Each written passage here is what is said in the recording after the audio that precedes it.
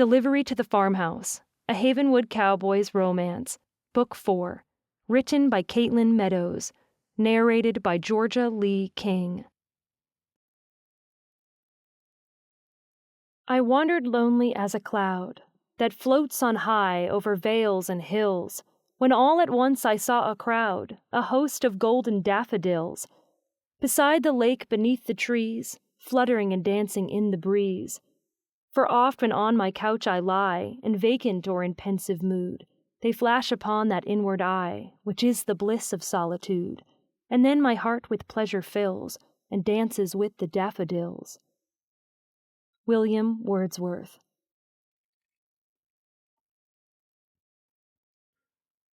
Trust in the Lord with all thine heart, and lean not. In all thy ways acknowledge him, and he shall direct thy paths. Proverbs 3, verse 5 and 6.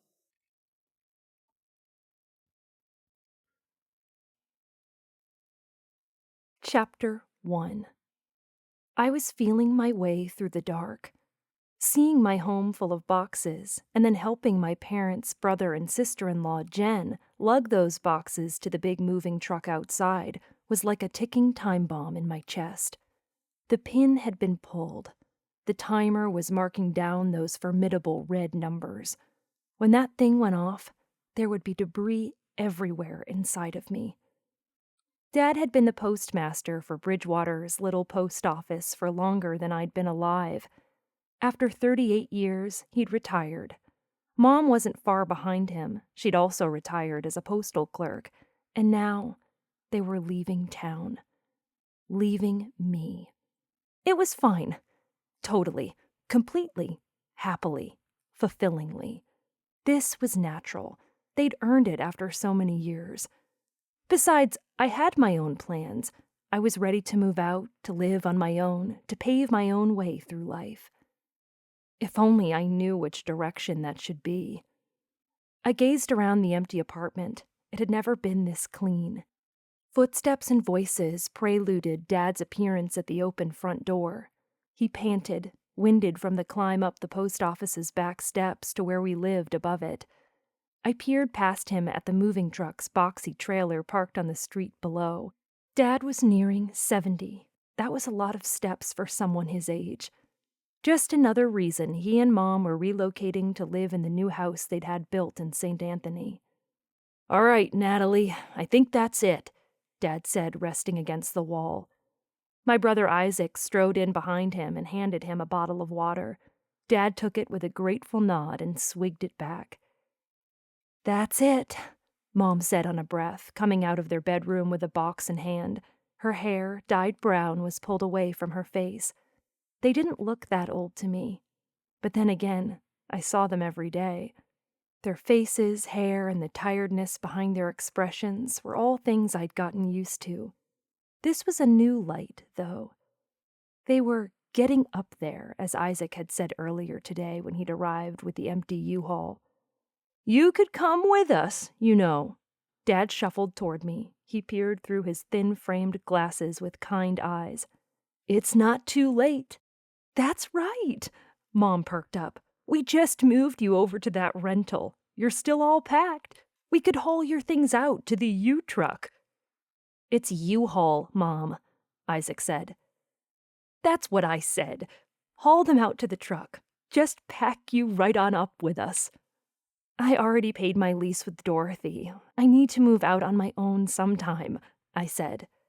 Along with moving my parents' things, Dad, Isaac, Jen, and I had already lugged my belongings and the few random pieces of furniture I owned into my new apartment in Dorothy Erickson's basement. Besides, I wasn't all that eager to live in St. Anthony. Winters here in Bridgewater were moderate for the most part. Sure, we got snow, but that sometimes melted by February. Or like a rare instance a few years ago, didn't come at all. Winters up near St. Anthony, they could start before Halloween and last through May.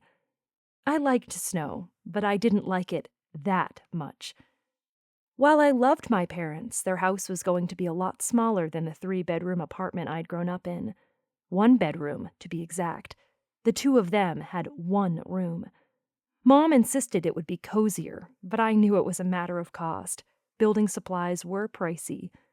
Which was totally fine. Who needed a huge house anyway? The fact was, I was not about to move all the way into St. Anthony's snowy climate and sleep on my parents' couch for the rest of my life. I didn't care how close to Island Park and West Yellowstone the town was. That was one of the reasons Dad wanted to go there. He'd said he couldn't build an Island Park. Too expensive, he'd said. But St. Anthony's just a hop, skip, and a jump away. We'll rent cabins any time we like, Mom had said. And fish on Henry's Lake, Dad had added. Don't forget Henry's, Mom had nodded. How could anyone forget Henry's? I shook away the memory with a sad smile and found my parents eyeing me with, what was it, worry? Nat will be fine, Isaac told them. I wanted to hug my brother for saying this, for being on my side. I tucked my hands into my pockets and stepped forward. I'm looking forward to venturing off on my own, I added. And I was. It was all new for me. Paying rent and all that adulting. A lot of other people had a 10-year leap on me on that. I couldn't complain that I'd lived rent-free thus far in my life. It had all worked out great. The Ericksons' renter had recently moved out, leaving me a vacancy for their one-bedroom basement unit. It had a kitchen, bathroom, and a cute little sitting area. It was perfect for just little old me. You know, I think they're still taking applications for carriers now that the new postmaster is moving in, Dad added, bending for one of the final boxes. Isaac treaded toward him and took the box before Dad could reach it. These go in Nat's car, Dad said. Isaac nodded and carried the box out into the May afternoon. Dad turned back to me. It could be yours, if you want it. I didn't want it. I stared out the window as Bex Holden and her soon-to-be sister-in-law, Allie Vreeland, walked down the sidewalk across the street. Bex pushed a stroller while several small children circled the wheels.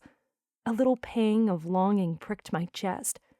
Bex had 3 beautiful kids, and her rounded stomach showed a 4th baby on the way. She and Dawson Holden had gotten married almost a year ago now. Bex had thought she was stuck. Allie had too, before she'd gotten officially engaged to Bex's brother-in-law, Bryce. Now, though? Reaching the end of the street, Bex and Allie joined the other 2 women waiting there, laughing and smiling. Allie's smile struck me the most. That happy expression was so different from how dejected she'd looked when we talked on Christmas Eve. It seemed like everyone was moving on with their lives. This was my way to do the same. If I moved up to southeastern Idaho to live on my brother's property with my parents, I'd never get a life. Any word from Jensen? Dad asked, tucking his hands into his pockets. You know, he hasn't contacted me since he left.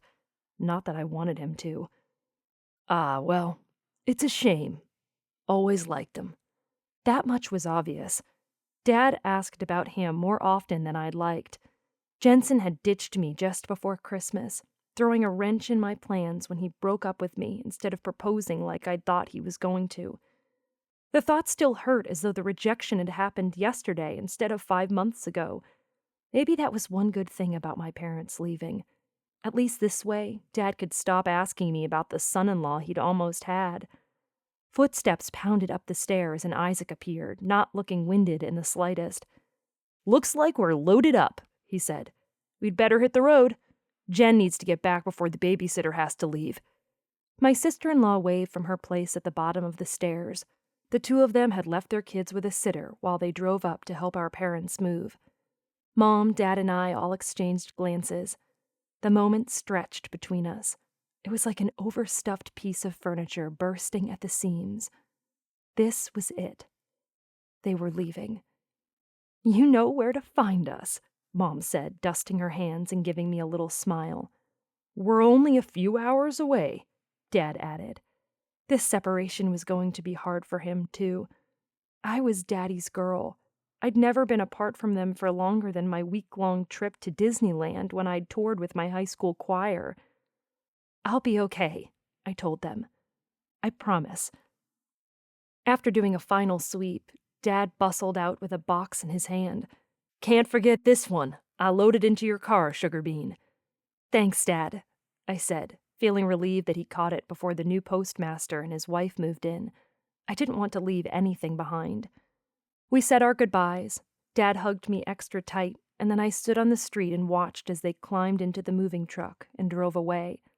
It felt as though my ribs were detached from my spine, like every breath I took rattled against them. I can handle this, I told myself. I'd never been on my own before, but I was now. I lifted my eyes to the sky, wondering if this was what God had in mind. I'd been praying to know the right path I should take in my life. I'd thought that path was wherever Jensen was. The truth was I'd placed all my hopes on Jensen, and he'd let me down. Did everyone? My parents hadn't, necessarily, but I couldn't help feeling like I was adrift.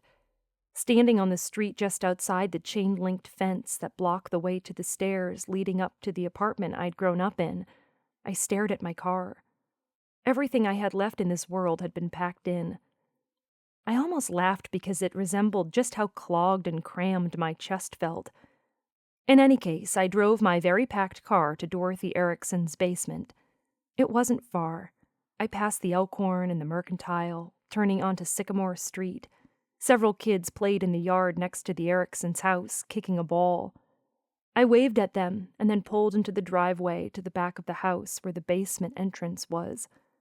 I'd assured my parents I was okay with this, but the truth was, I didn't have a direction. I didn't have a job. I felt more alone than I had in a very long time. "Guess I'd better head inside," I said, though in truth I sat in my car feeling listless. Finally resolving on it, I stepped out. The spring winds we'd been battling for weeks now had ceased, allowing the air to still, to stay warm. It'd been raining the past few days, too, so I basked in the afternoon's hazy glow. I stared at the stuff in my back seat, inhaling more of those rattling breaths. Time to bring this load of things in.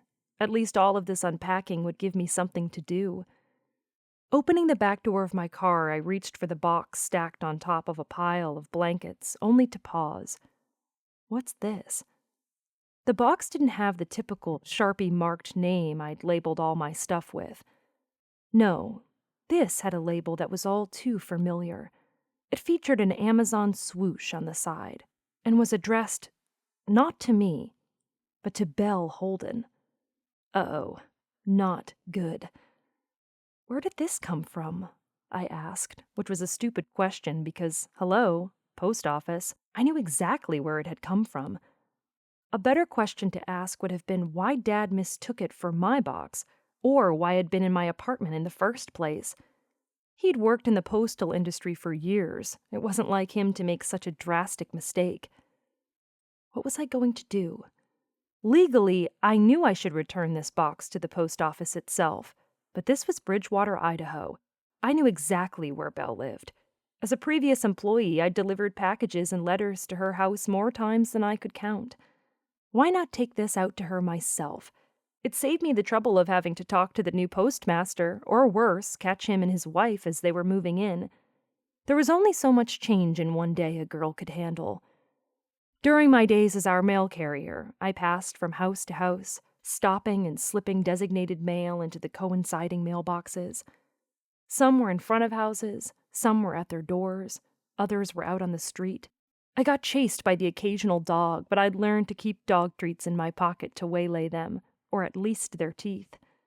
Fortunately, Bridgewater was small, with only a handful of streets. Once I made it through town, I delivered mail to the outlying homes and ranches. That had been my favorite, because for the most part, I could stay in my car and slide mail into mailboxes from my window rather than trekking it out. Belle's farmhouse was up a long, unpaved road, and thanks to the recent rain, it was muddier than usual. With new leaves and blossoms budding on the trees, the lane was picturesque. A large mud hole took up more than half of the road where it dipped down just before climbing up toward the house. This was a single-lane road, lined by trees on one side and Belle's property above on the other. But there was enough of a shoulder. Maybe if I got at least 2 wheels on that grass, I could make it through. I tried it. I angled my car up onto the bank and gunned the gas.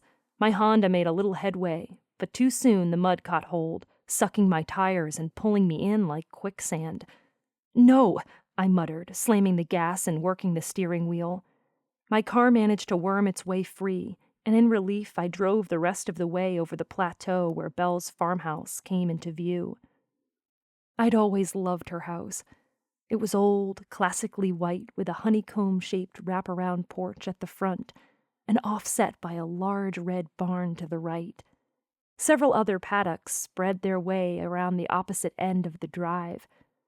Belle's husband, Luke, decked out in jeans, a t-shirt, and a cowboy hat, was leading what looked like a llama around the gravel drive.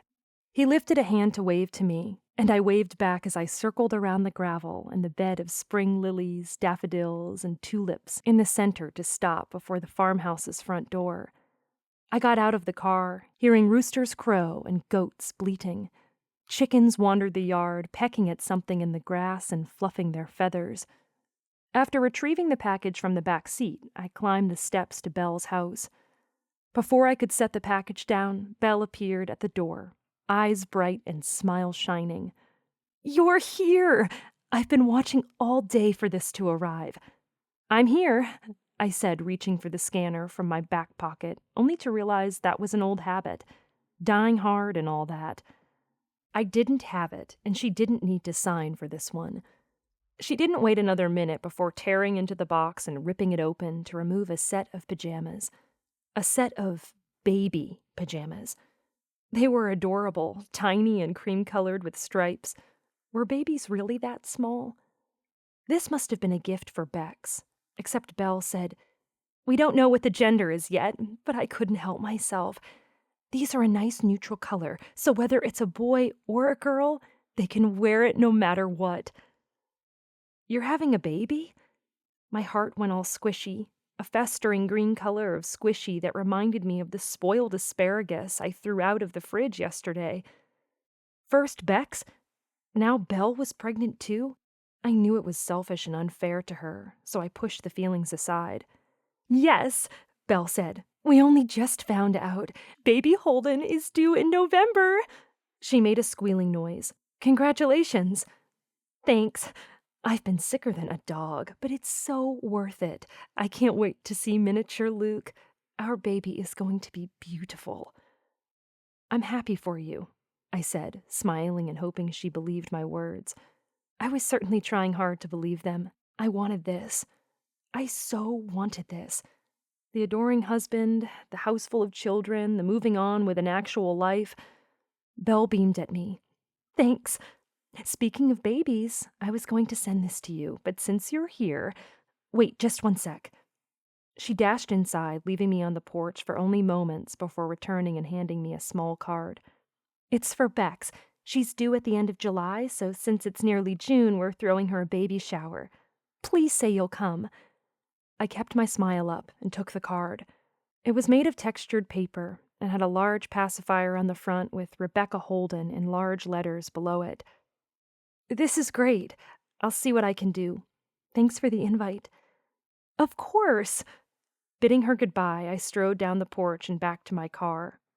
I really was happy for her, but for some reason, after Mom and Dad's departure, after seeing Bex and Allie, and now Belle having a baby, it was too much. Life was moving on for everyone but me. The worst part was, not that long ago, I'd thought mine was too. I'd been knee-deep in Hope Land, banking all of my dreams and future life plans on Jensen Cummings, only to have him lead me right into a sinkhole that I was still trying to swim my way out of. Before I reached my car, Luke appeared from behind the paddock, no llama this time. Belle called to him, waving the tiny PJs like they were wet, and she was wringing the water out. "It came!" Having secured the llama's gate, Luke turned and jogged her on the porch, dashing as quickly as if she'd just announced she'd baked chocolate chip cookies or something. And on that note, I couldn't get out of there soon enough. One gushy future parent was enough. I didn't need to hang around and watch them start kissing or something. Luke had been kind back when I dated his brother Bryce. I'd always liked the Holden brothers, which made the betrayal that much more of a letdown. Then when I'd met Jensen, I thought I was moving on. I was happier with him than I had been in a long time. The farther away I got from the Holdens, or any man, the better. Was there anywhere in the U.S. where men didn't exist? I suppose the male species of Homo sapiens served their purposes. They held jobs that contributed to society. Men like my dad were sweet and good at fixing things. Dad offered me great advice, and I loved him, and they were kind of necessary for that whole having a baby thing. But was any man really that necessary?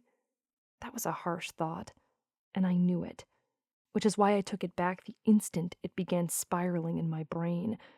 But seriously, I'd never been physically attacked by a man before, but that whole man versus bear thing circulating the internet lately, the one where if a woman had to choose between coming across a man in the woods or a bear, I could see why so many women said they'd take the bear. Once I was back in my car, I bumbled my way across the rain-softened gravel drive and down the muddy, albeit beautiful, lane. The mud hole that had nearly sucked me in on my way here gaped before me, all brown and squelchy and deep. Several tread marks cut through it, making ruts. Were those mine? Uncertainty strapped itself into the passenger seat beside me. There wasn't really another way around.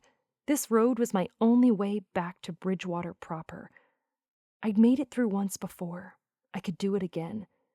Gripping the steering wheel, I tapped the gas and took it at a steady speed. I tried tipping up on the side of the bank, only to slide right down into it. Farther this time. "No!" I screeched. The large mud hole I'd nearly been eaten by before succeeded. My wheel stuck. "No!" I said again, choking the steering wheel and jamming my foot into the gas pedal. "Not now! Please, not now!" But the more I tried, the more my wheel spun. I wasn't going anywhere. Despair gripped me. Ordinarily, I'd call my dad. He'd get John Scott from up the field to bring his tractor and pull me out. But Dad was gone, halfway to St. Anthony right now. My lip trembled. I didn't want to have to go back to Bell's and ask for help. That would require trekking through mud and enduring more gushing about babies and happiness. Heat seething through my chest, I rested my forehead against the wheel. Please, God, help me out of this mess. Except I wasn't sure if I was talking about the mud or my meaningless life. I felt stuck in my life. Go figure, I'd get stuck in the mud to boot. I pounded a fist against my steering wheel, fighting the emotion threatening up my throat, and then paused. Just my luck. Right at that moment, a large red pickup was making its way down the single-lane road, toward me. Tears blinded my eyes. I squeezed them shut and blinked away the emotion so I could see who it was. Please not Bryce. Anyone but Bryce. The pickup slowed and pulled to a stop. Its driver opened the door and hopped out. Not Bryce. But Colton would be just as bad, because the last time I'd spoken to Colton, I'd slipped on the ice on the way back to my car just after Belle and Luke's wedding. Why did he always catch me at my most embarrassing times? I wasn't sure there was any way out of this situation, but I had to try. I slammed my foot into the gas once more. If I could get out of this, there would be no need to talk to him. Too bad in doing so, mud sprayed in all directions, including all over the handsome cowboy.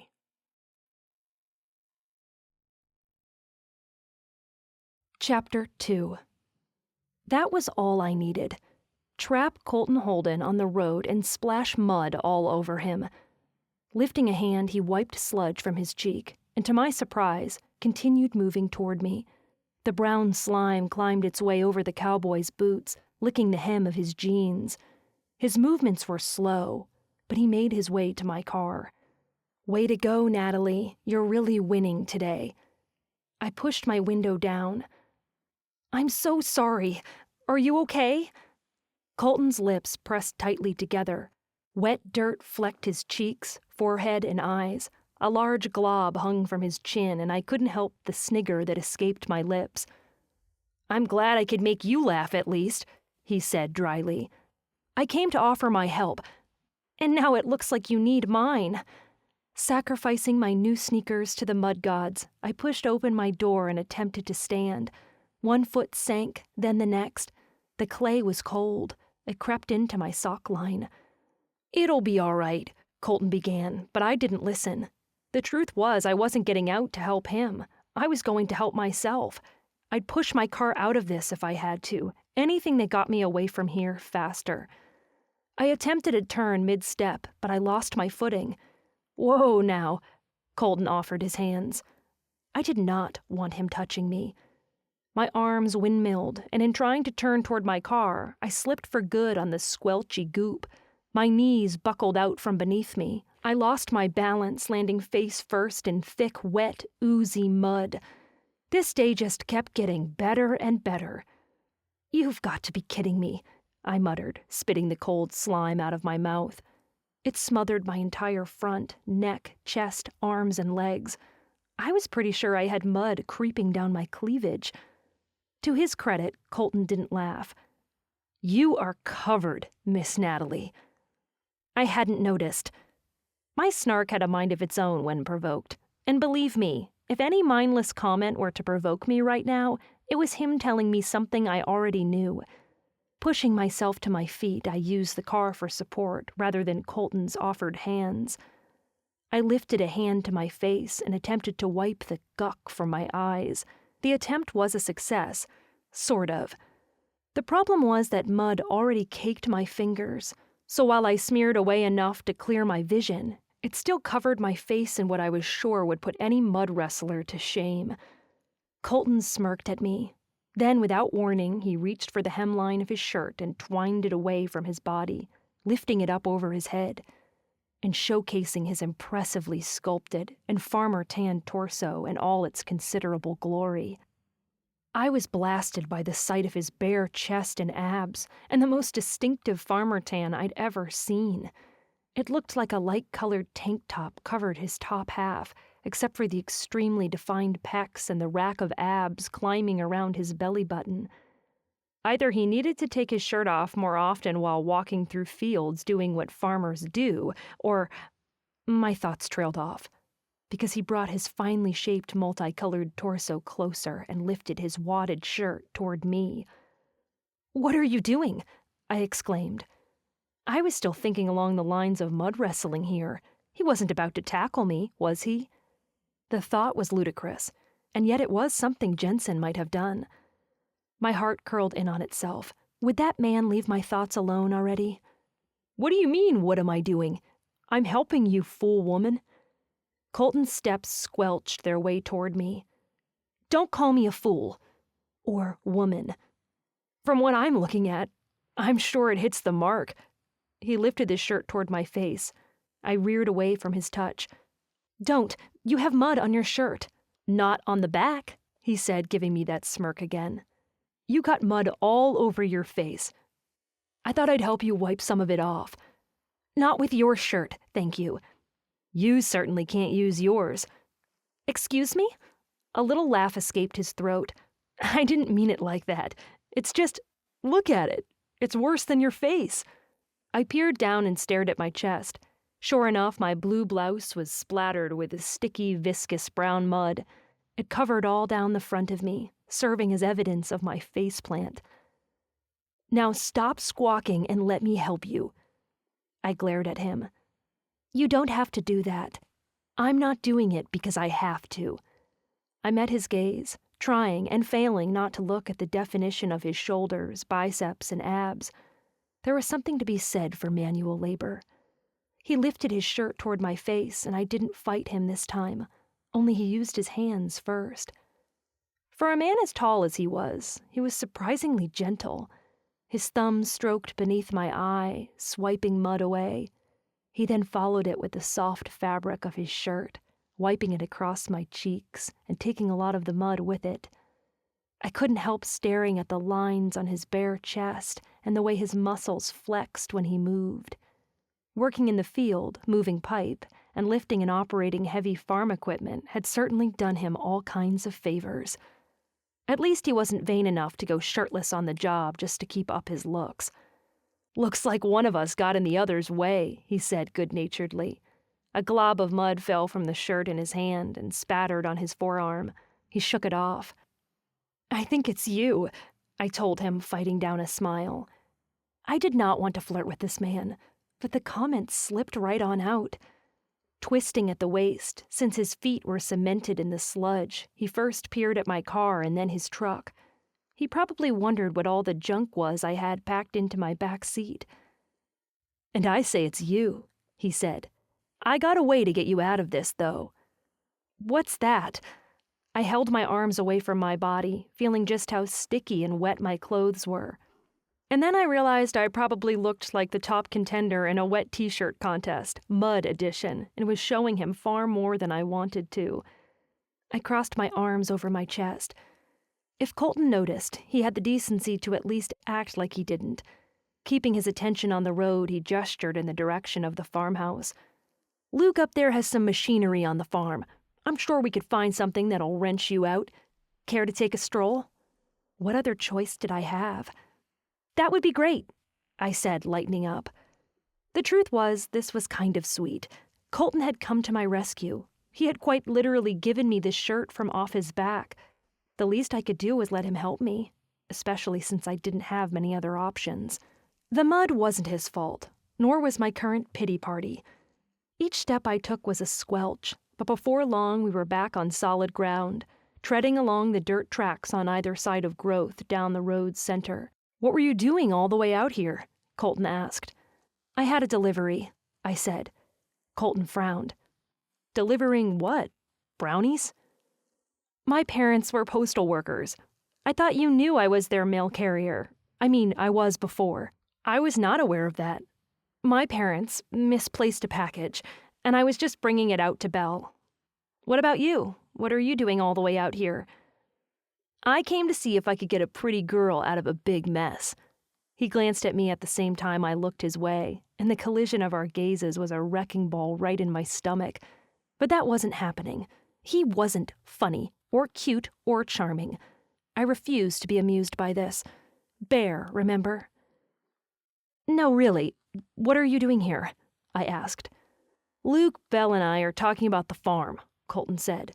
"He's wondering about cultivating some of the land Belle owns instead of renting it out to other farmers. I was going to give him some pointers."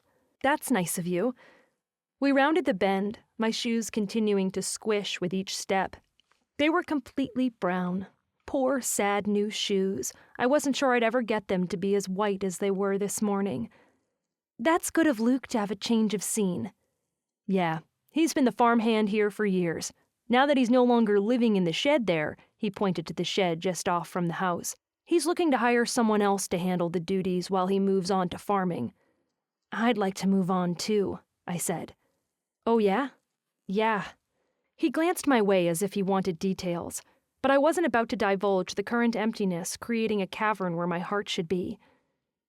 I need a job, something new, something that didn't make me feel like I was trapped. "Sounds like there's a farmhand position for the taking," Colton said with a crooked smile I'd never realized he was capable of. It made my stomach do a little flip. Of all the Holden boys, I'd probably paid him the least amount of attention. He was good-looking in his own rights, every bit as handsome as Luke, Dawson, or Bryce. His features were longer. In fact, all of him was just taller. His body was lankier than the others, too. The main thing that had kept me from speaking much to him before now was that he'd just been so quiet, even with the fallout that had happened between Bryce and me, even with the kind attention Luke had paid me afterward. In every situation I'd been in with the Holden boys, I'd interacted more with every other brother except Colton. I didn't know him well at all. "Thanks, but I can't see myself becoming a farmhand." "Could be fun," he said. "Hauling manure. Where do I sign up?" "Who's hauling manure?" We turned to find Luke strolling our way, his blonde hair covered by a cowboy hat. From what I remembered, Bryce was the eldest. Then Luke, then Colton. Dawson and Kyler brought up the rear. Colton's eyes were a similar shade of blue to Luke's, twinkling at me as he smiled. "Miss Natalie here wants a job," he said. "I don't. I'm fine. I was just—" Luke grinned at his brother, his eyes scaling him from head to toe. "What happened to you, Colt? I thought you had brains enough to use a pitchfork when hauling manure."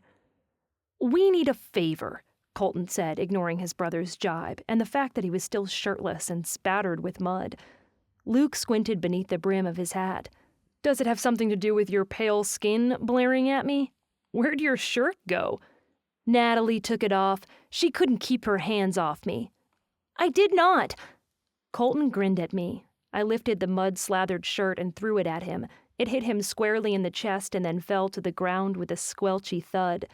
Laughing, Colton bent for the shirt. I pushed him, making him stagger and reminding myself a little too much of a child on a playground. Meanwhile, Belle stepped out onto her porch and down the steps. The alarm in her face was evident. Her eyes boggled, and she lifted her hands as if she were stopping traffic. "Natalie, what happened?" she asked. "I'm stuck on your lane," I said, turning and hugging my arms over my chest. "Is there any way you can help dig me out?" "Keys are in the ignition. The tractor's parked by the goat pen," Luke said. "Won't take me a minute to get it fired up." Belle intercepted, throwing her arm in his direction. "But you can't go back to your car like that. You'll get mud everywhere. Come with me. You can get cleaned up while the guys dig out your car." Not caring in the slightest about the mud covering me, she hooked a hand behind my back and guided me, not to the farmhouse's honeycombed-shaped porch, but to the back door on the left-hand side. "That would be amazing," I said, glad she'd thrown me this bone. "You got this, Luke?" she called over her shoulder. "We got it," Colton said. "We'll get you out," Luke added. "This will be easier," Belle said, holding the back door open for me. "We've got a washroom you can strip down in and get right into the shower without having to trail through the rest of the house." "I'm glad," I said. "I'd feel horrible dripping mud all over your floor."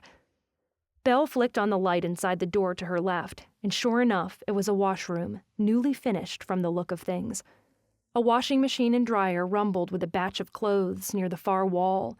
The pleasant scent of fabric softener wafted through the little room. There was a toilet, a drain in the floor, and a walk-in shower in the corner. It reminded me of something that might be in a pool house. "You look like you're about the same size as me. I'll get you some clothes and set them here." She bent beneath the sink and retrieved bottles of shampoo and conditioner. "Here you go," she said. "And there are towels in that cupboard." She indicated the lower cupboard beside the washing machine. I was touched by her hospitality and chastised myself for my earlier cynicism. She was so kind, kinder than I deserved. Just because I was feeling sorry for myself didn't mean I had to be so snarky, did it? "Thanks, Belle," I said, resolving to do better. "Of course. Take your time." Smiling, she closed the door behind her and left me alone. I stripped down, and she was right. It was definitely better taking care of this mess in here, rather than trailing mud into my car, or worse, into my new apartment. I doubted Dorothy would much appreciate the mess, and it saved me the trouble of having to scrub carpets or something awful like that. I'd much rather wash it all down the drain. If only I could wash the listlessness I was feeling down with it. Chapter 3. I turned on the hot water and stepped into what was probably the best shower I'd taken in my life.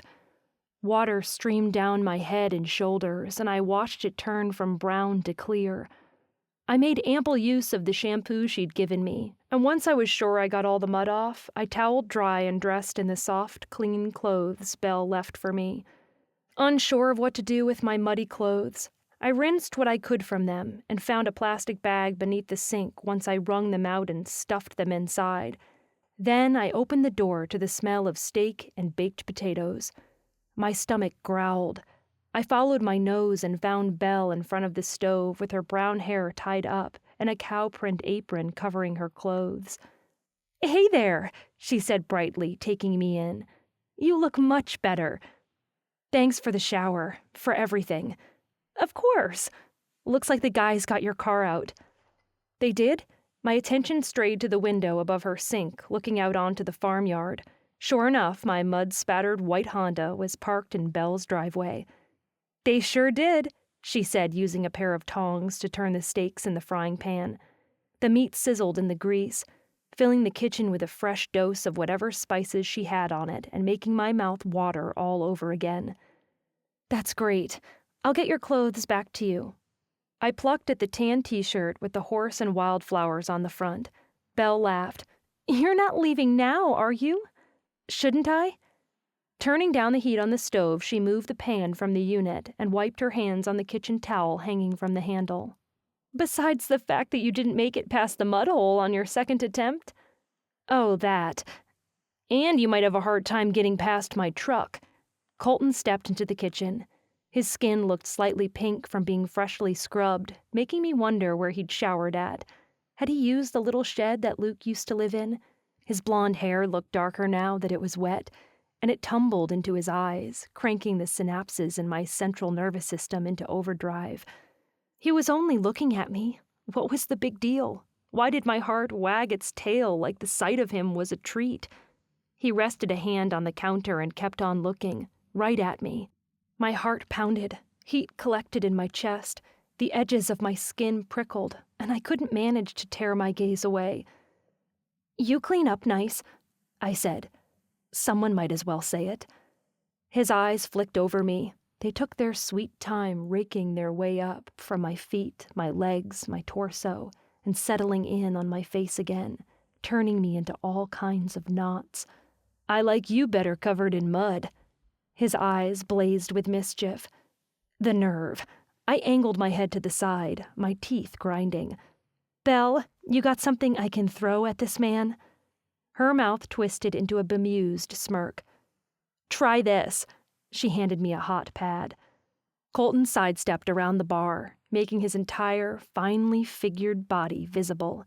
He opened his arms to me, and though his chest was fully covered this time, I still got a view of his biceps doing their thing. To make matters worse, a strand of hair dangled into his eyes. "Take your best shot," he said in a teasingly low tone. "Come on," I said. "Now you're just ruining it." He lowered his arms. "You don't want to hit me, Nat?" "Not now," I said. "It's no fun when you're expecting it." "The mud should dry up in the next few days," Belle said, taking the hot pad from me and then handing me a few plates. I gripped the dinnerware. "Wait, days?" Belle nodded her head like this was nothing. "You're welcome to stay here. I've got plenty of room." "Oh, Excuses were shortchanged. I had nothing but the desire to offer one, and that wasn't enough to fill my mouth. I just moved into a new place. I needed to start job hunting. I didn't want to impose. Of course, none of these came to mind in the moment I needed them. Or Luke or Colton could take you back on a horse if you need to get home for something.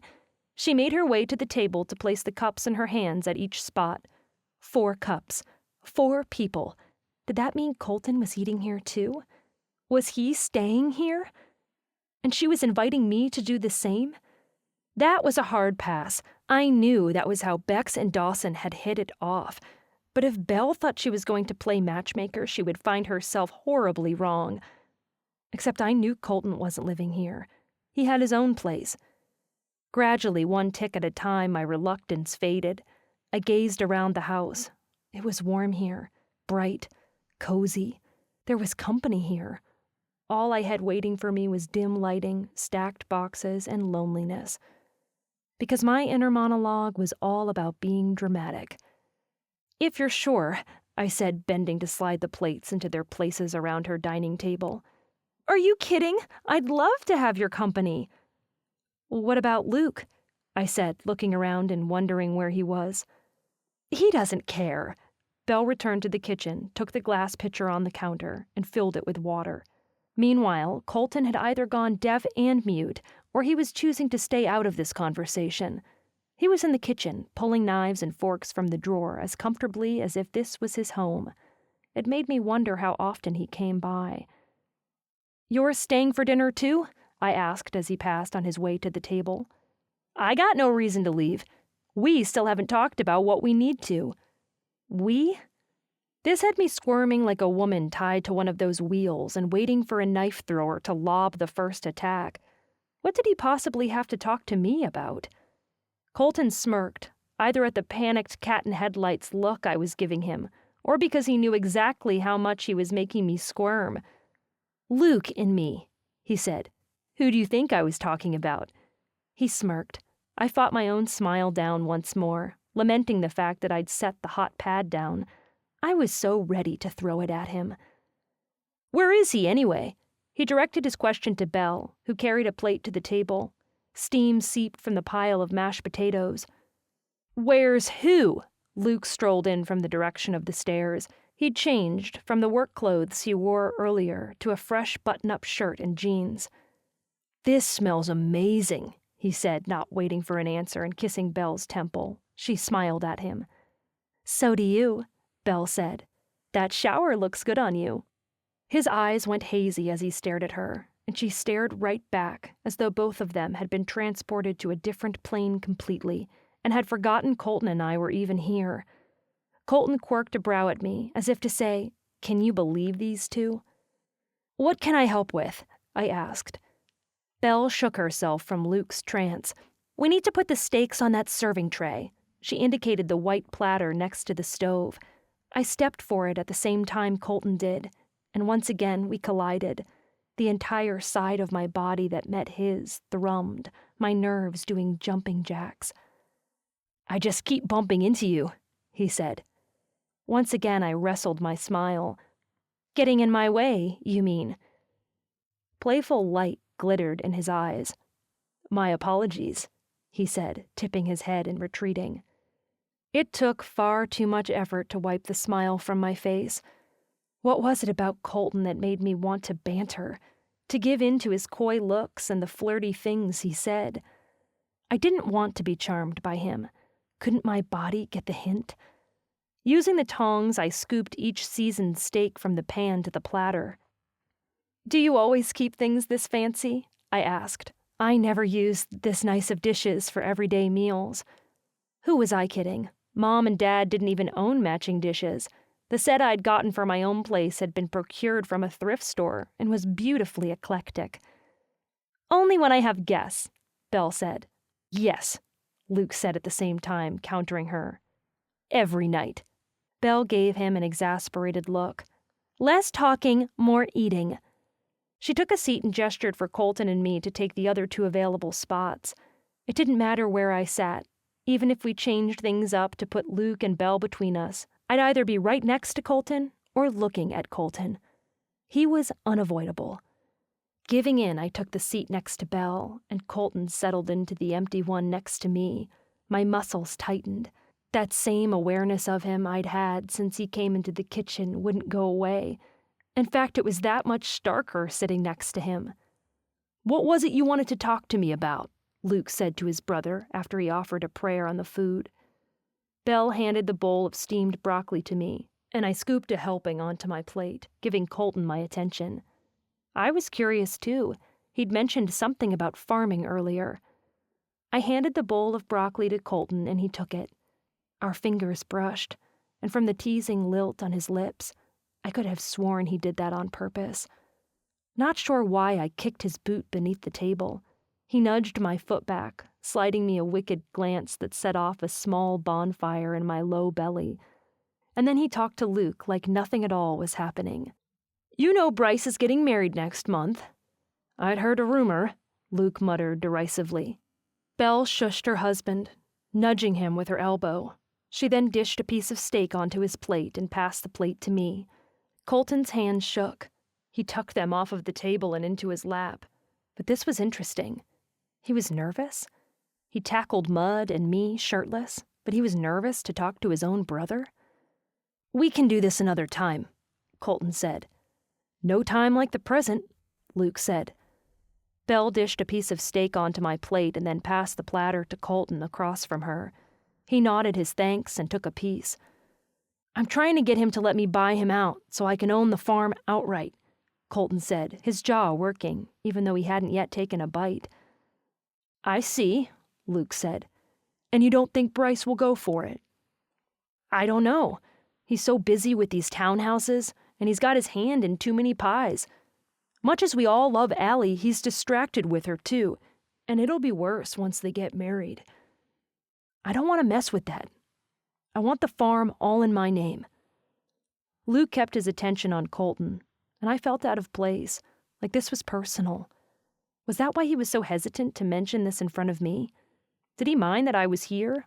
I would never have guessed as much before now. "I can leave," I said, "if you'd rather have this conversation privately."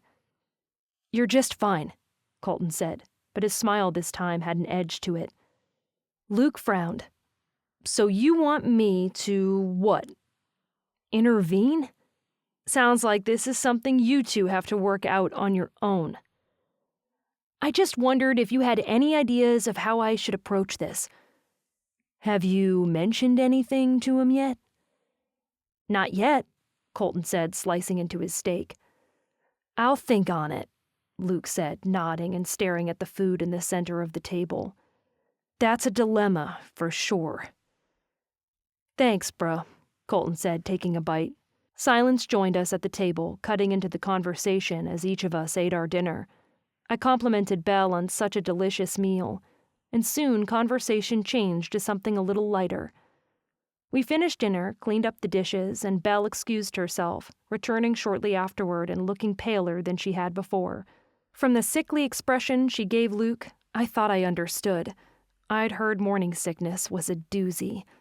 My heady emotion from earlier came in with full force, settling in and making me sleepy.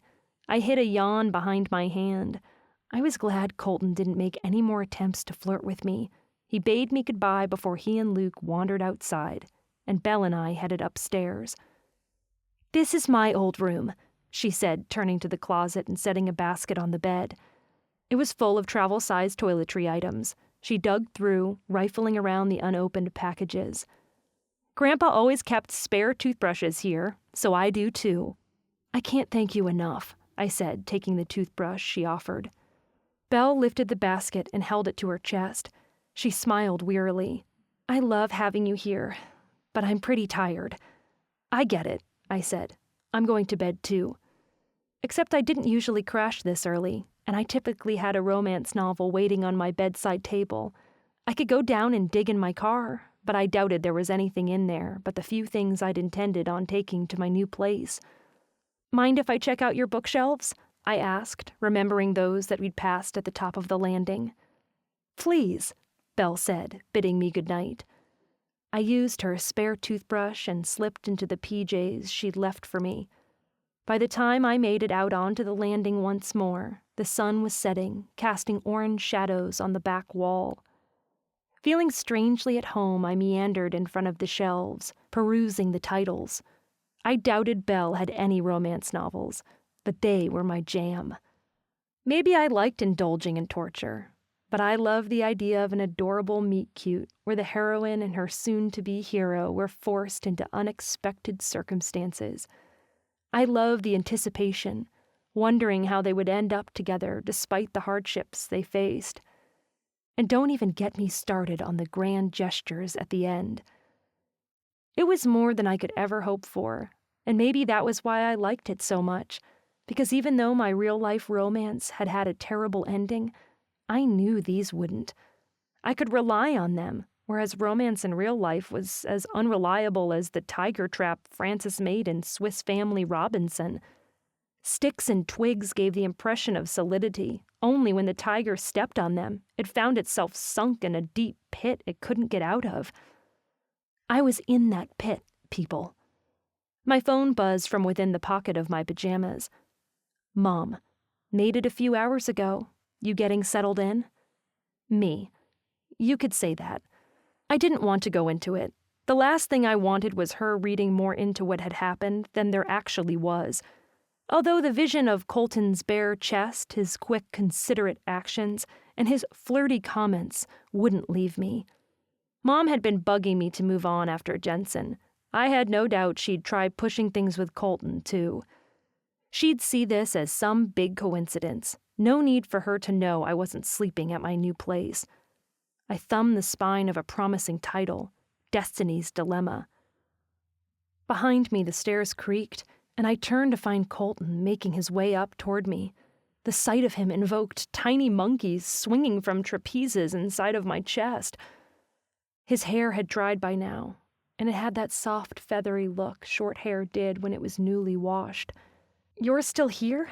I asked, doing my utmost to protest the swinging monkeys. He looked more gorgeous than any man had a right to. Yeah, he said, pausing to rest his hand on the top of the banister.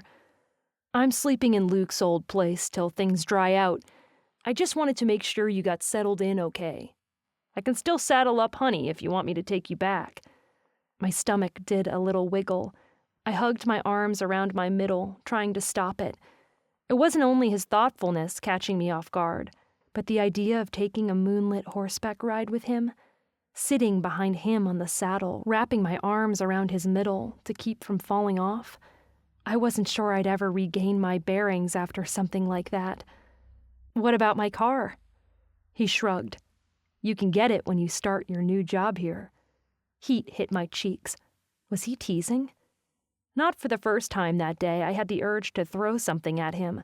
A book would do, but these weren't mine, and the sound of the collision once it hit the floor would bring Luke and Belle out here, and I didn't need that.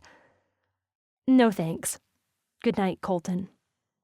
Night, he said, turning and making his way down the stairs. Feeling flushed, I snatched Destiny's Dilemma and scurried into my room, closing the door and burrowing into the bed. Once I settled against the pillows, I clutched the book to my chest, holding it there and waiting for my beating heart to slow. The sight of him at the top of the stairs wouldn't leave me alone. Colton had wanted to make sure I was okay. He'd offered to take me home. I pictured climbing onto the horse with him, sliding my arms around his waist and feeling every one of those abs I'd seen earlier without his shirt. He'd take things slow, probably, talking to me over his shoulder and making me lean in closer just so I could hear. Ugh, it was far too warm under these blankets. I kicked them off, allowing the air to cool my feverish skin. Why had he bothered? He couldn't really think I wanted to work at Havenwood Farm. I didn't want to travel that road every day to muck out the barn and clean up after animals. Pardon my crudeness, but I was dealing with enough crap as it was. I had to find a different solution, a different job change, one that didn't require being around distracting cowboys. I'd soon find, though, that I couldn't shake Colton Holden quite that easily. Chapter 4. I worried the lane would still be muddied over the next day, but when I came downstairs, after returning the book to its place, I stayed up too late and read it in a few hours. Belle was reclined on the couch, wearing a yellow sundress with lace on the hem, and gave me the good news. Or bad news, as she called it. Bad news? I asked, taking the open space on the couch across from her. Don't tell me it's still muddy. The road should be dry enough for you to make it through, she said, shaking her head. And that's bad news? It is for me, she said, hugging a throw pillow to her chest. I was hoping you'd hang out here longer. I can stay for a short while, I said, feeling touched by her kindness all over again. Is there anything I can help you with? I suspected she was lying on the couch because the morning sickness bug had struck again. From the way she grimaced, I was right. I'm fine, Belle said. Really, if you need to go, don't feel like you have to stay. My attention went to the window where my car was parked. Actually, I should probably head out. I'm going to start job hunting today. Thanks for taking me in and for the clothes. I'll get these back to you. I wore the same clothes she'd loaned me after my shower the day before. Belle waved me off, readjusting herself on the couch. Take your time. I won't fit in them for a while anyway. Oh, no. Without warning, her eyes boggled. She bolted up from the couch, covered her mouth, and dashed toward the dining room and the bathroom beyond it. Pacing the room in front of the fireplace, I waited until she was done. When Isaac's wife had been expecting her kids, she'd gotten some ginger lozenges that helped with her nausea. On impulse, I opened up Amazon on my phone, did a quick search, and found a packet. They were ordered by the time Belle stalked back into the room, looking pale. Someone else would probably be the one to deliver them to her house, but it would be a nice surprise once she got them. You okay? I asked. She winced and sank back onto the couch as though it was going to break beneath her weight. I'll be fine. Comes with the territory. We lingered, and then she smiled and lifted her face toward me. You taking off then? Job hunting? Yeah, I said. I just moved into my own place, and I have some unpacking to do as well. I wasn't going to tackle all of it. In fact, I planned on unpacking only what I needed to get by for now, because I wasn't sure I was going to stay in Bridgewater all that long. Belle sank back onto the couch. I'd offer, but I don't know how much help I'll be. It's okay, I said. Really. Give me a call if you need anything. I will. Rising from the couch once more, she pulled me into a hug. Same to you, huh? Sure, I said, though I doubted I'd ask her for anything when she was feeling so miserable like this. When I stepped outside and down the porch steps, the sun gleamed against the side of the barn. Barnyard sounds filled the air, goats bleating, chickens squabbling, and somewhere nearby a horse nickered.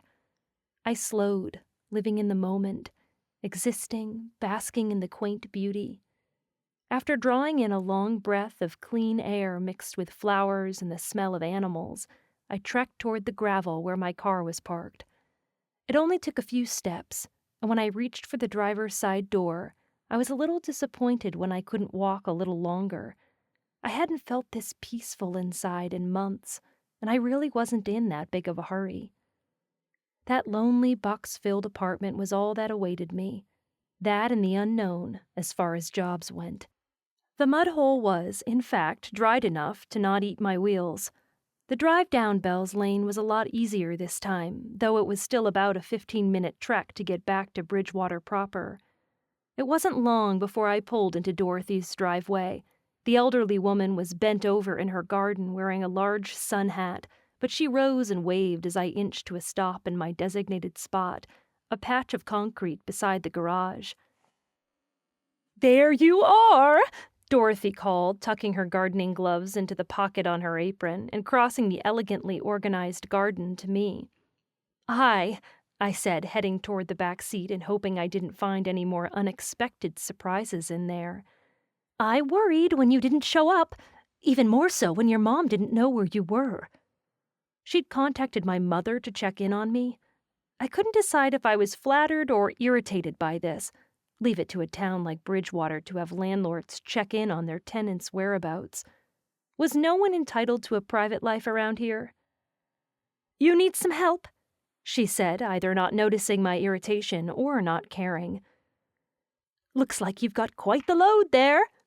She pointed to the piles of blankets in my back seat.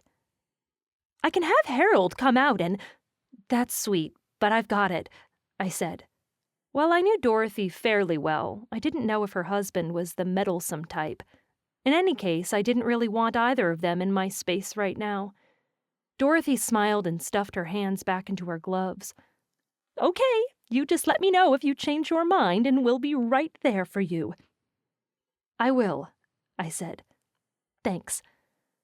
She turned back to her garden, and I opened my car's back door, pulling the open-topped box out. I saw several last-minute items I'd stuffed in here. A few notebooks, a wooden box holding several seashells I'd gotten while at Durkee's Lake when I was a teenager, and a stuffed animal from my childhood that I wasn't ready to let go of yet. The door to Dorothy's basement apartment wasn't far. I shuffled, trying to watch my steps past the box's bulk, and paused. Juggling the box and working the key into the lock was more difficult than I banked on. The box toppled. Oh dear! Dorothy darted across the green sprouts of what I assumed to be zucchini and began collecting the random items that were now scattered across her well-trimmed lawn. She snatched Plucky, my stuffed duck, and the 2 notebooks, and then her attention caught on my Anywhere binder. Dang it. Here, I'll take that, I said, mortified, holding the box toward her. Anywhere but here, she said, reading the cover that I'd scrapped together when I'd first made the book. Pictures of beautiful ocean views, celebrities who'd been popular at the time, TV shows I'd loved, all created a collage with the words, Anywhere but here, smack in the center, using fat letters clipped from magazines. Yep, I said, not wanting to go into more detail. Sorry about this. I should have put the box down instead of trying to hold it and manage the lock, especially since I had yet to unlock the door myself before today. "Let me," Dorothy said, taking the keys from me. She worked the key and opened the door without a single issue. Then she made her way to my car and, without asking, collected the 2 plastic bags stuffed full of clothes and the handful of folded blankets Mom wanted to leave with me in her arms and preceded me down the narrow stairs. Okay then. Before I knew it, we had everything cleaned out of my car. I thanked her and she waved it off, returning to her garden. 2 trips later and I was by myself. Me and the boxes. Oh, and the Anywhere But Here binder. I wove through the boxes stacked here and there and sank onto the blue couch, holding the binder on my lap. I hadn't looked at this in years. The spine cracked as I opened its center. The older entries were far less organized, but I'd gotten scrappy as they went on. My heart swelled with nostalgia as I looked over notes I'd written and pictures I'd collected. Living above the post office, my parents and I hadn't gotten out much. We hadn't done many family vacations. Or any. But my friends had, and they'd always told me how cool the places they'd seen were. With every story, family trips to France, getaways to Disney World and Florida, one friend even went to Hawaii with her family after her oldest brother graduated from high school. It had awoken something in me. I wanted to travel. I wanted to see the world. So I planned trips with full imagination, not holding anything back. I'd researched, explored, clipped pictures, or printed them, and I'd kept every single one of them in this, my Anywhere But Here binder. My fingers trailed over pictures, details, histories on each location so I could appreciate it that much more once I finally got there. And itineraries. Every trip was set for a full month because that would give me time to really explore. I'd see the touristy highlights, yes, but I also wanted to get in on the things only locals would know and appreciate, too. Greece, I said, flipping the page to find a full-sized image from a National Geographic magazine. I'd watched Mamma Mia, and it had kicked off this whole idea. Then Scotland, England, Egypt, of course, and Rome, too. I flipped through page after page, feeling a surge of anticipation I couldn't name or explain course through me. This was another reason I didn't want to move with my parents. This book had it coming. I was going to pick one of these destinations. But I wasn't going for only a month. I was going there to stay. I needed the cash to facilitate the move, though. Since I hadn't been paying rent while living with my parents, I had savings, but I didn't want to tap into it. Not until it was time to go. That meant I needed something to live on until then. That's why most of you are going to stay packed, I told the boxes. So don't get any ideas. I'll pull out what I need, but the rest, you're all going to storage. Yes, you, books, I said, standing from the table and stroking my fingers along the box with that label. Even you, dishes, and... wait. Maternity? An exasperated noise left my throat. Was the universe trying to shove my loveless existence in my face? It was stuffing its thumbs in its ears and making neener noises at me. I certainly hadn't put that box in the U-Haul. It could have been a mistake. Just like the box with Belle. Or it was Mom trying to give her little hints. After Jensen had left, she told me not to lose heart, not to give up. There was still someone out there for me. Part of the problem was that she knew how badly I wanted it, too. Love. A family of my own. I knew my mother a little too well. Just another one of her clues. Dialing her number, I tapped FaceTime so I could show her what I was talking about, so she couldn't play the innocent card. "Hi, honey," Mom said, her face filling the screen. "Dorothy said you never came home. Is everything okay?" "I'm fine," I said. "But I'm not sure what this is doing here." I fanned my phone toward the box in question. "Oh, we meant to take that with us." Sure she did. "Is that Nat?" Dad's voice sounded from somewhere behind Mom. Then his face appeared. He gave me a goofy smile and a wave. My heart squeezed at the sight, and despite my current irritation, I smiled back. "Dad, this box is labeled maternity." I doubted these had belonged to Mom. Since I was her last baby and I was coming closer to my 24th birthday, this could have been Isaac's wife. But why would she have stored her maternity clothes with us? It had to be Mom's, which meant whatever lay in this box was beyond out of style. Then again, according to Taylor Swift, 90s trends were making a comeback. Still, what did my 68-year-old mother need with maternity clothes? They were Larissa's, Mom said. Chelsea didn't want them. I heard that Belle Toby was expecting and thought she might like to use them. Sorry, forgot to mention it. Belle was the target? Not me? Either way, it was still weird. You're giving Belle, my older sister's maternity clothes? I asked, resting my elbow against the stack of boxes. You're not going to be using them anytime soon, Mom chided. Unless you're keeping a secret from us, Dad said in the most awkward way possible. Mortification was a very real concept at that moment, and for some reason, I thought of Colton Holden, the last person I should be thinking about right now. I didn't know I could feel as though my face were sunburned so instantly. Of all the things you could have said right now, Dad, I muttered, pressing a hand to my temple. What would they do if I did tell them I was pregnant? Freak out? Lecture me about the hazards of sexual intimacy before marriage? Like I had that problem. What? It's possible, he said. He's got to be kidding me right now. I need a man to get pregnant, Dad, and in case you didn't notice, I don't have one of those. I'd hoped Jensen would be the one. After we got married, of course, but he'd gone all betrayer on my heart and had ripped it out right in front of me last Christmas. Don't start singing that song, I told my brain. Not just a man, a marriage too, Mom said, wagging her finger at the phone. Some people don't seem to think that's necessary anymore, but God's word doesn't change even if the world does. There was that little lecture I'd known would come. I rolled my eyes. You can't give these clothes to Belle. Why ever not? I was there delivering a package to her door. She's already buying maternity clothes, Mom, and baby clothes. She has her own style. She'll get her own things. Never mind the fact that her giving away these clothes that had been set aside for me, presumably since my sister was done having kids, implied that not only did I not need them right now, but I never would.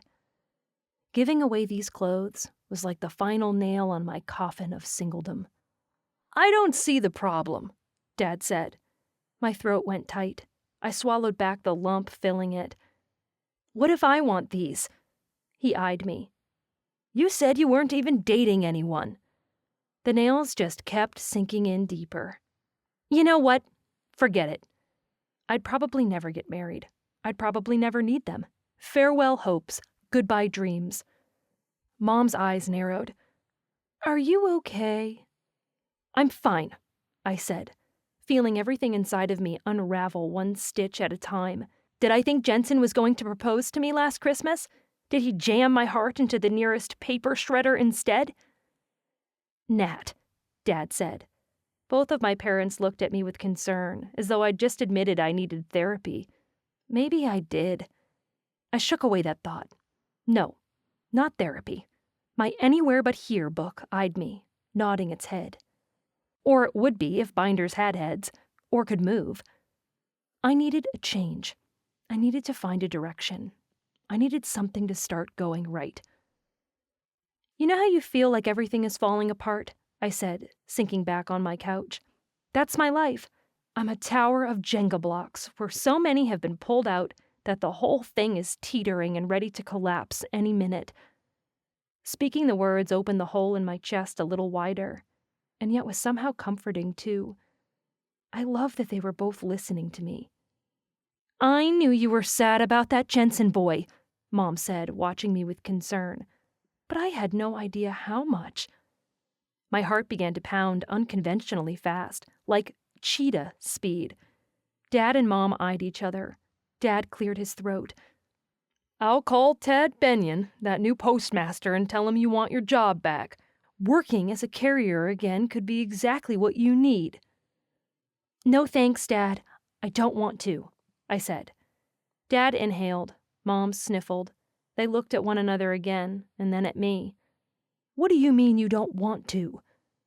I had never told them about my desires to travel, to leave town and kickstart my life.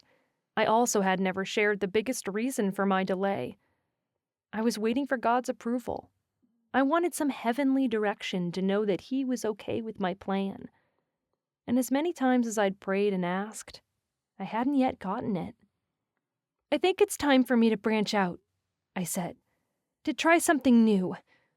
I need something that doesn't remind me of Jensen every second of the day. How does the post office remind you of him? He went with me on deliveries, Dad. He hung out while I was working. Or he would meet me afterward and we'd walk down to the Mercantile for ice cream. He's in every inch of this town and I can't stand it. Mom elbowed Dad and the screen showed more of her face. Why didn't you come with us? You could have. You still can. It's so nice here. They've got these sand dunes nearby that are like a real-life desert. I don't want to, I said. Mom looked hurt, but Dad warded her off. Where will you go? I don't know. Everyone else's lives are moving on. You guys are moving on. Belle's having a baby. Allie and Bryce are getting married. Even the Scotts think they might get their dad to let them date. Ivy Scott, Emily Stone, and I had been friends since about the time I'd started my travel binder. Ivy's younger sister, Jo, hadn't ever been in our circle, but their dad put the term overprotective to its limits. Dad chuckled at this. In me, I'm stuck. I have no direction, nothing to look forward to, nothing to learn or to be excited about or anything. I'm wallowing in the mire while the herd is moving on. I don't want to be left behind. I don't want to be the old spinster who grew up at the post office and now runs it. I wasn't sure if my words made any sense to them whatsoever, but it felt so good to let everything out. God has a plan for you, sweetheart, Dad said. This reminder was too much. I was tired of hearing this, tired of basing all my faith and prayers in a being who, so far, had remained remarkably silent. When he gets around to telling you what that plan is, let me know. For now, I have to do something else. Anything else. Mom and Dad exchanged another worried glance.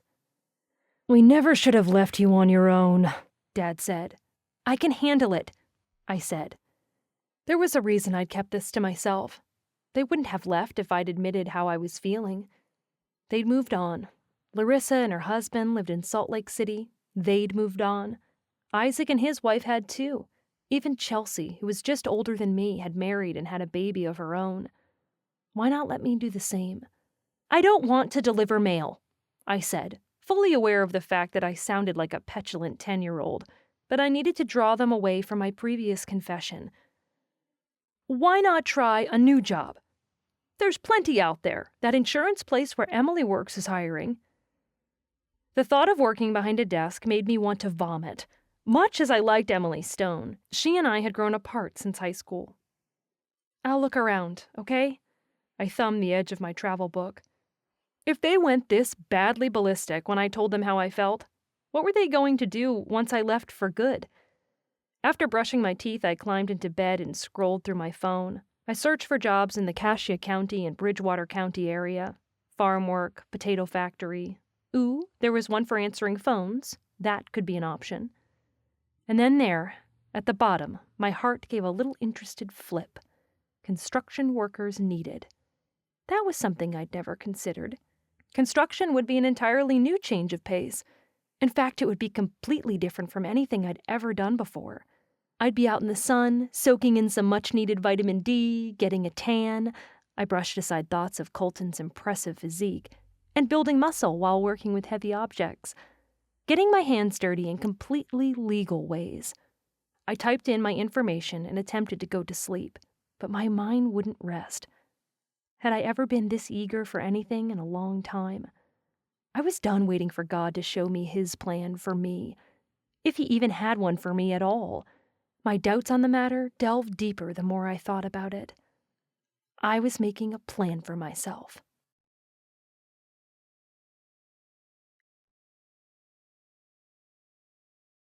Chapter 5.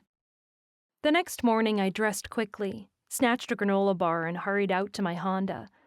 Mud caked the bottom of the doors and in the ruts of my tires, and I shoved away any and all thoughts of the places I'd still found mud on my body when I showered again. I drove down Main Street and stopped on the corner where the wretched ice skating rink was last year, the ice rink where Jensen was supposed to have popped the question. But I was over him. I had moved on like Mom and Dad's U-Haul. Per my conversation with the foreman when I'd called to ask about the job, he told me to meet him on the corner of 400 South and Bridgewater Highway. The drive didn't take long. I pulled onto the site, parking alongside the other cars and trucks in front of the tall chain-link fence. The warm air was hinted with the aroma of freshly cut wood. It reminded me of Home Depot, but with dirt. The construction crew gathered around large pieces of machinery and piles of wood. One man stood in front of a saw, lowering its blade toward a long plane of white soffit. The saw struck the aluminum, and a loud screeching noise sounded. It was high-pitched and shrill, piercing right to my inner ear, so I paused where I was and covered my ears with my hands. Seconds later, the man lowered the cut piece and slid the longer piece down, ready to slice a new one. No one else on site seemed bothered at all by the noise. Men meandered around, some with drills hanging from their belts, some climbing ladders, and one stood next to what looked like a large air compressor. Another man stood on the top of another ladder, waiting for the one who'd cut the soffit to hand a piece to him. He then placed some kind of gun to the tips and hammered the piece to the eaves of the townhouse's side with a loud puff of noise. I could handle this. I could hand tools to people or climb ladders with the best of them. Feeling completely out of my element, a fish flopping on the bank, I found the break in the fence's chain links and stepped into the unknown. Time to put myself out there. While some townhomes looked to be nearing completion, others were only just being framed and were taking shape, sprouting faster than daisies. A pair of men passed by, carrying 2x4s. Others gathered around a stack of roof trusses. I breathed in the open air and read the sign marking the site on the barbed wire fencing that I assumed was temporary during the building phase. Millennial Branch Townhouses coming soon. My shoes pounded the dirt. Sounds continued. Saws, chatter, the air compressor beginning to growl as it took in new air. Someone nearby pounded a hammer, and every hit made my heart jump. The last time I'd been on a construction site had been during high school. Ivy Scott's dad had been building a new shop, and he'd had a barren landscape just like this, along with several men working on the crew. Walking around with tool belts and looking brawny, suntanned, dirt-strewn, and self-assured, much like the men here on the site. It made me think of that scene in Return to Me, when Minnie Driver's character and her friend are at the zoo, and they see men working shirtless near the gorilla house. The two women stop only long enough to check them out and for her friend to remember that she's married and to move on to look at the monkeys instead. But I was not married, and several of these guys provided a pretty ample view of a man's appeal. Thick, sweat-glistened arms, broad chests. Even just the confident strut some of them had was very nice to look at. I wasn't sure I recognized any of them, which was all the better. It was sometimes easier to start something new if no one knew who you were.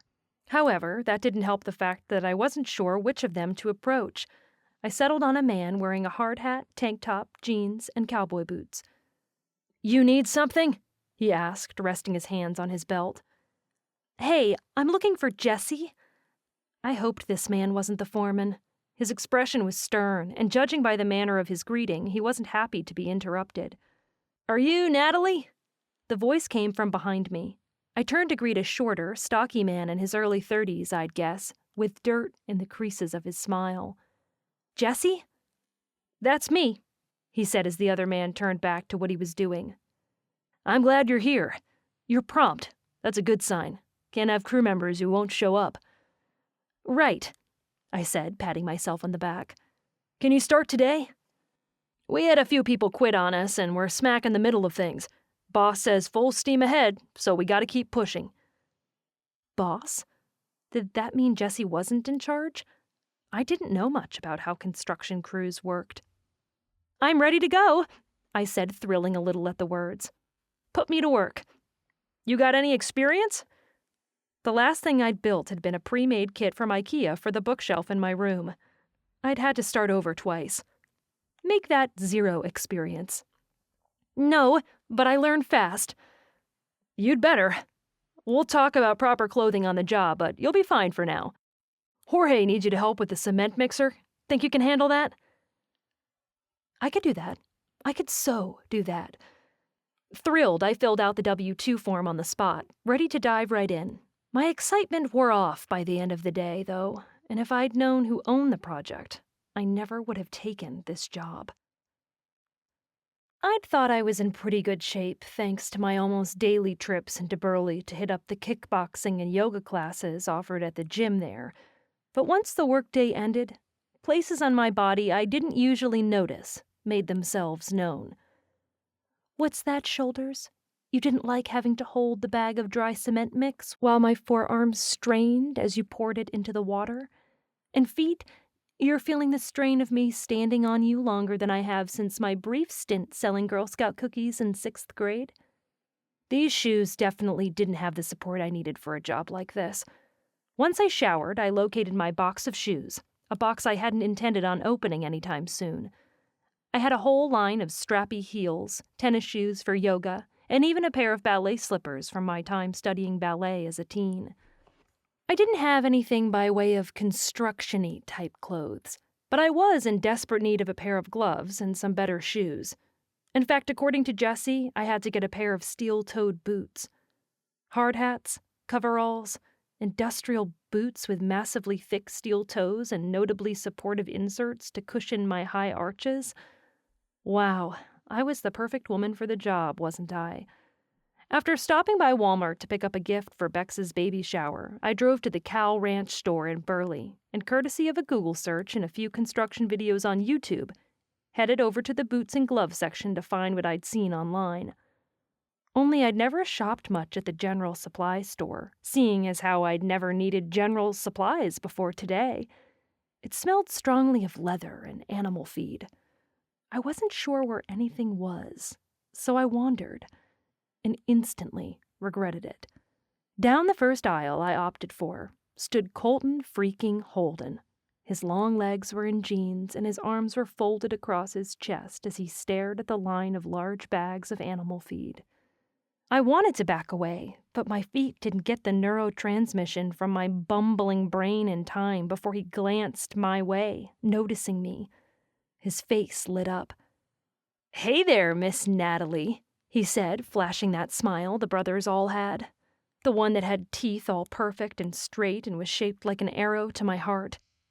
I retreated, ducked my chin, but I was too far in, and it would be too noticeable if I just turned tail and booked it to the exit. Time to make nice. "Hey, Colton," I said, hoping the greeting was enough. At least I'd showered and put on fresh, non-dirty, non-sweaty clothes. Not that it mattered. Not that I cared. I mean, the last time I'd seen this man, I'd been encrusted by mud. Actually, my pesky, not-so-welcome inner voice added, the last time you saw him, you'd been in pajamas, and he was checking to make sure you didn't want to ride a horse with him like Princess Buttercup and Wesley off into the sunset. Okay, the reference to the Princess Bride had all been in my head. He hadn't actually offered as much, but my mind hadn't been able to help going there. Colton was blonde like Carrie Elwes. He was just as good-looking, though in a more rustic way than the actor's pretty boy looks. Something fluttered inside of my ribs at this thought, and I stomped on its foot, wishing it away. Now was not the time to be comparing Colton Holden to the dread Pirate Roberts. I skirted past him, keeping my attention on the wall of animal feed. Of course I would pick the aisle with animal feed, and acted as though I were looking for the item I'd come in here to get. Except I didn't have goats. Or chickens. Honestly, what was I even doing here again? "How's your car?" he asked. Ah, small talk. Lovely. I grimaced, hoping the expression was gone by the time I turned around to face him once more. "Good. All good." "Tried tackling any more mud holes lately?" The thought of mud only made me think of him pulling his shirt off and using it to wipe my face when I'd splattered him. And I didn't need a reminder of his impressive torso and just how many abs he had hiding under there. As a matter of fact, no. Have a nice day." "You too," he said, tipping a finger to his forehead and smiling, which meant he saw right through me.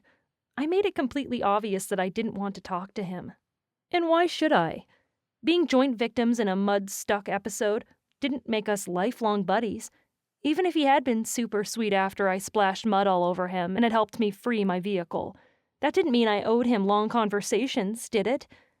The end of the aisle opened up to where a hip-high pen of rabbits lingered.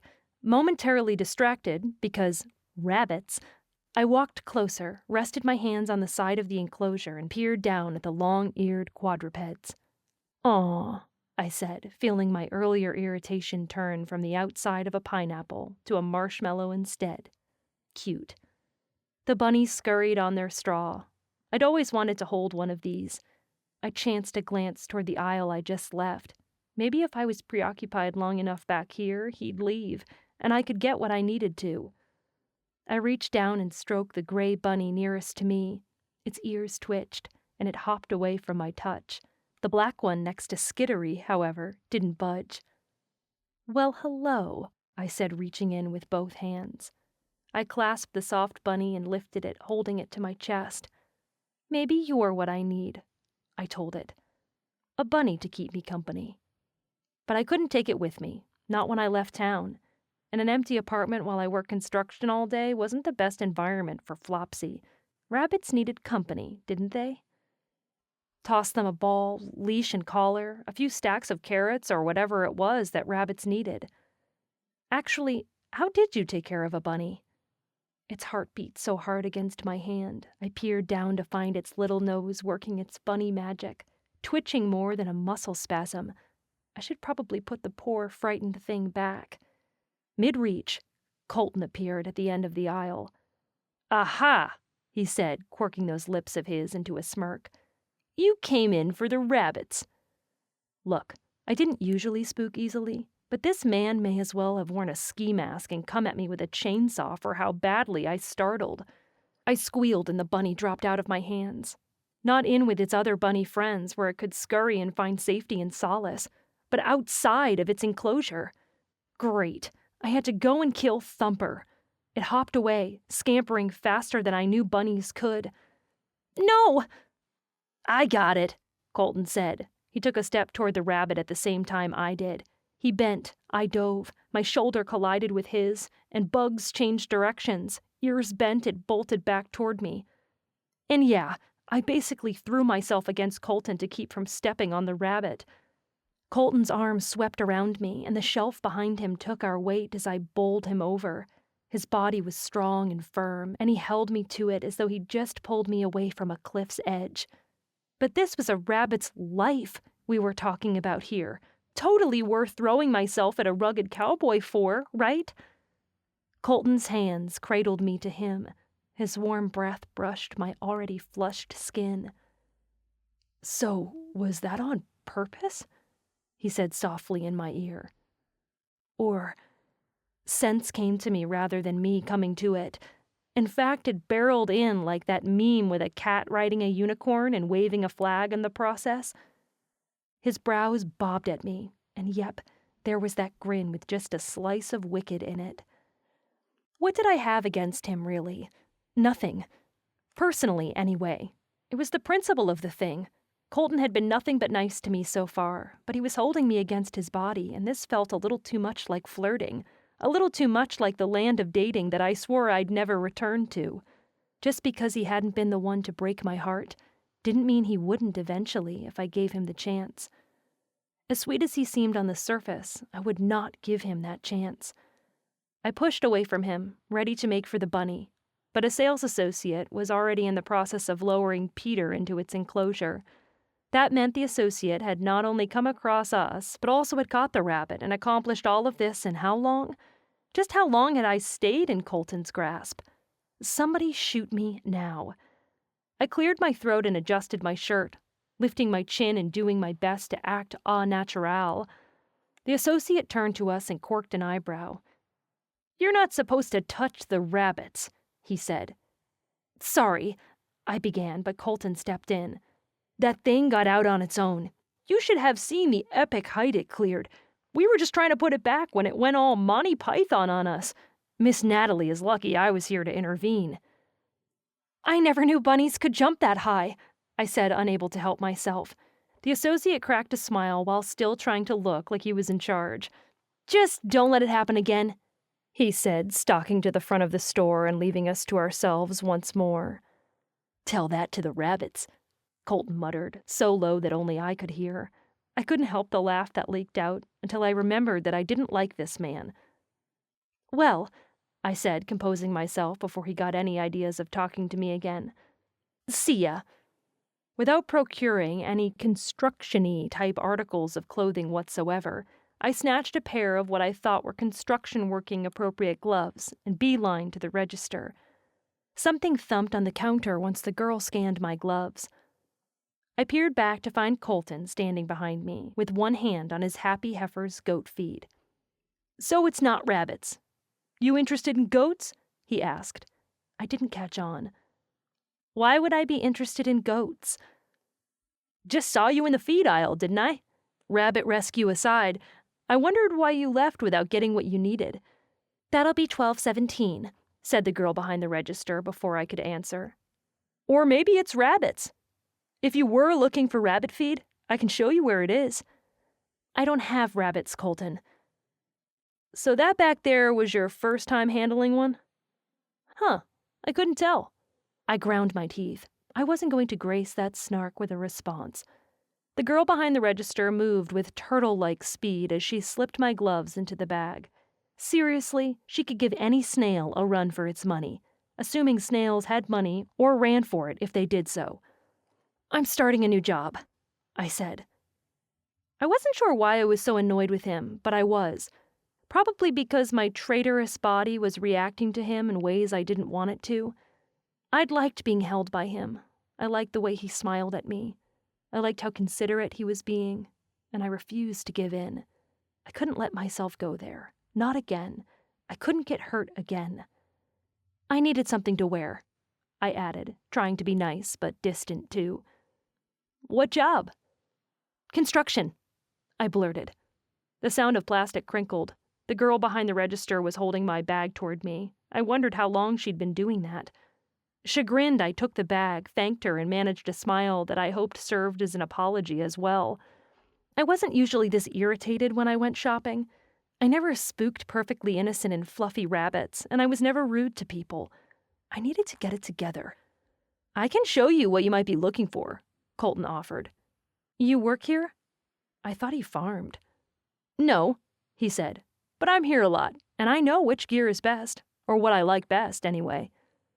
"Stop thumping like that, Hart. We don't care what this cowboy likes best."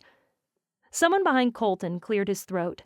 I peered past him to the line of customers waiting to ring up their items. The man directly behind us raised his eyebrows as if to say, "Do you mind?" More heat flooded my cheeks. I rounded and headed out the door, muttering to myself the whole time. I'd have to come back for the required boots once I was sure Colton was gone. "No, thank you, Colton. I don't need you to show me around Cow Ranch and act like there is no animosity between us." "There's animosity between us?" I heard him mutter. I couldn't tell. I peered back to find him tailing me and laughing. Our interaction plagued me the rest of the day as I ate the round of popcorn chicken I'd picked up at Walmart and sorted through the boxes I was leaving and those I needed stuff out of. The keep stack created a small building behind my couch along the living room wall. Overhead footsteps tapped, making the ceiling creak. Shortly afterward, the sound of water running made me assume the Ericksons' bathroom was directly over mine, which was tucked just off the stairs. My embarrassing bunny escapade from earlier kept replaying through my mind, along with just how good it had felt to be held, even if Colton's embrace had been a total fluke. The heat of that interaction was like an annoying fly that wouldn't leave me alone, no matter how many times I swatted it away. I looked forward to a full day on the job tomorrow. They would give me a hammer, and I would thoroughly enjoy smashing something with it. There was some consolation in that fact, too. The Holdens were farmers. The last place I'd ever expect to find them was on a construction site, so I was perfectly safe. Or so I thought.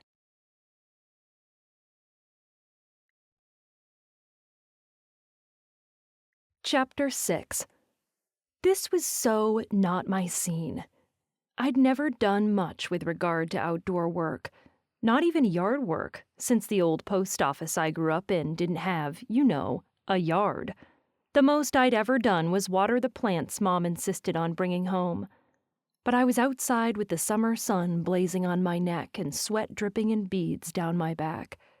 I wore a plain pair of jeans, boots, and a baseball cap, and I slunk along the edges of the barbed wire fence surrounding the scaffolding and wooden beams and tried to act like I belonged. Millennial Branch had a total of 10 townhomes arranged with 5 facing one way and 5 facing the other. The 5 on the southern side of the road were nearing completion. Electrical crews and finishing work was being done on those, while the majority of new construction and framing was being done on the north side. A pair of men skirted past. "Like I knew what she meant," one of them said mid-conversation. "I mean, I was there to do a locate. The company had called for it.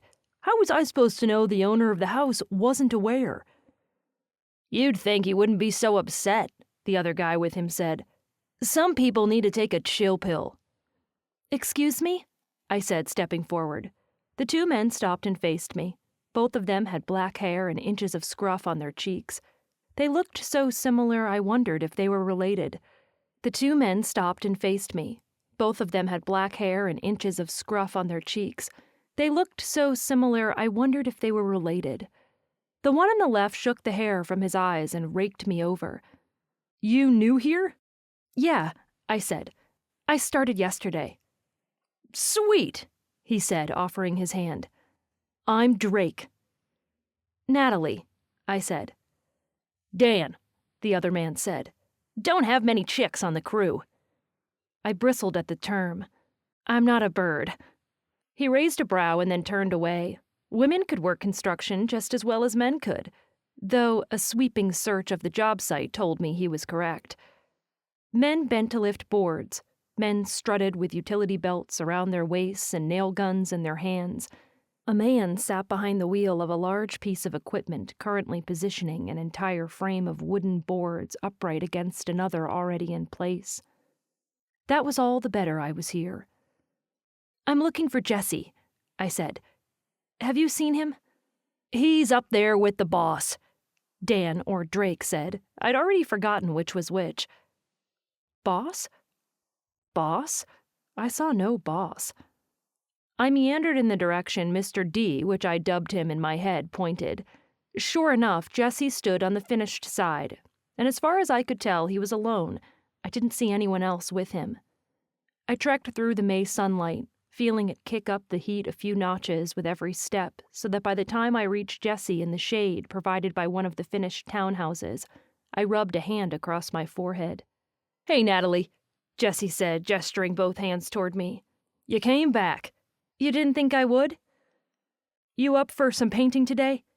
Nervous jitters coursed through me. Painting I could handle, better than mixing cement anyway.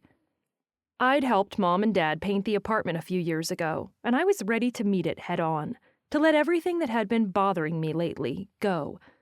"Sounds great. Perfect. Come on over this way." He circled around to the back of the farthermost in progress townhouse, whose walls were already in place. The pile of roof trusses sat several feet back. Since the frames of the townhomes we passed were skeletal, I could see right in where men stood with measuring tape, doing manly things like beating their chests and...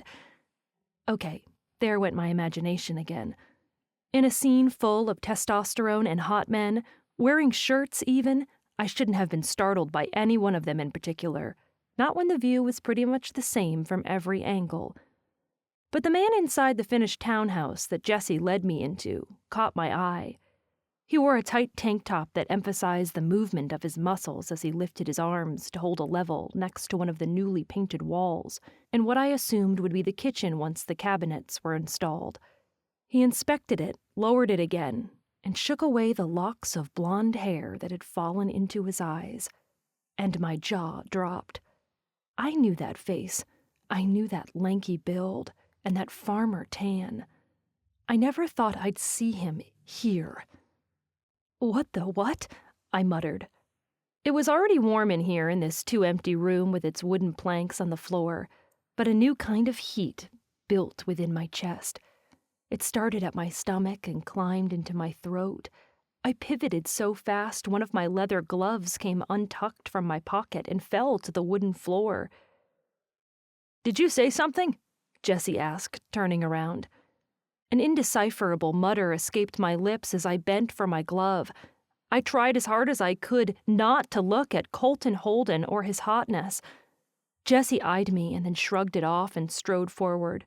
No, not here. Anywhere but here. Didn't he say I'd be painting? From the look of things, this room was already painted. Yet wouldn't you know it, he led me right to the largest part of the room, right to where Colton Holden rivaled the sun. He was blazing, hard to miss, and looking at him directly was going to burn me to a crisp. "Hey, Colt," Jesse said, gripping one of the uninstalled cupboard doors with his gloved hand. "Got your newest recruit here. This is Natalie." My back went up. What did he mean, Colton's newest recruit? He hadn't been here when I'd started yesterday. What was he doing here now? This was a nightmare. A living, breathing nightmare. I was back in the animal feed aisle all over again. I wanted to retreat. I wanted to say, never mind, forget it, I'm not qualified. Which would, then, only prove every man on this job who judged me for being female right. I lifted my chin as Colton lowered the lime green level to his side, swiped at his cheek with his wrist. "Hey there, Miss Natalie. You never said this was your new job." "You never asked." I'd said construction. There were plenty of construction sites in the Cache County area. "You two know each other?" Jesse said. He clapped his hands together. "Good. I guess I'll leave you to it then." "You're the foreman here," Colton said, pointing a finger at Jesse. "Get back and do your job." Jesse laughed. "I do my job all right, unless you're on site, boss. She's all yours." "I resent that," I muttered. Colton and Jesse both laughed as Jesse turned and stalked back around the way we'd come. Colton rested the cupboard door against the side of the wood and dusted his hands. "Are you stalking me?" I asked. He smirked, which only bothered me that much more. This wasn't smirk-able. Why did he act amused by everything I said? "Now why would I want to do that?" he said. "You tell me. First you're at Cal Ranch. Now I mentioned I was starting a new job doing construction and you just happened to be on site too?" "Yeah, when it's my project I am." "What do you mean, your project?" I thought he farmed. Colton tipped his foot against the side of the wood he'd been installing. "I mean, this is my job site. Bryce and I are spearheading these townhouses." He cast his gaze across the freestanding cabinets with pride only a business owner could display. The bitterness I used to feel whenever I heard Bryce Holden's name was only a simmer rather than a boil. But just because I'd forgiven him and moved on from the betrayal I'd felt when we dated 3 years ago, when he'd kissed my sister, that didn't mean I was okay with working for him. Or for Colton. Disappointment sank in hard and fast. I could find a job somewhere else, anywhere else. But I was excited to work here, dang it. Maybe it was time to put my plan into action early. I had enough money. What was keeping me from leaving now? I mean, really? The answers presented themselves the same way they'd done every other time I'd asked myself this question. I just signed a 6-month lease with the Ericksons. I was saving a bit more money before I took that dive, and I wasn't good at impulsive. I needed time to convince myself I was brave. Not to sound rude, but why are you here? You have all these other people here to build things. I thought you had your farm. He stepped toward me, straining the air, or maybe just dissolving my ability to breathe it in. A gleam of sweat built around his hairline and glistened on his arms. He clutched the level to his side with one gloved hand, and the glint in his eyes was so playful my stomach did a little flip. "The fields are all planted, and Bryce needed some help, so I told him I'd come. Besides, I like to use my hands," he said in a low tone. Yeah, I'd bet he did. He liked to use them for catching things like rabbits and women who threw themselves at him to avoid stepping on said rabbits. Colton lifted his chin. "I like to be on site when I can and contribute how I can. Now why don't you stop gaping at me and get to work?" "Excuse me?" "You heard me. Are you going to deny it?" "Deny what?" "That you can't take your eyes off me." My teeth clamped shut. Was he right? I had lost complete track of all reality the minute his arms swept around me yesterday. So much so that I'd missed the fact that anyone else existed until the associate came into view. Who was I kidding? I was gaping at him. Bryce was gorgeous in so many ways it wasn't funny. He had a brooding look about him. Dark hair and mesmerizing eyes that had always had a hypnotic effect on me. With Bryce around, I'd never looked twice at his younger brothers. Standing here with Colton now, though, I noticed far too much about him. His impressive build, his angled jawline, his bemused expression. Something told me he was more light-hearted than Bryce, a fact that I liked. A fact I didn't want to like, because I was not interested in any Holden boy, or any man for that matter, ever again. I folded my arms. How can I get to work when you haven't told me what I should be doing? I haven't, have I?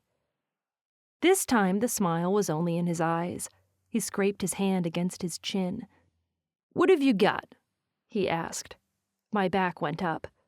What do you mean? Skills, Nat. Don't call me that. We weren't close enough to one another to start using nicknames. It was almost as bad that he kept calling me Miss Natalie like he'd done after Belle and Luke's wedding. Colton lifted his arms. My bad. What can you do? Electrical? Site coordinator? Apprentice? General laborer? That one, I said. I don't know much about anything else. I'm here to learn, to labor, assist. Ugh.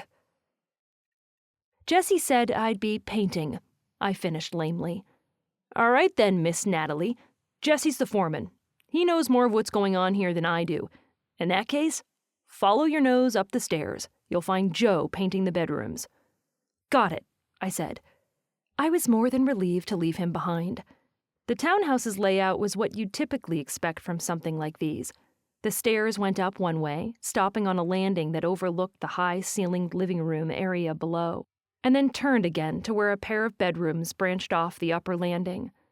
I followed the sound of voices, or rather one voice, and found a woman standing in the second bedroom just down from the master.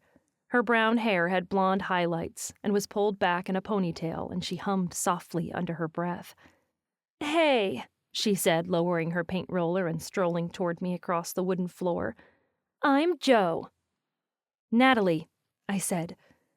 I knew who she was, only because Bridgewater was so small. Josephine Scott had gone by Jo for as long as I'd known her. She was 6 or 7 years younger than I was, and had grown up fast. The last time I remembered seeing Jo Scott was during the Harvest Festival, but she was at least a foot shorter and hanging around with her sisters. Heavy footsteps thundered up the stairs, and then Bryce Holden popped his head into the room. It was stupid, but my defenses hissed like threatened cats. Hey, he said. I heard there was someone new. I make it a point to know who's working on my crew. I didn't realize you'd started, Nat. Yep, I'm here, I said, bristling at the nickname. He'd called me that when we dated, too, but I didn't correct him, and I couldn't figure out why. He was no longer a threat to me, for one thing. That and the air between us had a tinge of too much niceness, the way people who'd just gotten in a terrible argument the day before and were forced to be in the same room with one another so soon after had. It wasn't that I was still upset with him for what had happened. It was more of I didn't know how to act around him, even after all this time had passed. I'm glad, Bryce said, taking my hand and shaking it. And your name? He said, turning to Jo. Smiling, gazing at him the way most women did, she brushed a hand across her face and inadvertently smeared a streak of cream paint on her skin. Jo Scott, she said. Scott? As in John Scott? Her smile slipped only a fraction. That's the one. That's my dad. Was something wrong with her dad? If so, Bryce didn't seem to notice the change in her countenance at the mention of his name. Bryce tucked a hand into his pocket. I'd have thought you'd be working on your dad's crew, he said. Not this year. Jo said, flipping her hair back and letting her eyes sweep down Bryce's body and back up again. Was she intentionally trying to flirt, or was that just the way she was? She wasn't desperate or overly confident like Emily. Jo was sweet, and something told me she just acted in a way that drew men to her like flies to a picnic. "This'll give you some different experience," Bryce said, either not noticing Jo's interest or not caring. He was engaged to Allie Vreeland, after all. Maybe Jo didn't know. "See you two later." "Bye," she said, waving to him, and then she grinned at me once we were alone again. "I wish experience is why I was doing this." "Then why are you?" I asked. She certainly hadn't dressed for the strain of working with wood and hammers and things. She wore leggings and, yep, steel-toe work boots like mine. They weren't the most comfortable things, for the record. My feet ached, not liking the lack of support they gave. Jo scoffed and bent to run her roller in a tray of paint. "Ugh, I'd rather be anywhere than working on my dad's crew. He's so overbearing. He freaks out when any of the guys even talk to me." "I can see how that would be a problem," I said, picturing the swarm of men she probably got anywhere she went. "But why does your dad care? How old are you?" "I just turned 18. Her eyes lit up, and her entire face responded with delight. She was one of those girls who just glowed, who looked put together no matter what she wore. Jo Scott would probably look good in a paper sack. She ran her roller over the wall, smearing paint into place with a little too much vigor. More paint splattered on her cheek. "I'm officially an adult. You'd think my dad would get the hint. But I'm not like my sister. I'm not going to sleep around and get pregnant, you know?" "Which sister?" I asked. While Ivy and I had been friends, we didn't keep in touch. If she'd gotten pregnant, it was news to me. "Camille is pregnant. Dad and Mom are trying to convince her and her boyfriend to get married. I'm not going to fool around like that, you know? I just want some freedom to be myself. I just need a short-term job before I go to school." "When is that?" I asked, running my roller over the paint excess Jo hadn't gotten to. "I'm going to ISU this fall," she said. That was something I'd never done. I'd wanted to go to school, but Dad had needed me at the post office. He just had surgery, and Mom hadn't been able to handle the demands of the post office on her own. So I stayed. If Jo was going to school, I was all in favor to say aye. Not that my vote mattered, but she was taking her life by the horns with both hands, and I'd encouraged her to keep going, the way I wished someone had done for me. "What are you majoring in?" I asked. "Physical education, or something to do with fitness. I haven't decided yet." "That's great." The two of us remained silent as we painted, dipped and rolled, dipped and rolled. Soon the wall we'd started on was done, all except for the edges. But from what Jo said, we'd come back to finish that later. "What about you?" she said. "Did you get a degree?" "No," I said. "I never really took that chance." "Do you want to?" Jo asked. "I don't know," I said, my determination faltering. Attending school had crossed my mind. I was intent to do something with my life. But my problem was, I didn't know what. Traveling had been all I'd ever wanted, but that required money, so I guess that meant finding an occupation. I'd just gotten this job. I didn't want to have to find a new one so soon, but I wasn't sure construction was what I'd do for the rest of my life. Leaving town was becoming more and more appealing by the minute, but I couldn't tell what was stopping me. Was venturing off into the unknown really that scary?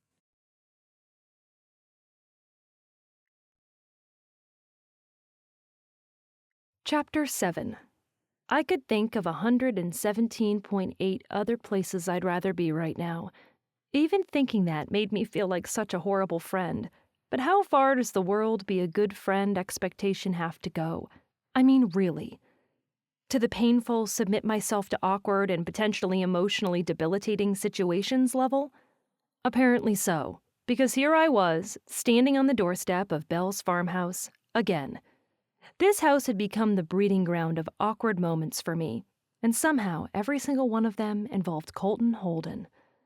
Slipping on the ice and falling on my butt while leaving Belle's wedding the day after I had my heart broken, getting stuck in the mud while delivering a package and spraying said mud all over Colton's well-toned body when he tried helping me, being ambushed by Colton at the top of the stairs while he generously offered to take me home on horseback. Granted, that last one hadn't been awkward at all, but it did evoke some curiosity within me that I wasn't ready to explore. I could only imagine what tonight would bring. But if it involved Colton and me somehow locked in the bathroom while the doorknob was broken off or something, I was out. While that scenario could lead in all kinds of interesting places, I didn't want to test any of them. I was done with men, I reminded myself. Done. The kind of 4-letter word cheerleaders chant and make acronyms about while they did things like spread eagles and waving pom-poms. Don't open new emotions. Fortunately, Colton wouldn't be here. Baby showers were a woman-only kind of deal, at least the ones I'd been to thus far. No testosterone. Plus, Belle had been super nice to me the last time I was here, and I wanted to return her clothes to her. From what I could tell, the ginger lozenges I'd ordered for her had been delivered, and I was hoping they'd helped with her morning sickness. And I really was happy for Bex and her new baby. Her other kids were stinking adorable. Judging by how gorgeous Dawson was, this new baby of theirs was going to be just as cute. My hands were sore. After the last week of training, where Jessie had insisted I wear a hard hat and safety glasses, and led me through several safety protocols as required by OSHA, I was let loose in the role of general laborer on the construction crew, gathering tools, cleaning debris on site, and painting. Since I'd started, Jo was relocated. She'd begun working with the guys to cut tile as they were finishing the interior of the fully finished townhouse. That meant I was getting pretty good at using the trowel to texture the walls after helping to lay the sheetrock. But I had some calluses, that was for sure. Something I'd never had before, and something I didn't mind in the slightest. I rang the doorbell, and then my thumb worried one of those calluses on my palm as I waited. Moments later, Belle opened it. She wore a pink shirt with flutter sleeves, and she grinned at me. "Natalie, you're here!" Even though her baby bump was barely bumping, she placed a hand on her stomach and pulled me into a hug. "Hi," I said, patting her back. I hadn't spoken with her since she'd come to my rescue over 2 weeks ago. Hurriedly, I handed her the tote that held her shirt and jeans, and she took it, smiling and placing it beneath the bench in the entryway. Her home was lovely as always. Pink streamers were strung from the stair banister, and a pink and gold balloon arch bubbled in front of the fireplace with the word baby in shiny gold letters hanging in front. The coffee table groaned beneath a stack of presents. Beck sat in the armchair just in front of the balloon arch, looking radiant and lovely, and somehow uncomfortable all at once. Unlike Belle's, Bex's stomach looked as though she'd raided the watermelons at Walmart and tried smuggling the biggest one out beneath her shirt. She looked adorable. The pang of longing pricked my heart again, the way it had the last I'd seen her. But I disregarded it and entered the living room to place my gift bag with the rest of the gifts. Mine was filled with a package of diapers and a baby board book about tractors and bunnies, because knowing the Holdens, whether Bex and Dawson were having a girl or not, that girl would be driving a tractor before she got her driver's license. I thought of Colton. Where was his farm located? Rather, where was the farm he and Bryce shared? Had he had any luck talking to Bryce about buying him out? I wasn't sure what kind of farming he did, but chances were he spent most of his time driving tractors, planters, harvesters, and combines. Riding horses, driving tractors, and roving through fields, from what I'd heard, Bex was knee-deep in it since Dawson was working more on the farm with Bryce and Colton. "Hey, Nat," Allie said, waving to me. Her dark hair was pulled back around her ears. She wore a lovely purple blouse and white-cropped pants, and I didn't miss that fat diamond ring on her left hand's fourth finger. Now that was a rock. Who decided that was the finger to designate a person's marital status? Or that it should be right next to a certain typically taller finger that conveyed the opposite emotion from love? Allie looked at me with her eyebrows raised expectantly, and I realized I missed her question. Judging by the number of women looking at me, she wasn't the only one waiting to hear my answer to whatever it was. "Sorry," I said. "What?" "I said, how are things at the post office?"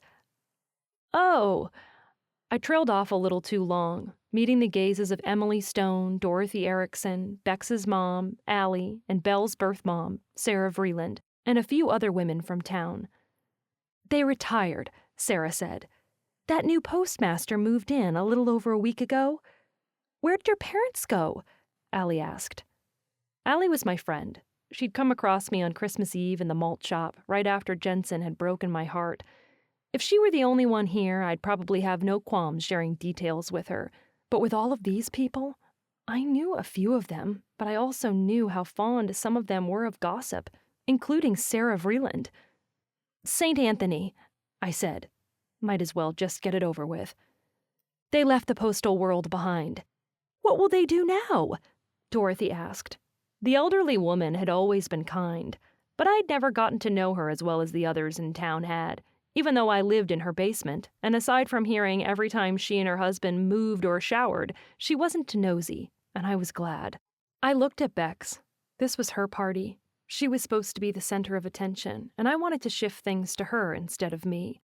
Enjoy retirement, I guess. I didn't want to talk much about this.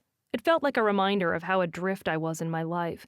Even my parents had a plan, something Mom insisted God led them to. But me? Where was God leading me? Was he leading me at all? Where will you go? Bex asked, resting a hand on her bump. I wondered where her other kids were. Were they with Dawson or their dad? I got my own place, I said, my voice too quiet. I smiled at Dorothy and she nodded back.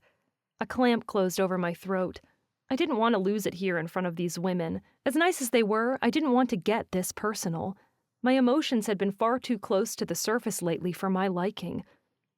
Come stay here again any time you need, Belle said, carrying a tray of carrot and celery sticks, broccoli and sliced cucumbers. She set the tray on the side table and dipped a carrot in the dressing, biting off its end. We've got plenty of room. Colton would love that, Beck said, rubbing her belly and smiling conspiratorially. You could fall in love at the farmhouse. Whoa, I said, feeling like I'd been side-railed. The sensation was made worse by the number of clucks and squeals from the other women in the house. What? Beck said, as though suggesting falling in love was as easy as tripping over a cord. It happened for Dawson and me. She peered around the living room with a contented sigh. Lights gleamed in her eyes, as if with that single glance she relived every fond memory the two of them had shared. I didn't doubt it was amazing. Bex and Dawson were disgustingly perfect together. He adored her, and a person who didn't know any better could hardly be able to tell Bex's kids weren't his, too. This house is magical, she added. I began. And Colton is definitely interested, Belle added, reaching to dip another carrot on the tray. The room broke into more giggles. A smoking hot farmer like him?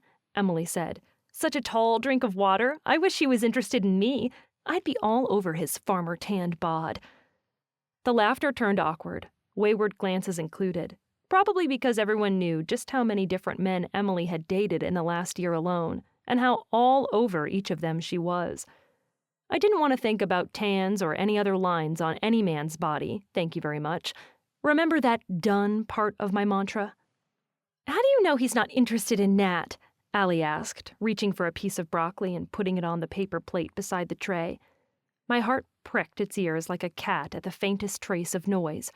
I didn't want to answer this question, because it didn't matter whether Colton was interested in me or not. He and I had occasionally bumped into one another on the site during lunch breaks, but once he finished putting in the cabinets, he was busy working with the guys who were farming. And let's just say that farmer tan was getting its fair share of exposure. During the past few days, Colton had been letting the rest of his white chest catch up with his arms. Because with the temperatures in the 70s and higher, the guys decided shirts were unnecessary, regardless of OSHA's safety standards. Joe's flirting had only intensified. In fact, I was pretty sure she had a date with Jesse. A fact she said she was only doing because it would upset her dad, since Jesse was at least 10 years older than she was. Personally, I didn't care who she dated, as long as she was careful. As far as I knew, Jesse was a decent guy. He talked about you to Luke, Belle said, wiping some dip from her lip with a napkin. After the whole mud thing. Mud thing, Emily said, settling into her chair with her plate of veggies and cookies. Sounds swanky. It wasn't, I said, warding off the sweat prickling along my hairline. It was mud. There was nothing attractive about that at all, not in the way he'd helped me out of my car, not in the way he'd removed his shirt and given me a front row seat to his farmer tan so he could offer that shirt to me. Magma began bubbling in my chest at this thought, heating my cheeks and threatening its way toward the surface. I pushed it back down, like that was possible. This volcano was going to remain dormant if I had anything to do about it. And then when he found out you joined the crew to work on the apartment complex, Bex added, he couldn't stop talking about how cool he thought that was of you. Colton thought me working there was cool? Hold on now, Brain. We don't care what he thinks of us. Come to think of it, I had caught him watching me more than once, but I didn't put too much stock in it. But did he? A little puff of pride made me want to sit up straighter in my chair at this news. I kicked that pride in the shins. We're not into him, I told myself. Got it? I couldn't be. I couldn't risk falling for anyone ever again. You're on the crew? Dorothy asked, lifting a carrot to bite its end. Cute, Emily added. Maybe I should join the crew. Do the guys work shirtless? I ignored her. Talking about me does not imply interest, I said to the room at large. I talk about people all the time with no connection whatsoever. What about how Colton told Luke he wants to ask you out? Belle challenged, taking the empty seat across from Bex as master of ceremonies. I had no words. The woman all catcalled, and I wanted to channel a shovel, dig a hole through the center of Belle's living room, moving the rug first because it looked new and beautiful, and bury myself in it. He did not, I said, very aware of every eye on me, and just how many of these women grinned like adders. He did, Belle said. He did, Bex agreed. Ugh, you heard him too? I said. She and Belle swapped a sneaky glance. Dawson told me. Dawson tells you what he and his brothers talk about? I asked. Sometimes, Bex said, shifting in her seat. She leaned back slightly and then rubbed her belly, making me wonder if little Holden Jr. was squirming around in there. That stupid prick of jealousy reared its head again. Aw, look at her having a gorgeous man who was strong and talked about sensitive things like matters of the heart with his brothers. Mercifully, the conversation shifted with the arrival of Deborah Holden, Colton's mom, who pelted Allie with questions about her wedding plans with Bryce. It sounded like, with the arrival of Bex and Dawson's baby, they were planning on a wedding during the first part of August. Undoubtedly, the wedding would be exquisite. From the way she dressed, I knew Allie had expensive tastes.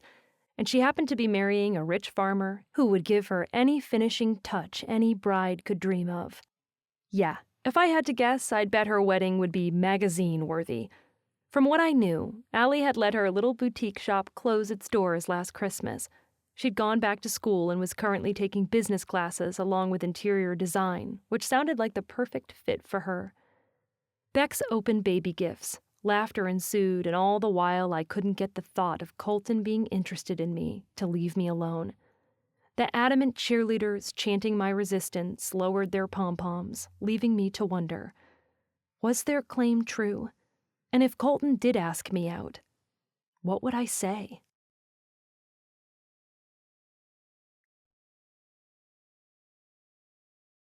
Chapter 8. Speaking of farmer tans, like the Hobbit, Pippin in the first Lord of the Rings movie, Fellowship of the Ring, when he realized ale was served in pints, I was getting one. Half of the time while working on the crew, I was outside cleaning up plastic, pieces of aluminum, debris, discarded 2x4s, and sweeping up nails. In fact, Jessie had a contraption I'd never seen before. It was a thick magnet on 2 wheels. It had a single handle, and the magnet was elevated above the ground just high enough that it would attract any small tidbit of metal that had fallen to the ground. That was one of my favorite tasks, guiding the metal lawnmower, as Joe called it, over the dirt and hearing the little clicky noises as I ran it over the ground to pick up nails and staples. The other half of the time, I was in the almost finished side of the townhouses, taping, mudding, painting, and cleaning. My tan was darker than it had ever been, and there was a definite line showing just how far down my sleeves went. My hair was even starting to show natural highlights. During our lunch break, the Monday following Bex Holden's baby shower, I took a spot in the shade on the south side of the finished townhouses. Jo sat between Dan and Drake, taking turns feeding each man pieces of her sandwich and laughing when mayo dribbled down Dan's chin. "You have a sad life," Jo said to the brothers as I approached. "Come on, it's not that good," Dan said. At first I called them both Mr. D, since I still didn't know which of them was which. Now I was able to distinguish between them easily enough. Drake was the older of the two. He had a narrower face and brown eyes, while Dan's eyes were blue.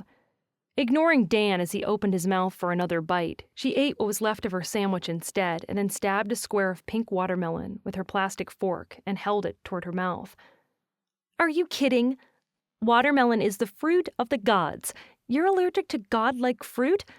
Doesn't bode well for you." She bit the watermelon off and smiled at him. "It's not my fault," Dan said, lifting his hands. "That's okay," Jo said, stabbing another piece. "I'll just dominate the watermelon eating contest tonight." "What's tonight?"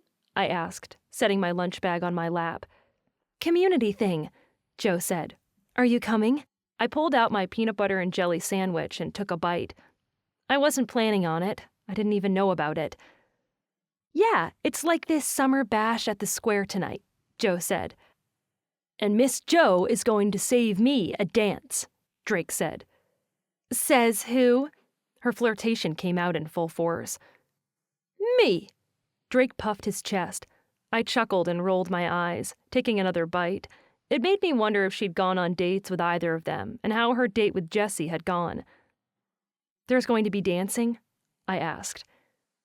"Rumor has it they've got a live band," Jo said, taking another bite of watermelon. "I guess their lead singer got COVID, so they had to find a replacement." "Sounds awesome," I said, taking another bite. Not that he got COVID, I mean. I hope they find someone. The rest of our lunch break passed in goofy conversation about video games, Dan's dream job, and the upcoming Olympics. "Assuming anyone watches the summer games anymore," Jo said. "My mom always tunes in and keeps me updated on it." One by one, the guys thinned out, returning to their tasks. Jo waved and took her lunchbox back to her car before heading into the townhouse to keep painting, and I had a few minutes to myself. Eventually, I finished as well and headed back into the community laundry room, where today I was mudding and texturing in preparation for paint. Music played through my earbuds. I went with a soft playlist today as I dipped my trowel into the plaster and swiped it onto the wall. Dip, swipe, scritch. Dip, swipe, scritch. "You look like you're right at home." I jumped, and Colton offered his hands. He wore a dark t-shirt with a Barry's Machine Shop logo on the front, and he had a Band-Aid on his finger. It made me wonder what happened. "You scared me," I said as my heart got a grip. He pointed to the wall behind me. "Texturing just might be your superpower."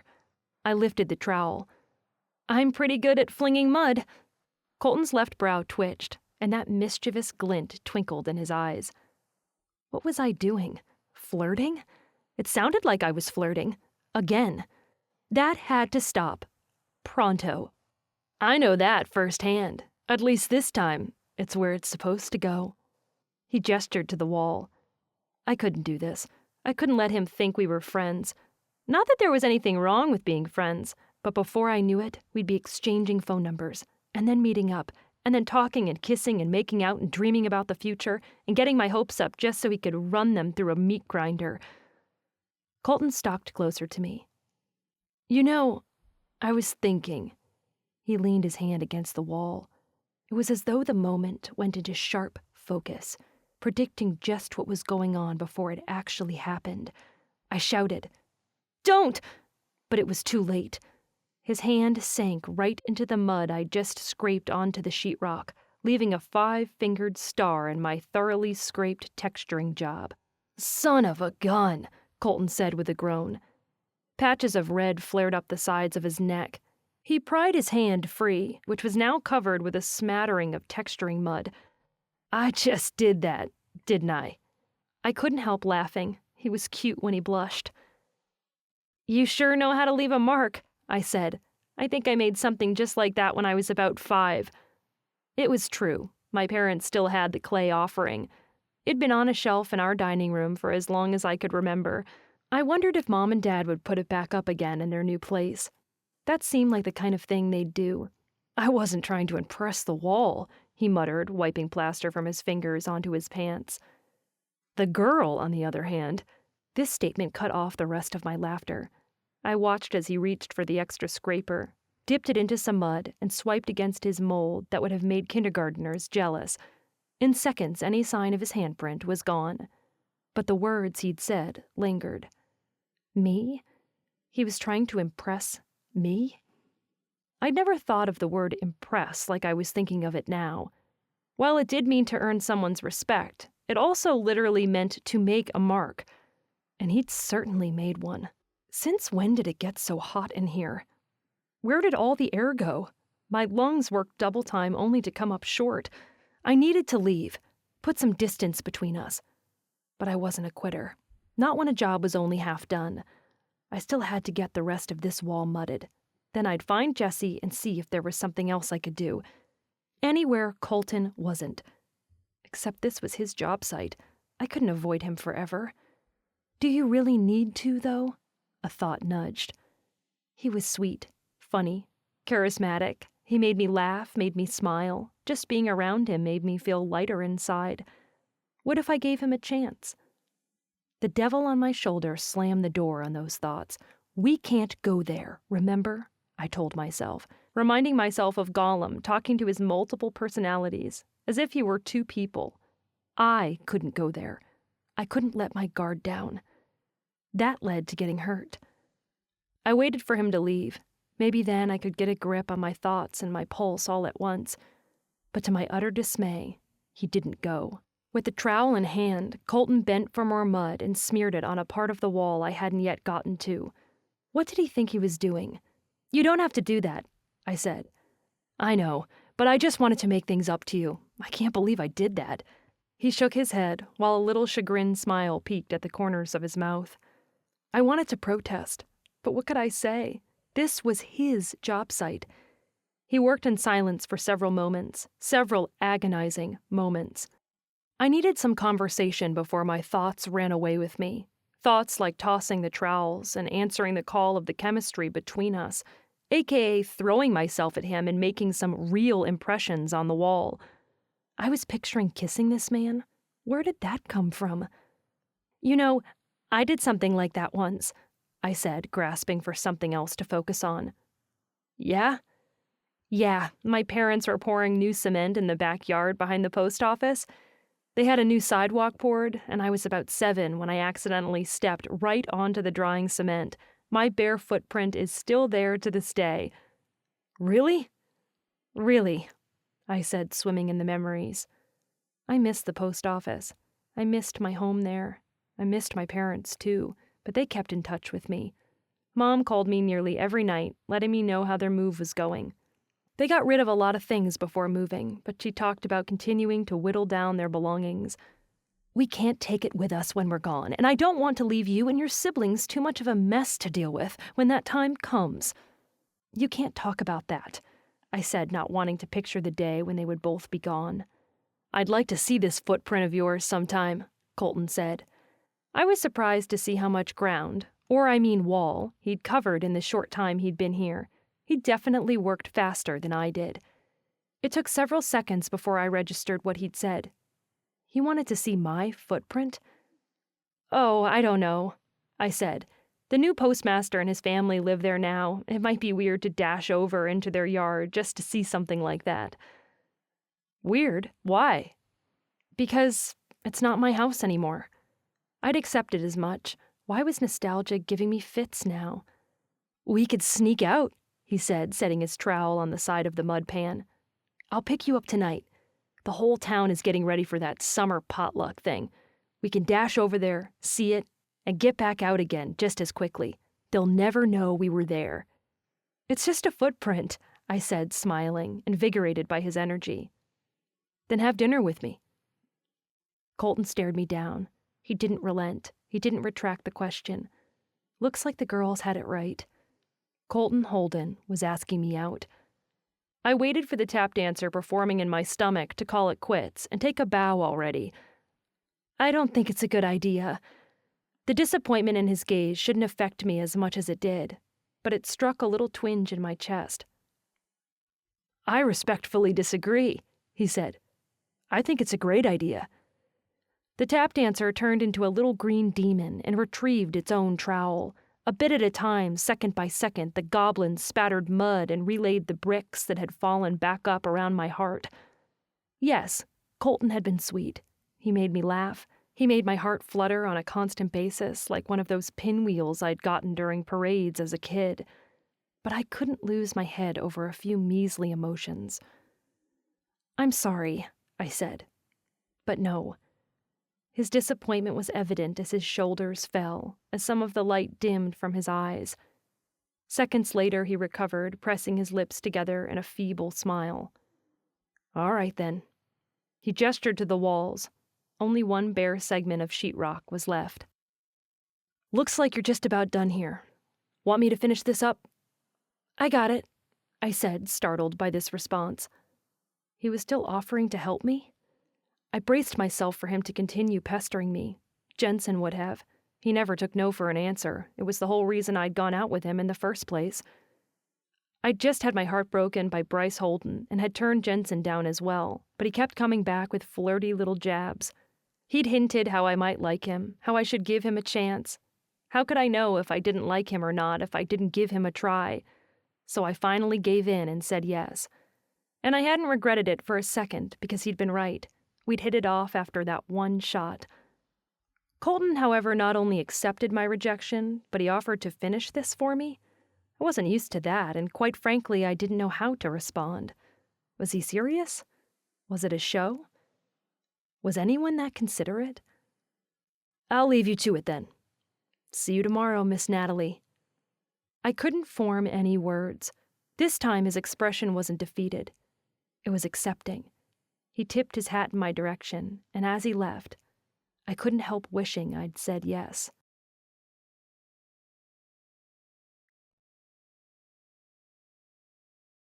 Chapter 9. I couldn't stop thinking about Colton's offer all through my shower and while sorting through a few more boxes. He was sweet, he was withdrawn, a little timid, and he had a dry sense of humor that I liked. But I couldn't let any of these make me give in against my better judgment.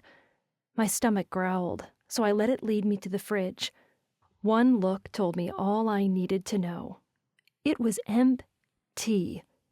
Pouting out my lip, I stared around my equally bare kitchen.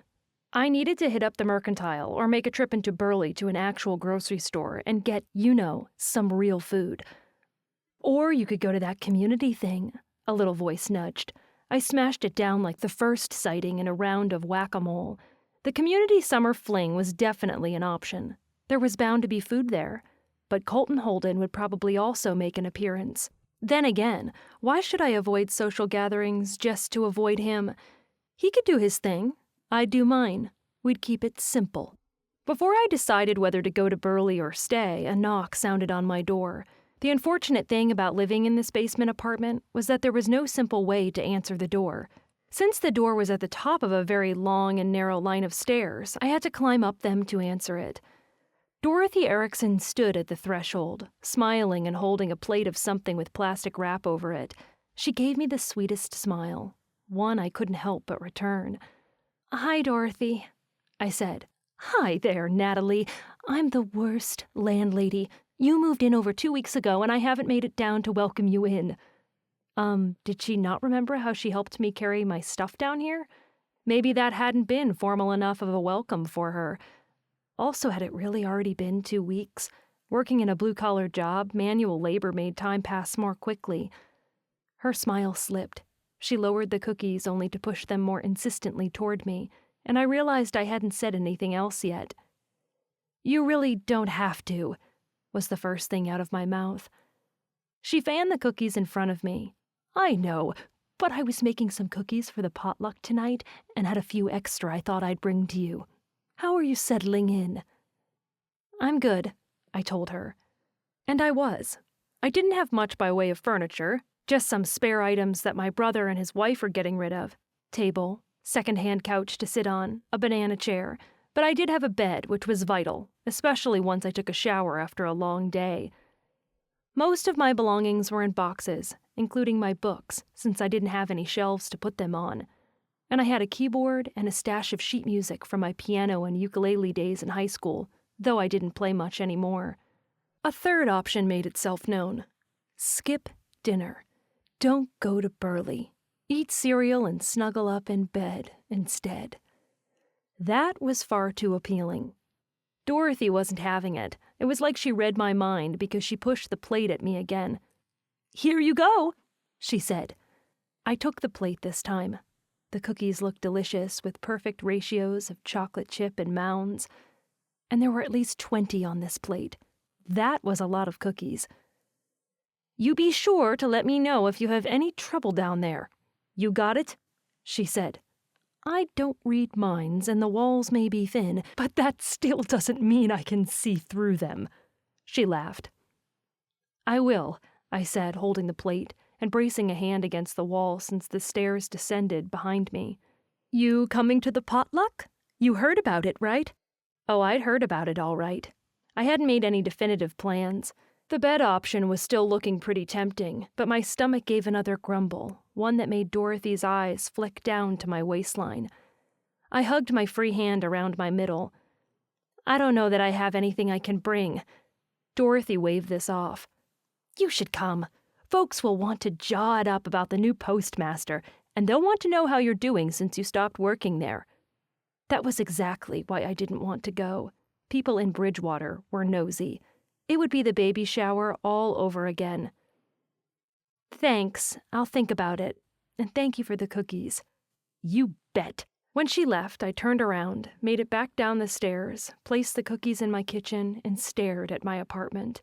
With it being in the basement, there was sunlight through the egress window, but other than that, the majority of places down here were dark. I remembered the empty state of my fridge.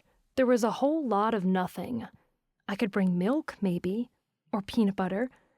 After Dorothy's visit, I suddenly didn't want to be alone tonight.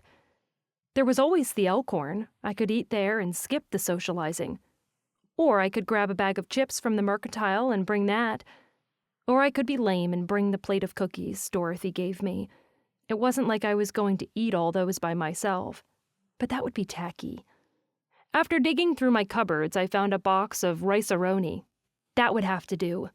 After fixing it, I tied my hair back into a braid, threw on some regular clothes, and carried my meager serving of rice back up the stairs and outside. The square wasn't that far from Dorothy's house, and I was in the mood for some fresh air. So rather than making for my car, I strolled down the sidewalk toward the center of town. The evening air was warm, the sky still a bright blue.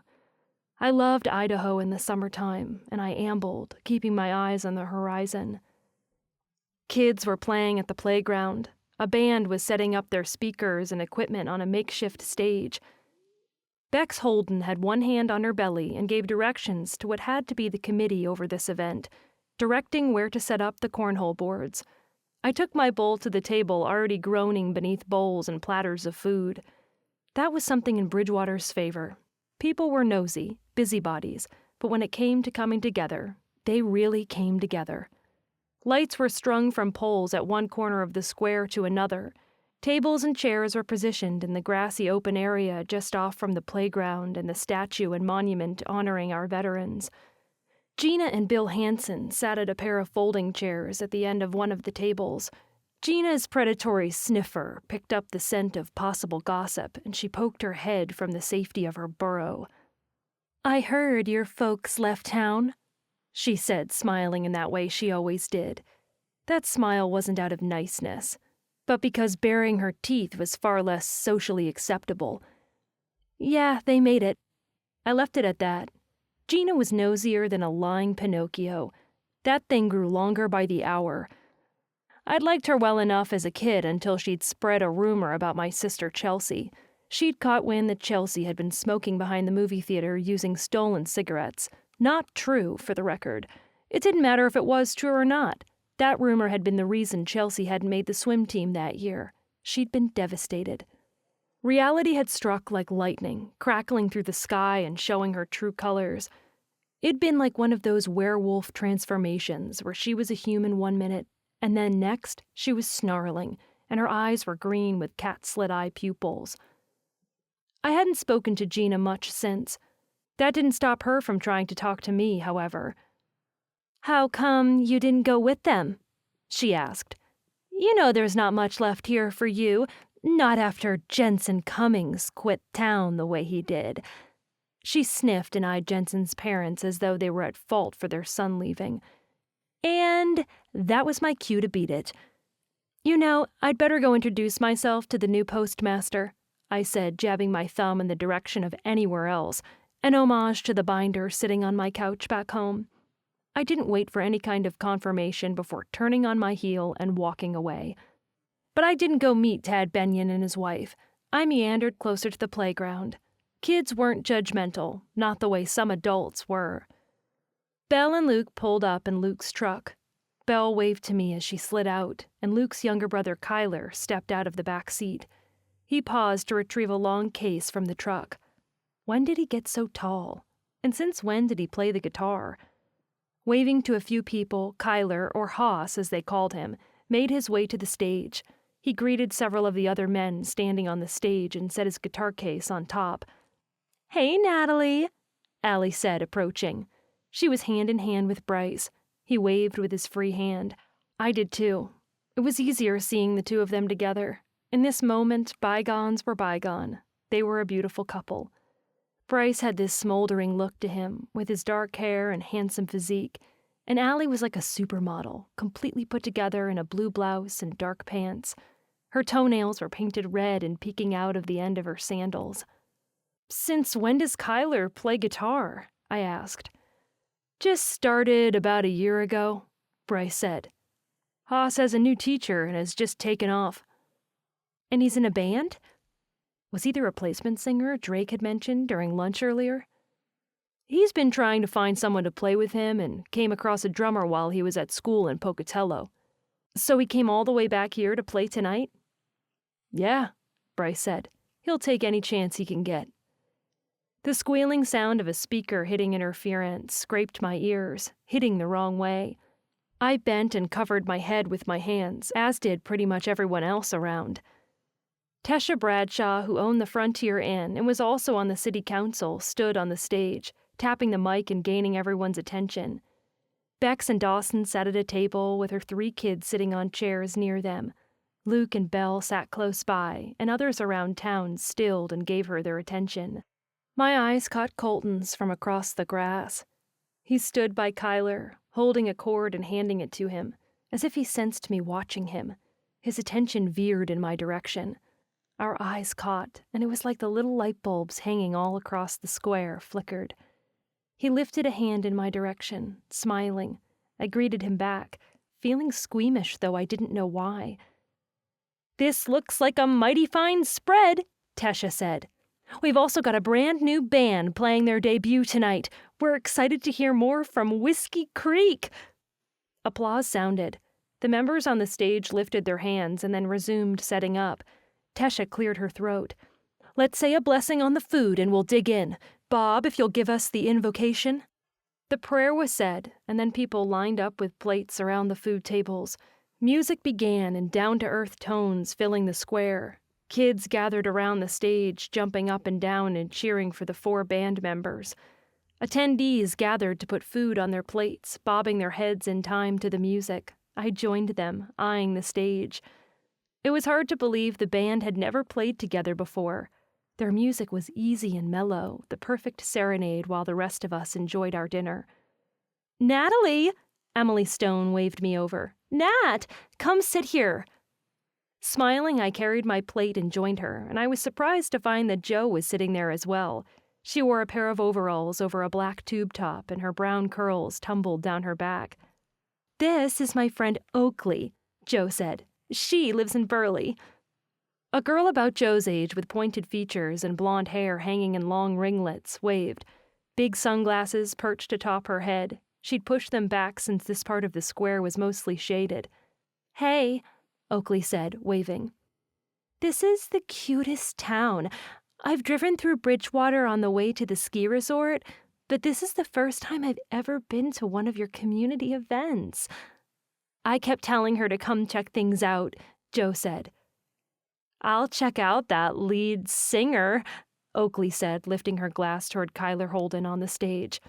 "He is gorgeous, just like the rest of them," Emily said, sinking back in her chair and licking her bottom lip. "You do realize Kyler is like 10 years younger than you," I said dryly. Emily shrugged. "He's got the Holden genes." "Actually, they're Levi's." I startled and turned around. Colton was behind me. My heart gave a little flip when his fingers brushed my shoulder, and I wondered how long he'd been standing there, listening to our conversation.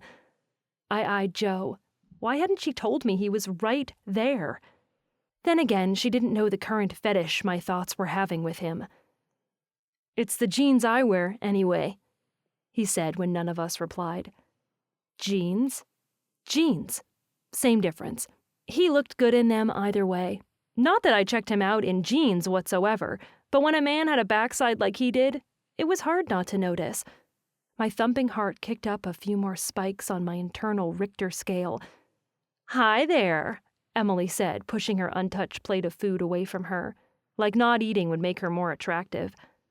"What are you doing all the way over here?" she went on, leaning toward him. The motion allowed her shirt's V neckline to lower that much more. Could she be any more obvious? "Actually, I'm glad you asked," he said in this provocative tone. My stomach clenched. He can ask her out, I told myself. It was fine. I told him no. It was only natural that he would move on to someone else. See, Heart, this is me not caring. Rather than give in to her advances, he kept his hand on the back of my chair and knelt at my side.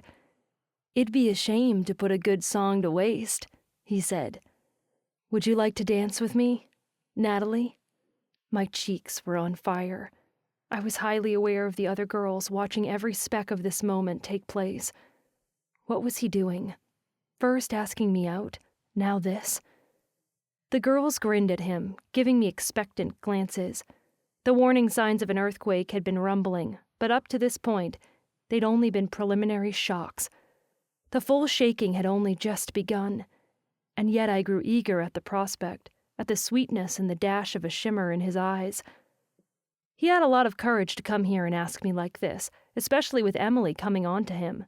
It would be awful to turn him down now, and besides, it was just a dance. "Sure," I said. Joe clapped her hands. Emily's brows were lifted, and she didn't look our way as I pushed up from my chair to join him. It felt like every eye was on us as we made our way to the open gathering in front of the stage. The music was louder here, which only made sense. Kyler strummed his guitar, looking like a tormented teen heartbreaker with dark hair and come-and-get-it eyes. He stepped up to the mic to sing in harmony with the lead guitarist. He had a nice voice as well, serene and smooth. "I didn't think you'd say yes," Colton told me. Facing him like this was so much different than working with him had been. We'd been in grubby clothes, in the muggy heat of the townhouse. And while he had a pull that called to something inside of me every time we were together, it was nothing to the charge zipping up my spine as I stood before him. Waiting, anticipating. We were both dressed far nicer than we'd been during any of our other interactions, not counting Belle's wedding where he'd been in a tux. His face was freshly shaven, and he wore a blue button-up shirt and those jeans he talked about. And the way he looked at me dislodged my brain from the rest of my body. The evening's cool hint in the air didn't last long, because Colton's hands slipped to my waist. I lit up like a firework as I placed my hands around his neck and allowed myself to look into his eyes. They were soft, kind, and they made my insides evaporate. "You were right," I said, needing to talk to break the tension between us. "This is a good song." "I think it might be an original," Colton said. "Kyler writes his own music?" Colton glanced toward the stage. "I never knew Haas had it in him." Kyler stood at the mic and sang into it, and then he stepped back as the lead guitarist took the stage for a solo. Colton took my hand, twirled me away from him, and brought me back again. Every touch, his hand on my back, my waist, my spine, surged right into me with a fresh charge and made it hard for me to stay where I was. The analogy of climbing a man like a tree had always been weird to me, but I had all kinds of insane notions in this moment, like moving closer, like sliding my hand into his hairline and guiding his face to mine. There I went, thinking about kissing him again. Stop it. "How are things going at the site?" Colton asked. "You're asking me about work?" He lowered his head. "Is there something else you'd rather talk about?" I linked my fingers behind his neck. "How about your farms?" "You want to talk about my farms?" The truth was I didn't know anything else about him. Maybe that was why he'd started with talking about the site. He didn't know what to talk about with me either. "Maybe it's a sign," I said. "What is?" "We don't know what to talk about. Maybe we shouldn't be talking." My attempts to keep some distance between us sounded feeble, even to me. The goblin in my chest was stomping as an invader took a swing at the bricks he'd carefully laid earlier. "Is there something else you'd rather do besides talk?" Colton's eyes flicked to my lips, and he grinned. Heaven help me if my heart didn't flare like fire out of an exhaust pipe. I lifted my chin. "You start mouthing off and I'll go back to my seat." He laughed. All right. But I think I've got a solution for you." "What's that?" His hand settled on my hips. "Maybe we just need to talk more. Get to know each other." I was an empty drum, and his glance was the mallet pounding hard and making my whole body hum. More bricks toppled. I pulled my hands away. Or maybe we talked just enough. He raised a single brow. "You don't like me, do you?" This was another conversation I wasn't ready for, though I couldn't explain why.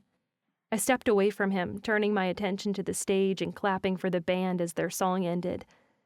"It's not that. I'm not ready for anything right now." There. Would that be enough of an explanation? The pain I'd expected to find earlier when I'd rejected him flashed in his eyes. I hated being the reason for that look. I hated that I couldn't give my heart to him like he, and my heart, judging by how hard it pounded right now, both wanted. Colton rubbed his chin. There was a moment of silence as the band members talked amongst themselves to decide which song to play next. Taking my hand, he guided me through the crowd of people waiting for the next song to start. I couldn't bring myself to wrench my hand free. I liked his touch. Even so, when we made it to the space between the dancers and the food tables, I extracted myself once more. "Thanks for the dance," I said, wishing I didn't have to leave things on a completely terrible note. I didn't know how to fix this. I didn't know what to do because I couldn't give him what he wanted. "Thank you, Miss Natalie. And I just wanted to say something." My breath lodged in my throat. He licked his lips, a line appearing between his brows. Several people passed and he nodded to them, waiting for them to pass before he leaned in close. "I know my brother hurt you, but breaking hearts isn't on my track record," he said. The words struck me. They hit me right to my soul. I gaped at him, taken completely aback. Before I could respond, he tipped his hat toward me. "You have a nice evening. Thank you for the dance." And then he strode toward the food tables. What the what? Our whole interaction chewed through me as I made my way back to the girls. I moved robotically, dazedly, distractedly. I couldn't fully concentrate. I couldn't move past the hurt look in his eyes. A shrill screeching noise came from the stage. Dancers paused, covering their ears. And it was only then that I realized Joe, Emily, and Oakley were trying to talk to me. "Earth to Natalie," Joe said at the same time Emily vocally wondered what was going on with the band. "Maybe they're having a glitch," Oakley said. "My brother plays guitar, and sometimes the chords can short out." But I didn't hear the rest of what chords sometimes did. I didn't hear any of the whispers spreading as people wondered what was going on. I didn't even really hear one of the band members call out to the crowd about hoping to have things fixed real soon. No, my attention was on Colton Holden, though he'd walked away after our dance. He dashed back and hiked onto the stage without any trouble. His agility, the look of him in his cowboy boots, jeans, and hat coincided with his parting words. Breaking hearts isn't on my track record. Did that mean he'd never broken anyone's heart before? Had he dated anyone seriously before? I'd be surprised if he hadn't. He was in his late 20s, I'd guess. Because he was male, I'd lumped him into the same stereotype as men like his older brother or Jensen. But really, he'd given me no reason to think he was a bad boy or untrustworthy in any way. In fact, I started seeing him differently from that moment on. Was I wrong about him? I was riveted by every move he made. The band members gathered around him, and he spoke to them with his hands on his hips. Moments later, he crossed to the other side of the stage, bent behind the amp, and whatever he did, tweaked it, working to fix it. Muttering spread over the crowd, but I heard Colton call out, "Try it now!" Seconds later, the speaker kicked back in, Haas lifted his fist, and the crowd responded, cheering. And my foolish heart took off once more as, of all the people he could look at from his vantage point on the stage right now, his gaze meandered over the crowd and settled on me. That look, it struck me all over again, just like his words had earlier. Guitar in hand, Kyler approached his mic. "Thanks to my brother, Colton has mad skills with anything electrical," he said. "He's a freaking jack of all trades. If there's anything that needs to be fixed, Colt will figure it out." People cheered, and then the guitar strains began again, and Haas spoke into the mic once more. "Let's get the party back on!" Emily, Joe, and Oakley coerced me back to the dance floor. I boogied with the best of them, but I couldn't get into the dance. Not completely. Because I noticed Colton didn't stay. After fixing the band's equipment, he'd made for the parking lot, and left me wondering if I had him all wrong.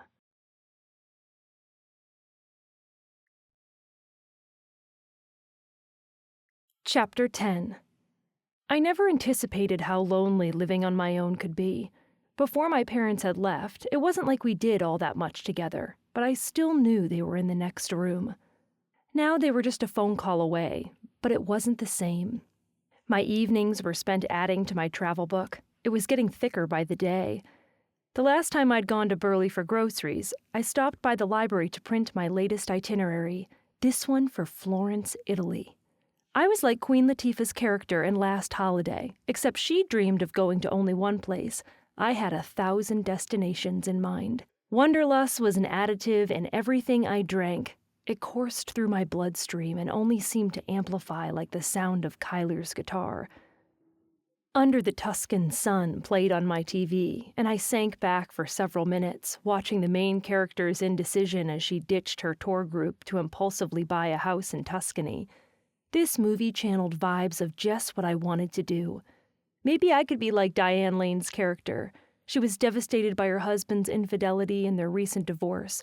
So when her friend booked her a trip to Italy, she ditched her tour group, bought a villa with her alimony, and started a new life there. New friends, new people, new everything. That's what I need, I muttered as the show went on, watching the scene when she has a chance meeting with a handsome Italian man. Could I do it? Leave everything behind? Where would I go? I had nothing to keep me here. Construction was fine, but it wasn't something I wanted to do for the rest of my life. I stared at a wall hanging I hadn't yet put up. It'd been a gift from my sister and was too big to fit inside of a box, so I'd propped it up against a stack of them instead. In curly black script on a white background, it said, "Let go and let God." "Sure," I muttered, thinking of the prayers that had thus far gone unanswered. I kept waiting for him to show me his plan, but so far no blueprints had manifested themselves. How much longer could I wait?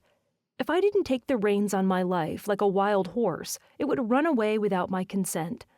Or worse, like an old nag, worn out, overworked, with nowhere to go but the same mundane stall I'd been in my whole life. I'd be right where I was. Would I still be here 20 years from now, living in Dorothy Erickson's basement, hearing her and her husband talk and laugh in the room above mine? Or the sound of the shower running at 4 a.m? Would I still be listlessly searching the help wanted section in the paper, trying to find the next new thing? Would I still be planning trips I wasn't taking? I pushed the paper away from me. "Are you even there?" I asked, sitting back on the couch and staring up at the ceiling. What am I even doing with my life? I heard Dorothy and Harold tromping around up there, running water and stepping across the room. For a pair of old people, they sure made a lot of noise. But other than that, I got no response to a question I'd asked far too many times. A loud crash thundered above, stirring me from sleep. I was used to hearing Dorothy and Harold at all hours since they were early risers, but something about this crash sounded off. Unsure, I blinked the remnants of sleep from my eyes, slipped into my shoes and robe, and dashed up the stairs. The lights through their back window were on. I didn't bother knocking, but instead tried the handle. The back door opened, leading me into their kitchen. Dorothy was on the floor, holding Harold's head in her lap. She wore a purple house dress with her gray hair tied back in a braid. Harold's eyes were closed, his mouth gaping open. His left hand twitched on his chest. "What happened?" I asked. She wailed. "I don't know. He was making his morning coffee and he just collapsed." Morning coffee? At 4 a.m.? "Is he breathing?" I asked, stepping closer. "I think so." I took a CNA class in high school, though I hadn't pursued anything after that. From what I could tell, it looked like he had signs of a heart attack. Thinking fast, I bent in and placed my fingers at his throat. Sure enough, there was a weak pulse. Did he have a heart attack? Did he have any other existing conditions? "Call 911, I said. Dorothy shook her head. "They're too far." "Dorothy," I said, making my voice firm. I knew she was the glass half full type, but she needed to grasp that sometimes the glass tipped over. "He needs help. Call 911. I'll run across the street and get Steve, okay?" Her jaw set. She acted helpless and dazed, which was no wonder. It was common for thoughts to scatter and for shock to kick in moments like this, especially if she was with him when it happened. I hated to leave her, but we needed help. Steve Kennedy was a retired PA, but he would know what to do until the paramedics got here. Dorothy made no move toward her phone. In fact, she didn't act like she grasped much other than her husband's lack of response. I hesitated, thinking better of my instructions. On second thought, I'll call them. I dug out my phone and simultaneously dialed the emergency number while running across the dark street. The morning air was chilled, but I pushed through, welcoming its coolness against my flushed skin. I pounded my fist against Steve's door. His house was shadowy, without even a porch light on. Was he home? Please be home.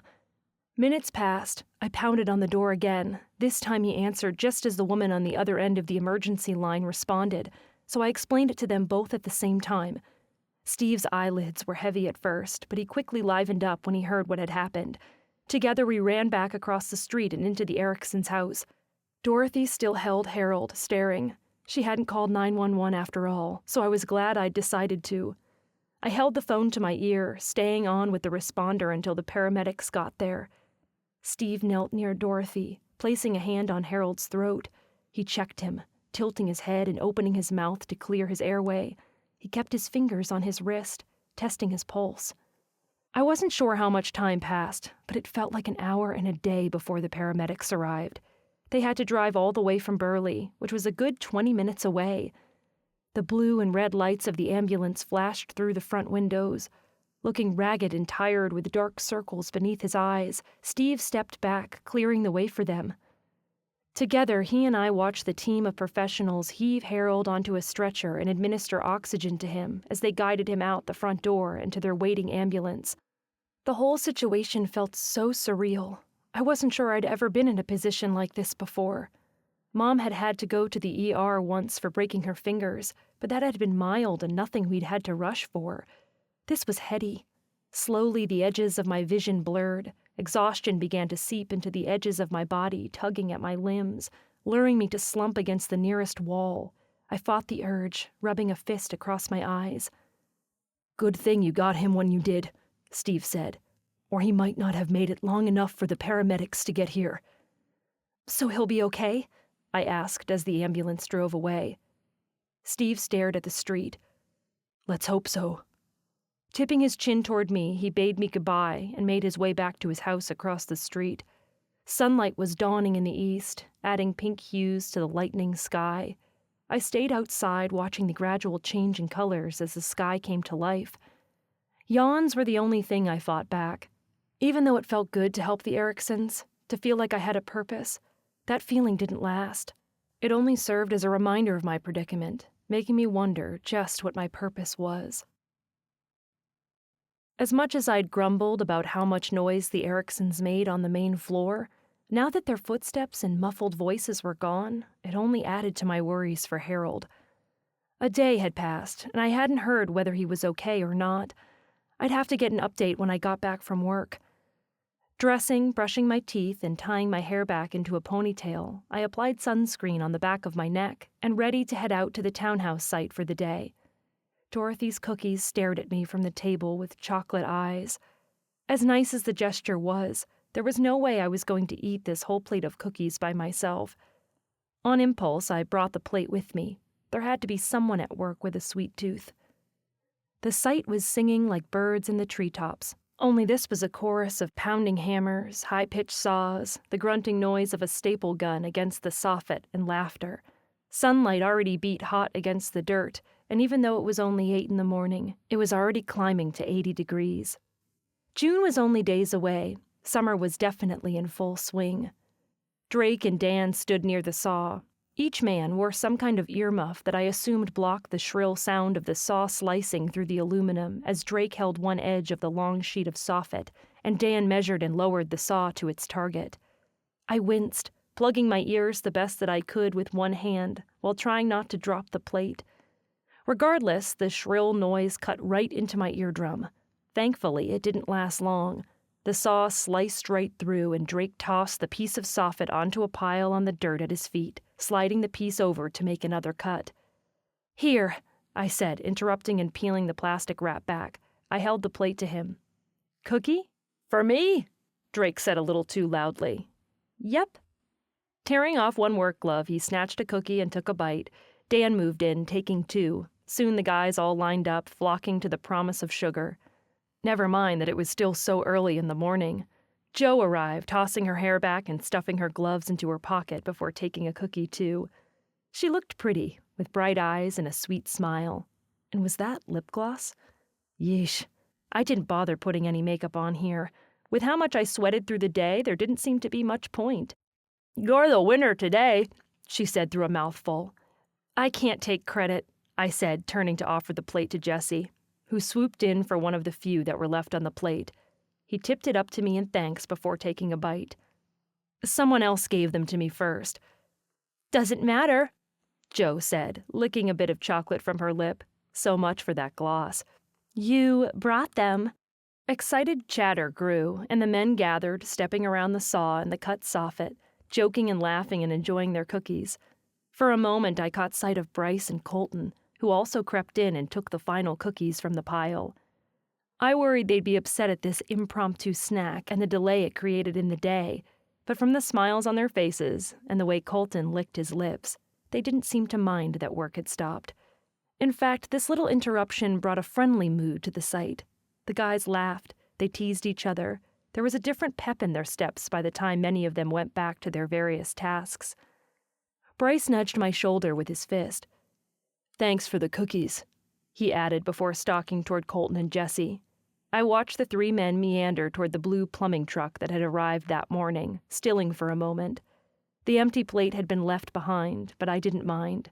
Nor did I mind that it had been cast to the ground like so many of the guys did when they finished their lunches or downed a bottle of water and tossed their garbage to the dirt.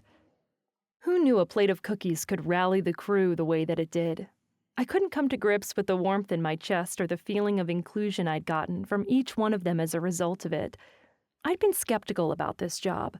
I'd felt out of place, clueless half of the time and going through the motions the rest of the time. But this? I'd been included. I'd been part of the crew. It was like I was finally accepted. A smile tugged on my lips. In that moment, it didn't matter that I had no experience at all. I was getting experience, all right. The soreness in my back, arms, and legs was proof of that, not to mention the calluses. I rubbed one on the inside of my left palm with my right hand and strode toward the unfinished unit I'd been working in for the past week. I was really getting a rhythm for mudding and texturing. Soon it would be time to paint these walls, and of course this particular job only made me think of Colton and how adorably goofy he'd been, sticking his hand into the fresh mud I'd scraped onto the wall of the last townhouse I'd been working in. He hadn't really talked to me since our dance, since I'd rejected him. Not that I blamed him. I had shot him down pretty hard, which was why I couldn't figure out why that moment wouldn't leave me alone. I thought about him. A lot. The truth was, I liked him, and I wasn't sure what to do about it. By the time I finished the room I'd been working in and stepped outside for a tiny break and to get a drink, the yellow sun blazed high, baking my skin. Beads of sweat dripped down my back. I tucked myself into the cool shade near the unfinished side of the townhouse, wiped an arm across my brow, and took a long swig of cool water from my water bottle. This was far more intense than yoga. In fact, I hadn't been to the gym since I started this job. There really wasn't any need to. It made me wonder if Allie still went. I'd bumped into her there occasionally before. Several of the guys strode past, pulling the saw in its wheeled cart. Stupidly enough, my heart did a hopeful little kick when it thought one of them was Colton, but reality kicked right back. It wasn't Colton. It was Dan, who was just as tall and tanned as Colton was. Dan paused long enough to wave to me. I waved back, and that caught Jesse's attention. The foreman treaded across the dirt, waving at me once more. "There you are," he said. "Here I am," I said. "Did you need something?" "You busy? The electrician just finished assembling that control box for number 13, but they left a mess behind. We need it cleaned up so the guys can finish laying on the soffit and get the walls up on the inside. I left a broom by the door. Can you—" "I'm on it, boss," I said, eager for an excuse to move around a little more than I had been.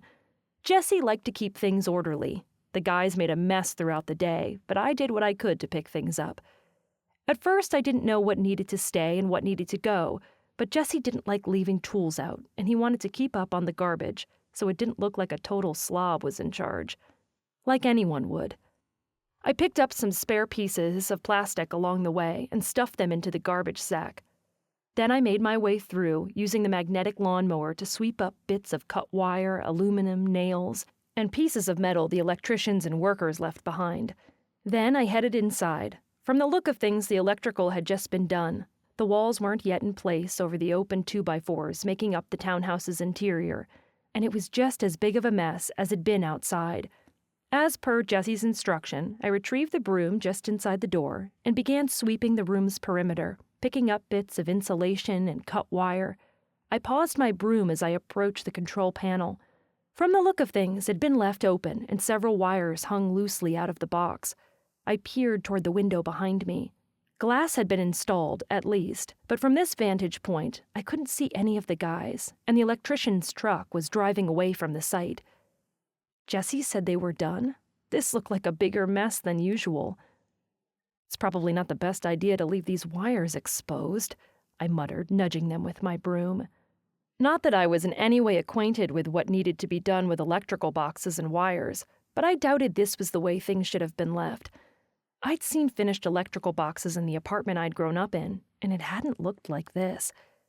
Then again, I should probably just leave them alone. Leave it to the experts and stick to sweeping. I nudged the wires with my broom when a sudden crackle of electricity sparked from the ends. A screech slipped out of my mouth. I startled, my heart racing. "Stop!" I shouted at the wires. "Stop!" I smacked him with my broom once more, which in hindsight was the worst thing I could have done at that moment. In my defense, I was trying to put them out, but the bristles on my broom only seemed to stoke things that much more. Another shrill cry escaped, this one closer to a scream.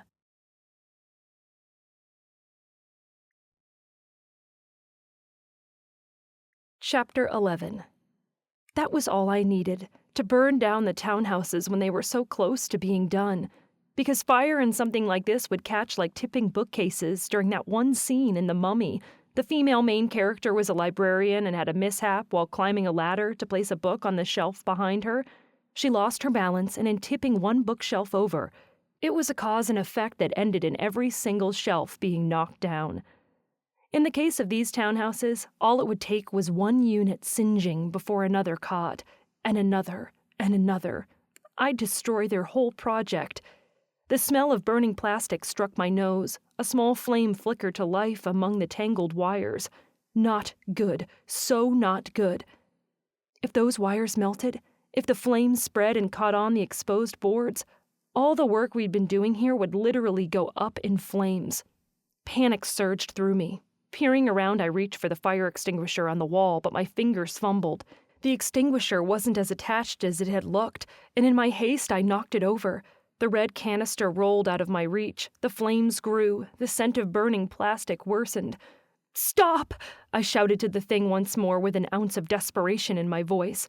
Flames growled in response, climbing up the 2x4s, taking to the wood like a kid to a new lollipop, and adding more heat to the already awful situation.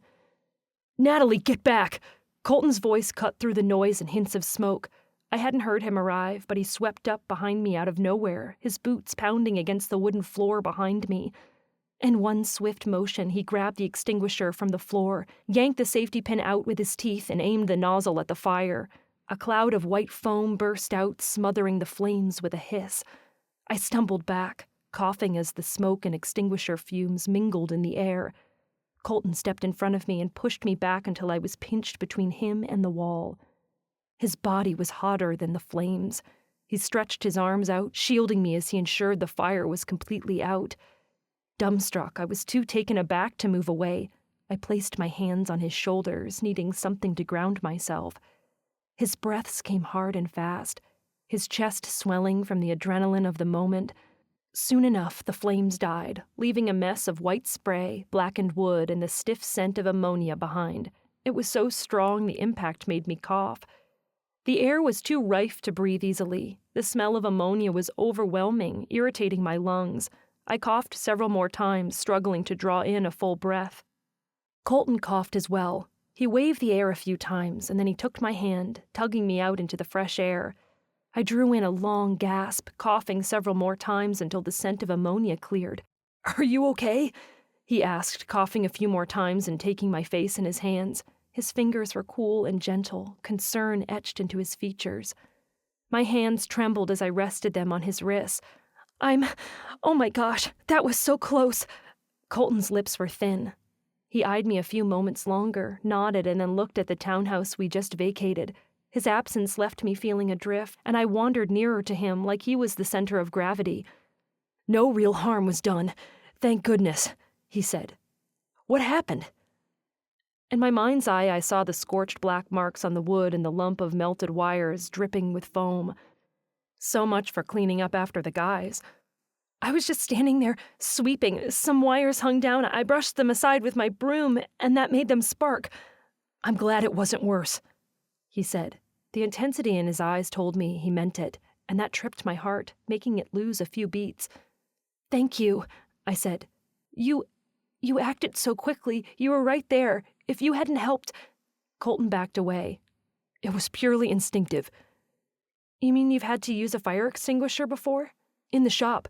I was fixing some equipment and something similar happened. Sparks flew, and it took me a while to figure out how to trigger the thing."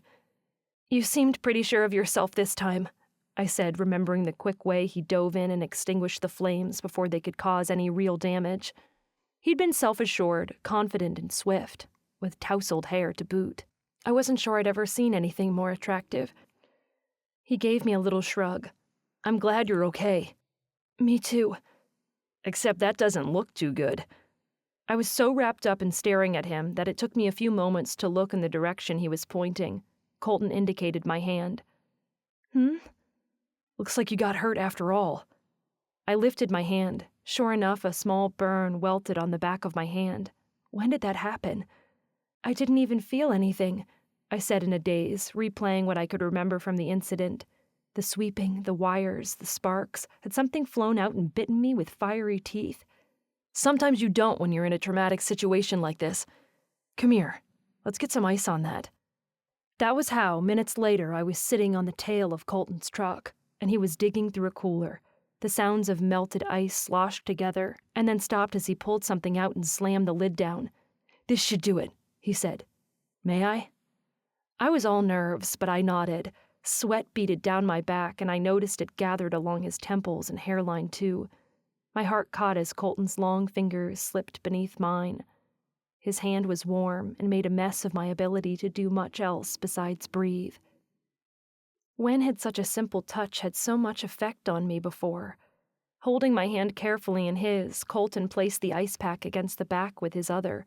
He stood near me, staring at our hands while beads of condensation dripped from the ice pack onto the open truck bed beside me.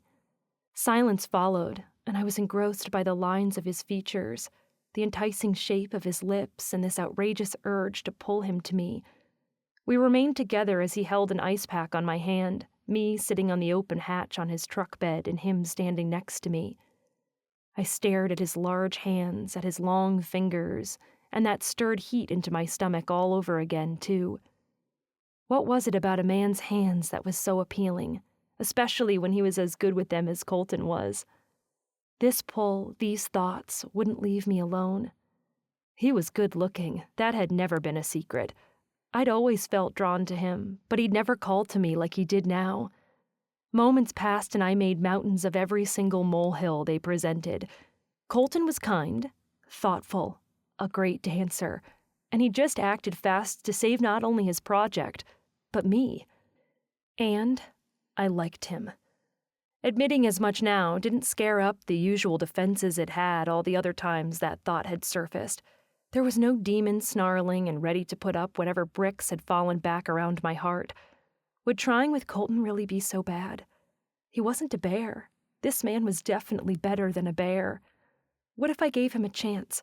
Ask me again, I said, the words coming out breathlessly as I clasped his hand. He stilled and lifted his gaze to mine. Ask you what? Anticipation rumbled like thunder in my chest.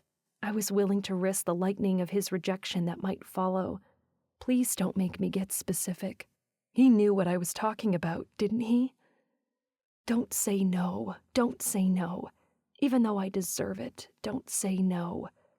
Seconds passed as recognition dawned in his eyes. That same trace of hurt that'd been there after I'd turned him down on the dance floor also returned, and he shook his head. I know when to admit defeat. He had a point. I hadn't exactly been my best self around him.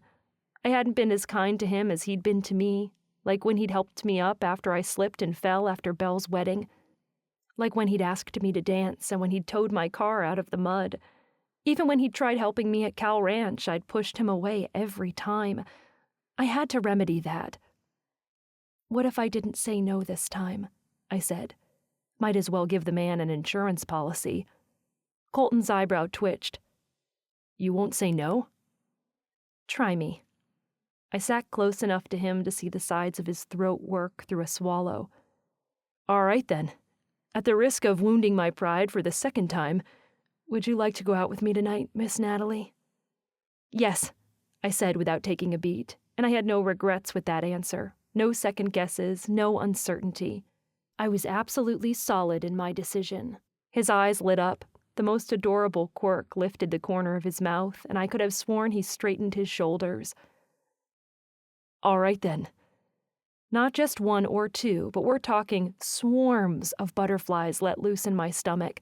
To make matters worse, he lifted himself to sit on the open truck bed beside me. Once he was done icing my hand, he tossed the ice into his cooler and closed its lid, and we sat there. Was he really as comfortable next to me as he looked?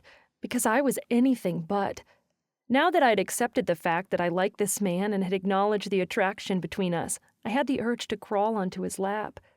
But I pulled on the reins, rearing this horse of thought from a gallop to a canter. What did you have in mind? I asked, needing details about this date. You see that house up there? Colton pointed up the road. I'd noticed it before, but I hadn't thought much of it since I rarely saw anyone go up there. The house was a large and beautiful red brick with a dark roof, an impressive garage, and a welcome porch. Since I'd started working on the site, Bryce and Colton occasionally went up to the house, but I never knew why. I assumed it was Colton's. Today is my mom's birthday, and I'd like you to come with me to her party. Whoa, hold up. You asked me on a date to go with your family? I do everything with my family, he said like this was no big deal. Don't you think that might be, I don't know, awkward? Would it? He asked. They all know you. You stayed to clean up after Belle's and Luke's wedding. I don't think it would be a problem. I squirmed inside. It might feel a little awkward, I said. Won't they all be watching us? They might make a comment or two, he said, his shoulder lifted and he tilted his head toward it. If you're not ready for that, we can go somewhere else, somewhere we can just talk. I'd like that, I said. But what's the deal with the house? Why had they built it so close to this site? It's my mom's birthday present, he said. I gaped at him. You guys built a house for her birthday? Yeah. He grinned, making my heart swan dive to my stomach. Bryce already owned the land, and there was plenty of space for the townhouses and a house for her, too. He wanted to keep it under wraps since Luke was still so mad at him after what happened between you guys. You know about that, too? I said, already knowing he did. He'd mentioned it after we danced. Bryce kissed my sister while I'd been on a date with him. Luke had been that angry about it? Bryce had apologized. Then again, I supposed I could understand. That night had affected me for a long time. He scraped a hand behind his neck. Yeah, sorry. What was he apologizing for? It occurred to me that Colton might know more about me than I realized, especially considering his comment about not breaking hearts. It's done, I said, wanting to put him at ease. It hurt a lot, but I need to let it go. Is that why you don't want to hang out with me? He asked. I didn't know what to say. How could I explain how damaged I felt inside where men were concerned? Apparently I was too quiet for too long. Colton kicked his legs a few times and then spoke. I'm not like Bryce, he said, resting his hand on the tailgate beside me. He's always been larger than life. He's always taken on the world and then some. I like my own quiet corner, my fields, my farm. I don't like to take more than my share, if you get my drift. He turned his face toward me, and the call of his glance was too strong to ignore. I turned my face too, looking right into the depth of his blue eyes. They resonated with openness, with truth. I would never use you like that, Natalie. I want to prove to you that you can trust me. The edges of my body buzzed. I folded my fingers around the end of his truck bed's hatch, gripping hard. Can you give me the chance to do that? He asked. It's not just Bryce, I told him, and even the mention of Jensen's wussy breakup sent my blood pressure into light speed.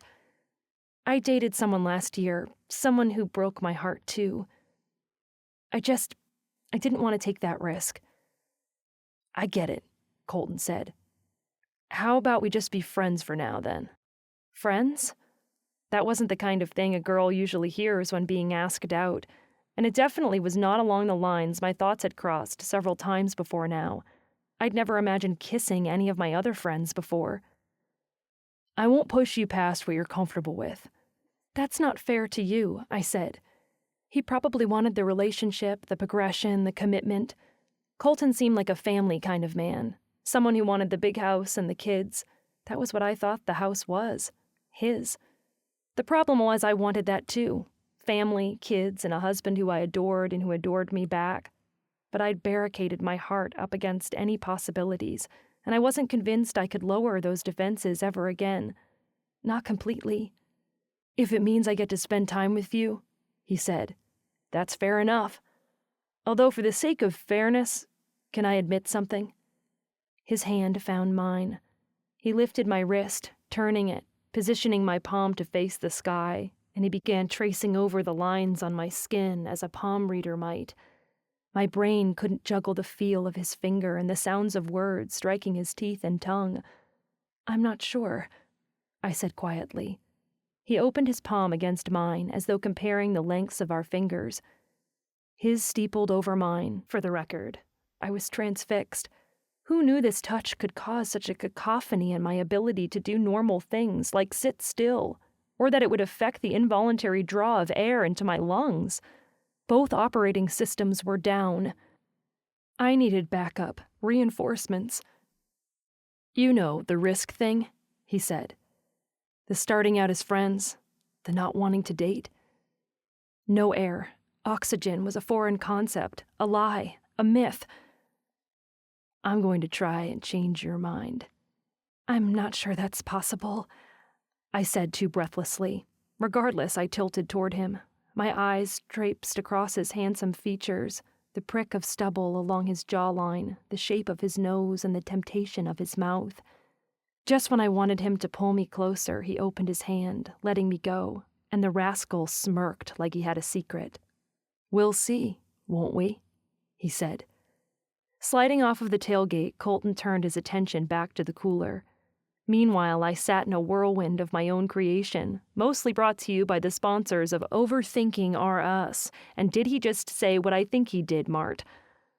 He was going to try and change my mind. I very much look forward to finding out how he planned to do that.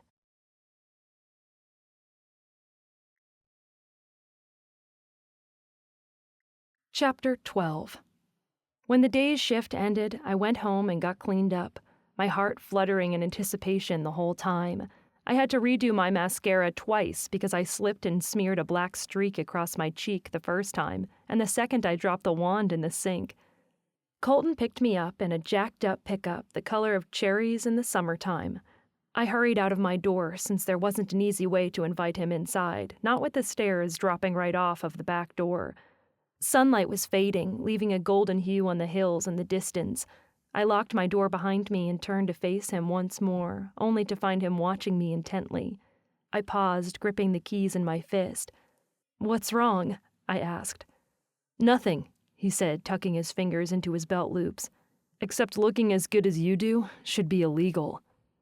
"Better than the mud look?" He tilted his head to one side and turned on his heel. "I don't know. I don't think anything compares to the sight of you all sticky with mud." "You definitely look better this way." I fell into step beside him around the drive into where he'd parked on the street. In place of the tank top from earlier, he wore a button-up short-sleeved shirt with jeans. His hair was wet and winked in his eyes, and the smell of woodsy body products wafted toward me with the evening's soft breeze, stirring that pesky thought train from earlier right back onto its track once more. The thoughts didn't go away during the entire drive to Main Street.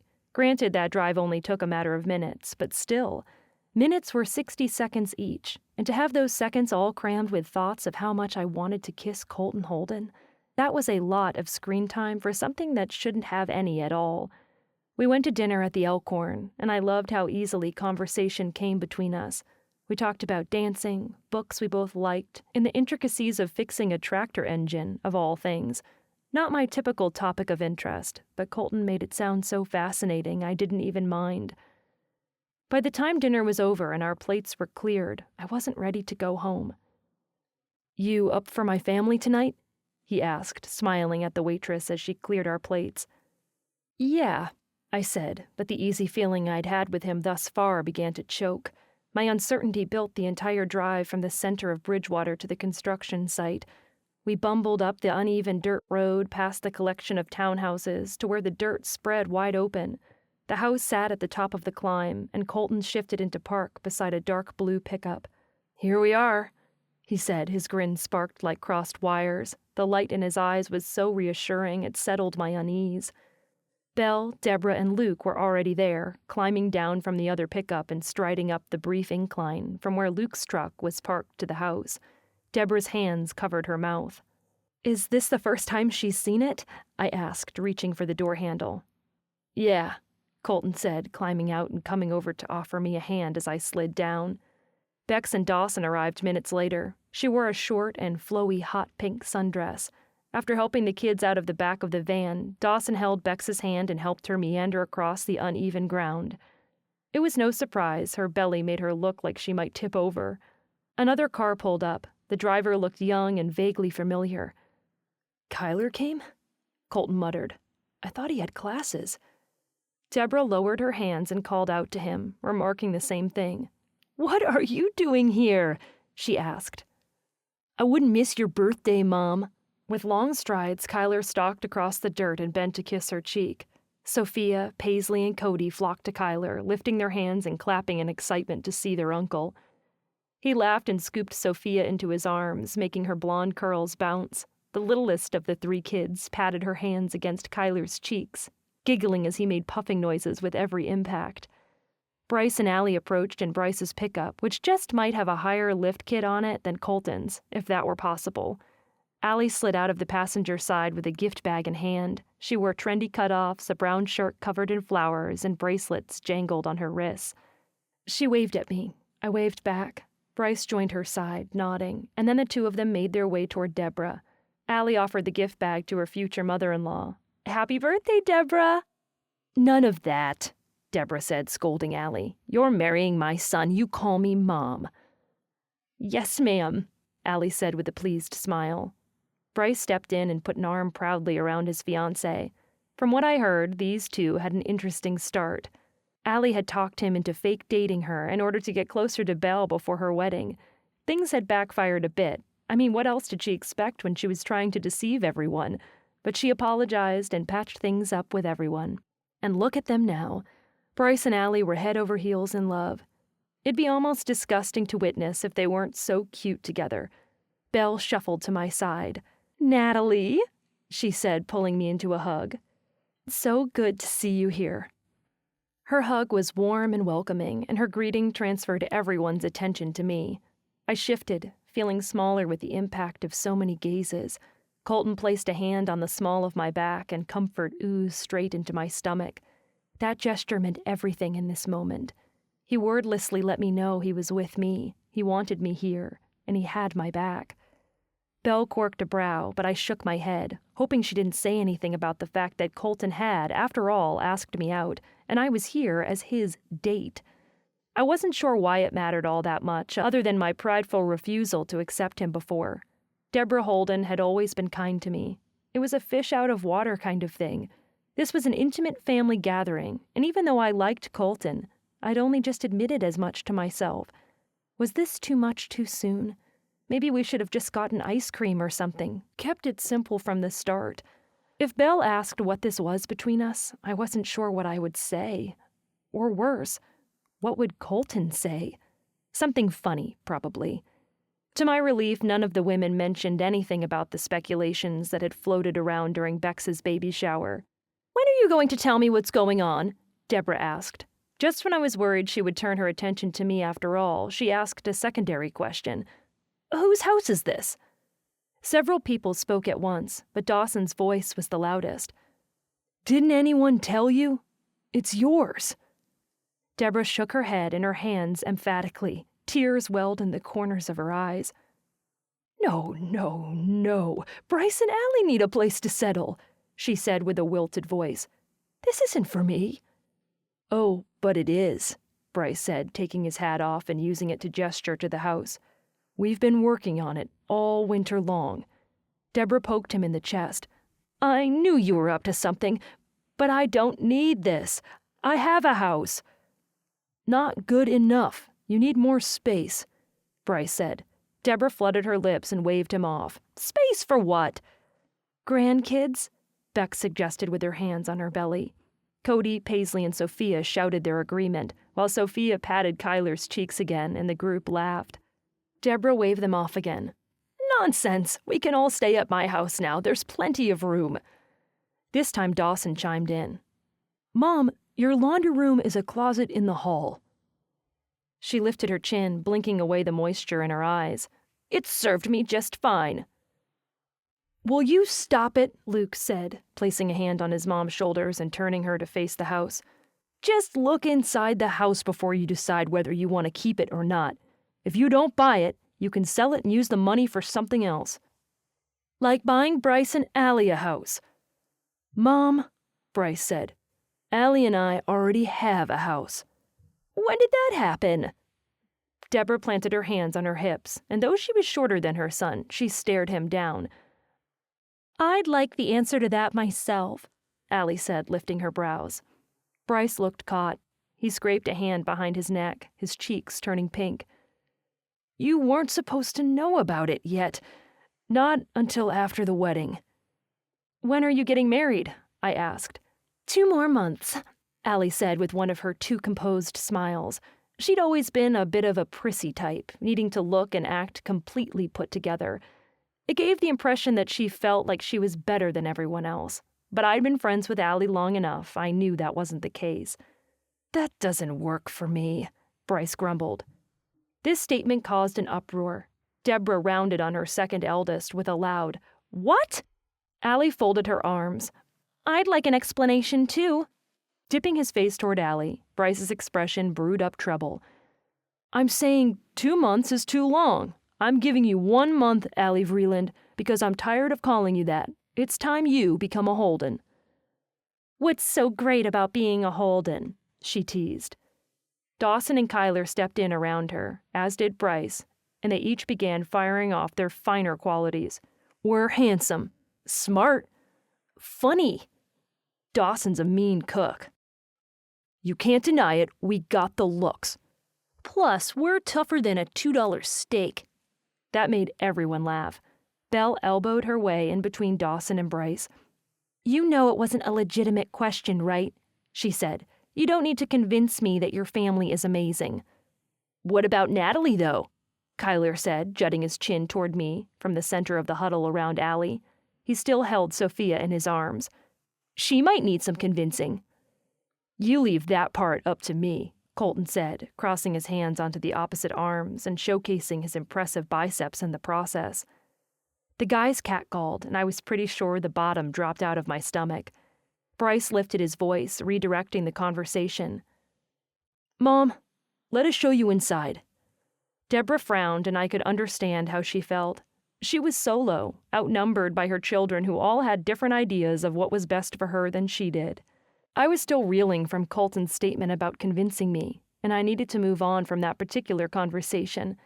Stepping away from him, I placed my hand on Deborah's shoulder. "I'm feeling a little out of place here myself," I said, keeping my tone conversational and a quiet kind of private. "But let's go in together, and you won't feel so alone." The mood around the Holdens softened. Deborah beamed at me and patted her hand against my cheek.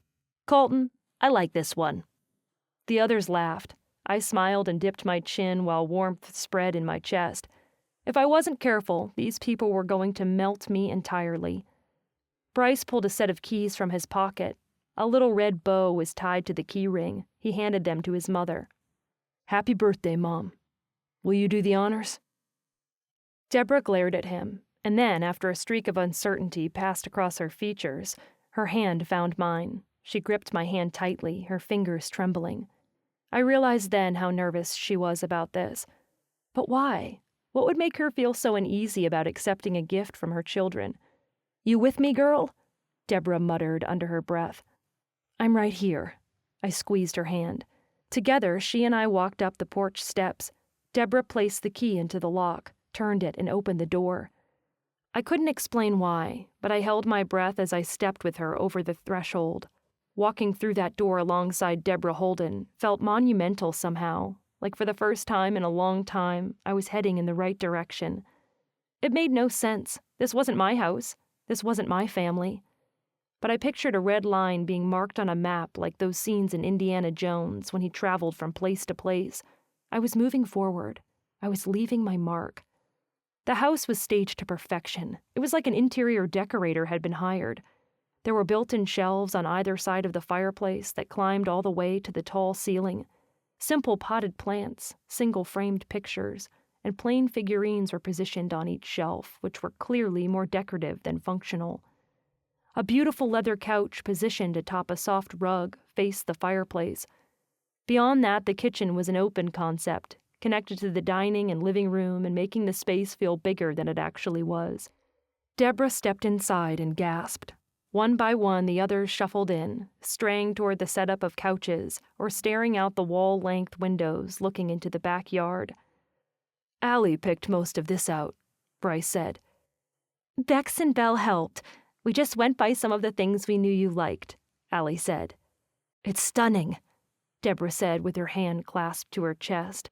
The Holdens walked her through room after room, admiring the living room and the bedrooms. I tagged along, my feet sinking into the plush carpet. The kitchen was decadent, with granite countertops and light-colored cabinets. Deborah trailed her fingers along the granite and stopped in her tracks. I thought it was maybe because of the view of the mountains outside her back window, but she pulled me closer to the dining table, gripping my hand in hers. Oh, this is my table. What is it doing in here?" And how did you even get it in here without me knowing?" "The pedicures may have been more than just a birthday gift," Belle muttered, grinning at Allie and Bex, who, I assumed, had been with them when they'd gotten these pedicures. I also assumed the petties had been a means of distraction so the guys could bring Deborah's table over. "We thought you'd like it," Dawson said. "We thought—" Deborah broke down then. Her hand tightened around mine, and the tears began to flow, trailing down her cheeks. Her sons gathered around her, a flock of masculine hotness and concern. I shuffled back, giving them space for their group hug. Colton broke away first, returning to my side while the other men hugged their mom. "What's wrong?" I asked. I wasn't sure what had made her so emotional. "Mom always loved her dining table," he said. "She always said, 'This is the center of the home,'" Deborah said, rubbing her hand on the table's surface. "Do you know how many meals you boys ate at this table? How many late-night conversations, celebrations, birthday parties, simple meals that got us together, if for nothing else than to just eat? And you brought this here. You don't like it?" Bex asked with her hands resting on her belly. More tears fell. Deborah wiped them away and looked at her daughter-in-law. "Are you kidding? This is my favorite part of this house, that you thought to bring my table here. I don't know what to say." "Say you'll keep it," Luke said. "Say you love us," Dawson said. "Say anything you want," Kyler said. This was such a tender moment, yet I didn't feel like I was imposing on something precious and private. There was something about being with the Holdens that always had this open, welcoming vibe to it. Luke and Bryce didn't seem to care that we had any kind of past. Their attention was on their mother, their wives, or soon-to-be wife in Bryce's case, and Colton put his arm around me and rubbed my arm, letting me know I was welcome with him too. It seemed as though everyone held their breath until Deborah smiled and threw up her hands. "If you insist," she said. "Thank you, my boys. This is the most thoughtful thing you could have ever done."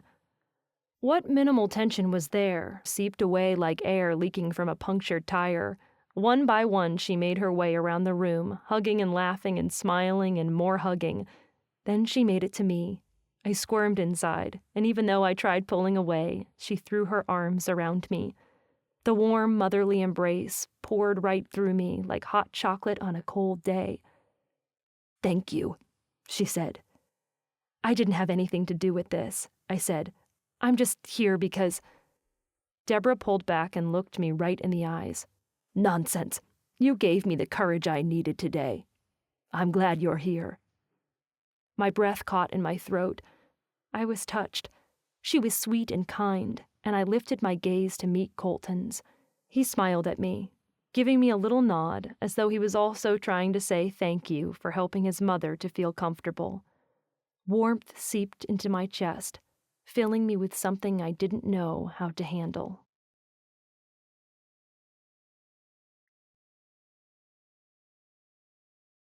Chapter 13. Once Deborah released me from her embrace, I felt like an imposter all over again. Everyone gathered, some sitting at the table, some at the bar stools. Dawson helped Bex get settled onto the couch. I strode from the room and out onto the back porch, wanting to let them have their private time with their mom. Cody, Sophia, and Paisley punched through the back door, dancing around the open space. I followed them, standing in the cool evening air, watching the children play. Grass had been laid out here, which surprised me since there wasn't any in the front yard yet. Aside from the lawn and the incline of the hillside, there wasn't much else out here. A feeling I couldn't name settled into my chest. I never had this. A yard to play in. My parents were loving. They cared about me. But my family never had the close-knit feel that the Holdens had. I wanted this, and I wasn't sure I'd find it in Bridgewater. Not when it felt like my life was waiting for me out there, somewhere beyond the line of the mountains and the stretch of the blue clouds in the darkening sky. A cricket chirped and Bex's kids laughed and toppled onto the grass, kicking out their arms and legs as though they were building snow angels. The door opened behind me, and Dawson stood on the porch, raising his voice. He called his stepchildren inside. "They just laid that sod," he called. "You can't be on it yet." Well, that was a big whoops. To their credit, all 3 of those kids listened to their stepdad and came running. "Sorry, Dawson," Cody said, bending to pick Sophia up from behind and carrying her up the porch. The 2-year-old didn't like this much. She squealed and clawed at her big brother's hands around her middle. "Ouch! Stop it, Soph!" "Just let her walk, dude," Dawson chided. "She can do it herself." Finally succeeding at prying herself free, Sophia toppled on her hands and knees onto the porch. Laughing, she pushed herself up. Then Paisley stepped in and took Sophia's hand. "I've got you," she said, and before long the 3 of them followed their stepdad back inside. Dawson waved to me as he went, and I waved back, seizing inside as Colton took their place and joined me on the porch's top step. "What are you doing out here?" he asked, propping his arms on the wooden railing and staring out at the sod. I tucked my hair behind my ears, not sure how to put feelings to words. I didn't want him to feel bad for bringing me tonight. These listless feelings were nothing new, and they certainly weren't his fault. "I just needed some air," I said. "Got plenty of that out here," he said, drawing in a long, slow breath through his nose. "Everyone is heading into Burley for some ice cream. You want to go?" "Ice cream sounds great." But I was so conflicted. My defenses toward him were lowering, that was true, but that only posed an entirely new problem. Getting close to him didn't fit into my recently hatched plan to leave town. What could I say? I told him I wouldn't reject him again. But really, what was I doing here? I had to be upfront about my feelings. "But I don't want to get your hopes up unfairly," I said. Colton winced. "Way to let a guy down easy. It's just ice cream." "No, that's not—" He moved closer, cinching all of my nerve endings like the drawstrings of a bag. With his hands in his pockets, he nudged my shoulder. "I'm a likable guy. You might find that out if you'd give me a chance." That came out wrong. You are very likable. A little too likable. "Then what's the problem?" I looked down at my shoes. "I'm leaving." I'd lived in Bridgewater my whole life. Maybe that's what I needed, to experience something new. New job, new residence, new town, maybe halfway across the country. I heard Arkansas was nice this time of year, or Florida, or anywhere but here. "You're leaving? Just when I'm getting to know you?" "I need to," I told him, staring at the sunset, not at him. I couldn't look at him. "Why?" I shook my head and stared at my feet on the newly stained boards of his mom's porch.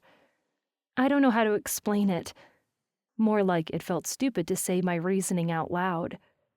He took off his 10-gallon hat and set it on the corner post beside him. Then he rested against the beam like he was settling in for a good long story. "Try me." "But, ice cream, your family." I pointed to the back window where the Holden clan was visible, sitting and talking.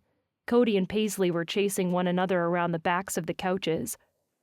"We'll be fine without me. We gave Mom her gift. That's all that matters. I got nothing but time, Natalie. And ears." "Time and ears?" I snorted. He pointed to the designated specimens on the sides of his head. "Yep, 2 of them. I half expected him to start wiggling them. All the better to hear you with, my dear. And I'm pretty good at using them, if I say so myself." His expression was so heartfelt, I couldn't help smiling. "So you're the big bad wolf now?" "Never said I was good." He winked. "You said you were a good listener." He caught himself. "Why don't you try me on for size, and we'll see how things work out." Folding his arms, he moved in, frying any capacity for concentration I had left.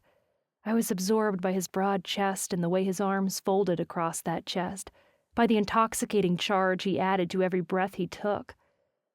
His voice dropped to a level meant for riddles and unruly admissions. "I'm pretty good at a lot of things," he said, capturing me with his gaze. He was the tide, and I was a boat with no steering, and there was a leak and no life vest, and water seeped in the longer I lost myself in his blue eyes.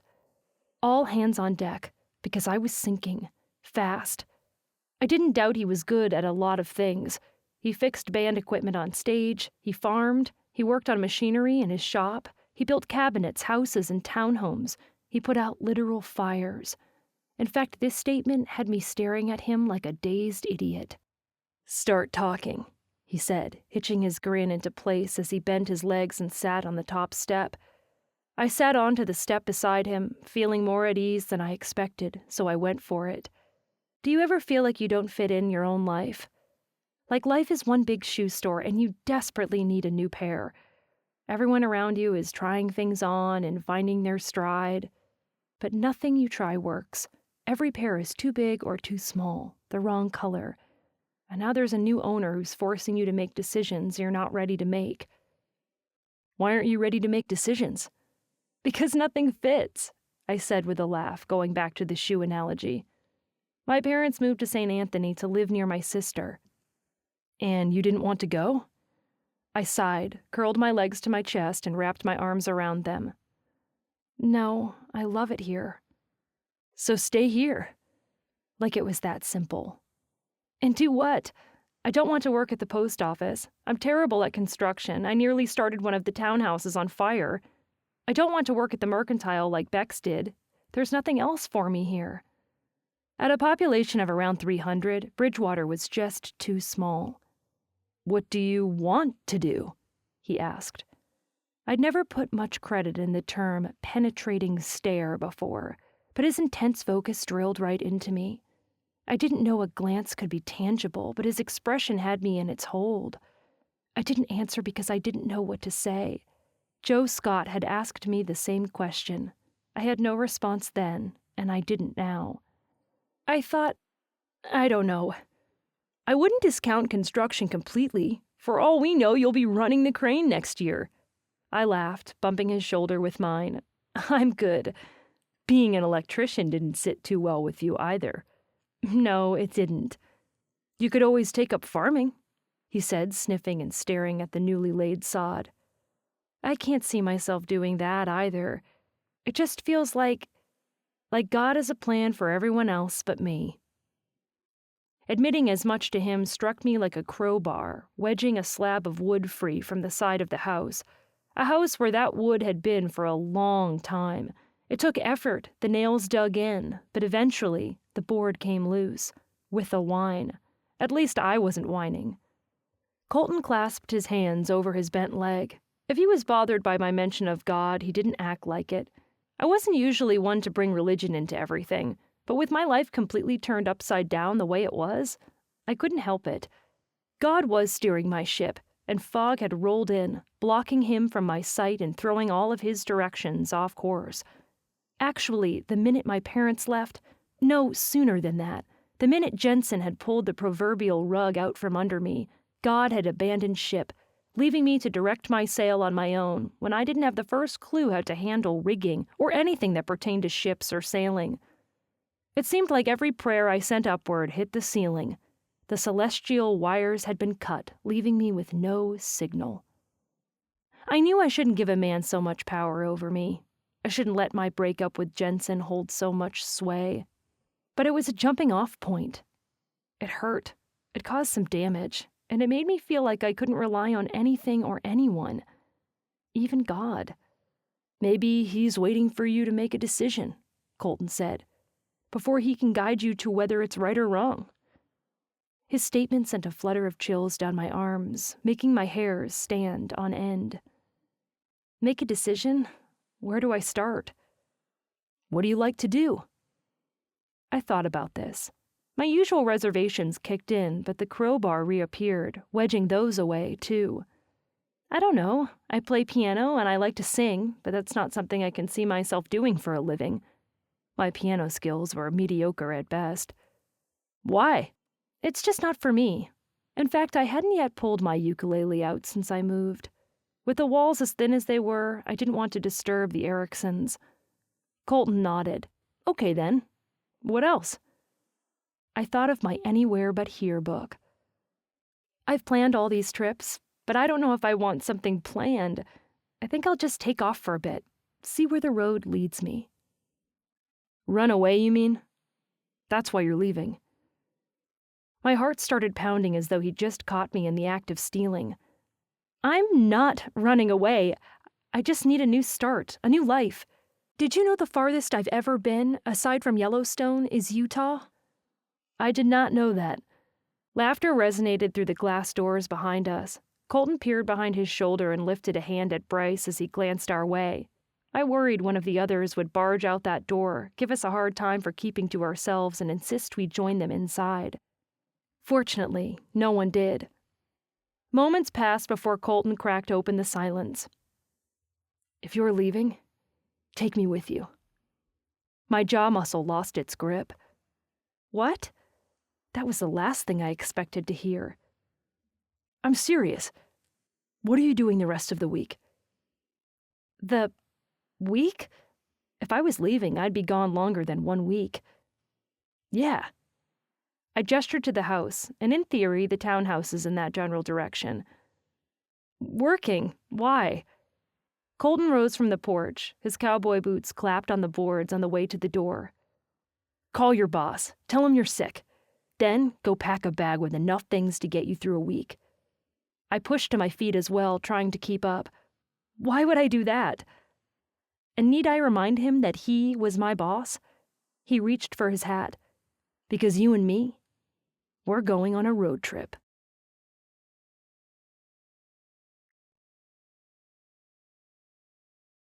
Chapter 14. Agog wasn't generally a word I made use of on a day-to-day basis, but it was all I could think of to describe my surprise. I was agog. Could I really take the week off? Could I really leave, just like that? And what about funds? I supposed I had enough in savings and had planned on putting some road behind me, but still. I can't just go on a road trip with you, I said. Why not? A noise escaped my throat. The green demon in my chest went berserk, kicking bricks in every direction.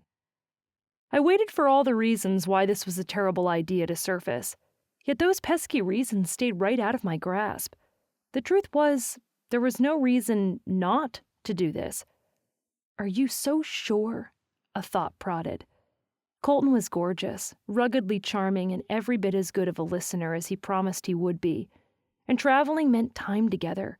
Rumors in a small town like Bridgewater would fly like seagulls over a crop in their search for mice.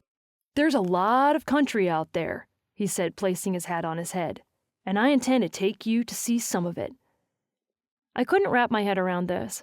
I stared out at the fields visible beyond the backyard. A tractor in the distance rumbled down a row of potatoes, which then got to me. Tractors. Colton farmed. Though I had little experience with the profession, I was sure that was something he needed to tend to on the daily. How could he just leave that behind? But you just said you need to thin your crops. What about your farms? He waved this off.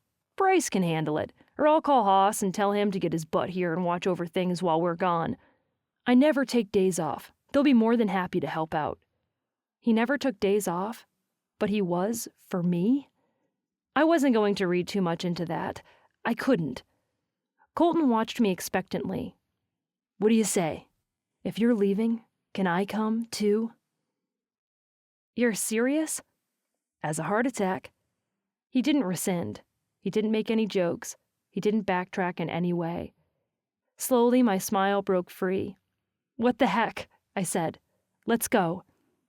Colton grinned and reached for my hand. His touch seared straight up my arm, a fact I did my best to hide. Let's go. We stared at each other while the sudden euphoria swarmed between us. After going back inside, we said our goodbyes to the rest of the Holdens. Belle, Bex, Allie, and Deborah all hugged me. Deborah held on a little longer than the others. Don't be a stranger, she said. You know where I live now. Smiling, I assured her that I would keep in touch, and then Colton walked me out the front door. Oh, wow, I said on a breath, stopping and staring before we reached his truck. This house had an impeccable view. The sky had turned a mesmerizing shade of orange, as though the clouds had caught on fire.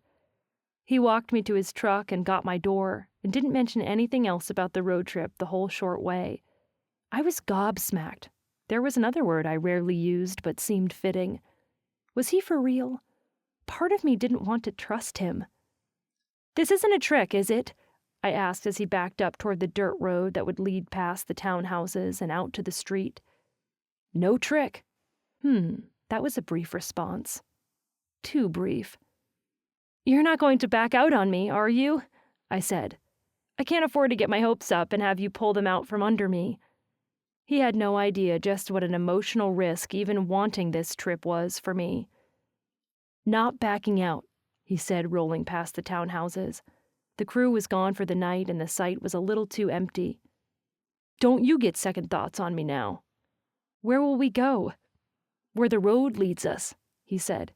Isn't that what you wanted? Speaking of roads, the rest of the way bumped up and down until we made it to the paved main road. Every bump only amplified the game of whack-a-mole taking place inside of me.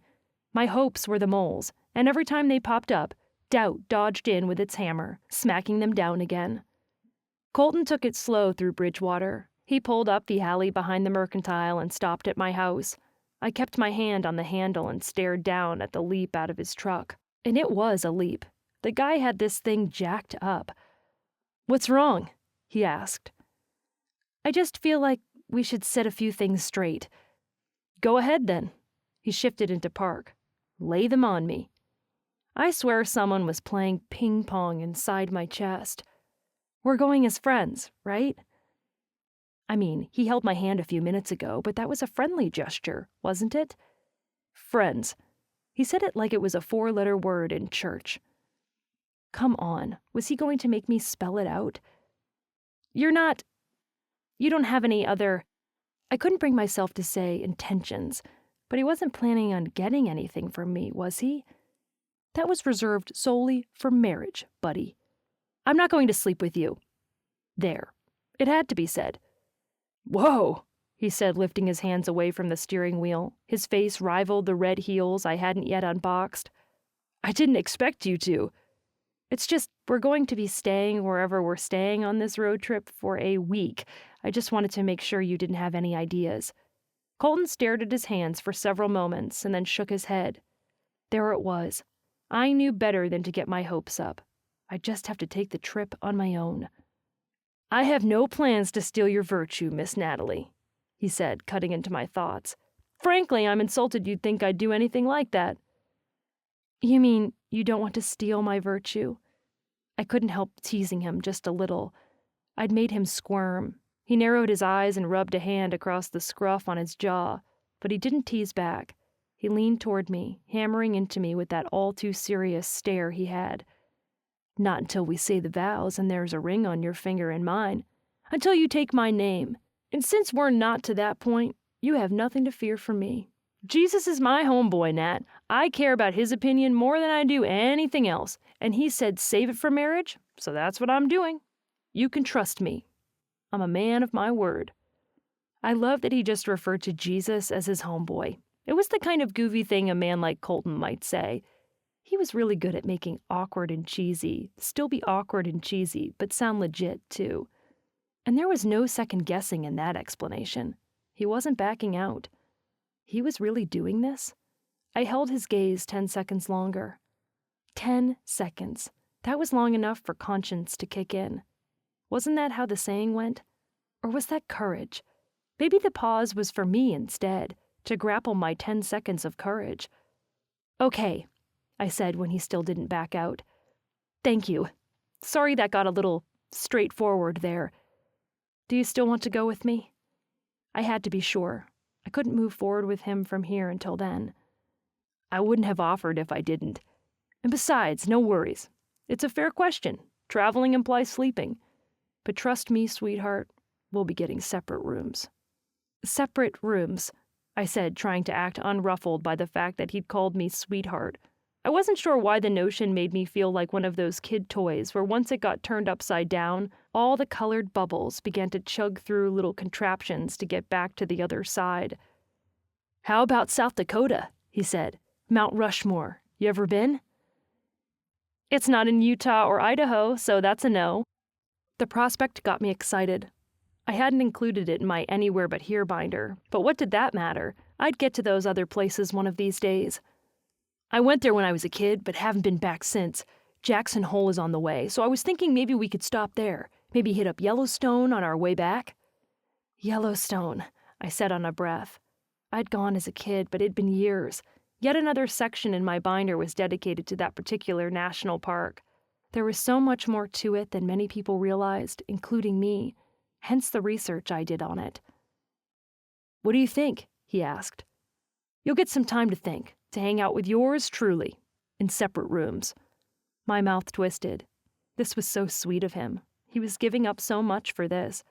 And really that made no sense. I'd rejected him multiple times, kept him as far from me as I could. This was only our first date. What could he be thinking jumping into this with me? Just like that. "Why are you doing this?" I asked. "I've just been itching for a road trip, that's all." His eyes twinkled. That look sent off the horde of butterflies in my stomach all over again. How could that look and those words pack such a punch? "You in?" he asked. Did that mean he doubted me? A sense of impulsive adventure I'd never experienced before swept over me like wind through a superhero's cape. I'd never done anything like this before. "I'm in," I said, feeling the words clear to my toes. His grin flared. "Good. I'll get a few things settled, and we'll leave in the morning." The morning? The morning? I checked myself, pressing my hands to my stomach and drawing in slow, deliberate breaths. Keep it together. Stay cool. Do not act like a spaz. "Sounds good. Colton?" "Yeah?" "Thanks." He tipped his hat toward me. More excited than I thought, I made the leap from his truck, and then as Colton drove away, I dashed toward the Ericksons' basement door, only to pause. I hadn't heard how Harold was doing. Taking a quick detour, I swept around to her front door and knocked. Minutes passed, and then more minutes. Just when I was getting ready to abandon the effort, a voice called to me from across the street. "Natalie!" I turned and found Steve crossing the street toward me. He wore a long-sleeve button-up shirt and tie, making me wonder if he'd just gotten off work. Then again, he was retired. Maybe that was how he always dressed. "Hey," I said. "Are they home? Do you know? Is Harold okay?" Steve's wife, Millie, stepped outside with a grandbaby on her hip. She smiled at me. "They're with one of their kids in Twin Falls," Millie said. "Their daughter called earlier. He's doing okay," Steve added. "They're just keeping a close eye on him for now, which is why they went to their daughter so Dorothy could get some help." "That's good," I said. "They've been together a long time," Steve added. "It was a good thing you came to get me when you did. If you'd waited any longer, I'm not sure they'd be having such a good turnaround right now." My nails dug into my palms. "He was that bad off?" Steve looked at his wife and then back at me again. "He would have been, if you hadn't been there and acted so quickly. You have a good night now." "You too," I said, watching him as he put his arm around Millie and led her into their little yellow bungalow. But I wasn't able to move for several moments. The notion that anything I did made that much of a difference was hard to grasp. At that moment, my phone buzzed. Belle Holden's name was on the other line. I swiped to answer, turning to head back around the Ericksons' house into their basement. "Hey, Belle," I said, bracing myself. I knew the Holdens were close, but would Colton really have called them all to tell them what he and I were up to?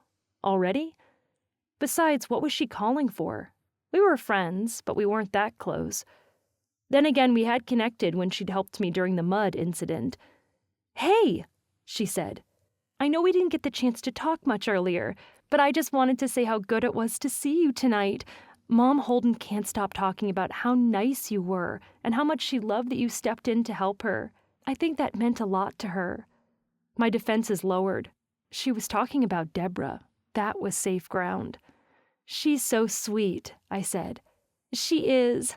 She also loved that you were there with Colton." Belle's tone took a little dip into hinting territory. She was hinting, implying that she thought there was something going on between us.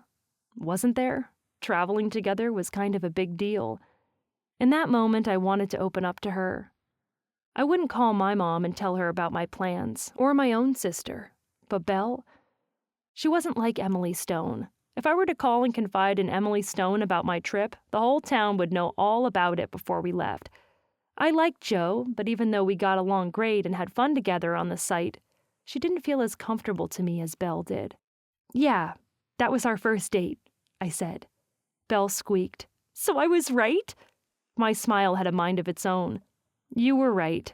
He asked me out. More squealing. Luke, I was right." I couldn't help spreading my smile. Roving through my bedroom, I began collecting shirts, pants, and socks, all the things I thought I'd need for our trip. And then I turned to the closet, only to stop. Shoot, no suitcase. Mom and Dad took all of those. "On that note," I said, cutting into her noise, "I wonder if I can ask a favor." "Anything," she said. "As long as you fill me in. How's it going?" I sank onto the bed, cupping the phone between my shoulder and my ear. How was it going? He made me smile. He made me laugh. Every one of his glances made me feel like sap oozing down the side of a tree. "Good, I think. In fact, I'm glad you called because I need a suitcase." Once she was done squealing, I filled her in. Of course, she agreed to let me borrow one. As I made my way out to her farmhouse to retrieve it, I hoped I wasn't dashing off straight into regret.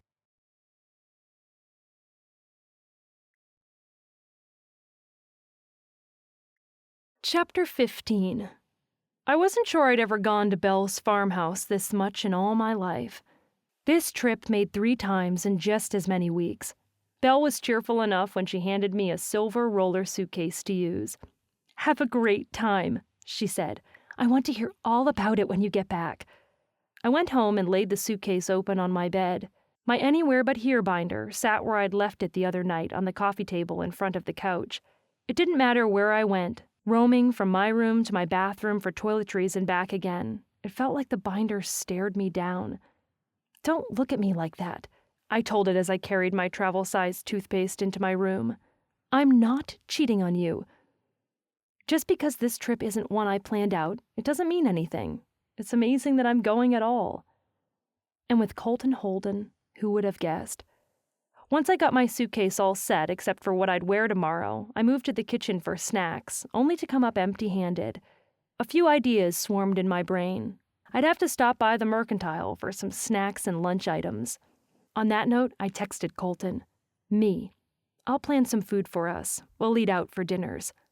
Colton. "The hotels will have breakfast. I got everything booked."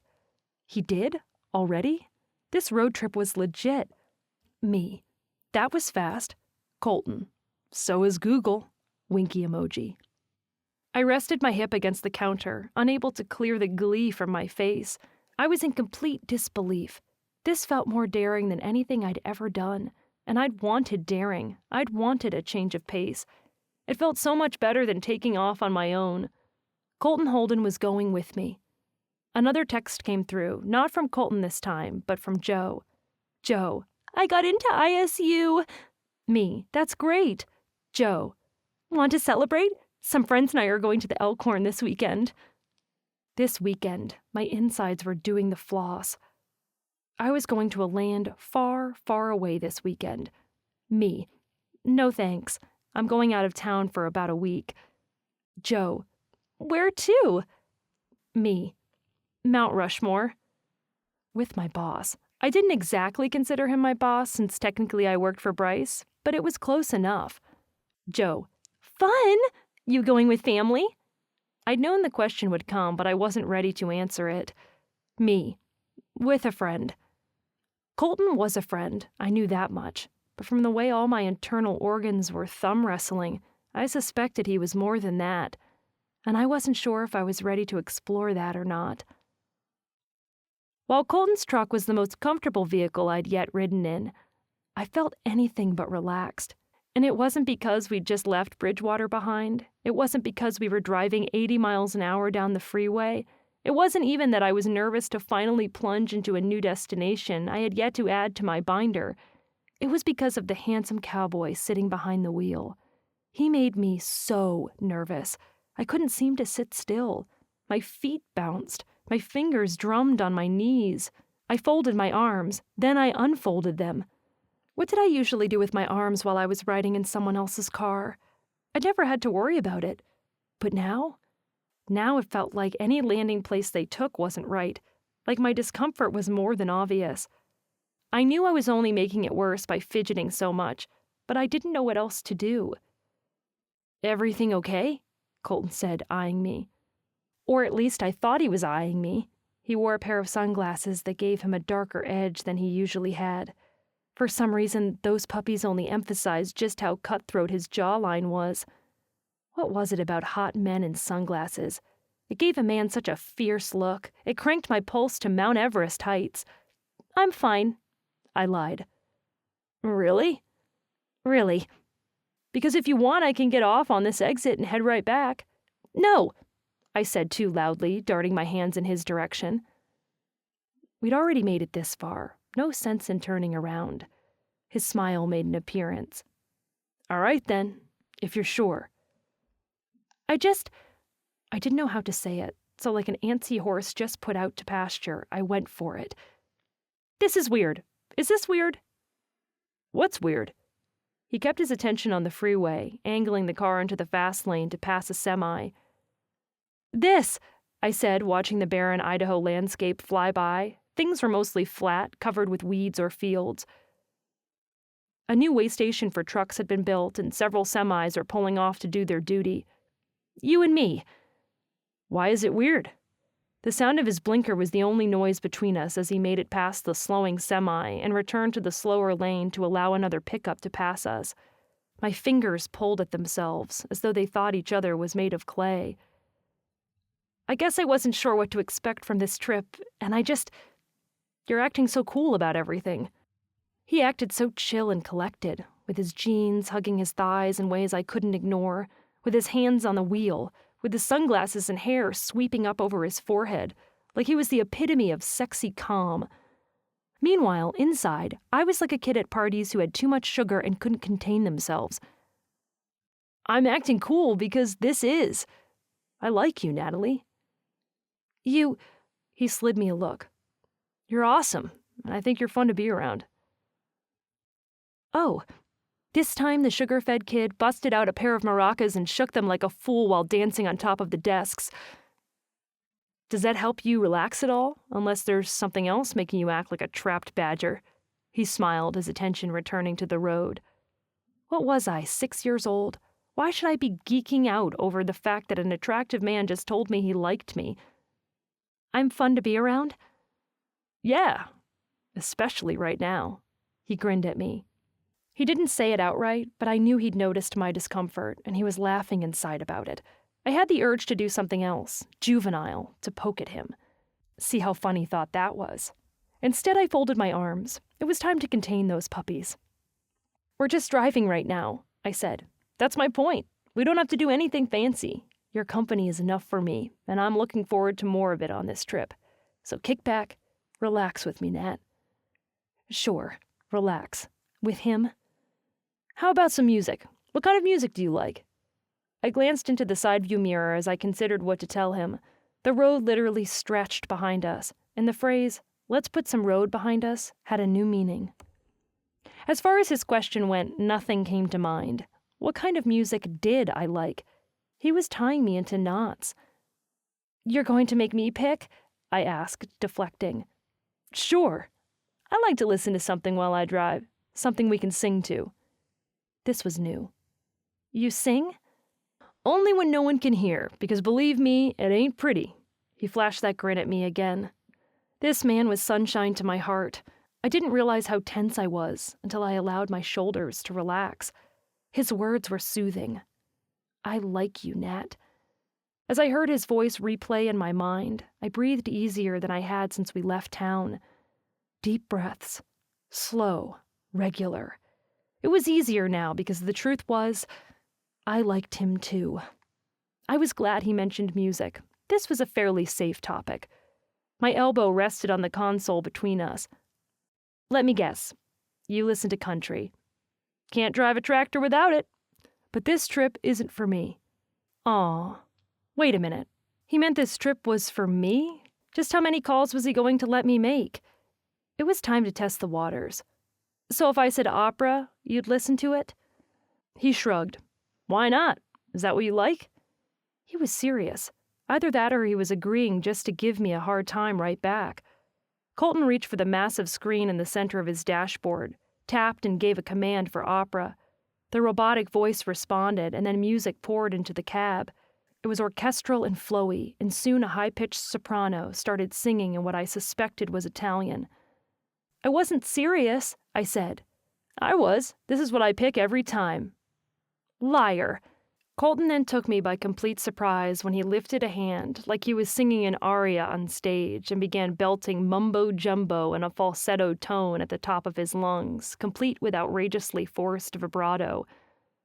"You did not just do that," I said, laughing so hard it hurt my stomach. Smirking at me, he tapped the radio and turned it to a country station instead. The strains of a fiddle, guitar, and soft drums pattered through, and he lowered the volume to a more reasonable level. "That was just for you, baby," he said. "I got plenty more where that came from." Still laughing, I punched his arm and basked in the simplicity just being with him provided. More of the tension in my torso slipped away. He was easy to be around. So easy. Yeah, I like that about him too. "Your turn. Let's hear what you got," he said, following the line of the freeway as it turned and crossed over a bridge.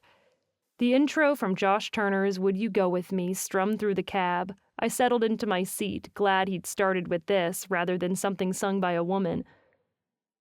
"Only if you sing with me."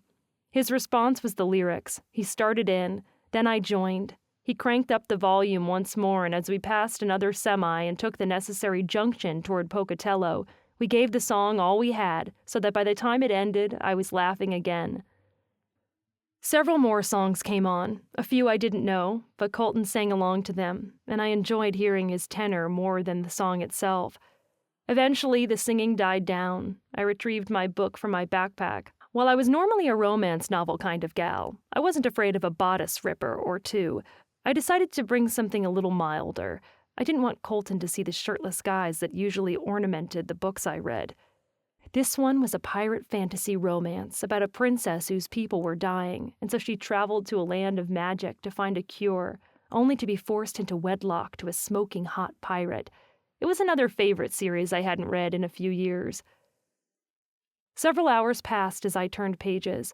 We talked about other things like Colton's childhood with 4 brothers, like his interest in photography. When we pulled over at the rest stop, he brought up a few of the pictures he'd taken recently. My favorite was the rustic scene of a sunset with the white windmills dotting the fields near Bridgewater in the background. The sky blazed with bright traces of blazing orange, and the fence off to the side had the perfect rustic look. "That's beautiful," I told him. "I took that from my backyard." "You're kidding," I said, handing his phone back. "Not kidding. We get the most beautiful sunsets, and sometimes while I'm out in the field, I keep my camera on hand so I can pull over and capture the magic. You never know when it's going to appear." Once we finished, we were back on the road again. Soon enough, I lowered my book and stared out the window, watching the sign for Wyoming pass us by. The surrounding landscape flattened and grew more sagebrush. The flowers offered traces of purple, bursting over the countryside, and had its own rural beauty. I dug into my pack of trail mix, eating a fistful of peanuts and dried fruit, and offered some to Colton as well. He took some, thanking me.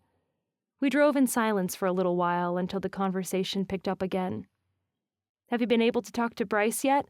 I asked, propping my stocking feet up on the dash. "About what?" Colton said, reaching for his water and taking a sip to wash down the trail mix. "You mentioned something after the mud incident. You wanted Luke's advice on talking to Bryce about buying him out of his share of the farm. Have you convinced him?" Colton grimaced. "I haven't had the chance to mention it to him yet." "How come?" "He's busy with the wedding," Colton said, but from the sound of his voice I suspected there was something else to it. From how things went when my sisters had gotten married, and even when Isaac and Jen married, the women did most of the planning. Bryce had already bought him and Allie a new house, for crying out loud. I doubted he was that busy. Was there another reason Colton didn't want to talk to him about this? Our conversation shifted into something else, only to die off again. I fell asleep for an hour or so, and when I woke, Colton was slowing, curving around the bend and heading into a small town. We passed a sign announcing that we'd arrived at Jackson Hole. "We made it?" I said, rubbing sleep out of my eyes. "Already?" "Here's our first stop," Colton said, turning past a few quaint-looking shops and one with large antlers on its sign. "I got us a hotel, but I thought you might want to have a look around first. We could grab some dinner. How does that sound?" "That sounds amazing," I said, and my stomach rolled over in its sleep-in response. This was the perfect tourist town. After seeing a handful of establishments, we passed by several more ranches whose fields spread far and wide, spanning green and reaching to the hills beyond. Soon enough, we made our way into the heart of the town. There were small shops everywhere. It seemed as though every parking space in front of them was filled. In the center of the shops and the wooden boardwalk serving as a walking path was what looked like a large park. "Whoa," I said, because standing at all four entrances to that park, on every corner, were massively thick arches made up entirely of antlers. The arch was iconic. I'd seen it from pictures before, but had no idea each was this large in person. After circling for several minutes, Colton found a parking spot and we got out. I stretched my legs and back, grateful for the chance to stand up. Our last rest stop had been a few hours ago. "Check it out," he said, pointing to the arch nearest to us. "How many antlers do you think are in there?" I asked, staring at just how thick the antlers were assembled. "Maybe 1,000, Colton said. "We could look it up." "Yeah," I said, tipping my head back to take it in. Colton stepped back in time to catch a passing couple. "Excuse me?" he said, handing them his phone. "Can you get our picture?" My stomach went rock hard. Before I knew what was happening, Colton lugged me beneath the arch and slipped his arm around my waist, shooting my heart into my throat.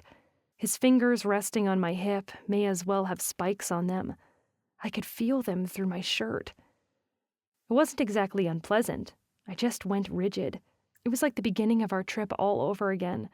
I didn't know how to hold myself. I didn't know how to function properly with this man's arm around me. He was so strong. He took action and he smelled so good, woodsy and adventurous. "What are you doing?" I asked. "We need to document." He waved my attention toward the couple standing 10 feet away and pointing his phone at us. "I didn't know you were a documenting kind of guy." Colton held out a hand to them and turned to me. "This is a pivotal moment for you. Someday you might want something to look back on." If it included him, I wasn't sure I needed a picture to remember this moment. The way he looked at me right now branded itself into my eyelids. I was fairly certain I'd remember the gleam in those blue eyes for the rest of my life.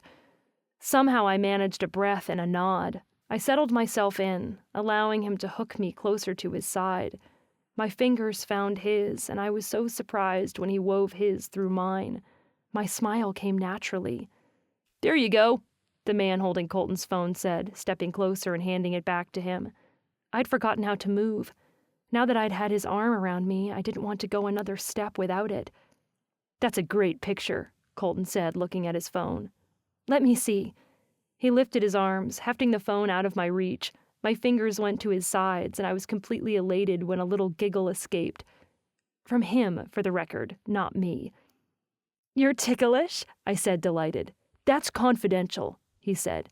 But my fingers had a mind of their own. I poked him again, another laugh, and he squirmed. Was there anything more endearing than a man who was ticklish? "Are you going to show me yet?" "Fine, I give, obstinate woman." "I'll ignore your use of that word for now," I said, taking the phone and looking at the picture.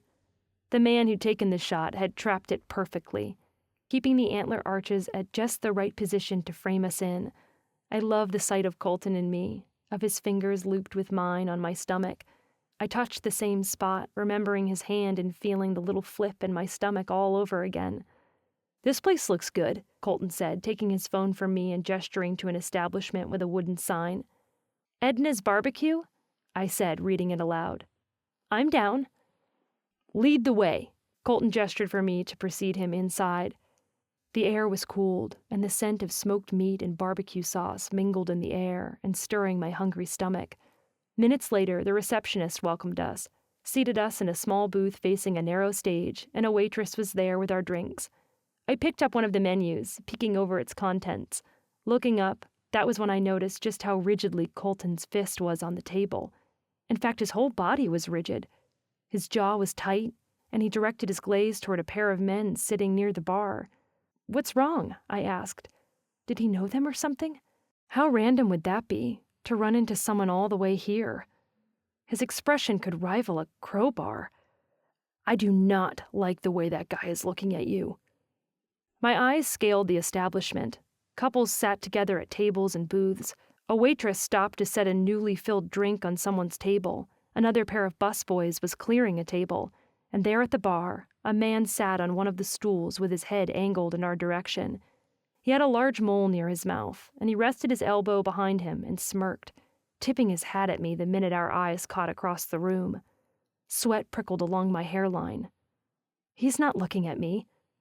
My lie was obvious, even to me. He's done nothing but stare at you since we walked in. Not possible. And even if he was, so what? Was Colton jealous? Why did the idea of that make my stomach do a little dance? "You're imagining things." I passed him the menu. Colton took it, but instead of perusing it and moving on with his night, he left his seat. "What are you—" Before I knew it, he slid in next to me. The action itself was enough to tap the button that would detonate 1,000 bombs beneath my skin. But he went in and made things worse by slipping his hand around my shoulders. A nuclear bomb went off in my chest.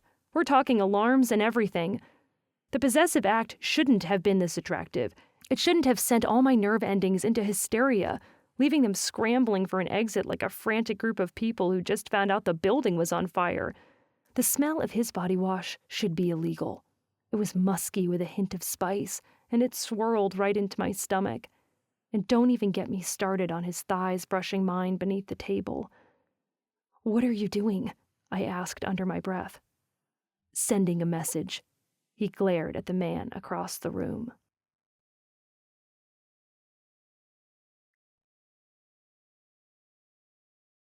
Chapter 16. Any minute now, the detonated nerve endings were going to hit their fulcrum and I would explode. Colton's arms slung around me, and the heat from his body played all kinds of tricks on me. He felt this protective of me? Was it bad that I liked it? "You're making me more nervous than he is," I said. "I'm making you nervous?" I gazed up into his eyes, feeling torn between pushing him away and tugging him by the collar to bring him closer. When our gazes caught, something inside of me flared to life. I'd looked at him a dozen times before. We'd shared eye contact a few times during this trip alone, but none of those times had had the same allure as this look did. His mouth was right there, all smooth talking and kissable. A kiss would send a message, wouldn't it? It wouldn't just ward off whoever the man across the bar was. It would create a quiet cacophony of confusion on my already rattled insides. "With you staking a claim like this?" I said, my words quiet. "Yes." His gaze flicked down to my lips, too, before dodging back up to my eyes. "You don't want me to stake a claim?" I swallowed. Words fled as I lost myself in his eyes. I wasn't sure. In that moment, I'd let him stake any and all claims he wanted to. The waitress appeared and took our orders, and it took an extraordinary amount of effort and concentration to tear myself away from Colton long enough to look at the menu again, especially since he kept his arm around my shoulders. His fingers trailed a circle on my upper arm as he smirked up at her. He ordered his food like he wasn't completely turning me inside out with every brush of his thumb on my skin. I barely managed to keep my senses as I ordered a strawberry lemonade in my meal. His smell, his proximity, and the whole staking a claim thing wasn't the kind of stake I had in mind when we'd stopped here for dinner. But I wasn't going to complain. The waitress took our menus and left a basket of bread, which any other time I'd be all over. The bread at places like this was often my favorite part of the meal. But I didn't want to move. I kept expecting Colton to lower his arm any minute, but he stayed close. In fact, he leaned in and brushed his nose along my hairline, making my stomach flutter before he whispered in my ear. "Looks like it's working," he said softly. "Looks like he's backing off." It wasn't like I could verify that fact. Not when I couldn't concentrate on anything else but the maddening levels of dopamine traipsing through me by his sheer closeness. I'd completely forgotten about the target of his display of affection. My attention was 1,000% on him. "What about you?" I asked, my words low, even though with the music playing and someone singing on the stage, there was no need to whisper. His voice was rugged. "I told you. That's up to you. I'll stay right here as long as you want me to." How does forever sound to you? I liked his closeness. I liked his possessiveness and the warmth of him next to me. "Don't want to take any chances," I said, hearing the words catch in my throat. For some reason, I stared right at his mouth as his lips spread into a delicious smile that made me want to pull him close and take all the chances. "I don't know," he said, lifting his water and bringing his straw to those lips. I was mesmerized by the way they wrapped themselves around the tiny piece of plastic. "I like these chances," he finished, lowering his water glass. "I'll take as much as you're willing to give me." I liked these chances, too. Heaven help me, but I did. Once the waitress arrived, he edged away from me enough that our elbows weren't clashing as we cut into our dinners. We ate in relative silence, and then he scooted right back closer to me. "Looky here," he said, pointing to the makeshift stage as the latest soloist stepped down and soft music played in the interim. "Looks like it's karaoke night." "You going up there?" I asked, settling in next to him. "No, but I thought you might." Any and all comfortable feelings fled faster than flies to a waved hand. "What? No." He gestured to the rest of the establishment. There were quite a few more people sitting at tables. It made me wonder how much time had passed since we sat down. To my relief, my supposed stalker was no longer at the bar. Either Colton didn't notice or he didn't care, because he didn't move away. "Now's your chance," Colton said. I pushed hard on his arm, and he laughed and scooted away, but he didn't leave for his side of the booth again. He stayed right by my side, keeping his arm firmly around me once more. That was when I caught sight of movement. The man who'd been eyeing me before now sat at one of the tables. He tipped a bottle of beer to his lips, glaring at Colton. My feet had somehow lost the ability to move. "Come on," Colton nudged me. "You scared?" "Yes." "What if I go first?" he asked. "This way you can see if you still want to sing for a living. This could be your big chance." I stared at the others in the restaurant as a woman strode up the center line of tables and made for the little stage. She took the mic from the waitress and the music began. "You'll sing too?" I asked, casting my uncertainty aside. I already knew I didn't want to sing for a living, but singing with him? Karaoke was not hinged on anything but having fun, and that was exactly what I wanted with him. "We could pick a duet," he winked. "I told you, I'm not leaving your side tonight." Heat blossomed in my core. It pooled all the way down to my toes. Colton didn't relent. He didn't back down. "Okay," I said, feeling a little tornado flurry in my stomach. The woman's song ended, and Colton raised his hand toward the waitress. She brought a binder to us. The crowd clapped, and we perused the songs, searching for a duet we both knew. "Oh, I love this one," I said, pointing to If I Didn't Love You by Jason Aldean and Carrie Underwood. "I don't know that one. How about this? You like Ed Sheeran?" "Doesn't everyone?" I looked at the song he pointed to and began hearing its melody in my head. "Yeah, that's a good one. Let's do that." We finally settled on Everything Has Changed by Taylor Swift and Ed Sheeran. After handing the binder back to the waitress, she told us our turn was coming up. With ants scurrying on the underside of my skin, I snatched Colton's hand and made my way to the stage. The feeling up that first step was surreal.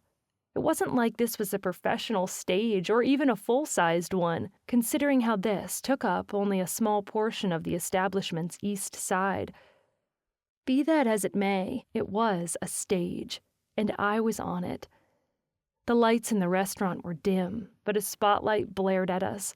The music began, staring with a familiar swell, and then Colton started the first verse.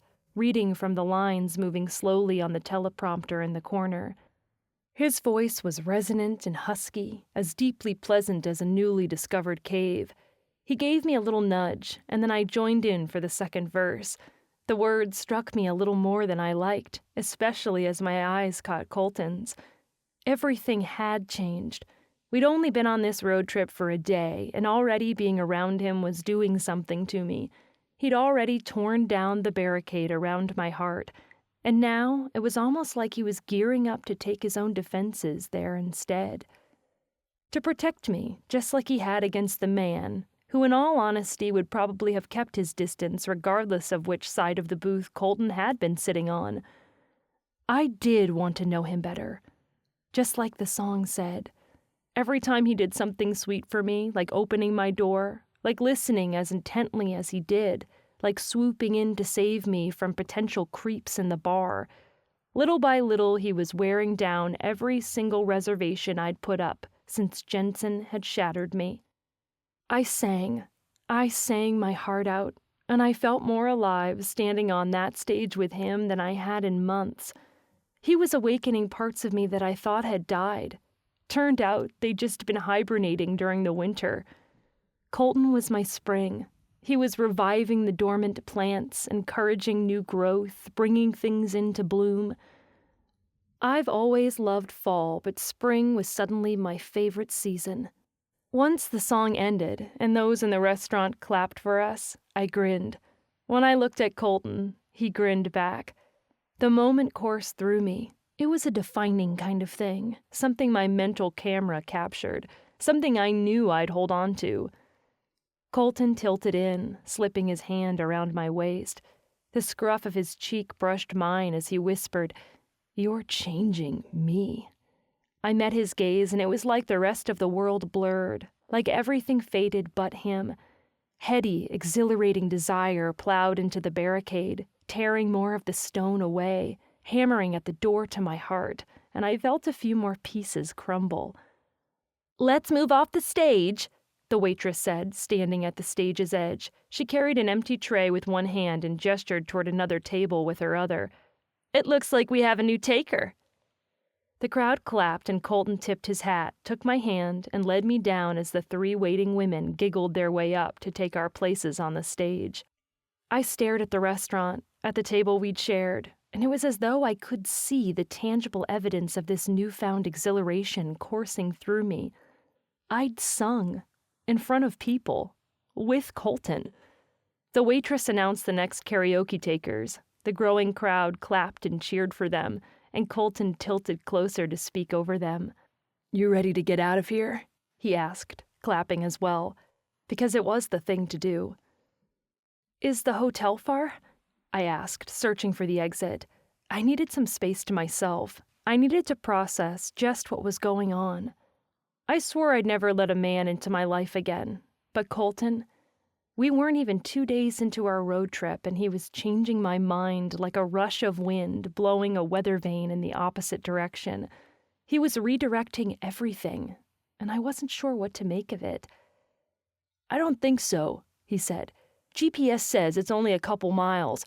I'm just going to the restroom, and we'll head out. Deal?" "Deal," I said, returning to our table once more. From the look of things, the waitress hadn't yet cleared our plates. My half-finished broccoli still lay on the white dinnerware, my fork in the same spot I'd left it. Colton had paid for our dinner, but I pulled a bill from my purse and left my own tip on the table as well. I'd pay for the next meal. He didn't need to keep covering everything.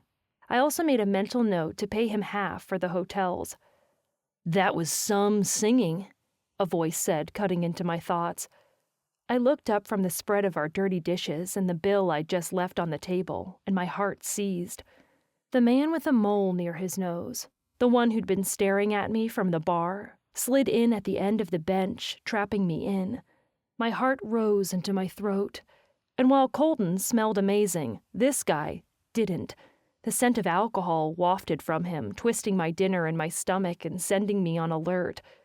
Stay calm, stay calm. Stay calm. "Excuse me?" I said. "I'd like to get out." "I'm sure you would," he said, the words slurred. "I can take you out. I got a motorcycle. You want to ride?" "I have a ride," I said. My heart rate picked up speed. Beads of sweat pooled under my shirt. "Come on, baby," he said. His hand made its way to my leg. I jerked away. Though trapped as I was in the booth, I didn't have far to go. "Don't touch me." He pushed in closer. His foot brushed mine. "Don't be like that.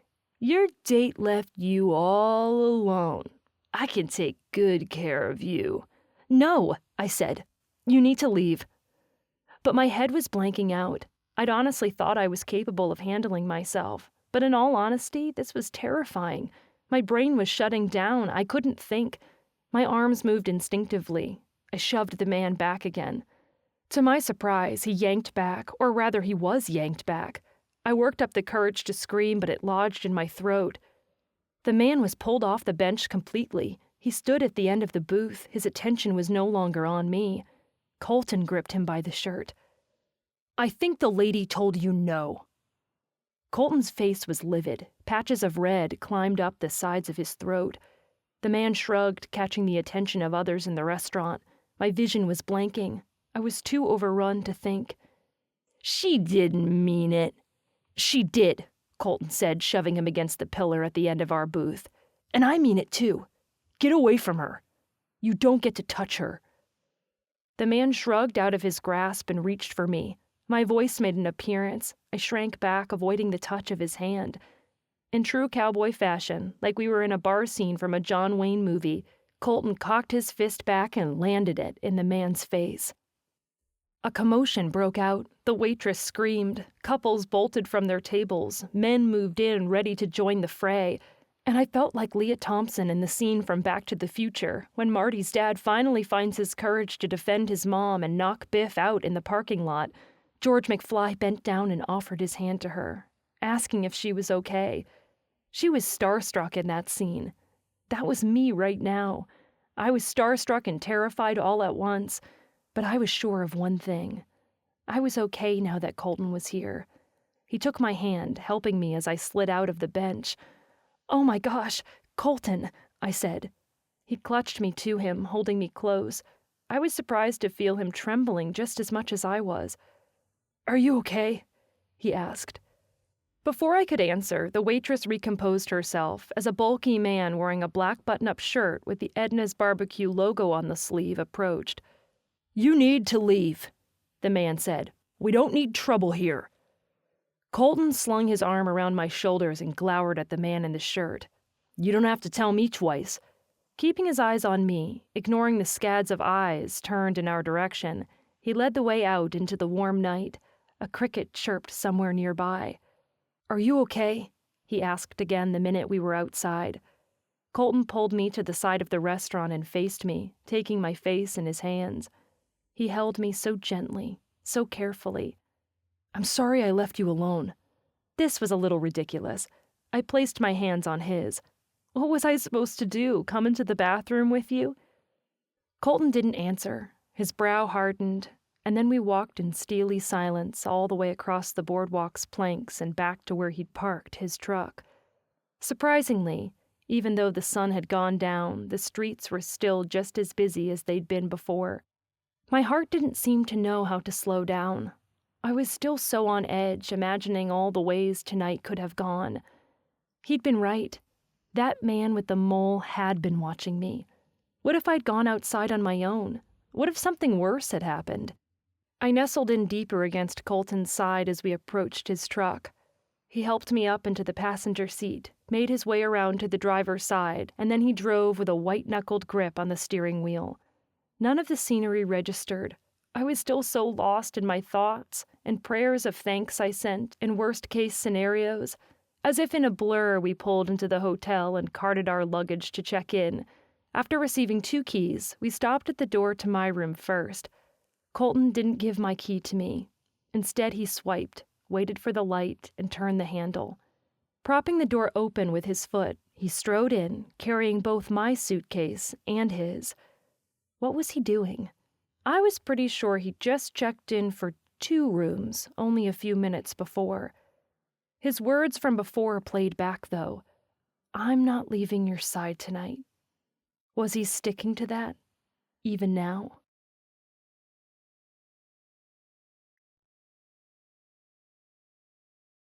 Chapter 17. Once he closed the door and secured the latch, I found myself herded toward the bed. Gently, pushing me by the shoulders, Colton guided me to sit on the mattress. "Tell me what you need." "What?" He crouched at my feet and then rested his knee on the carpet. Kneeling before me, he stared up. His expression was rigid, focused, stilling. I can only imagine how that was for you, having that creep close in, touch you without your permission. Tell me what you need. Space? I can leave you here, but I can help, too. Keep you company. As he spoke, I realized the shock of earlier sank in. I was touched, but also thrown off. He just punched a guy in the face for me, and he was worried about how I was doing. There was the slightest tremor taking place under my skin. Was that unrest because of what happened? I didn't know what to say. "How about we kick back?" I suggested. "I don't know about you, but I need to get my mind off of it. We could watch a movie or something." "You got it." Colton rose and headed into the bathroom. The sound of water running came through, and seconds later he was back out again, offering me his hand. "What are you doing?" He didn't answer. Smoothly but forcibly his warm hand enfolded mine, and he led me toward the bathroom. Steam filled the room. Once we got there, he released me long enough to make for the tub and shut off the water. "Get cleaned up. I'll shower after you." I stared at the steam filling the bathroom, and I was ridiculously aware of him in this small space, in his tall body standing so close to mine, in the intimate way he didn't take his eyes from me. "You drew me a bath? Is that okay?" I touched his arm. "Are you kidding?" "Thank you." He didn't smile. His typical sunny persona had faded after the tense evening. I couldn't blame him. He ducked out of the bathroom long enough to slide my bag toward me. I took it, ready to herd him out and soak in that bath, when a thought seized me. "You'll still be here, right?" I said. "When I get out?" For some reason, our conversation before we'd left about sharing rooms came to mind. It seemed to cross his mind as well. "If you want me to." "I do," I said, trembling with the words. "We've got a movie to watch," he added. "Exactly." The word was weak. My smile was weak. It felt like every move we made was treading on new ground. Something had shifted between us, and I wasn't sure either of us knew how to deal with it. He jutted his chin toward the bathtub. "Enjoy," he said, before turning and leaving me alone in the bathroom. I pulled out my toiletry bag, digging out my toothpaste and toothbrush, shampoo, conditioner, and body wash. After cleaning my teeth, I stripped down and soaked in the most luxurious bath I'd ever taken. In all honesty, it was just like any other bath, except this bathroom was nicer than any of mine had ever been, and the fact that Colton had drawn the water for me had a serious impact on just how relaxing the water was, and just how succulent the sugary smell of my body wash was. I soaked for as long as I dared, and by the time I toweled off and dressed, I felt an entirely new anticipation. Was he really still in the room? He wouldn't have left, would he? Was he the type of guy to have second thoughts, to make promises and ditch out on a girl just before seeing them through? With my bag in hand, after resting the towel on the side of the tub, I stepped out into the noticeably colder room. To my relief, Colton sank back against the pillows. He'd taken off his boots and held the remote in one hand as he flipped through the channels. "Feel better?" he asked, lowering the remote. "Much," I said. "Did I say thank you? If not, thank you." "You're welcome," he said, setting the remote down. "Your turn," I said, gesturing to the bathroom. And for some reason, the idea of Colton sharing the same bathroom I just used felt extremely intimate. With his lips quirked upward and a lock of hair tumbling into his eyes, he strode past me, bending for his bag and heading in. "You'll have to check out the options," he said just before disappearing inside. "I saw a few that look good, but you might like one better than another." "I will," I said. Honestly, even though I flipped channels, I didn't see much at all. My thoughts kept straying to Colton and the evening's events, to how weirdly natural it felt to be in the same hotel room with him, to just how bad he'd looked as he'd ripped my attacker off the bench and told him to leave me alone, of the things he'd said. I turned to my phone instead, skimming through social media and replying to a few messages. Mom texted, asking me how things were going. If I told her the truth, that would be an interesting reply. Oh, good. I just ran away from home with Colton Holden. He defended my honor in the manliest way, drew me a bath, and now we're sharing the same hotel room until he decides it's time to leave. I knew we talked about not sharing a room, but honestly, I didn't want him to leave. Not when he came out smelling like musky body products with his damp hair hanging in his eyes. He was also barefooted. I'd never seen him barefooted before. "Find anything?" he asked, strolling down the aisle between the room's two beds and bringing his tantalizing scent even closer, driving me wild. I reached for one of the pillows next to me and hugged it, staring at the screen. Then, as he set his bag down at the end of the bed, I noticed the bruises on the knuckles of his right hand. "That looks rough," I said, pointing. Colton lifted his hand and inspected his knuckles. He shook it a few times. "It's nothing worse than I get from rowdy cows." While I wouldn't mind seeing him wrestle some of those cows one of these days, I kept my attention on the matter at hand. I freed my feet from the blankets and reached for him. It was a reflex thing, one I didn't really consider, seeing as how I was touching his uninjured hand. But by the time our skin made impact, it was too late to withdraw. Either that or I didn't really want to. His hand was warm, soft, and from this close-up he looked far too good. I had the stupid urge to run my fingers across the prickles on his jaw. "Come here, sit down." I tugged him toward me, moving slowly, planting his solemn gaze on me. He did so. His thigh brushed my knee, sending a trail of sparks up my leg. From the way he straightened, I wondered if he didn't experience something similar. It made me wonder what his dating life had been before now. He'd said breaking hearts wasn't on his track record. Did that mean his heart had been the one to be broken a time or two? Or was this new for him? From his protective streak, I doubted dating was anything new. "I'll be fine," he said, but I took his hand and used the bruises as an excuse to cup it in mine. Whether I just wanted to keep touching him or not, the purple spots didn't look good. "Shh, I'm getting some ice." But I left before he could protest. I paused long enough to get the little bucket from the table next to the coffee pot. Then I carried the bucket and bag to the ice machine down the hall.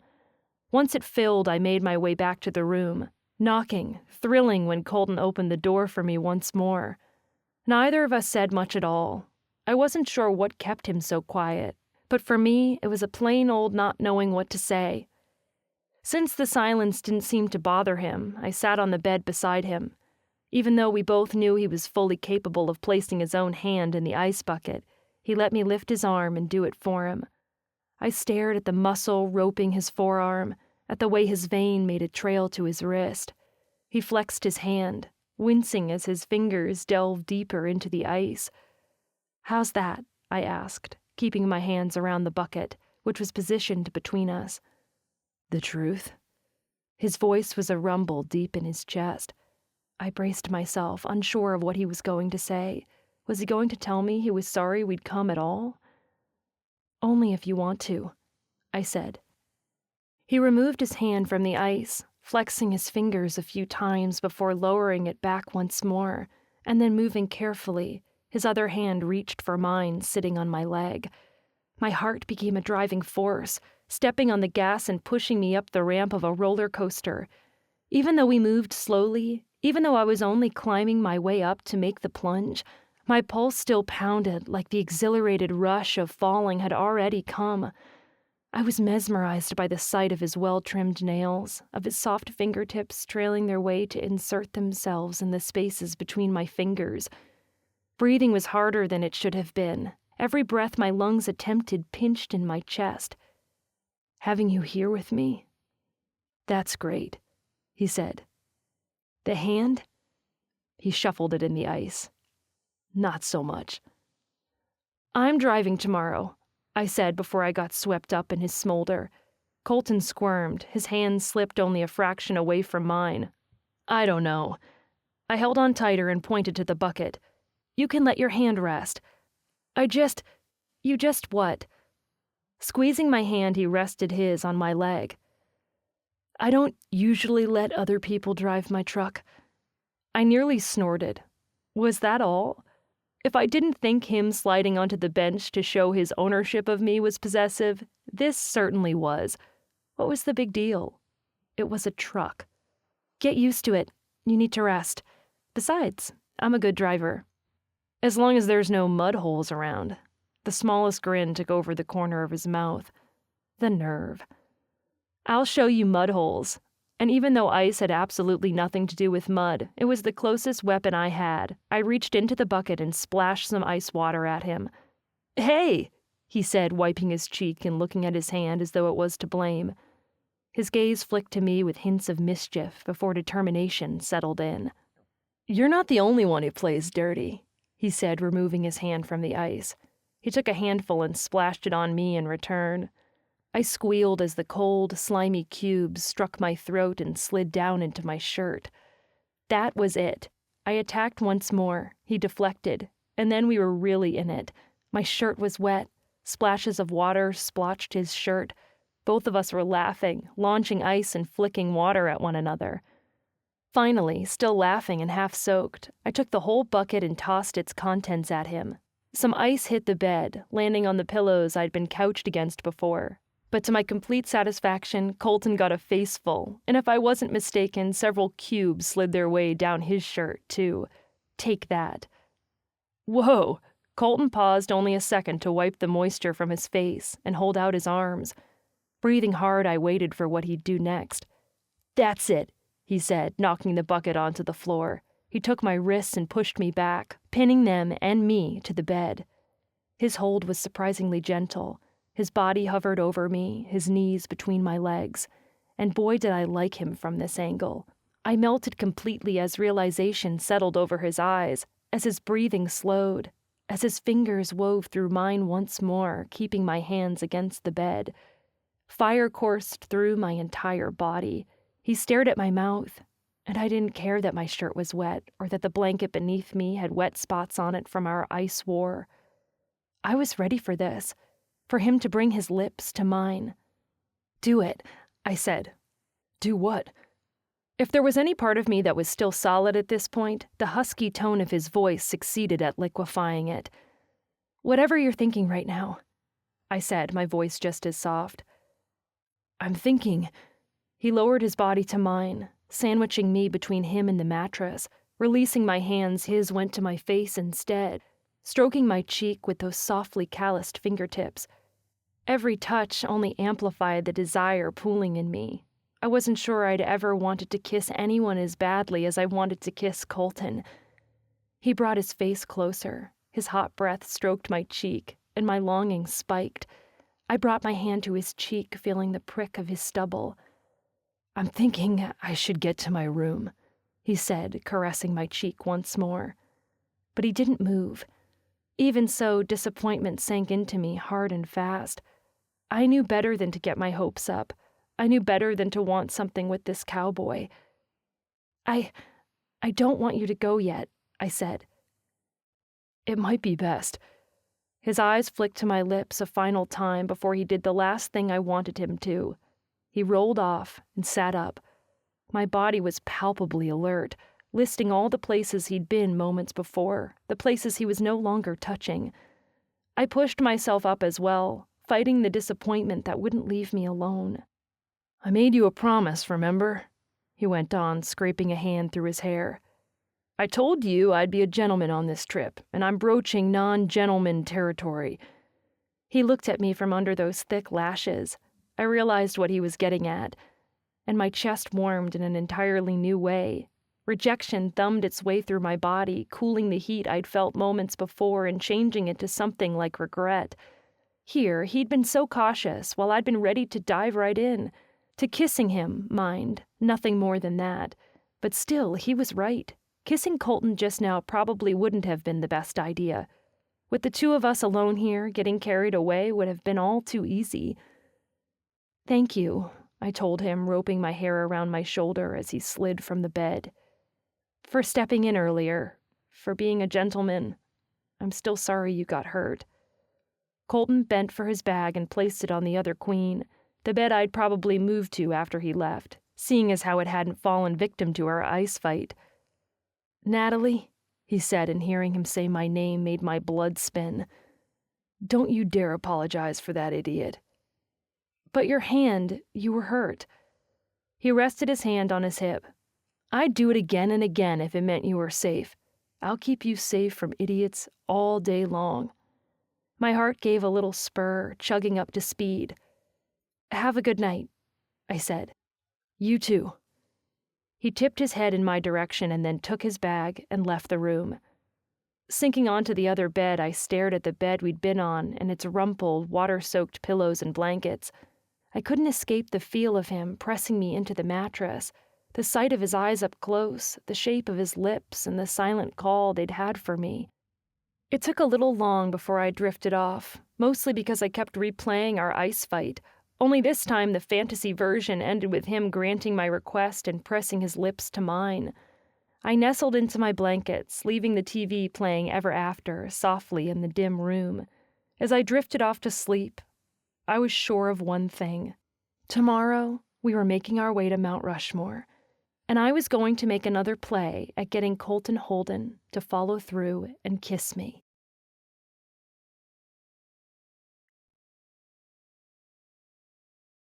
Chapter 18. I woke up jittery. It was as though every step I took had a trigger in it, making me lift my foot the minute it touched the ground. Colton's smile, his voice, were the first things to creep into my thoughts, and he stayed right there as I got dressed, brushed my teeth and hair, and threw on some mascara. When my phone buzzed with a text from him, it was the snap of a mousetrap. I squealed in excitement and dove across the bed for the device. "Colton. Good morning, beautiful. You ready to see Mount Rushmore?" This was one of those times when I wished I was cleverer, that I could come up with something cute and snappy to reply to him. Alas, no cute, snappy comebacks made themselves known, so I just typed a reply. "Me.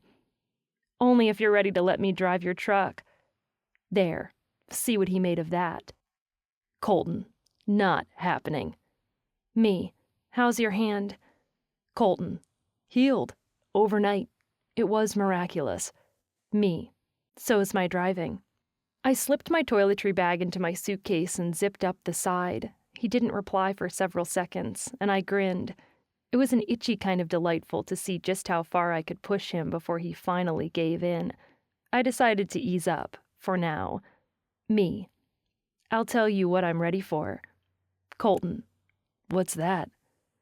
Your lips on mine. I typed out the words only to delete them before the phone decided to play tricks on me and send it anyway. I tapped out a safer reply. Me. Breakfast. Meet me in the lobby? Colton. I'll be the one wearing a cowboy hat. Me. What if there's more than one of you? How will I know it's you? Colton. Then I'm the one with the bruised knuckles. Called it. Me. Ha! I knew you weren't really healed. 3 little dots appeared and then disappeared before his reply came. Colton. I'll beat you to the waffle machine. Challenge accepted. Leaving my suitcase on the rumpled bed, ensuring my room key was in my back pocket, I darted out the door and into the hall, only to collide with Colton as he passed my room. His arms swept around me, and he crashed into the wall. It was the rabbit chase from Cow Ranch all over again. Gotcha, I said. Why, Miss Natalie, you were like a runaway train this morning. Why, thank you, Mr. Holden. I grinned at him. He grinned right back, and sadly he lowered his arm and allowed me to step away from him. Colton's blonde hair tumbled into his eyes from beneath his hat. He wore a black t-shirt, jeans, and the boots he'd worn yesterday. How'd you sleep? He asked. So good. You? Dandy. We walked together toward the elevator. My anticipation hiked as the doors opened and the box revealed itself to be empty. An empty elevator was filled with so many possibilities. Was Colton as aware of that fact, of this tension between us? Or was it just me? I couldn't be the only one feeling this insane desire between us. He was here. I was here. What were we waiting for? We stood shoulder to shoulder. I watched the little lights flicker until we arrived at the lobby. Too soon, the doors opened once more, and I took a step toward the door. Colton shot out a hand, stopping me. "Hang on," he said. The doors closed once more. "What's wrong?" I asked. "I keep thinking about last night," he said. "I think—" He squeezed his eyes shut. And since neither of us pushed any buttons, the elevator doors opened once more. Colton growled and shook his head. "I'm never going to get this out if we're fighting the door this whole time." Taking my hand, he yanked me out of the elevator. Instead of making our way toward the lobby in the scents of sausage and syrup, he tugged me out the main doors and into the warm morning. He released me and rested his arm against one of the pillars supporting the awning overhead. "Everything okay?" I asked. "No," he growled. "Not okay." "Your hand?" He examined it and threw it to his side. "No, I wasn't fair to you last night." "It's okay," I said, but he rounded on me, taking me by the arms. I wasn't ready for this. I didn't want to hear him apologize for what happened to be one of my favorite parts of this trip so far.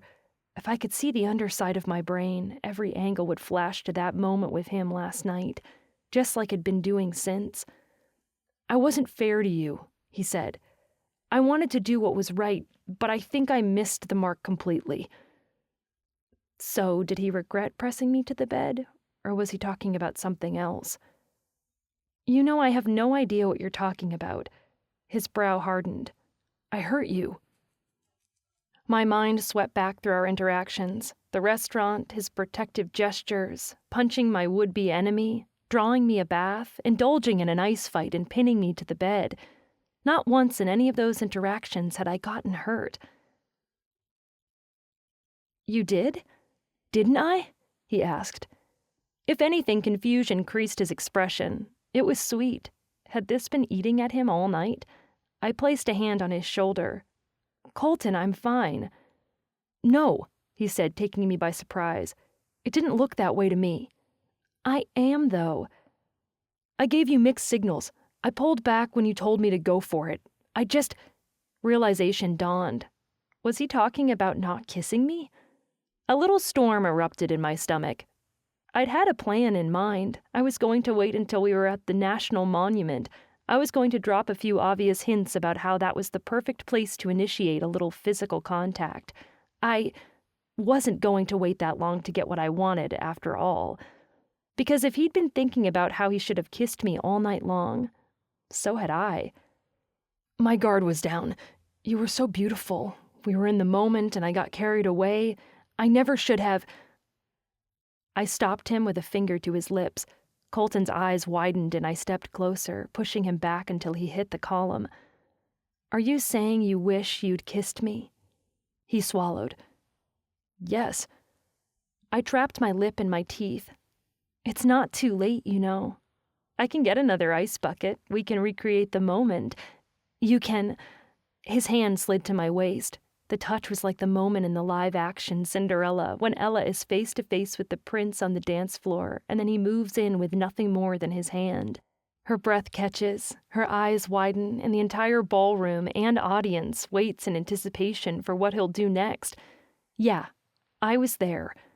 The air thickened, the molecules turning smoky. My heart hung on his next move. "I should have kissed you," he said. His pupils dilated, and then time stopped. The earth no longer rotated. Every natural cycle was thrown off of its regular motion and pattern because Colton Holden's eyes closed to half-mast. His attention zoned in on my mouth. I trembled as I placed my hands on his shoulders and pressed my chest against his. "Natalie, I was so wrong," he said, bringing his mouth closer, so I felt his breath stroke my lips. "About what?" "About doing the right thing. About leaving you last night without following through. Nothing has felt more right than this." And then Colton lowered his mouth to mine. The kiss was instantly pressing, urgent, and hungry, as if it served to answer a need neither of us knew we had. I wasn't sure I ever had a kiss pour into me like his did. It was as though he was making up for lost time, as though he had more to say that words could never cover. and every press of his lips awakened something new in me, like every stroke flicked on a light in a room I didn't know I had, a room I was desperate to explore. His arms crushed me to him, and his mouth parted, deepening. I answered the call, keeping pace and stroking his stubble with my fingertips. I wanted him closer. Gripping the front of his shirt, I tiptoed, not wanting to miss a moment of this. I wasn't sure how much time passed before his lips slowed, but he didn't pull back, not yet. His kiss changed its direction. His lips trailed down my jaw as his hands cradled me in close. Someone honked behind Colton. His lips broke free, but I didn't miss the smile streaking over them. "You're not falling for that, are you?" I asked. "No way." His lips returned to mine, and I slid my hand up the back of his neck, raking my fingers through his hair and disrupting the hat on his head. Its brim tipped forward, knocking into my forehead. Colton reared back, smirking and readjusting his hat. "My apologies. Watch where you put that thing." I guided him back to me for another long kiss. By the time we broke apart this time, traces of him lingered on my lips, and I wondered if mine looked as swollen as his did. Totally worth it. "Well, good morning," Colton said, looping both hands around my waist and staring at me as though we were caught in a dance to music only we could hear. "Glad you finally came to your senses," I said. He laughed, pulling me to his chest. We stood in between the columns, holding one another, not wanting to let go. "At some point, we're going to have to get that breakfast we talked about," he said, pressing his cheek to mine. "Might be a good idea. Why don't you let go and give me a head start?" "No way." "You afraid I'll beat you to the waffle machine?" "No, ma'am. I'm just not ready to move on from this moment just yet." Eventually, one of us pulled back. One of us reacted to the other, but it seemed from that minute on, every move we made to re-enter the hotel was a tandem kind of thing. Like one of those bikes you couldn't ride without being in sync with the other person. My steps weren't complete unless he took them with me. I wanted to bask in the newfound connection and in the memory of that kiss. Honestly, when had I ever been kissed like that before? Colton was unlike anyone I'd ever known. It was like he did everything from the heart.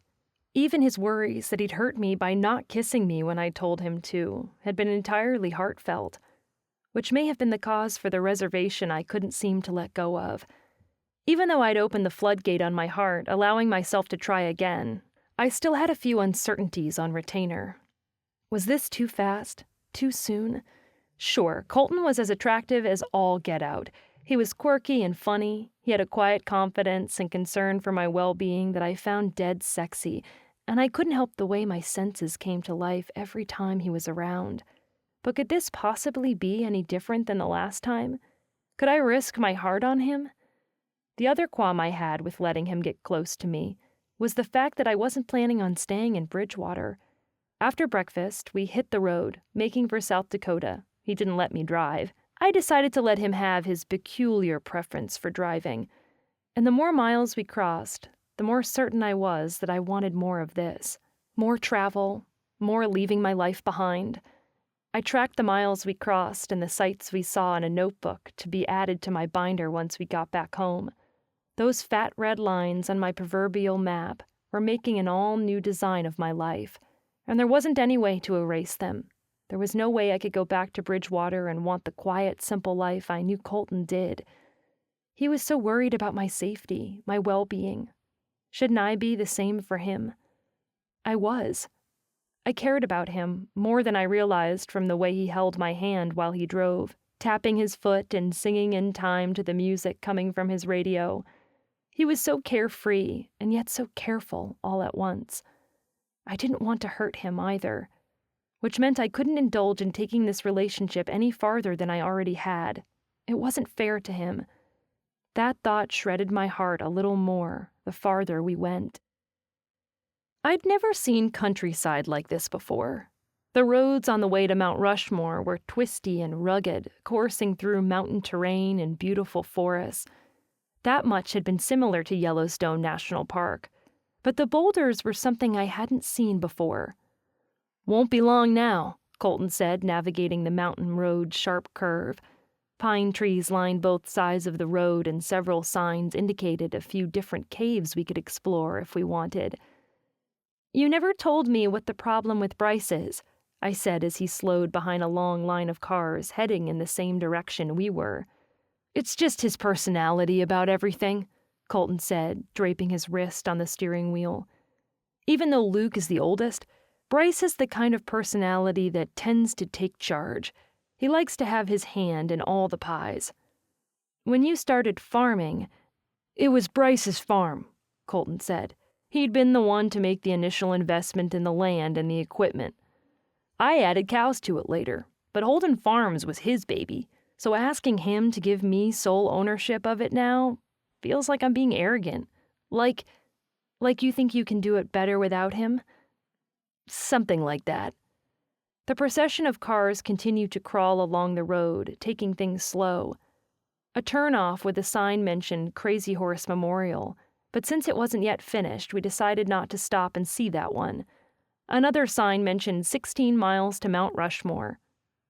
"What's your real reasoning for wanting to buy him out?" I asked. "Because it's hard to manage while he's running his sprinkler business and his ice skating rink, and now these townhouses, which he's going to need help marketing once they're finished. He's going to hire managers and whatnot for the complex, which he claims will then take care of itself, but I have my doubts." "You sound like you didn't want to do the townhouses." "I didn't," Colton said. "But I'm in a bad habit of going along with what he wants, and I'm trying to break that. He seems to think that because we're partners in farming, we need to be partners in all of these other ventures. And you don't want that." "No," Colton said. "I like farming. I want to stick to farming. I can't handle multiple projects like he can. I don't want to. It's just too much stress, and I don't want that." The lineup of cars in front of us thinned out, the cars increasing their speed. Colton hung back, keeping ample distance between us and the bumper in front of us. "Did Luke offer any helpful suggestions for how to approach the conversation with Bryce?"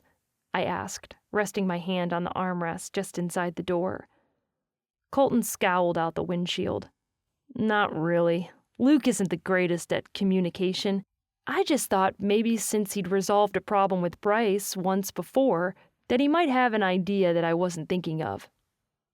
"You know what I think?" Colton gave a questioning grunt that sounded like, "I think you should invite him out to dinner or something, and just tell him how much you've loved working with him, but point out how with both of you moving on with your lives, it might be time to consider doing things a little differently." "He's moving on," Colton said.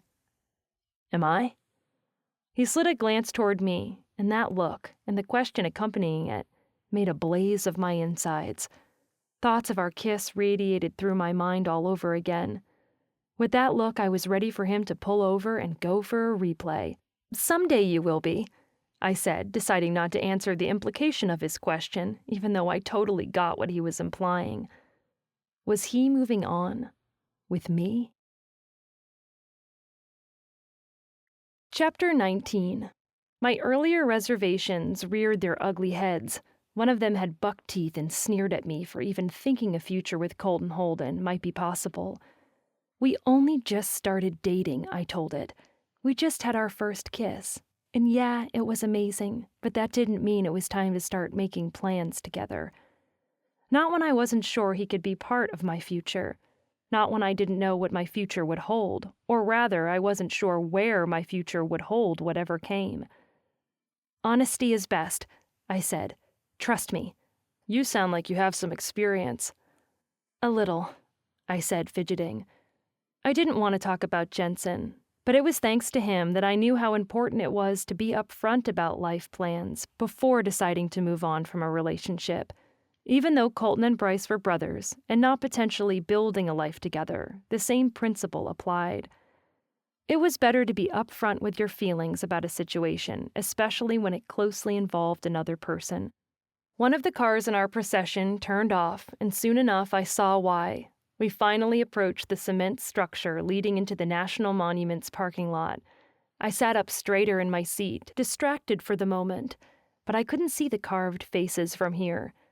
Colton slowed through the entrance. My anticipation was sky high. I kept inching forward, eager for a glimpse of the famed view of 4 U.S. presidents carved into the mountainside, which I caught a glimpse of from the entrance.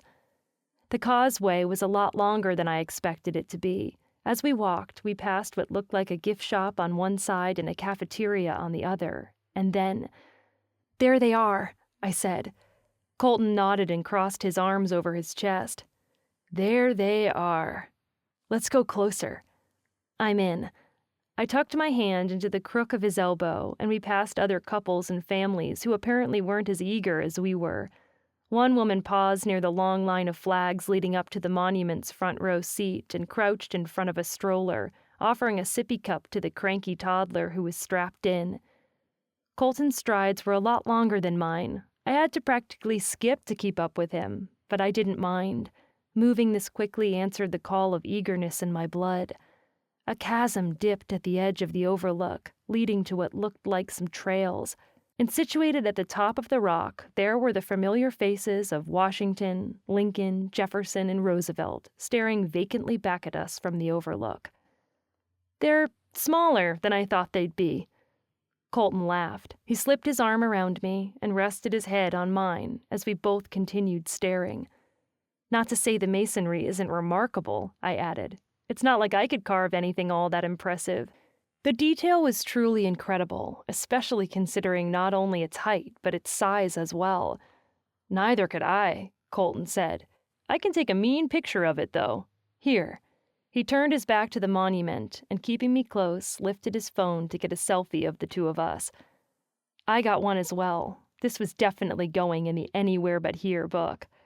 Actually, come to think of it, I might need to start a new binder for all these trips once they were in motion. "So you want to take up masonry?" Colton said, pocketing his phone and casting his gaze toward the presidents once more. The view of his jawline took up most of my attention. He was so handsome. "You could carve works of art like this one." He gestured to the presidents' faces. "I think I'll pass." A family lined up near the overlook's retaining wall, so Colton and I slid to the right, making room for them. After we looked our fill, we made our way to the gift shop. It was chock full of the usual gift shoppy kind of things you'd expect to find. T-shirts, mugs, keychains, hoodies, each with the Mount Rushmore logo, of course. I picked a teal T-shirt, and Colton snatched one with more of a sunset on his. I stopped at the lineup of wall art. Many were breathtaking shots of the National Monument and the surrounding South Dakota countryside. Some, however, were a more generic spread of home decor with happy little sayings. Colton searched them with me, prattling about how cool it would be to book one of their helicopter rides to see Mount Rushmore from an aerial view when my fingers plucked through a saying that gave me pause. "Bloom where you're planted." Disregarding it, I pushed the other framed artwork back and headed to the register to pay for my T-shirt. Colton beat me to it. "Hey!" I said as he snatched it out of my hand. He grinned, and even though I tried to take it back, he beat me to the register. "Got any ideas of what you want out of life yet?" he asked as we walked back to the parking lot. The sun was setting. The evening was turning cool, which was a welcome change to the afternoon's warmth earlier. "To drive your truck?" I said, deflecting. I didn't really care all that much which of us drove. In fact, I was fine not driving. More naps for me. But really, I just wanted to see what he'd do. He'd driven thus far just fine with his bruised hand. He smirked, and while holding our gift bag in one hand, dug the key fob out of his jeans pocket with the other. He dangled the keys in front of me like I was a dog wagging my tail and eager for the throw so I could catch it. "What if I agreed to let you drive my truck?" he said. "Would you tell me?" I stared at him, seeing his talk of masonry earlier in a new light. I thought he was just being playful, but I should have known better. He was getting to the deeper matter at hand. We hadn't really finished our discussion about my confession to him, about how adrift I felt. For reasons I couldn't explain, my heart began to thrum. Maybe it was because of the confession hanging on my tongue and the thoughts I'd been having about him since our kiss. Maybe it was because of just how thoughtful he was to remember my dilemma and care about it. I played it off the best that I could. "I think singing is out," I said. I reached for the keys. He lifted them, and no fair, but he was taller with longer arms and a wider reach. That's too bad. Anything else? He said without batting an eye. I leaped up from my toes and tried for the keys again. Again, he jerked them out of reach. It was time to try the smooth approach. His hand was still up high. I placed my hands on his shoulders and tiptoed in closer, making it a point to stare at his mouth with as much longing as I could muster. It wasn't hard. He had a great mouth. A prickling heat built between us, stirring the air. Colton went far too still, the muscles in his jaw working. Kissing cowboys is definitely in my future. I kept my voice soft and I inched in, pressing him against his pickup, letting my chest run flush with his. The feel of his warm body against mine made my heart thunder. How many cowboys are we talking about here? His tone matched mine. And just like I knew it would, his hand lowered, gradually a little at a time. My hands grazed from his shoulders to his biceps, and wow, the definition there was as rolling as the Black Hills. I lingered just a little, enjoying the feel of just how solid his arms were. Just one, I said, lifting my chin and tipping his hat up away from his forehead. His lips did this flicker that could level an entire mountainside. Heat shimmered in his eyes. My hands continued trailing. They skimmed his warm skin. That sounds like a good future, he muttered, closing his arm around my waist, holding me to him. Oh, it is. Just you wait. What if I don't want to? I debated between teasing him a little longer and going for the kill. Deciding now was the time, I closed the distance between us. I pressed my mouth to his, savoring the sweetness. What I didn't bank on was his unexpectedly fervent response. His arms wrapped tightly around me. He held me, kissed me with intention. It was so overwhelming that I nearly forgot my other motives, and all I could do was kiss him back. Sense managed to wriggle back through. My fingers snuck through his behind me. His lips slowed against mine. "What are you up to?" he muttered against my mouth. "Wouldn't you like to know?" He tightened his hand and took me by the shoulders, prying me back enough to look me in the face. "Is that all you were after?" He didn't sound upset, more like bemused. With the keys in my hand this time, I dangled them between us. Looks like it worked. "Come here," he growled and wrapped me back in his arms. I squealed as his fingers went to my sides. And then he rebounded. He turned me so this time my back was against his pickup and I was pinned between his body and the truck. His mouth made lazy trails along my throat, stealing the strength from my knees. My eyelids flickered. I placed a hand against my stomach, except I should have known that wouldn't ground me any better than feeling his biceps had. "You keep kissing me the way you are, and you can drive my truck any time you want," he said. "Is that all it takes?" I muttered, giggling, fisting his keys in my hand. "Just as long as that's not all you want me for." I gave off a playful sigh. "Yes, Colton, I'm secretly after you for your truck."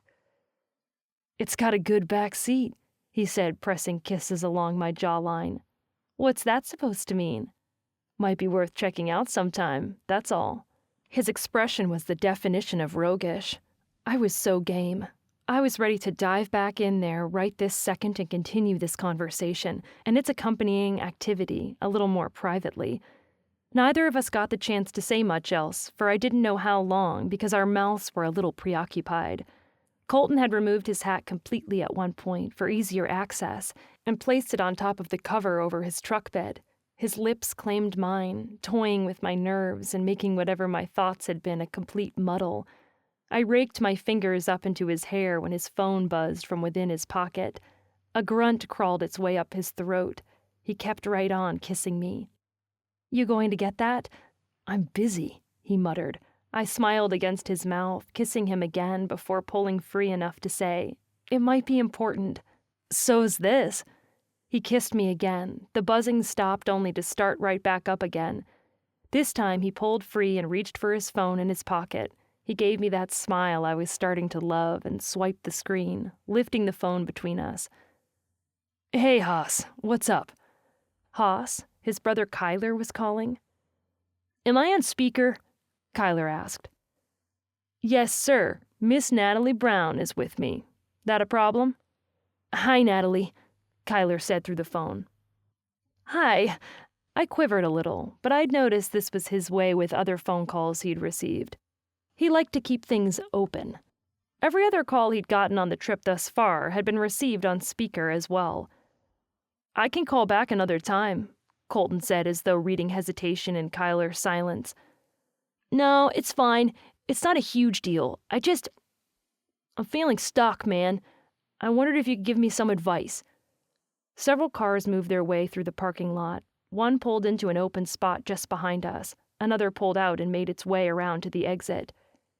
"About what?" Colton asked. He tipped his head to one side toward his pickup. I nodded and handed his keys back to him. Circling around, Colton got my door, helped me inside and closed it, hurrying around to the driver's side. Kyler's voice continued once we were both inside the cab. "I thought I wanted this degree. No one else in the family got one, and I intend to. But now, I'm not so sure. I can't hack it."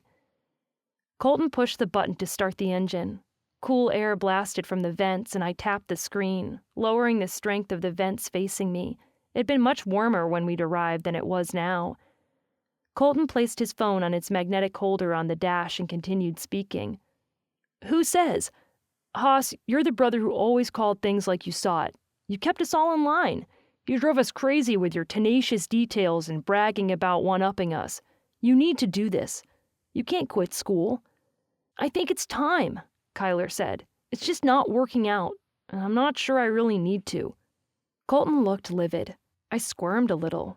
This was a really personal conversation for someone I didn't know all that well, but Kyler said he knew I was listening in and didn't care. "What classes are you struggling with?" Colton prodded, resting his hands on the wheel but not making a move to shift. He was giving his brother his full attention. "Is it because it's a summer semester?" June 1st was in a few days, which meant he was only about a month in. "All of them," Kyler said. "I had it wrong. I don't need a degree, not when I want to be a musician for a living. I can just come home, move into Luke's old shed on the Havenwood property. I'll just work as a farmhand like he did until my music takes off." "Don't go anywhere," Colton said. "We're leaving South Dakota in the morning and we're coming to you." "What? Dude, you don't have to do that." "We'll be there in 2 days. Tomorrow night at the latest. Got it? Don't do anything stupid before then." "No promises," Kyler said. "I don't want to bust your date." "Kyler," I said, wanting him to know I was okay with this turn of things. It wasn't like Colton and I had every inch of this impromptu excursion planned out. We'd already seen one of the major stops we'd planned on seeing. I was sad to miss seeing Yellowstone, but we'd just have to take another trip for that. "We're coming." Colton's eyes met mine. He hadn't even run anything past me, but of course I'd go with him. I gave a nod to show him I meant it. "Got it?" "Got it," Kyler said, ending the call. A beat of silence collected between us. Colton took several breaths and tore his attention away from his phone to look at me instead. "That okay with you?" I detected the hint of worry in his tone. He was worried about his brother. What else was I going to say? No? "More than okay," I said. "Let's do it." Was something more going on? Something that Kyler didn't want to talk to Colton about, knowing that I was listening in? "Do you need to call him back? Take it off speaker so we can have a private conversation with you. I don't want to interfere." I lifted my hands, feeling the cool air blow against my palms. "I can go back to the gift shop or something. This pass will get me back in, won't it?" "Natalie," Colton said, resting his elbow on the console between us. "You're never in the way. If Hoss had had a problem with you on the line, he wouldn't have admitted as much as he did." That was good to know. I'd always liked Kyler. I didn't know him all that well, but he'd always been decent and genuine. "So we're going," I said. He shifted into gear, and the view from his backup camera appeared on the screen on his dash. "Yes," he said, backing up. "I wanted to see the Badlands while we're out here.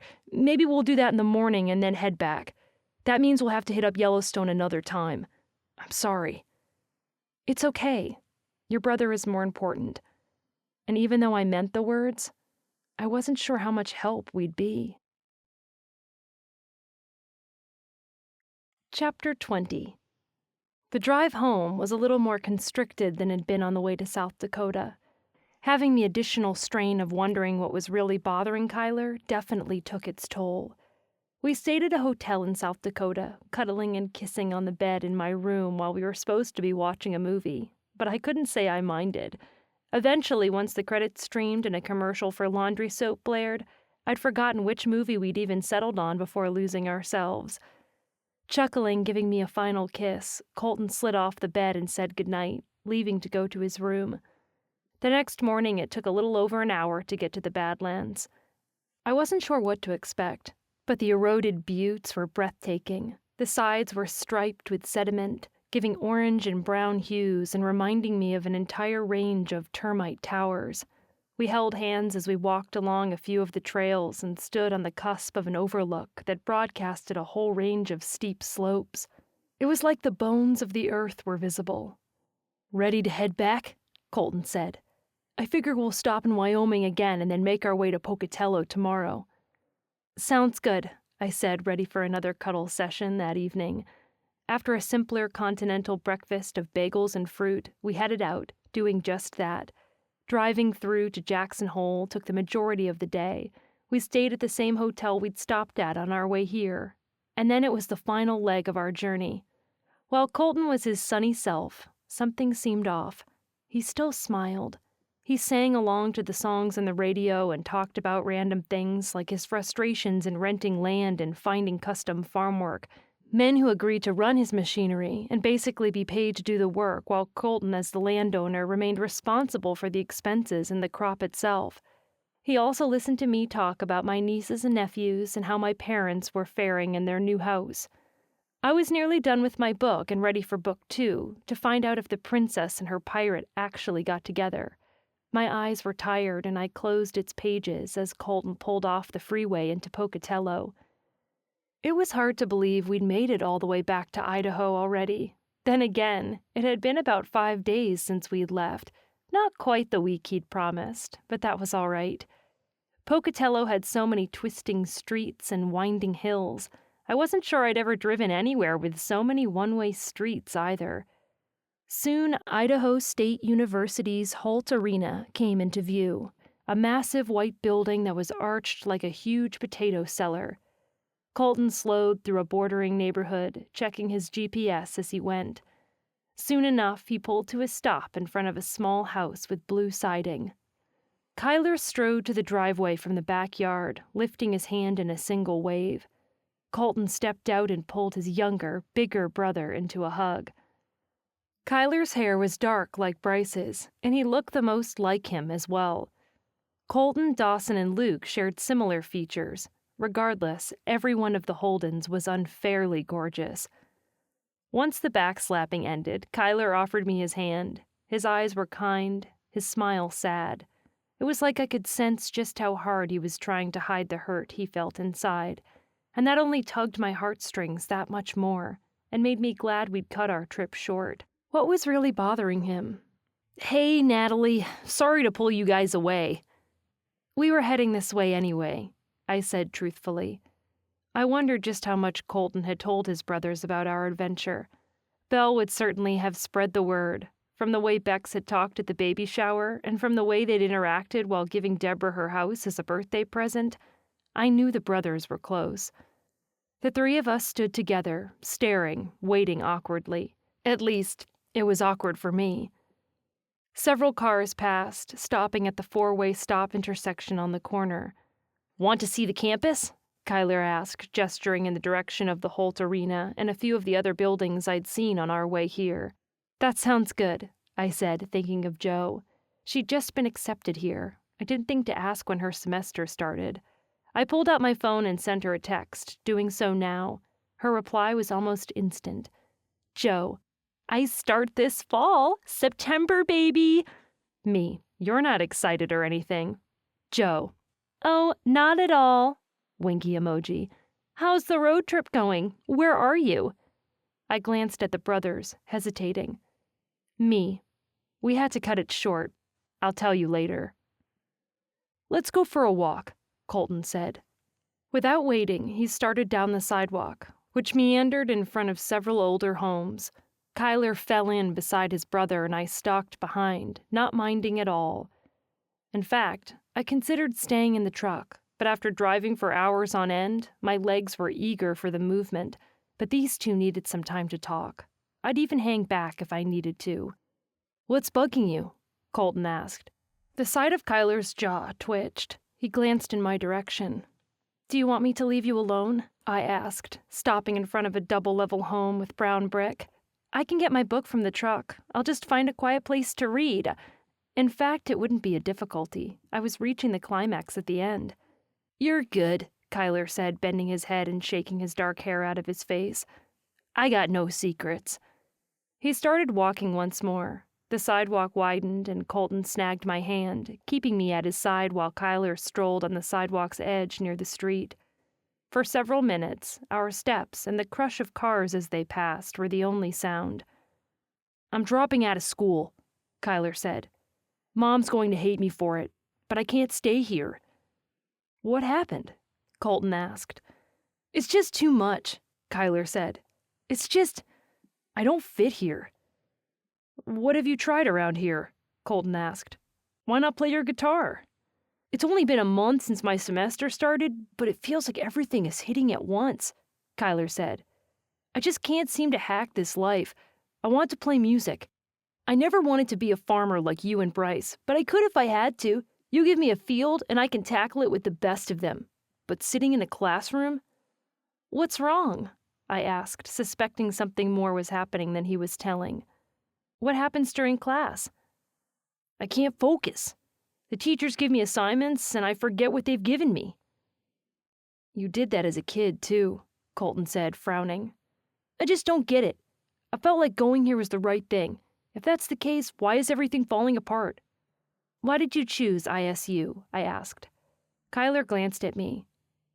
You sure you're from Bridgewater? He asked with a laugh. What? What am I missing? I looked at the two brothers, feeling like there was something right in front of my face that I didn't see. Did something happen with Cambry? Colton asked. Oh, that was right. I'd heard rumors about Colton Holden and Cambry Bennett dating on and off throughout the years. She broke it off, Kyler said, lowering his head. The three of us reached a corner. One of the campus buildings lay to the right, while more houses lined the other side of the street. I mean, it's not like we were engaged or anything, but I was just sure that she was the one. The heartache was so evident in his voice, it struck me like a mallet to a drum. I know what that's like, I said, recognizing this all too well. Was she the real reason he felt like he wanted to quit everything, to quit school, to quit life? Both men glanced at me. Bad breakup? Kyler asked, glancing at Colton with questions in his eyes. Yeah, I said. Bad. But I didn't want to go there, so I switched gears. We were here to help Kyler, not me. I did what I could to help him sort through his thoughts and the feelings he'd shared so far. It sounds like you don't want to be here, I said. You picked ISU because it's where Cambry was going to school? Yeah, Kyler said, whipping his longish dark hair away from his face. Makes me sound like I don't follow my own mind, I know, but she was the one. I was ready to follow her anywhere. Nothing wrong with that, Colton said, squeezing my hand. It's got you moving in a direction. Nothing saying you can't switch gears and go in a different one. Sometimes we try things and they don't work out, Haas. Sometimes God closes doors. Kyler's voice was unamused. Yeah, I thought this one was wide open. What are you studying now? I asked. What's your degree? Kyler squinted, staring at the way the road we were following suddenly descended toward a gas station at the next corner. A soft breeze swept between us, and I welcomed it, loving the way it cooled my flushed skin. Right now it's music, but that's the problem. I always thought I was good. I excelled at guitar so fast, but they want me to study all this age-old stuff that doesn't interest me, and they're giving me flack because I can't read music. That's why you're failing, I said. You need something that holds your interest. Who says you need a degree to study music? Colton said. I just thought, none of you guys went to college. None of you graduated. So I thought I'd be the first one to do so. Sounds like you don't know your own mind, Colton said. I swallowed. Again, this was a topic I worried wasn't meant for me. Kyler stared at him head on. What does that mean? It sounds like you're making some pretty big life decisions based on what other people want or don't want. You came to this school because of a girl. You're choosing music for yourself, yes, but you're getting a degree just to prove us all wrong? I didn't mean it like that, Kyler said, stuffing his hands into his jeans pockets and kicking a rock down the sidewalk. I want to make my own way in life. With all the talk of college and stuff during senior year, it sounded like a good idea. What do you want to do with your life? I asked, wanting to help him get a clearer focus. What do you want to study? Music? Sometimes, he said with a nod. Sometimes I don't really know what I want. Sometimes I miss the fields and running tractors and farm equipment. I miss riding horses, but I don't want to join the circuit like Dawson. There's nothing wrong with following footsteps, Colton said. I respect you want to make your own way. That's admirable. Just make sure you're doing it for the right reasons. Yeah, Kyler said. Colton made his way toward a bench situated in front of a pair of trees near what looked like a bus stop. He sank down first, sliding over to make room for me. Have you talked to any of the others about this? Nah, Kyler said, sinking down beside me. Together, the three of us took up the whole bench. Dawson's getting ready for that baby, Bryce is getting married, and I've never been able to talk to Luke like I can to you. And apparently me. Kyler must have thought the same thing because he rose from the bench and paced in front of us so he could keep Colton and me in his sights. Okay then, cast everything else aside. All your worries, all your reasons, and just get right down to it. What do you want to do? Colton asked, sliding to the edge of the bench and resting his elbows on his knees. Kyler's chest lifted as he inhaled. I think I'll go home. And do what? I asked. I don't know. You and Bryce have those townhouses, right?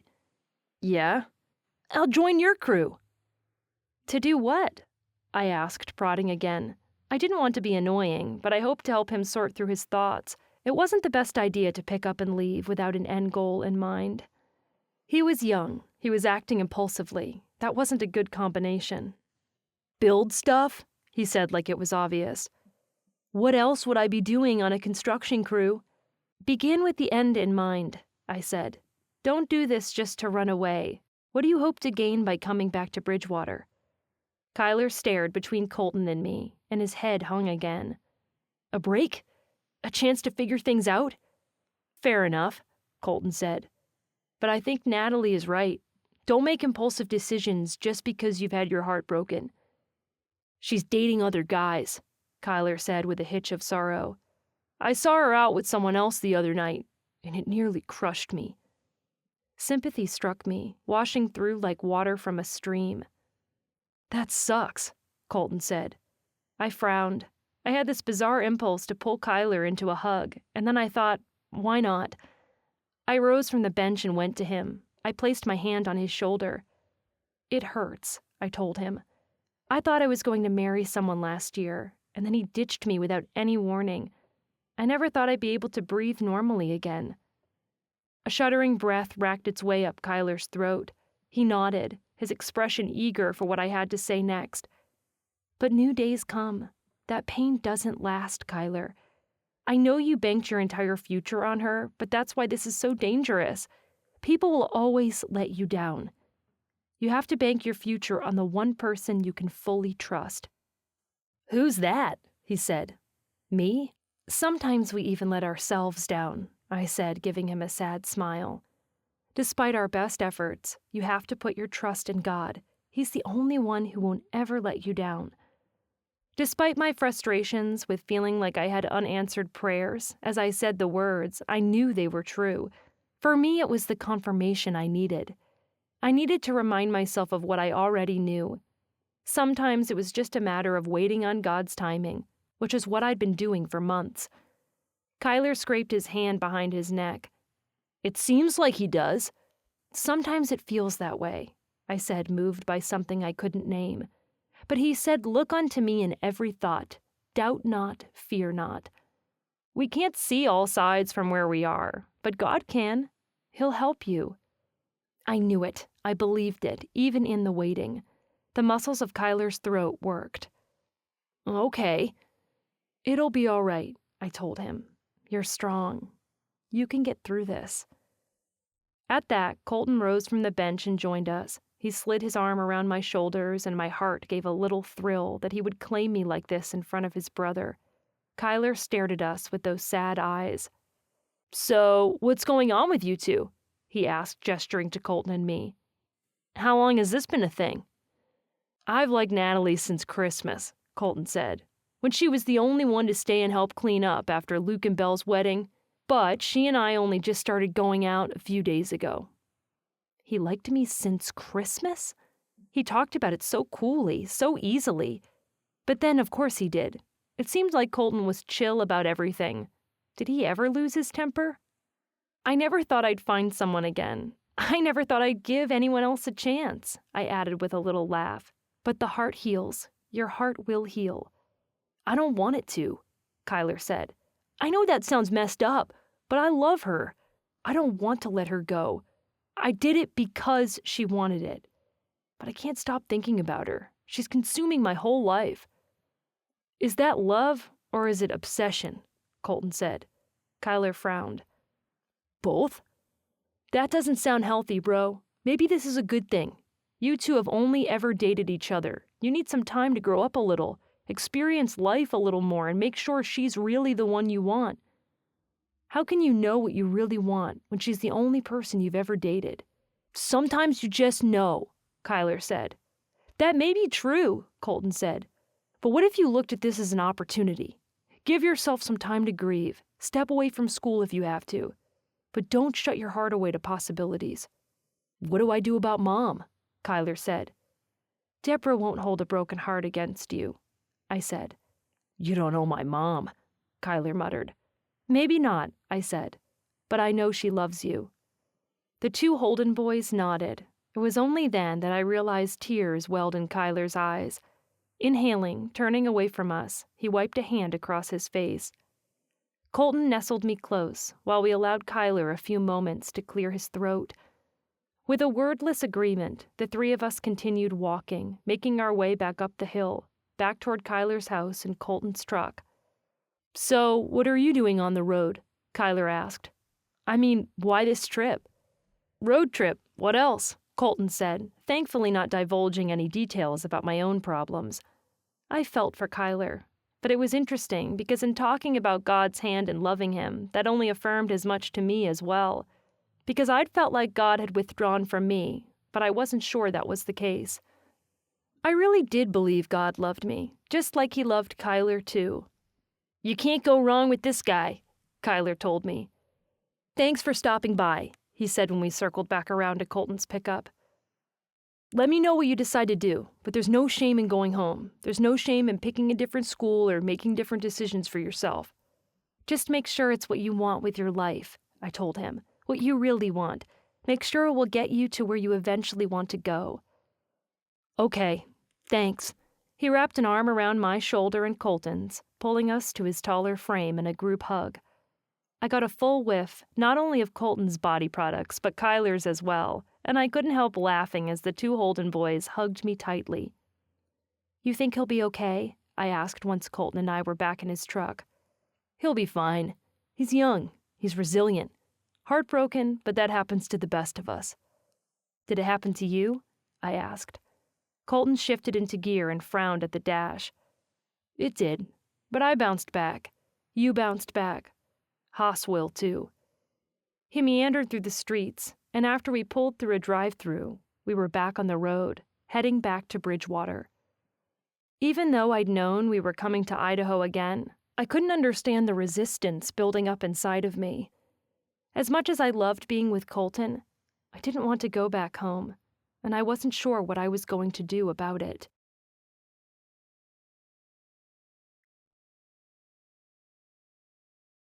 Chapter 21. It wasn't fair. Colton had promised me a week. He'd taken me on a trip he didn't need to. He'd taken time away from his farming to be with me. I couldn't ask him to turn around and sneak me away again. I wondered how Dorothy and Harold were doing, but I might need to find somewhere else to live. That basement was too dreary. My unease wasn't only because of their basement. I didn't want to return at all, and I didn't fully understand it. "Do you feel better about things?" he asked as we slowed and pulled into Bridgewater. We crawled past the Elkhorn, the Mercantile, the insurance agency, and the few other shops making up Main Street. The road curved around the square and the abandoned grocery store that had been stagnant for as long as I could remember. I wasn't sure if I did or not. If anything, I felt more adrift than ever. Probably much like Kyler had felt. While I was on good terms with my siblings, I wasn't about to turn to them for help and advice the way Kyler had. Instead of heading toward my street, Colton turned down one I recognized all too well. The tall post office I'd grown up in, with its old stone structure and the large sign above the main doors, came into view. "What are we doing here?" I asked. "I wondered if you would mind checking something out with me before I take you home." "At the post office?" He pulled around to the back and parked parallel to the street, just before the turn-in where Mom and Dad used to park their cars. I saw the metal stairs climbing up to the apartment I'd grown up in. I saw the door leading into our old apartment. Surprisingly, the sight gave no tugs to my heart whatsoever. I'd moved on from that life, and I was okay with that. A small pot full of bright flowers sat on the top of the landing just beside the door. That hadn't been there, but it was a cute addition. "Do you know what I want to do?" Colton asked. "What?" He didn't want to walk around Bridgewater, did he? Or stop by and meet Tad and his wife or something? What was he possibly doing here? "I want to see the footprint you told me about." Colton's eyebrows bobbed. I laughed. The sound served to unravel the tightness inside of me, a tightness I couldn't shake. I had all kinds of objections about going home. What was wrong with being in Bridgewater? What had me so unsettled? "You up for it?" he said. "Sure," I said. It shouldn't take long. If the new postmaster and his wife wondered what we were doing, I'd just show them my footprint as well. Then we'd be on our way. The evening air was cooling. Colton met me on the sidewalk, waiting for me to lead the way. "It's just up here," I said, indicating the small parking lot, the patch of grass, and the cement enclosed within the chain-linked fence that then led up to the metal staircase in the apartment above. "I can't wait. It's really not that—" My feet stopped. The last person I expected to find here stood at the mouth of the chain-linked fence. He rested his hand on the top of the metal fence and stared up the apartment above. I'd recognize those broad shoulders and the scruff of too long hair bunching at his neck anywhere. The same watch he always wore was recognizable on his wrist, too. I used to play with that watch when we sat in one place together for long periods of time. It got caught in my hair once. The memory was anything but pleasant. In fact, it smacked into me with the force of a truck, stealing my breath and sending prickles down my back. I gripped Colton's hand and pulled him away. "Let's go," I said under my breath. "What's wrong?" I shook my head, not wanting to go any farther. But it was too late. The sound of our short discussion was enough to make Jensen Cummings turn to face us.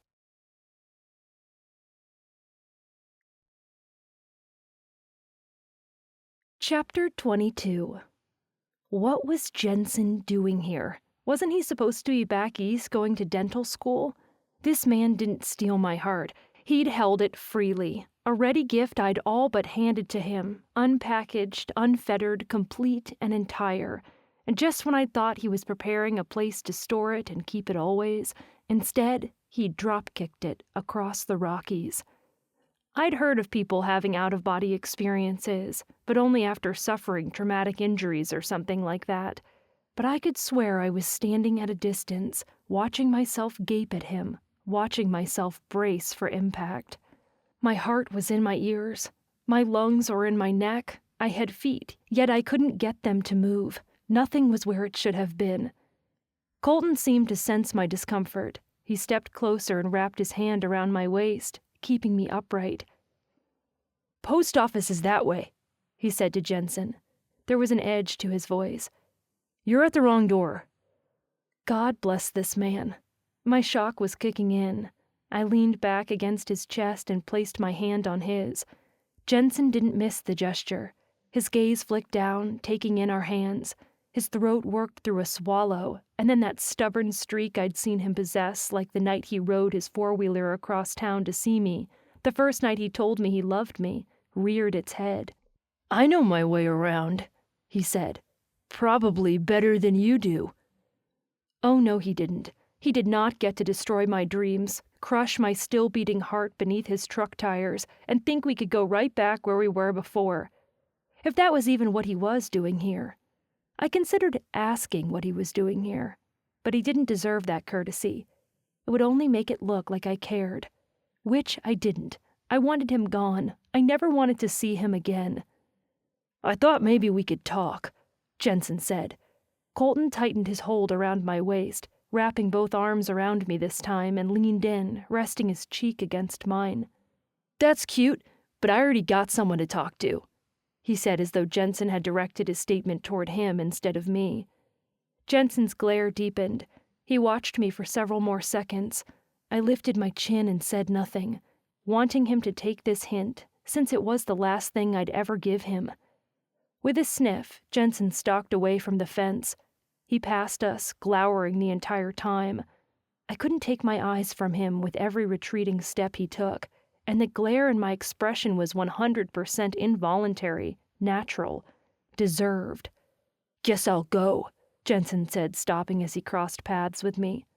"Can I call you later?" "I think we said all there is to say," I told him, lifting my chin. "Last Christmas, remember?" A flash of pain crossed over his eyes, but I refused to let it affect me. How dare he act all hurt after what he did? I didn't wait to make sure he left. I pried myself free from Colton's embrace and stormed, not back to his pickup, but down the street.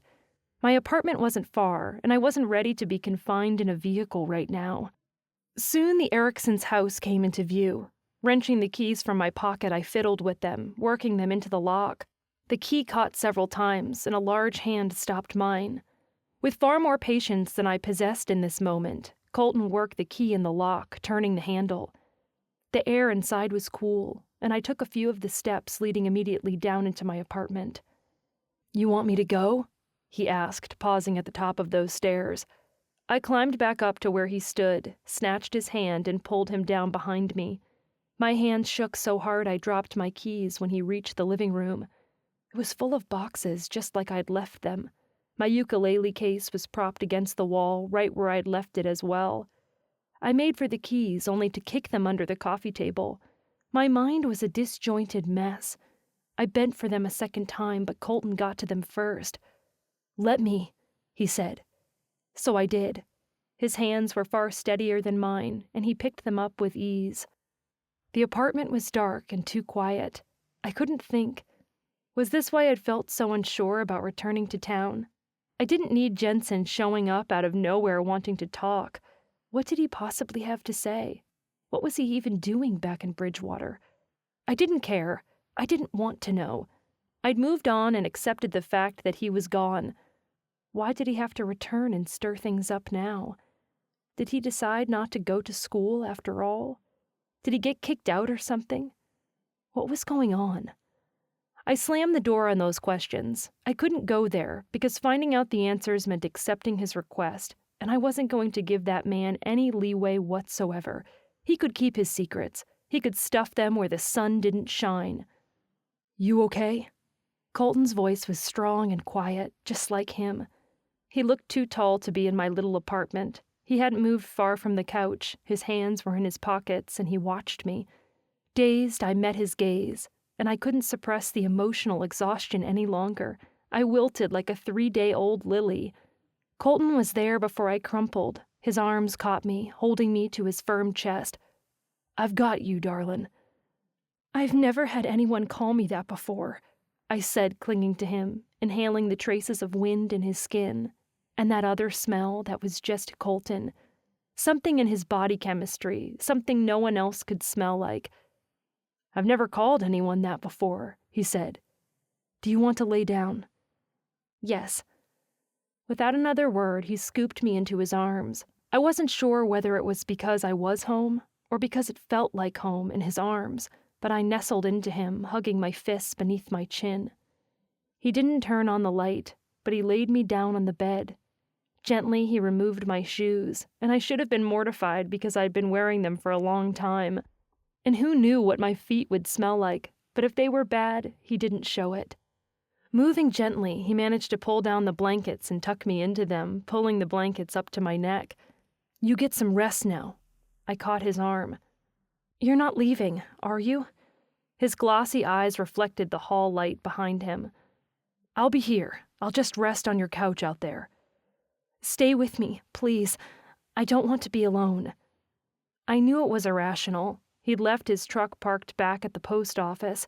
It was full of our bags, full of the water bottles we'd used and the empty packages from our snacks that we hadn't yet cleaned out after our trip. He rubbed a hand behind his neck and peered around my room. "Sure thing. I'll go get a chair." "No," I said, pushing back toward the wall. His eyes narrowed. "What are you doing?" I tugged on his hand. "Stay. With me. I want you to hold me. Just hold me." "Are you sure that's a good idea?" "Please," I said. I couldn't explain this emptiness inside of me, but something was breaking. I was unraveling. The heartache I'd seen in Kyler's eyes was raging back through me with full force. I didn't want to be alone. I wanted his warmth, his comfort. I wanted him with me. Colton lowered himself onto the bed, stretching his long legs on top of the blanket while I was burrowed beneath it. His strong arms cradled around me, and I gravitated toward him like a magnet. It wasn't the intimacy itself, but the physical contact, the all-out need to be close to him. Psychological and soothing and filling in all of my empty spaces. His body was warm. He wrapped his arms around me, and I burrowed against his chest. I released the dam on my emotions. I cried. Tears wet my pillow. I clung to his shirt and sobbed, feeling all the emotion that had built up for the past several hours, the past several days, expelling from me. Colton rubbed my back, offering soothing sounds in his warm, calming strength. He stroked my hair. He rubbed my back. "I've got you," he said, his arms wrapping me tightly to his chest. "I've got you." I wasn't sure how long I cried for, but eventually the emotion ran its course, and I laughed when he reached for the box of tissues on the nightstand behind him and handed them to me. I wiped my cheeks and flipped my pillow to its other side, nestling right back in next to him. "I'm sorry he hurt you," he said, resting his chin on my hair, holding me to his chest. "I can't believe he showed up." "What happened?" he asked, his voice rumbling at a low growl in his chest. "Who was he?" This surprised me. I didn't think I needed to elaborate on the he. Colton knew who Jensen was, didn't he? It reminded me of Kyler asking me whether I was really from Bridgewater or not. "I thought you knew. I thought word spread fast around here. I'm out of the loop, I guess. Don't give much place for gossip in my line of work." And yet he sensed the tension of the situation and came in clutch anyway. "Be still, my beating heart." That was Jensen Cummings. We dated last year, and I thought he was going to ask me to marry him. If this news bothered Colton, he didn't show it. His arms kept their steady hold around me. His heart kept its constant thrum against my ear. "That's who you were talking about with Kyler." "Yeah." But he left for dental school instead. He didn't even tell me he'd applied or been accepted. He'd been dropping all these hints about the future changing, making me think he was going to include me in those changes. And then on Christmas Eve, when I thought he was going to pop the question, he stabbed me in the heart instead. He was like, "I'm leaving. I wanted to have the best goodbye we could." Like his leaving wasn't going to completely shatter my entire life. "What a coward," Colton said. He is. And he had the nerve to show up again without telling you? That's the first you've seen of him since he left? "Yes," I said, my heart pinching in my chest. "He has my email, my phone number. He could have had the decency to give me a heads up at the very least." "You deserve better than that." He stroked circles on my back. "Thank you." My eyelids got heavy. I drifted off to sleep, and when I woke up, Colton was still there, sleeping on the bed beside me. He'd moved to his back with his hand resting on his chest. He'd stayed. Sunshine poured in through my window, and I blinked the dregs of sleep from my eyes, staring at him, watching his chest rise and fall, and realizing just how cozy we were on the twin-sized bed. I didn't want to move, but I did need to relieve myself. Carefully, I climbed over him. He stirred, rolling to take up the space I vacated. When I returned, he was sitting up, his hair stuck up at the back, and he lifted his arms in a stretch. "Morning," he said. "I wasn't sure how long you wanted me to stay, but it looks like we fell asleep." "Looks like we did." I hugged my arms around me, still feeling empty. I checked my phone, but there were no updates. "I'm glad you stayed," I said. Colton rose and stretched his back, angling forward to reach his hands toward the floor. "People will talk." "Does that bother you?" I asked, feeling only the tiniest bit guilty. Because he was right. In a town like Bridgewater, the fact that Colton Holden spent the night at my apartment was going to spread like germs. It made me wonder about the Ericksons. Were they still gone? So far, I hadn't heard much going on above us. He met my gaze without wavering. "No, I stopped caring about what people in this town think a long time ago." "There's a story there," I said, my curiosity piquing. I'd never heard of anything wayward about Colton. He didn't seem like the kind of guy to do anything that would incite rumors or make people talk. I thought that of his brother Bryce. Even Dawson's return to Bridgewater had sparked rumors about all the girls he'd been with during his time on the circuit. But Colton? Then again, he didn't grow up here like I did. His family grew up in Burley, and he only farmed in the fields, though I wasn't exactly sure where his farms were. "There is," he said. "Her name was Samantha. It might sound stupid, but I never actually had many interactions with her in person." "You met her online?" "Yeah," he said. "She's from Idaho Falls, but we hit it off and our chats were great. I eventually agreed to meet her, in Pocatello, actually. We met halfway. Then she started coming to Bridgewater. People were nosy, like always. But when we broke up, the rumor mill started up." "That's awful." "Yes and no, and that's what I mean. It's not like any one huge thing happened to make me this way. It's just, I decided not to let what anyone around here thought matter, because in the end, they all had it wrong. The only people who really knew why Samantha and I broke up were the two of us." "And what did happen?" He nudged me with his shoulder. "Are you jealous, Natalie?"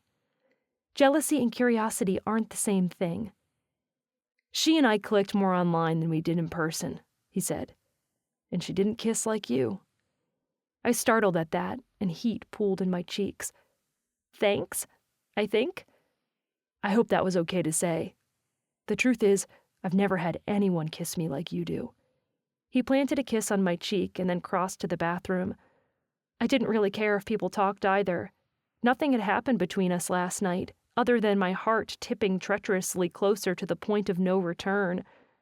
Maybe word would spread to Jensen, and that wouldn't necessarily be a bad thing either. Maybe he'd get the hint and stop trying to worm his way back into my life. "Want something to eat?" I offered when he came back out again.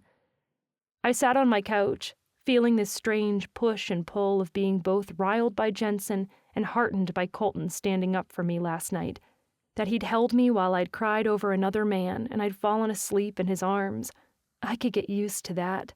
To coming home to him, to spending every night in his arms. "I've got to head out," he said, running his hands through his hair and glancing toward the stairs that led up to my one and only exit. "I need to move my truck. I'll bring your bag back." "Oh, right," I said. I still couldn't believe we'd left his pickup right there near the post office. At least it was at more of a back road than anything. I followed him up and back outside again. He gave me a little wave and then increased his pace, stalking down the sidewalk in the post office's direction. Colton was gone for only a handful of minutes. I waited out on the street, waving to Steve and to the Ambroses, who were out shooting hoops on their driveway. Soon enough, a familiar red truck turned the corner and inched its way toward the Ericksons. Colton pulled up and hopped out, looking disheveled and dreamy. He lifted a hand to greet Steve. Caught off guard, the oldest Ambrose boy swooped in and stole the ball from him, rising on his toes and shooting for the basket between their houses. "Sorry," Colton called, grimacing and giving me a whoopsie kind of expression. I laughed. My feelings for him swelled, as did my uncertainty. Because the more time I stood here on the street, the more time passed as he handed me my suitcase, the more a sour feeling sank into my stomach. Something felt off. I didn't want to be here. I wasn't ready to be home, especially not if Jensen was back in town. Colton had his usual happy-go-lucky expression on his face, so I couldn't tell. But did he regret staying with me? I should regret it too, but I didn't. No, regret wasn't the reason for the unease making a sewer of my stomach. "Thanks," I said, taking my bag from him. "For everything." "You bet. Maybe I'll see you on the site later?" He attempted a smile, but it had an edge to it. Something was bothering him, too. Did he regret what had happened? "I should be there," I said, pressing my lips. I couldn't manage a smile either. He turned toward his truck. Then he seemed to rethink it, and he came back to me. His footfalls and my thundering heart pounding in my ears were the only sounds as he crossed the drive toward me, cradled my cheek, and placed a soft kiss on my mouth. The sound of the ball being dribbled stopped. One of the boys across the street let out a whoop. When he pulled away, Colton didn't pay him any mind. His attention was fixed on me. "I'll see you soon, okay?" "Okay," I said, pulsing. I lingered on the sidewalk, watching him swagger to his pickup. Every step away felt like he took something of me with him, something I'd never get back. And I couldn't figure out why that threw me off course. Why did that kiss feel more like he was saying goodbye?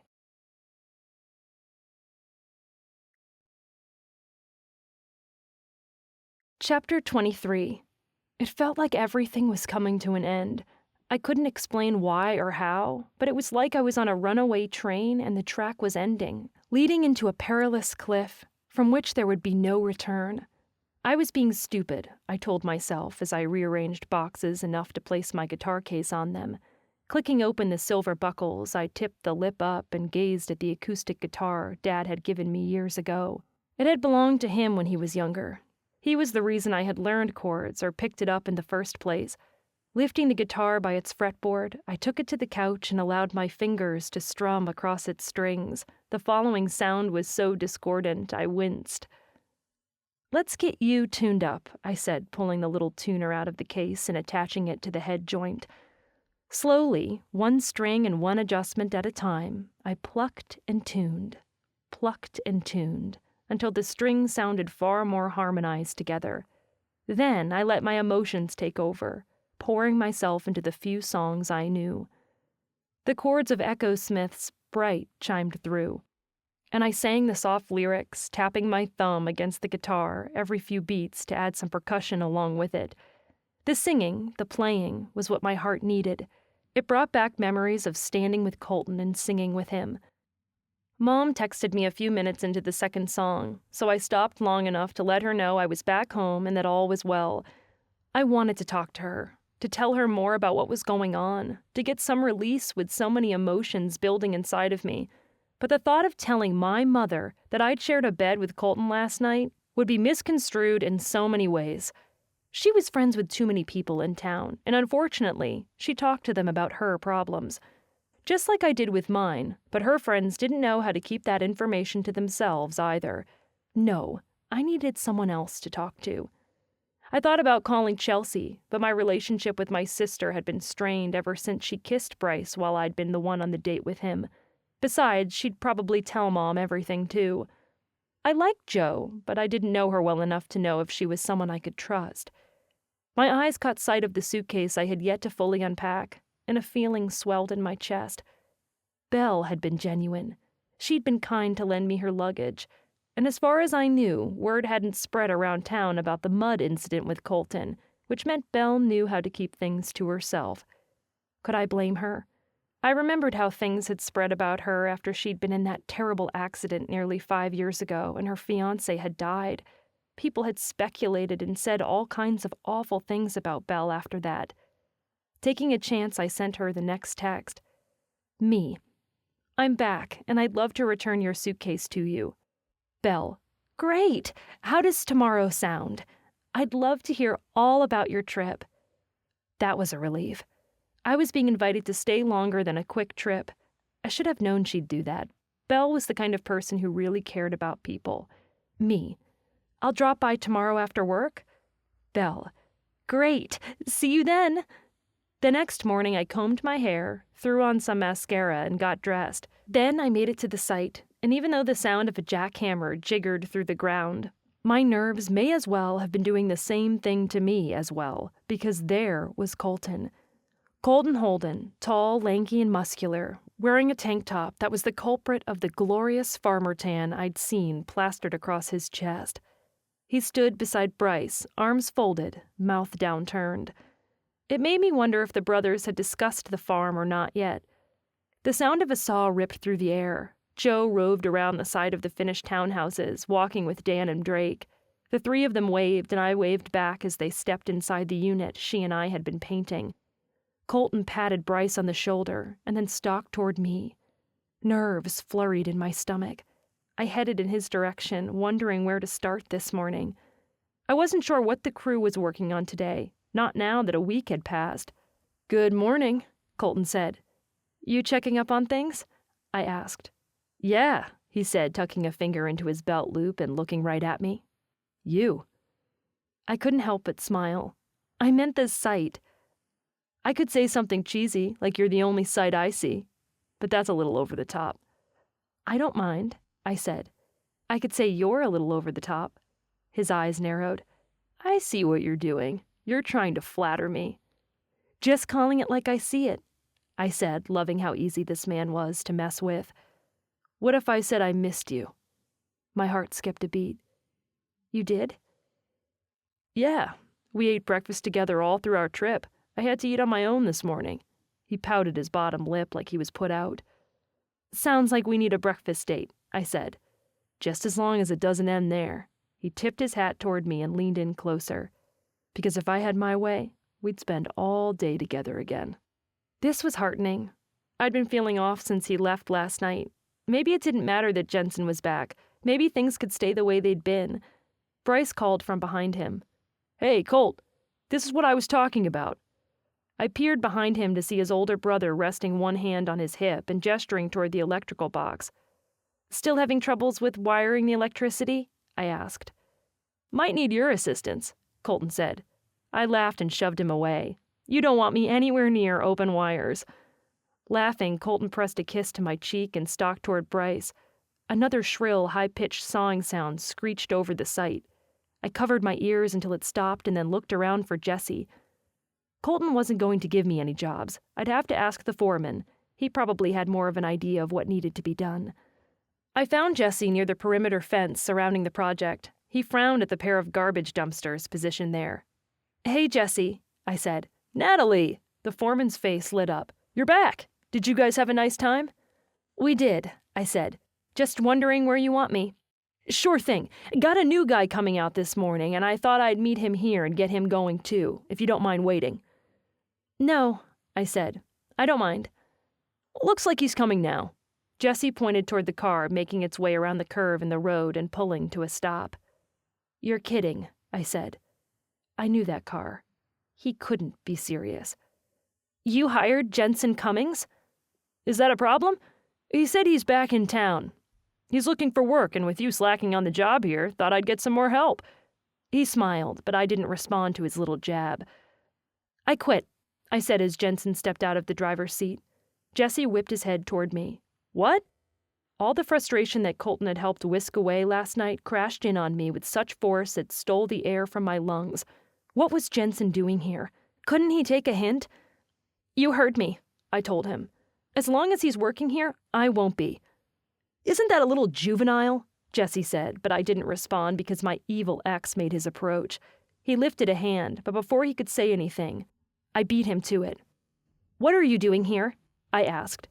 Jensen flashed me the smile, the one that used to kink my stomach into knots, the one that used to blur my vision and make me feel like no one else in the world existed. I had some serious PTSD. Or was it PRFD, post-relationship flutter disorder. Stop it right now, Hart. This man crushed you. You will not entertain any ideas of giving him another chance. I was with Colton. He had been gentlemanly and sweet. He'd been exactly what I needed. I didn't want to throw that away like Jensen did to me. So why did my heart respond to Jensen the way it used to? Not cool, Hart. Not cool. Reporting for duty, Jensen said. He even lifted his hand up in a rigid mock of a salute, tapping it against his brow, like I was his commanding officer. Why was he directing that to me? Jesse was the one in charge, not me. That didn't matter. I'd command him all right. I'd order his stupid, lying, betraying, and not cute in any way but off of the premises. "Hey there, Cummings," Jesse said, his gaze darting between the two of us. "I'm out of here." "Hang on," Jesse said. "You need to let the Holdens know." "I'll tell them." "Do they know he's here?" "Is there a reason I can't work on the crew?" Jensen asked. "No," Jesse said, while at the same time I said, "Yes, all the reasons." Jensen's mouth set into a line. "Come on. I know I messed up, but they need my help." "No. Nat. Don't." I leveled a glare at him. "I worked here first. You don't get to come take over. You can go. Find a job somewhere else." I'd probably lose all credibility with the rest of the members of the crew because Colton wouldn't fire me. Bryce might, but Colton wouldn't. But I didn't want to take advantage of them either. "This is ridiculous," Jesse muttered, but I ignored him and stalked toward the opening in the fence. The sound of boots crunching on gravel let me know Jensen was following me. "Please, Nat, just hear me out." I whirled around. "Don't call me that." "It's your name." My eyes closed. "My name is Natalie. Only people I'm close to get to call me anything else." "We were close," he said. "Were," I said with emphasis. "You no longer have that status. Now we're acquaintances. Distant acquaintances." His expression turned pleading. "Take your puppy dog eyes somewhere else," I said. "I'm sorry about what happened, but things didn't pan out in Mississippi and I need the job. Please, Natalie, I know construction. Just because I'm here doesn't mean you have to leave." I closed my eyes and said a prayer. Well, more like I cursed him inwardly and then prayed for forgiveness immediately after, because the only thing I wished on this man was for him to fall off the face of the earth. Definitely not the most Christian thing to think at a time like this. I wanted nothing more to do with him. Ever. "No," I said. He gestured toward the townhouses behind him. Jesse had taken the hint and left the two of us alone. "But that's my answer to whatever you think you're up to. No, I'm with Colton Holden now. I'm happy with him. So whatever you think will happen between us, talking or whatever, it won't." He lifted his hands. "I'm just here to help. I need the job." He turned toward the site and then back to me again. "If you happen to change your mind, well, that's not my fault. I'd like to tell you what happened." He was unbelievable. "I know what happened. You left. You didn't tell me what you were up to. You never told me a thing, and then you broke things off with me when I thought—" My voice caught. What was I doing? I was the one who'd said we wouldn't talk. I wasn't saying anything else. Jensen took a step toward me. "You thought what?" I closed my eyes, warding off the tears. I didn't want to cry in front of him. If anyone was to comfort me, I wanted it to be Colton. I shook my head. Jensen gave me a nod. "I'm sorry," he said. "I'm sorry I hurt you." And this time, as he walked toward Drake, Dan, Joe, and Jesse standing near the saw, I could have sworn his shoulders shook. He was doing this. He was taking the job when he knew what it meant for me. I couldn't do this. It was like a huge sign was flashing right in front of me, telling me, "Time to go. You've been waiting for a sign all this time. This is it." It wasn't just the job site I didn't want to share with him. If Jensen was back in town, then I didn't want to be. I wasn't sure what to do about Colton. He'd been so sweet since we'd gotten back from our trip. But that trip had only lit a fire in me, making me itch for more. I'd felt mildly restless since we got home, but Jensen showing up here again threw everything into a tailspin. It suddenly felt like my whole life was out of place. I was restless and I couldn't explain why. Much as I hated to admit it, Colton was part of the problem too. Things were moving too fast with him. Not that I didn't want them to, and that was a dilemma. I did. I wanted things with Colton that my mind told my heart I shouldn't want. I liked him too much. For anyone else, I was sure that wouldn't have been a difficulty, and the pre-Jensen me would probably have dived right into everything Colton offered head first. Colton was amazing, funny, cute, irresistible, and when he kissed me, I didn't want to stop. In fact, he was almost too amazing. That was what had my back up. With someone as incredible as he was, it would be hard to let go. He was roots when I wanted wings. My Anywhere But Here binder had so many places left to explore. If I was going to spend money on living expenses, it was going to be on hotels, Airbnbs, and on seeing places. That had always been the plan. It was sweet for Colton to have gone with me the last time. But what did that mean about me? I'd wanted to venture off on my own at some point in my life. It was the whole reason I hadn't gone to live in St. Anthony to be near my parents again. I wanted an adventure, to experience life the way other people did. I felt like I needed to find myself, to prove who Natalie Evangeline Brown really was. I'd always had this dream. If I didn't do something about it now, I'd always wonder if I could. Within minutes, I was back in my car, but I didn't go home. I took the road toward Burley. It was to pick up some milk and a few grocery items, but deep down, it was also an excuse to get away, even fractionally. When I pulled into town, I stopped at the closest store and waited in the parking lot long enough to let Colton know what I'd done. Colton, you should have come talk to me. Me. Did you know Bryce hired him? Colton, no, but I can do something about it. Me. Don't. It's fine. Colton, it's not. You shouldn't feel so threatened that you can't come to work. There's got to be some kind of discrimination law for something like that. I'll look into it. Me. It's fine. I'll find something else. Somewhere Jensen would never come. I knew it was stupid to let a man have this much influence over me, but it wasn't just Jensen. It was like he was giving me the excuse I needed to do what I'd always wanted to do. Colton, I've got to thin tonight. Want to join me? Me. Thin? Colton, beets. You thin them to make sure the root tubers are all the right size. Also makes it so they don't have to compete so much for water and other nutrients. He was so nerdy. It was cute. Me. I'd love to. I couldn't bring myself to tell him I wanted to talk to him, even though I did. My desire to leave wasn't fair to him. I told him that from the start, but he hadn't listened. But I had to be honest. And this wanderlust coursing through me wouldn't leave me alone. I hated to be the one to break his heart. Remembering my plans with Belle, I texted her to rain check. Belle, everything okay?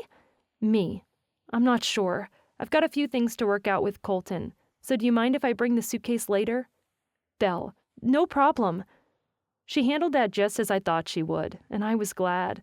I wasn't sure I could handle any more drama right now.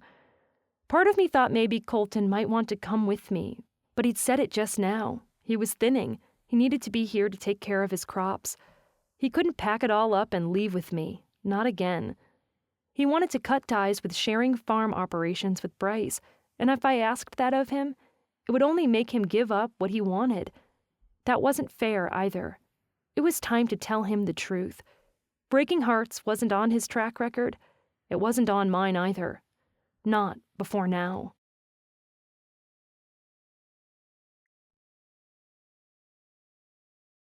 Chapter 24. The address Colton gave me was farther out in the countryside than I'd ever been. His farmland was past Pomerelle Ski Resort, nearly to Rock Creek, and it was beautiful. The hills rolled in the distance. A fire had blazed through these hills a few years ago, singeing everything in sight. Some of that damage was visible even now, with fallen trees, blackened trunks, and a lot of younger trees and new growth. To my left, a tractor was visible in the middle of the field. I pulled off the road just behind Colton's pickup and called him, waiting for the dial tone. I see you, he said with a note of excitement. I think I see you too. You're in the tractor? Yes, ma'am. I got a seat right here just waiting for you. You can either hang tight until I make it back to that end of the field, or you can trek your way to me. Whichever you'd like. I'm coming, I said. Since I didn't much like the idea of standing around and waiting, that tractor was moving slowly. I watched my feet stepping carefully between rows and rows of sugar beet greens.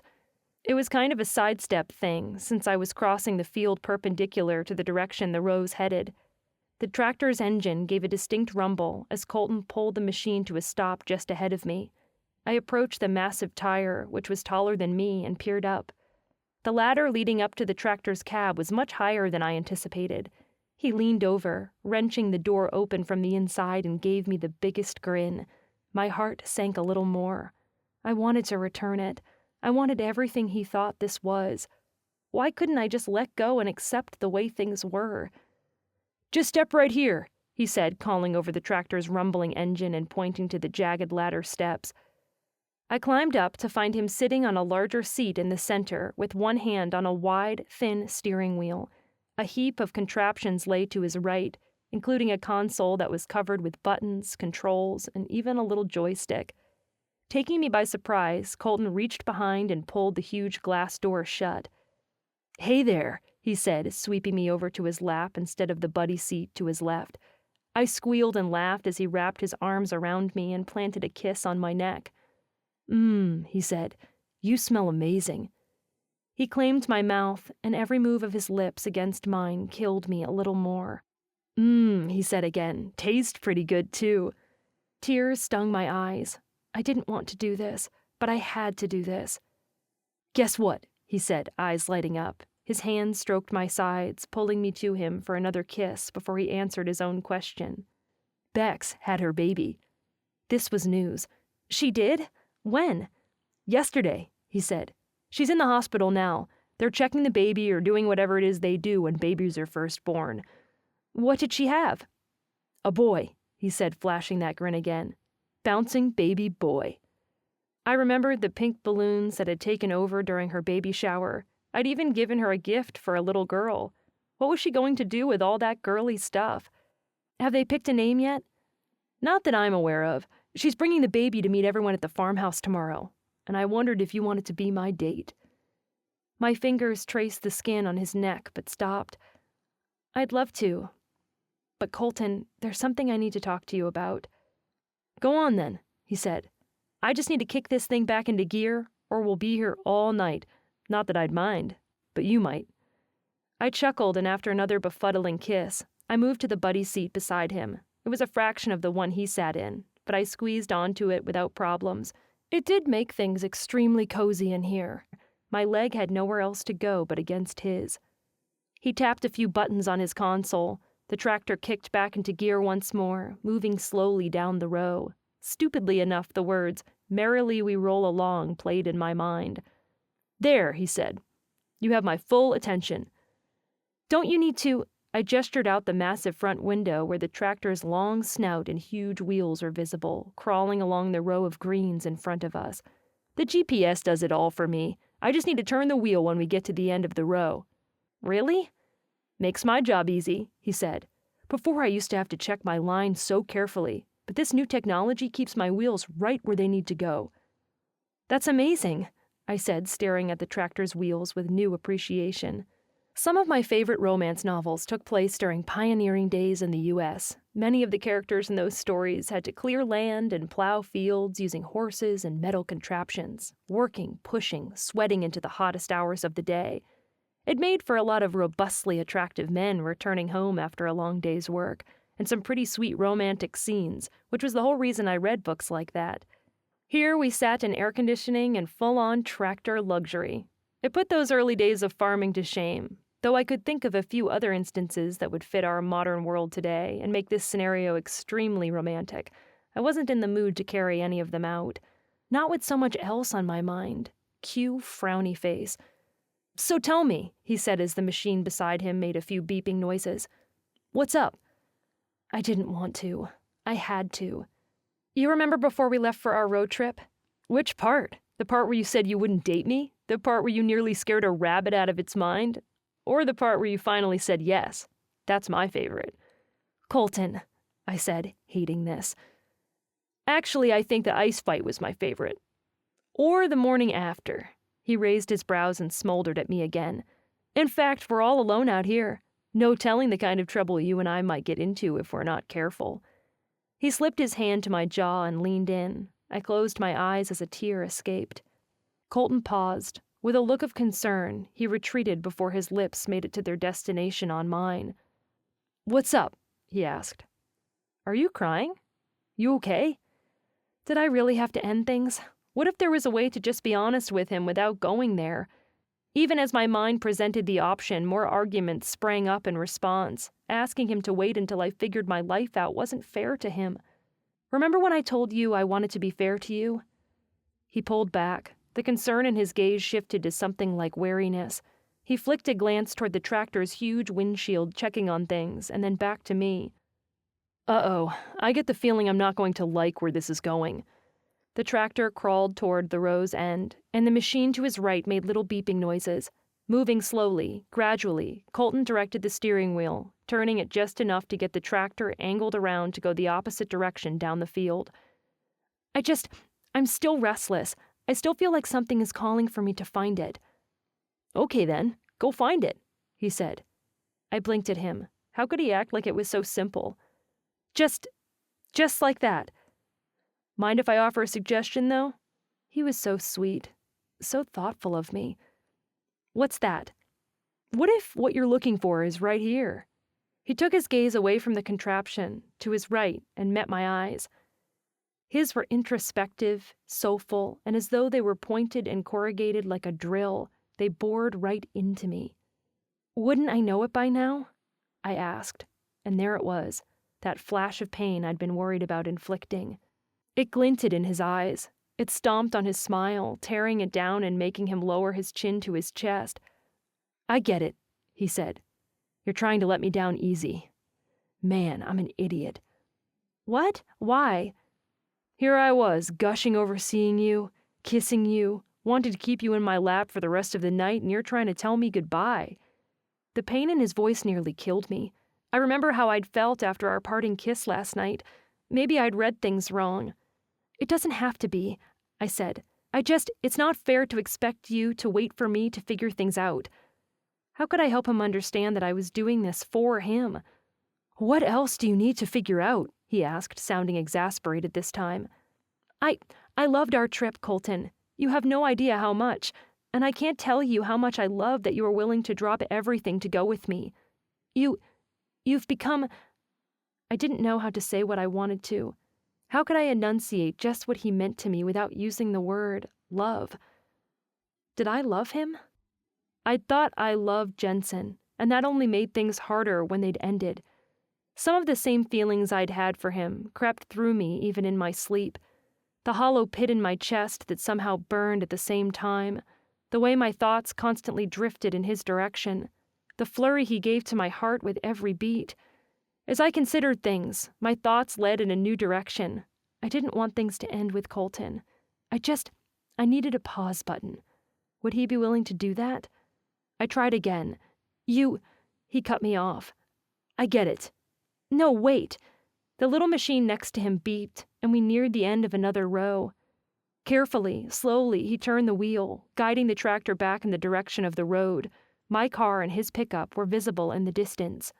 Once he got things straightened back out again in the field, his hand went to mine.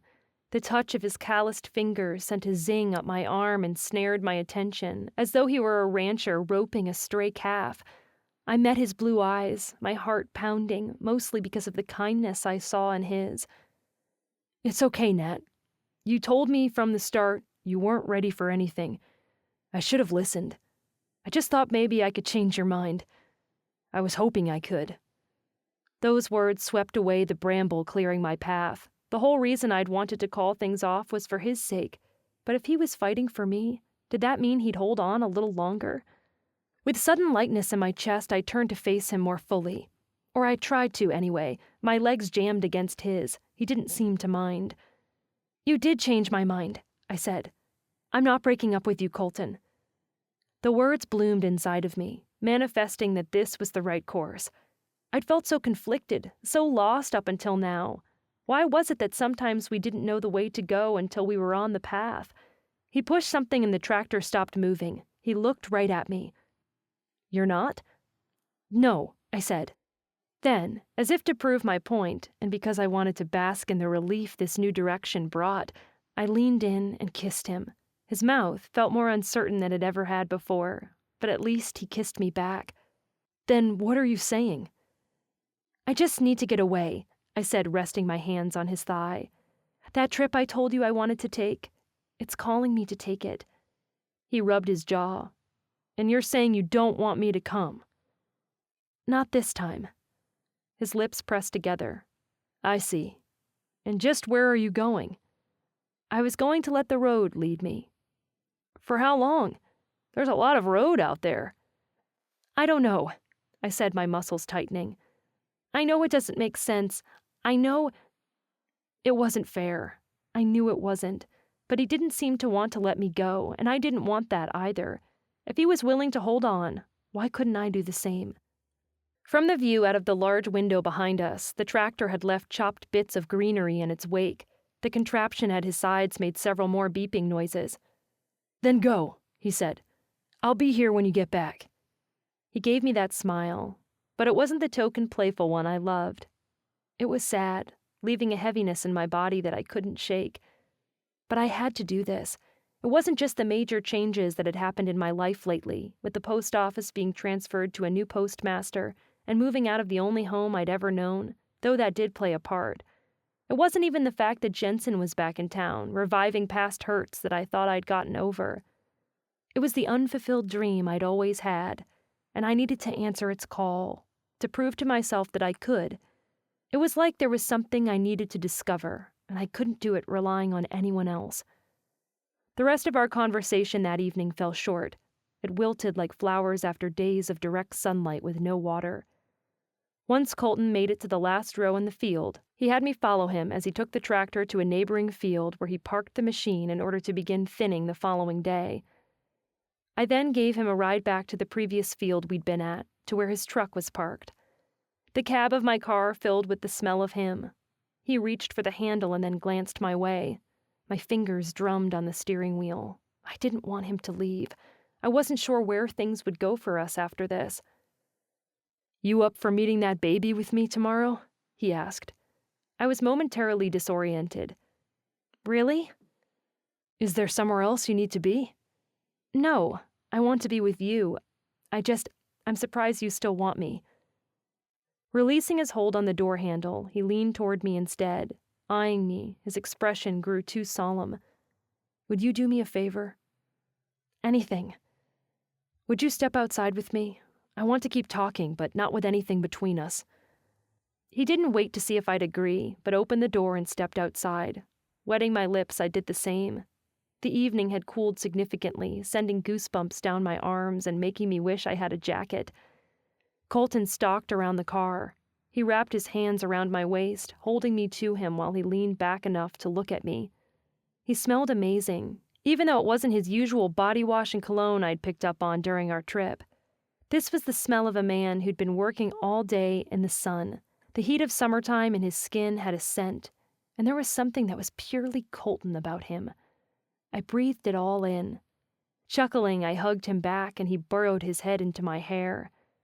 Warmth pulled through my entire body. My breath hitched, my head tilted to one side, and I rested my hands on his biceps. Tell me something, he said. You don't want to break up with me. Not a question, a verifying statement.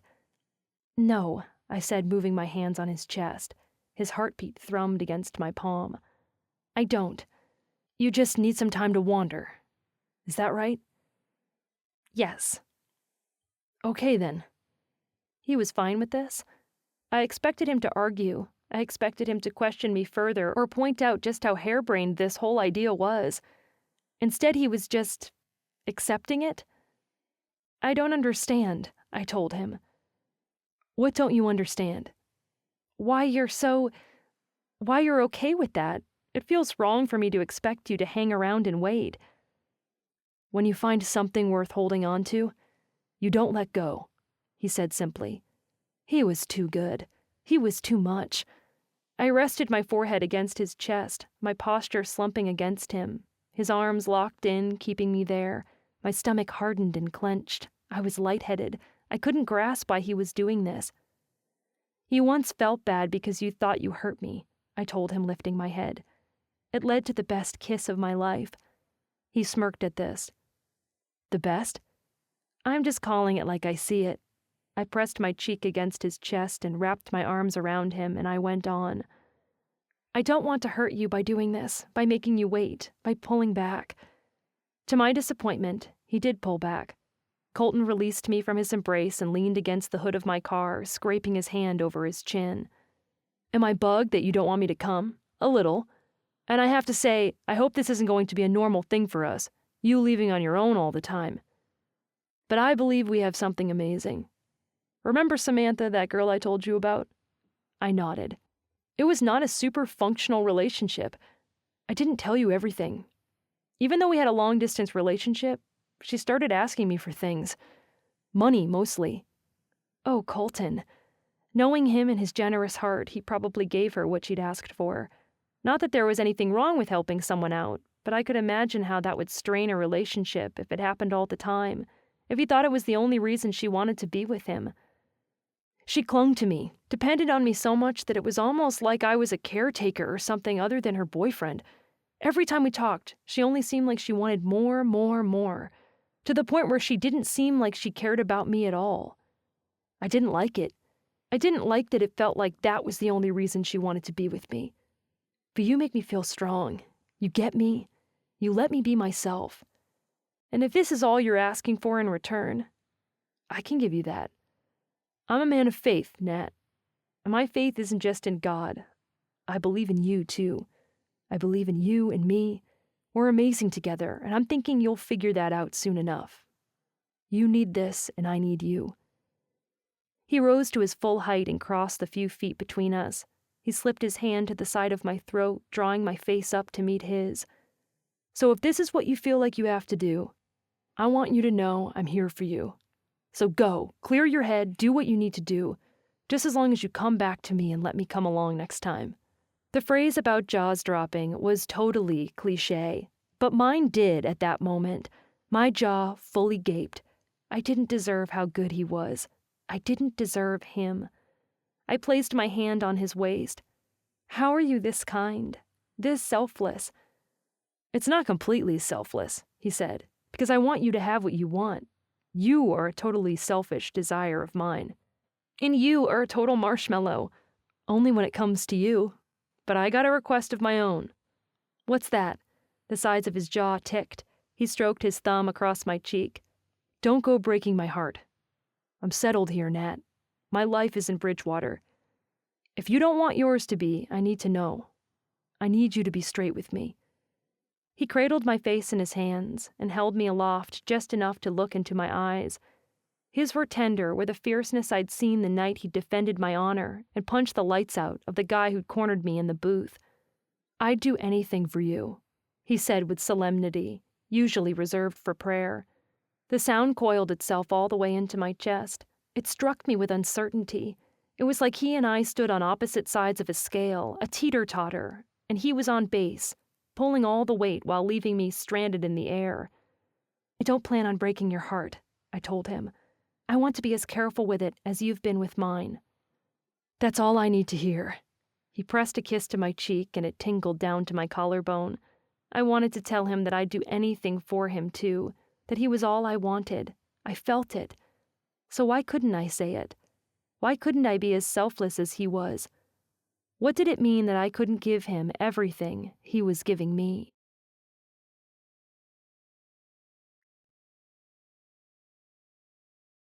Chapter 25. I was unsettled the next morning. Everything inside of me felt packaged and disarrayed, like the boxes still creating mountains in my living room.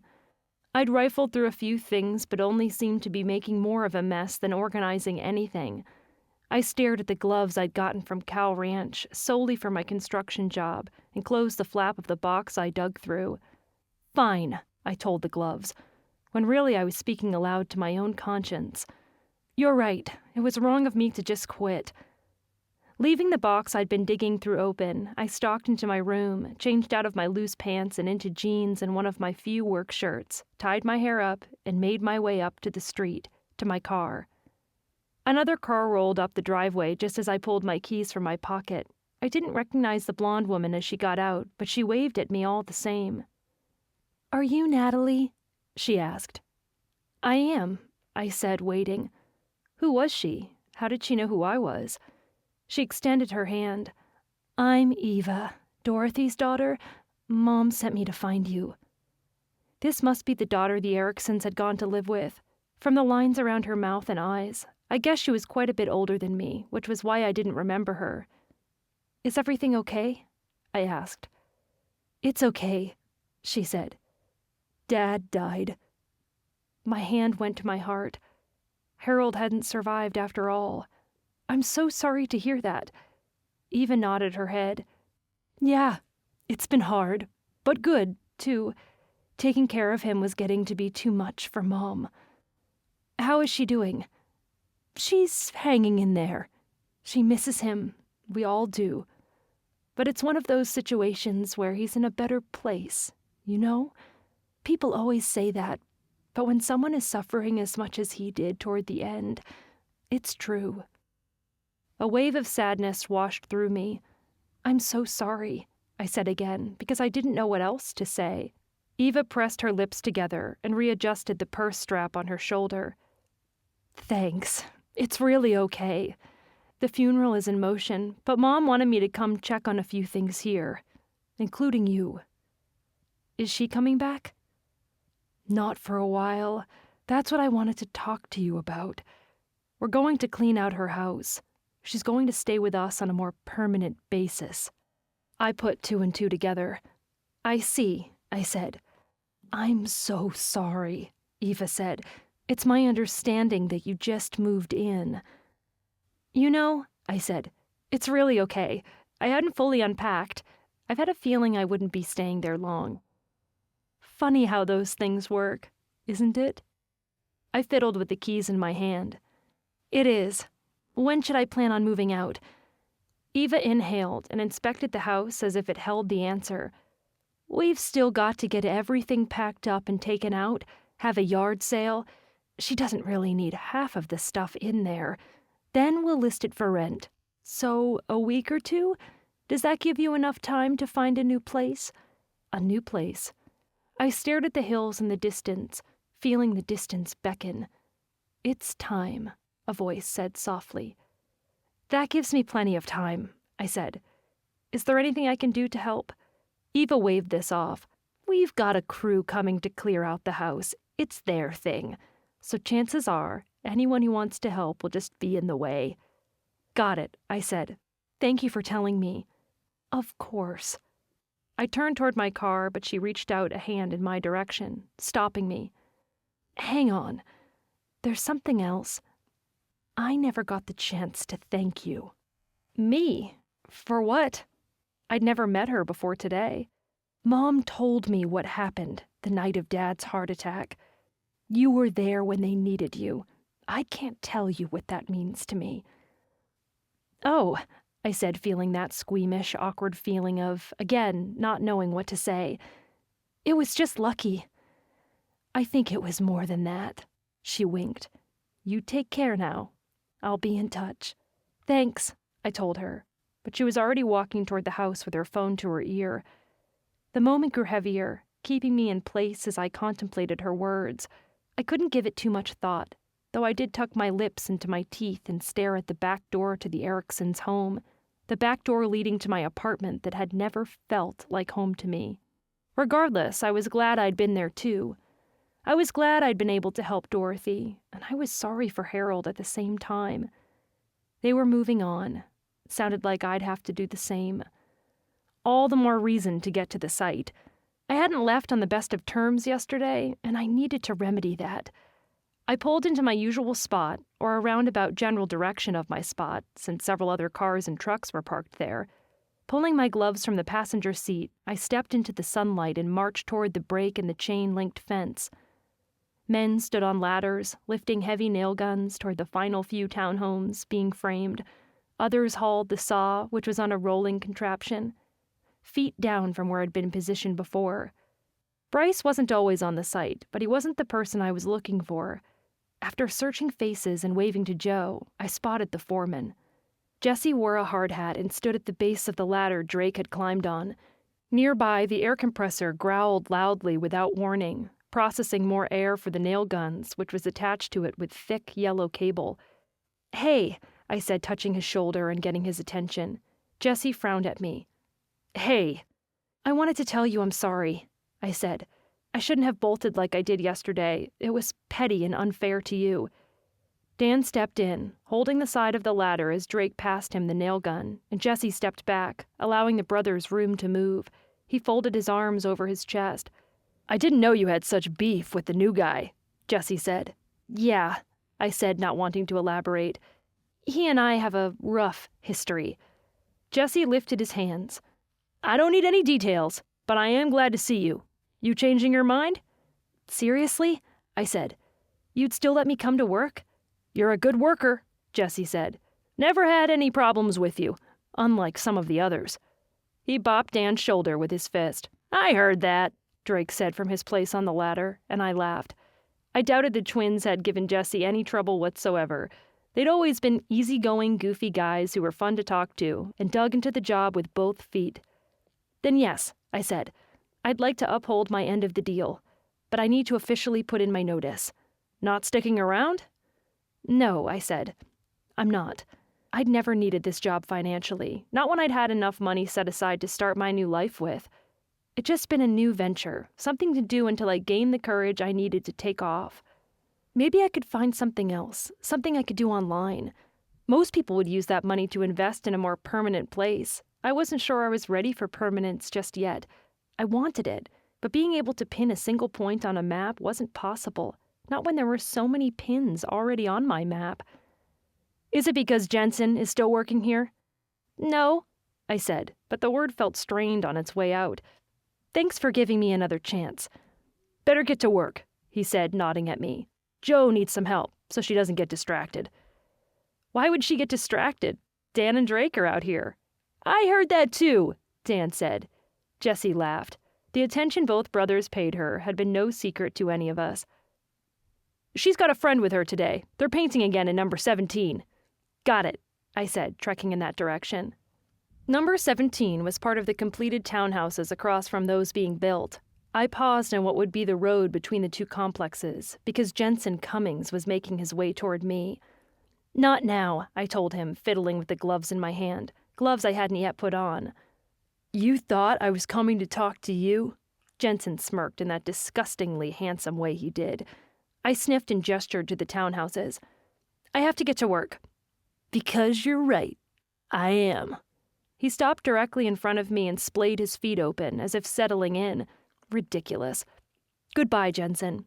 I sidestepped toward the right. He dodged in the same direction, cutting me off again.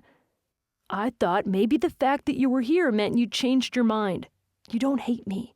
You want to see me." I considered trying to dodge around him again, but knowing Jensen, he'd just keep up with me, keep pestering me until I gave in and heard what he wanted to say. He'd always been persistently relentless. I used to like that about him. That was no longer the case. But I was glad I knew this little detail about him, at least. "I'm with Colton," I told him, deciding to be straight up. "Doesn't look that way to me." "From what I heard, you two are taking a break." "Since when are you privy to anything about me?" And just where had he heard that rumor from? Gina Hansen was Bridgewater's notorious gossip, but as far as I knew, she wasn't in contact with anyone I would have told anything to. She could twist a tale with the best of them, though. "Who told you that?" "Emily was talking about it at the Elkhorn last night. How Belle and Beck said Colton was into you. But you didn't return the interest." I closed my eyes. Emily had heard me say as much at the baby shower, but that had changed. I hadn't talked to her since. Had she not seen Colton and me together around town? She may not have. But Jensen had. He'd seen Colton with me at the post office. I suppose there was one thing to be grateful for. Word hadn't yet spread about Colton staying the night at my apartment after that interaction. "I told you, I'm with Colton Holden." "You're dating?" What did he think Colton and I were doing together when we'd bumped into him the day we'd gotten back? Jensen had the nerve to look defeated, which riled me to no end. I wasn't going to give him the satisfaction of knowing that I'd cried in my car that day, that I'd turned to one of my romance novels, tried to play it off, and had taken myself out for a malt in an effort to prove how strong I was, how unaffected I was, only to bump into Allie Vreeland and lose total control again after talking to her about Jensen leaving. "I'm sorry," he said. "What more can I do to convince you of that if you won't see me? Give me another shot. We had a great thing going." My eyes closed. Memories with this man whooshed in like driving in a convertible with the top down. Air rushed through my face in too much concentration, too much for me to manage a single breath. It was like orange juice from a can without enough water added. "I'm happy with Colton," I told him. "I don't want to let you go." "You already did," I said. "Now it's time to accept it. Goodbye, Jensen." I tried to pass him again. Again he sidestepped me, blocking my escape. "I'm here now." Jensen offered his hands to me. "Dental school didn't work out. I'm staying in Bridgewater, Nat, and I'm going to prove that I'm someone you can rely on." My throat ached. My hands gripped my gloves. "I love Colton, Jensen." A knot formed in my stomach as the word left my lips of their own accord, but a sense of release came along with them. Because they were true. I did. I loved him. The realization radiated through my whole body, making my blood bounce in my veins. It was just a shame I hadn't told Colton as much first. That didn't change the fact that Jensen needed to hear them too. Jensen's breath caught and his eyes widened. "Love?" "Yeah," I said, a smile creeping to my lips as the emotion swelled in my chest with full force. It was prominent, like a runner waiting for the gun to sound so he could begin the race. "I do." He squeezed his eyes shut. I could practically feel the tension in his body as he paced away from me and turned back again. "Love." "Love," I affirmed. "He's everything I need." I didn't add the words, "you're not," at the end of that statement, but they floated through the air like loose feathers from a down pillow all the same. Grimacing, Jensen scraped a hand over his face. He fisted both hands at his sides, processing, suppressing his frustration. "I suppose I deserve that," he said. "It has nothing to do with you," I said, "and everything to do with who he is." That resonated within me as I said it as well, because that's what truth did. It glowed, it chimed. It was a cat-like stretch, a dance, a sparkle, something that couldn't be suppressed. I loved Colton for everything he was. The high-pitched screech of the saw squealed behind me. I flinched, tensing until it stopped. Jensen rested his hand on his hip. "Then I guess I'm happy for him. And for you." The lack of meaning in his voice made that a little hard to swallow. "I doubt that," I said. His brows drew together, and then he gave me a tight smile. "I want to be happy for you. Does that count?" If he were anyone else, I would pull him into a hug. Seeing him so unhappy like this tugged at my heartstrings and filled me with something between sympathy and pity. "You'll get there," I told him. I almost reached out to rest a soothing hand on his arm, but thought better of it. Full distance was the better option here. He bobbed his head, staring around at the sight as though he wanted to look anywhere but at me. He blinked several more times, his throat clenching. Dan stalked toward his brother, carrying the A-shaped ladder as the brothers moved to a new spot near the framework. A few of the others meandered, passing hammers and holding levels to the wood they were framing. "Forgive me, at least," Jensen said, thumbing his ear. "Can you give me that much?" I hugged my torso tightly, warding off the instant uncertainty. Could I? Forgive him just like that? I'd hitched my wagon to this man, and he'd untied the rigging and cracked the whip, leaving me in the dust. How did someone just let hurt like that go? Heroines in the romance novels I read did this kind of thing all the time. They went about having their hearts broken and finding new love. They got revenge on past lovers, and often in those stories, that revenge only soured them. Revenge and bitterness hurt the person who was seeking it far more than the one on the receiving end. "What do you want most?" that little voice asked. I wanted to let him go once and for all. What better way was there to do that than to let go of all the hurt he'd caused, too? "I want to forgive you," I told him, "just like you want to be happy for me. Maybe we'll both get there one of these days?" "Maybe," he said. We faced one another for several more moments. but we'd said all there was to say. This time, I didn't dart off immediately. I let that fact settle between us. I let Jensen arrive at that conclusion, too. "I guess I'll see you around," Jensen said. "I guess so." Tucking his lip into his teeth, he inclined his head at me and then strode away, leaving me standing between the two lines of townhouses. One finished, one just starting.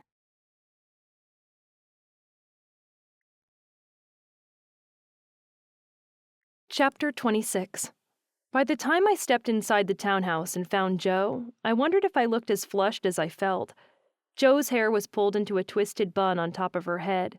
She wore baggy jeans that were shredded all down one leg, and as she swept her trowel across the sheetrock on the wall, she prattled on mid-conversation. "Yeah, I just wish my dad would get over it already," Joe said. "I can't wait for my semester to start. I'm getting as far away as I can for as long as I can." Another young woman sat with her, propped on a stool and folding her arms as if she didn't know what else to do with them. She was dressed a little too nicely for a sight like this, with lighter-colored jeans, a pink shirt, and white shoes. Her blonde hair tumbled down her back, and she even wore bracelets on one wrist. She definitely wasn't here to work. I wasn't sure, since I hadn't spoken with her in person ever.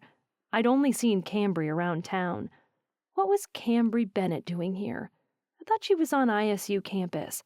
I supposed it was a Friday. Maybe she was home visiting for the weekend. She was younger than I was, but it was weird how turning 18 made age not matter so much anymore. "You're not coming back?" Cambry asked. "I don't know," Joe said. "I need some room to breathe. He's just so controlling. Anytime I have a date, Dad freaks out. It's not my fault Camille got pregnant and the guy ditched her." "How's she doing?" I asked. Camille had been older than me. She and I hadn't hung out much, but we'd been friendly to one another and had sat together during a few classes back in high school. The two women startled. Joe made a little noise and turned, gripping the trowel and placing her hand on her heart. "Natalie," she said, smiling as pink filled her cheeks. "I didn't even know you were in here." "Sorry, I should have announced myself," I said, doing a side wave. "I'm here." "You're back from your trip? How was it with Colton?" I'd never thought the term waggling your eyebrows was a thing, but Joe pulled it off. "You went on a trip with Colton?" Cambry asked, turning on her stool to face me. Why did she seem so interested? Was she just out for gossip? To be in the know? Or did this have something to do with her newly ended relationship with Colton's youngest brother? "It was incredible," I said, feeling the excited flutters build inside my chest at the mere mention of our excursion. "We went to see Mount Rushmore." "Because?" Joe prodded. Cambry tilted her head toward me. "Because I told him I wanted to take a trip and he wanted to come with me?" I said, lifting my shoulders. "You got another trowel?" "Yeah, it's by the door." "So tell me, did anything happen between you two?" "Don't mind Cambry, she's hanging out while she waits for me to get off." Bad breakup. The conversation had shifted away from my question about Joe's sister, but that was okay. I wondered if I could pry about that breakup. She didn't mention at all that she'd been the one to initiate it. I wasn't close to Cambry Bennett whatsoever, but after hearing Kyler's side of their conflict and his account of her breaking his heart and leaving him hanging, I was curious to hear her take. Why had she ended their relationship? "Spill," Joe prodded. "You and Colton, Colton and you. Is there a Colton in you?" "Yeah," I said, bending for the trowel on the wooden floor behind the door. I smiled and felt my cheeks heat at the admission. "There's a Colton in me. We're a thing now. And he's incredible. He makes me laugh. He's kind and sweet and more patient with me than I deserve. And don't even get me started on the way he kisses." Joe's squeal filled the room. She bunched her hands together in front of her chest. Her friend smiled, but stayed quiet.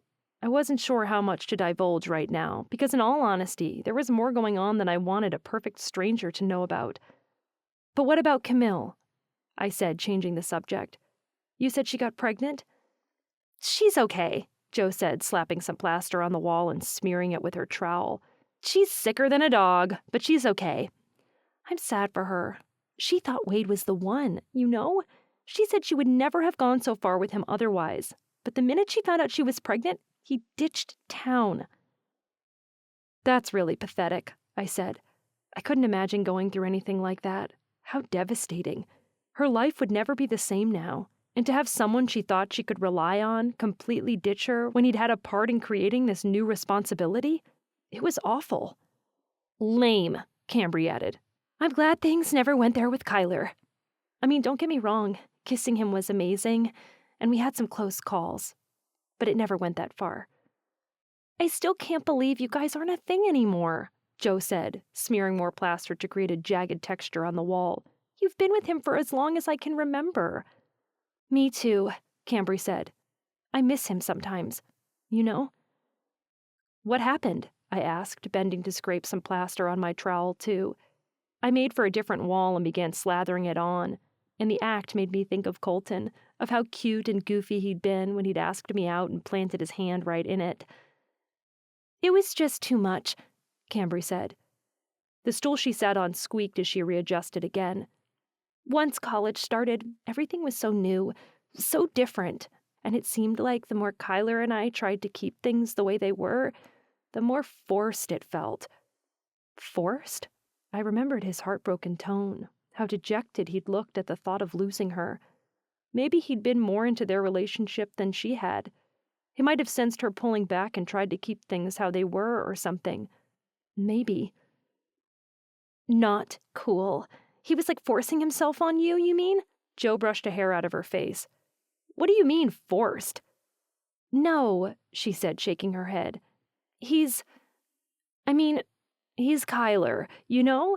He would never. All the Holdens are disgustingly polite, and he's no different. The two of them laughed. I couldn't join them. While they may have had ample experience and time spent with him, getting to know them together, I didn't.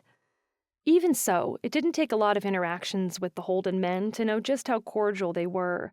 Kyler had been distraught when we'd visited him, but not angry or unhinged. Did she have any idea how hurt he was right now? Did she care? So, what's wrong? Jo asked. I bent for more plaster and listened intently as Cambry rose from the stool and faced the window next to where Jo worked. She folded her arms over her chest once more. I really thought I loved him, she said. But once we left home, everything changed. I didn't know how I felt anymore, and that just got worse because every time we saw someone we knew from back home, everyone was like, when are you getting married? It's like they already had our lives planned out for us. I just didn't want that kind of pressure. Okay, so there was a chance I was making hasty judgments here. I'd painted the worst picture of her in my mind after seeing Kyler so heartbroken. But this was different. This was understandable. She was young. They both were. And if she wasn't sure about what she wanted just yet, who could hold that against her? It's a big decision to make, I said. Yeah, she said. I love him, but I felt so suffocated by all the expectations for our future. My future, she corrected, shaking her head. I just want some time to meet new people. To live a little before I grow up too fast, you know? I get that, Jo said, brushing the same errant hair out of her face again. I can't wait to go to ISU and meet guys, to not have my dad breathing down my neck. Was her dad really that controlling? Even now that she was 18? That's the other thing, Cambry said, her face brightened. There are so many cute guys on campus. I just felt so restricted. I kept having to tell them no. Like she was getting asked out left and right. Maybe she was, but my cynical side flared just a bit. Anyway, I shouldn't even be talking about this, Cambry said. Not with Natalie dating Kyler's brother. I set my trowel beside the plaster tray. Don't worry, I'm not going to tell him anything you're saying if you don't want me to. In fact, I'm headed out of town again soon. You are? Where to this time? Jo bent for the water bottle on the wooden floor beneath the window and tipped it to her mouth. Are you going with Colton again? Cambry asked, popping her foot on the rungs of the stool she'd been sitting on. Not this time, I said, wishing I had thought to bring my water in from the car. My mouth went dry at this shift in topic. I get what you're saying, Cambry, I told her. This is the kind of thing where I want freedom. I just feel like I need to go on my own. Yes, she said, gesturing toward me. The bracelet on her wrist jangled. You have your own path to forge. That's exactly how I feel. But hey, If you see Kyler, Cambry went on, tell him to call me, okay? He's avoiding my calls, and I'd really like to talk to him." "About what?" Jo asked, lowering her water bottle to the floor. "How weird it is to be home without him. I still care about him. I thought maybe we could still be friends. He's the one I always went to for everything. No offense, Jo." Jo waved this off. Cambry rested her hands in her lap. "It's just, I still consider him my best friend." My brows lifted. She thought she could break up with him, date other guys, and still have a close relationship with him? How could she possibly think things could be the same between them after this? No guy I knew wanted to be friend-zoned, especially not one who'd given himself completely to her, only to realize his feelings weren't reciprocated. There was a point where things just didn't work, and she'd crossed that line, whether she realized it or not. "He's pretty broken up right now," I told her. "He is?" Her eyes went wider than that pleading emoji. "You've talked to him?" I couldn't believe she was this clueless. Then again, maybe she didn't yet have much experience with what a broken heart felt like. "Yeah, I'm not sure how much you want to know, but he's pretty crushed. He loved you, and he's feeling a bit lost. He's leaving school." She nodded. "He told me. So if he doesn't answer for a little while, maybe let him be. Maybe give him time. You meant a lot to him. You still mean a lot to him. It's probably hard for him to talk to you right now." Her expression wilted. "You think he needs time?" "Yeah, I do," I said.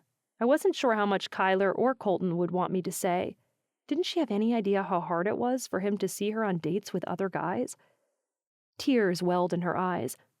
Do you think I made a mistake?" Jo chewed her lip. She flicked a glance at me that very much had an SOS look to it. Cambry's lower lip trembled. I sat down my trowel and crossed the room to her. I placed my hand on her arm. "I can't tell you if you made a mistake or not," I said, trying to find the right words. "From what it sounded like a few minutes ago, you had good reason for wanting to step back." She inhaled a jagged breath and a tear slipped down her cheek. "I never wanted to hurt him. I never wanted him to pull away for keeps." "But what do you expect him to do?" I asked, trying to keep my voice as gentle as possible. "Do you think he'll be okay hearing about your life now that you've pushed him out of it?" Her lower lip trembled. Jo set down her trowel and joined us, putting her arm around Cambry. "It's what you wanted," she reminded her friend. "Remember?" Cambry nodded, throat strained, eyes closed. Her shoulders rose and fell as she worked through her jagged breaths. "Time," she said, her voice weak. "I can give him that." Jo and I exchanged a worried glance. "Are you sure you don't want to try getting back together with him?" Her voice tiptoed to her friend. Cambry shook her head vehemently. "No, I'm not ready for that. I'm sure about this. It's just, you're right. I have to let him go for good." She exhaled long and slow from a part in her lips. Watching a breakup from the outside looking in was vastly different from experiencing one yourself. I couldn't understand all sides right now, because from what it looked like to me, they both still loved each other. But it was like dried, hardened clay. When something was out of shape, trying to mold it back only caused pieces to crumble and break. There was no easy way to do things sometimes. "And you know it's important to not care so much about what other people think," I added, remembering my conversation with Colton. "If you want to be with him, be with him. Let them think what they want. Their expectations don't matter, not if you're happy just dating him for a while." Cambry chewed her lip, and she didn't respond. In fact, she remained pensive and quiet for some time after that. Jo changed the subject to the program she'd been looking at studying once she left for school. She talked about how much fun it would be to room together with Cambry, and while Cambry's responses were bright, her energy was different. Her shoulders were slumped, her head hung just a little lower than before. It made me suspect she was still mulling over bits of our conversation. I hoped so. Maybe it was stupid, but a small part of me hoped she might see things differently and want to get back with Kyler again. But if not, I hoped the two of them would work things out in other ways. I hoped he would move on, that he could find someone who treated him as wonderfully as Colton treated me. Something told me Cambry didn't know how good she'd had it with him. We finished mudding the bedrooms and moved out into the hall. By the time we finished with the upper level and made our way down the split stairs, the light streaming through the windows had grown significantly hazier. It would soon be quitting time. That thought had more weight than I planned. Just as Cambry had her own reasons for the choices she'd made, so did I. And once 2 weeks were over, my life was taking a completely different turn. The Grand Canyon awaited. It was time to go find myself. But first, I was meeting Bex's new baby.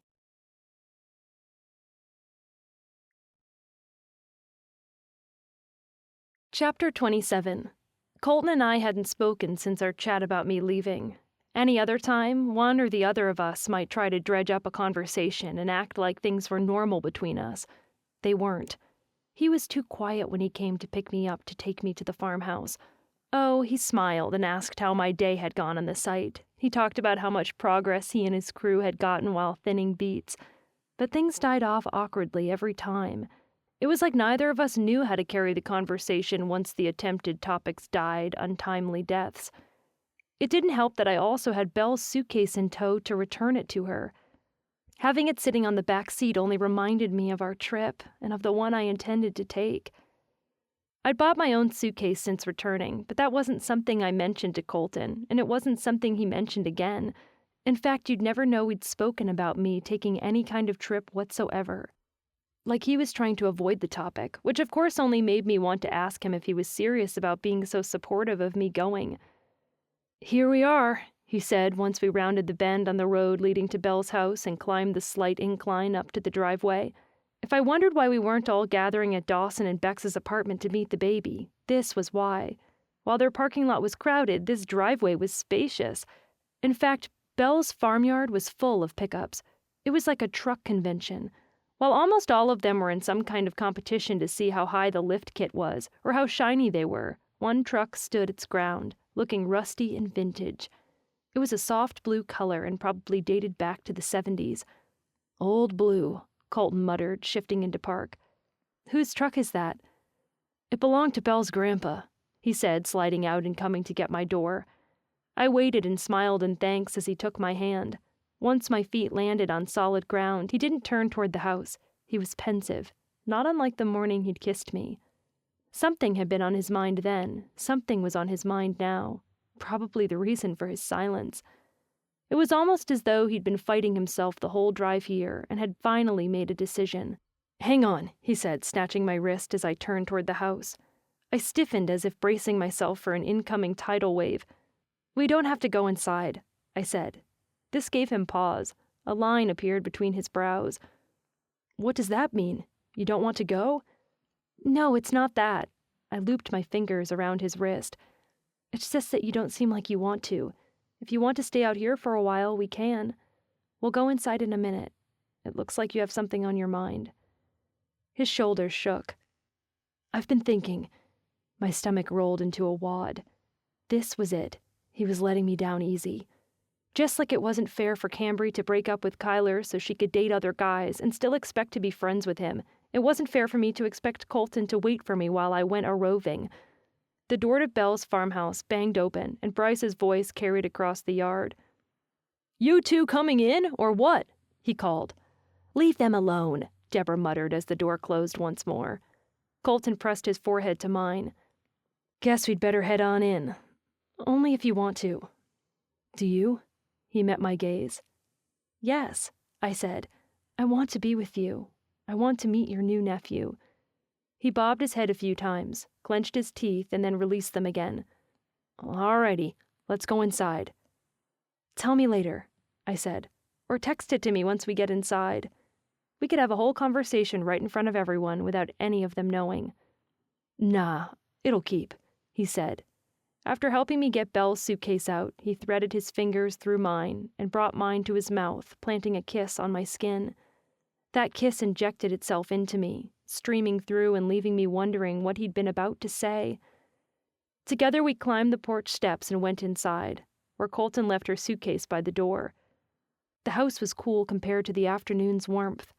Cody bounded to the door so enthusiastically his glasses slipped from his nose. "We have a new baby brother," he said. Yeah, and he's a potato, Paisley added, bouncing. A potato? Colton said, cottoning onto her enthusiasm. I thought he was a baby. Come see, come see! She grabbed his hand and towed him toward the living room. And me by default, since Colton didn't let go of my hand. Deborah greeted us, pulling me into a hug. How's my favorite soon-to-be? She asked, pressing her cheek to mine. Soon-to-be? I asked. Part of the family, Dawson supplied, unhooking his thumbs from his belt loop and hugging me next, clapping me on the back. Congrats, Colton said to his brother, receiving the next hug and not commenting on the statement. Soon to be part of the Holden family? Exactly what had Colton been talking to them all about? Or did he have anything to do with that label at all? Was it just Deborah's wishful thinking? Either way, I couldn't say I minded the label. In fact, it stirred hope inside my stomach. Bryce sat on the dining room chair that had been brought in, talking in hushed tones with Luke while Allie sat with Sophia and Bex on the couch. The 2-year-old's feet barely reached the end of the cushion, and she giggled at the tiny newborn swaddled in a bundle on her lap. He's sleepy, she said, baring her teeth in an adorable grin, her blonde curls stuck out at all angles. He is, Colton said, kneeling in front of her. He stroked the baby's soft cheek with one finger and looked at Bex. Sure looks like a beautiful boy to me. Thanks, Bex said. He is beautiful.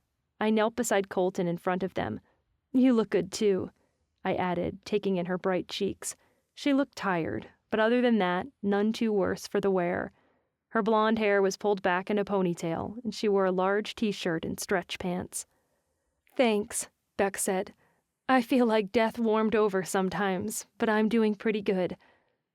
I done, Sophia said, pushing the baby so he nearly rolled off her lap. Every adult nearby lunged. Belle shrieked from her place on the couch across from us and shot out her arms as though she could catch the baby from here. Dawson startled. Bryce shot to his feet. I startled, but Colton swung in, reaching the baby before I did.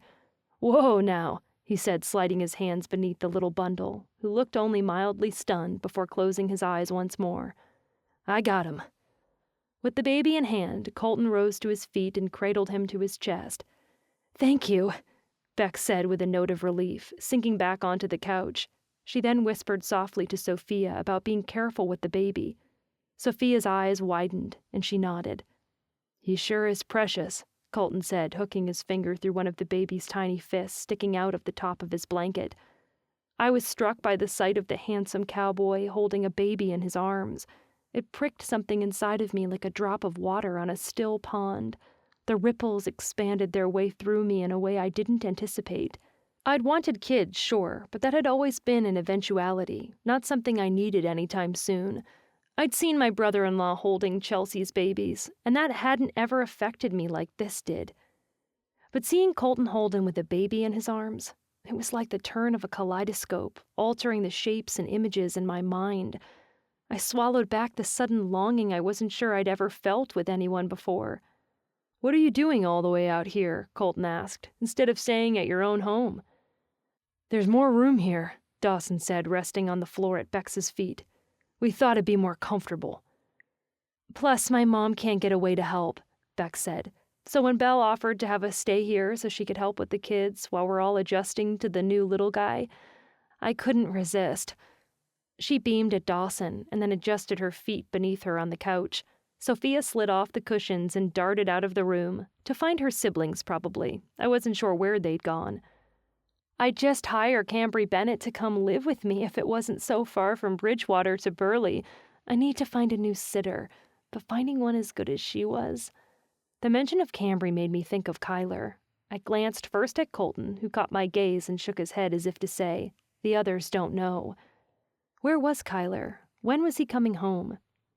Just stay here, Belle said.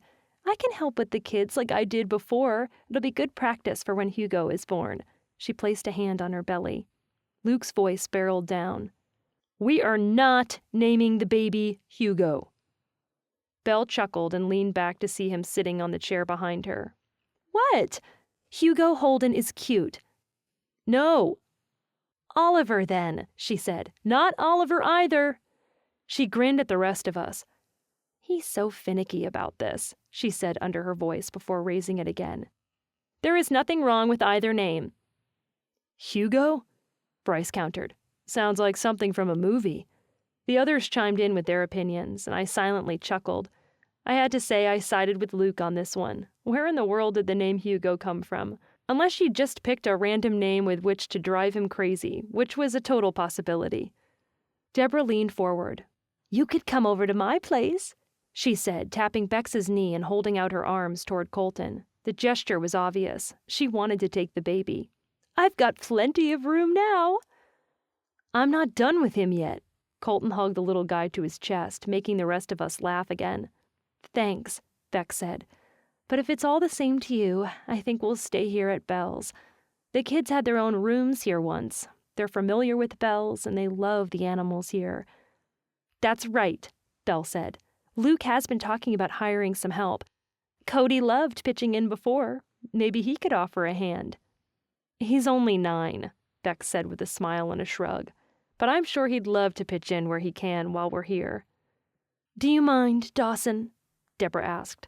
"Living here for a week or two?" "I don't think so," Dawson said.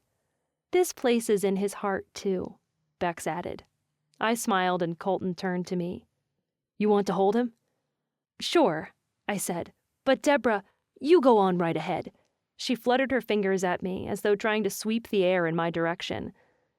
Beaming, heart giving an excited rap against my ribs, I slid my hands beneath the baby, feeling Colton's fingers brush against mine as I did so. That touch had traces of magic. It tingled up my fingertips and straight to my shoulders. "He's so sweet," I said, staring down at his cherubic face. "What are you naming this sweet thing anyhow?" "Tate," Dawson said, leaning his arm onto Bex's knees.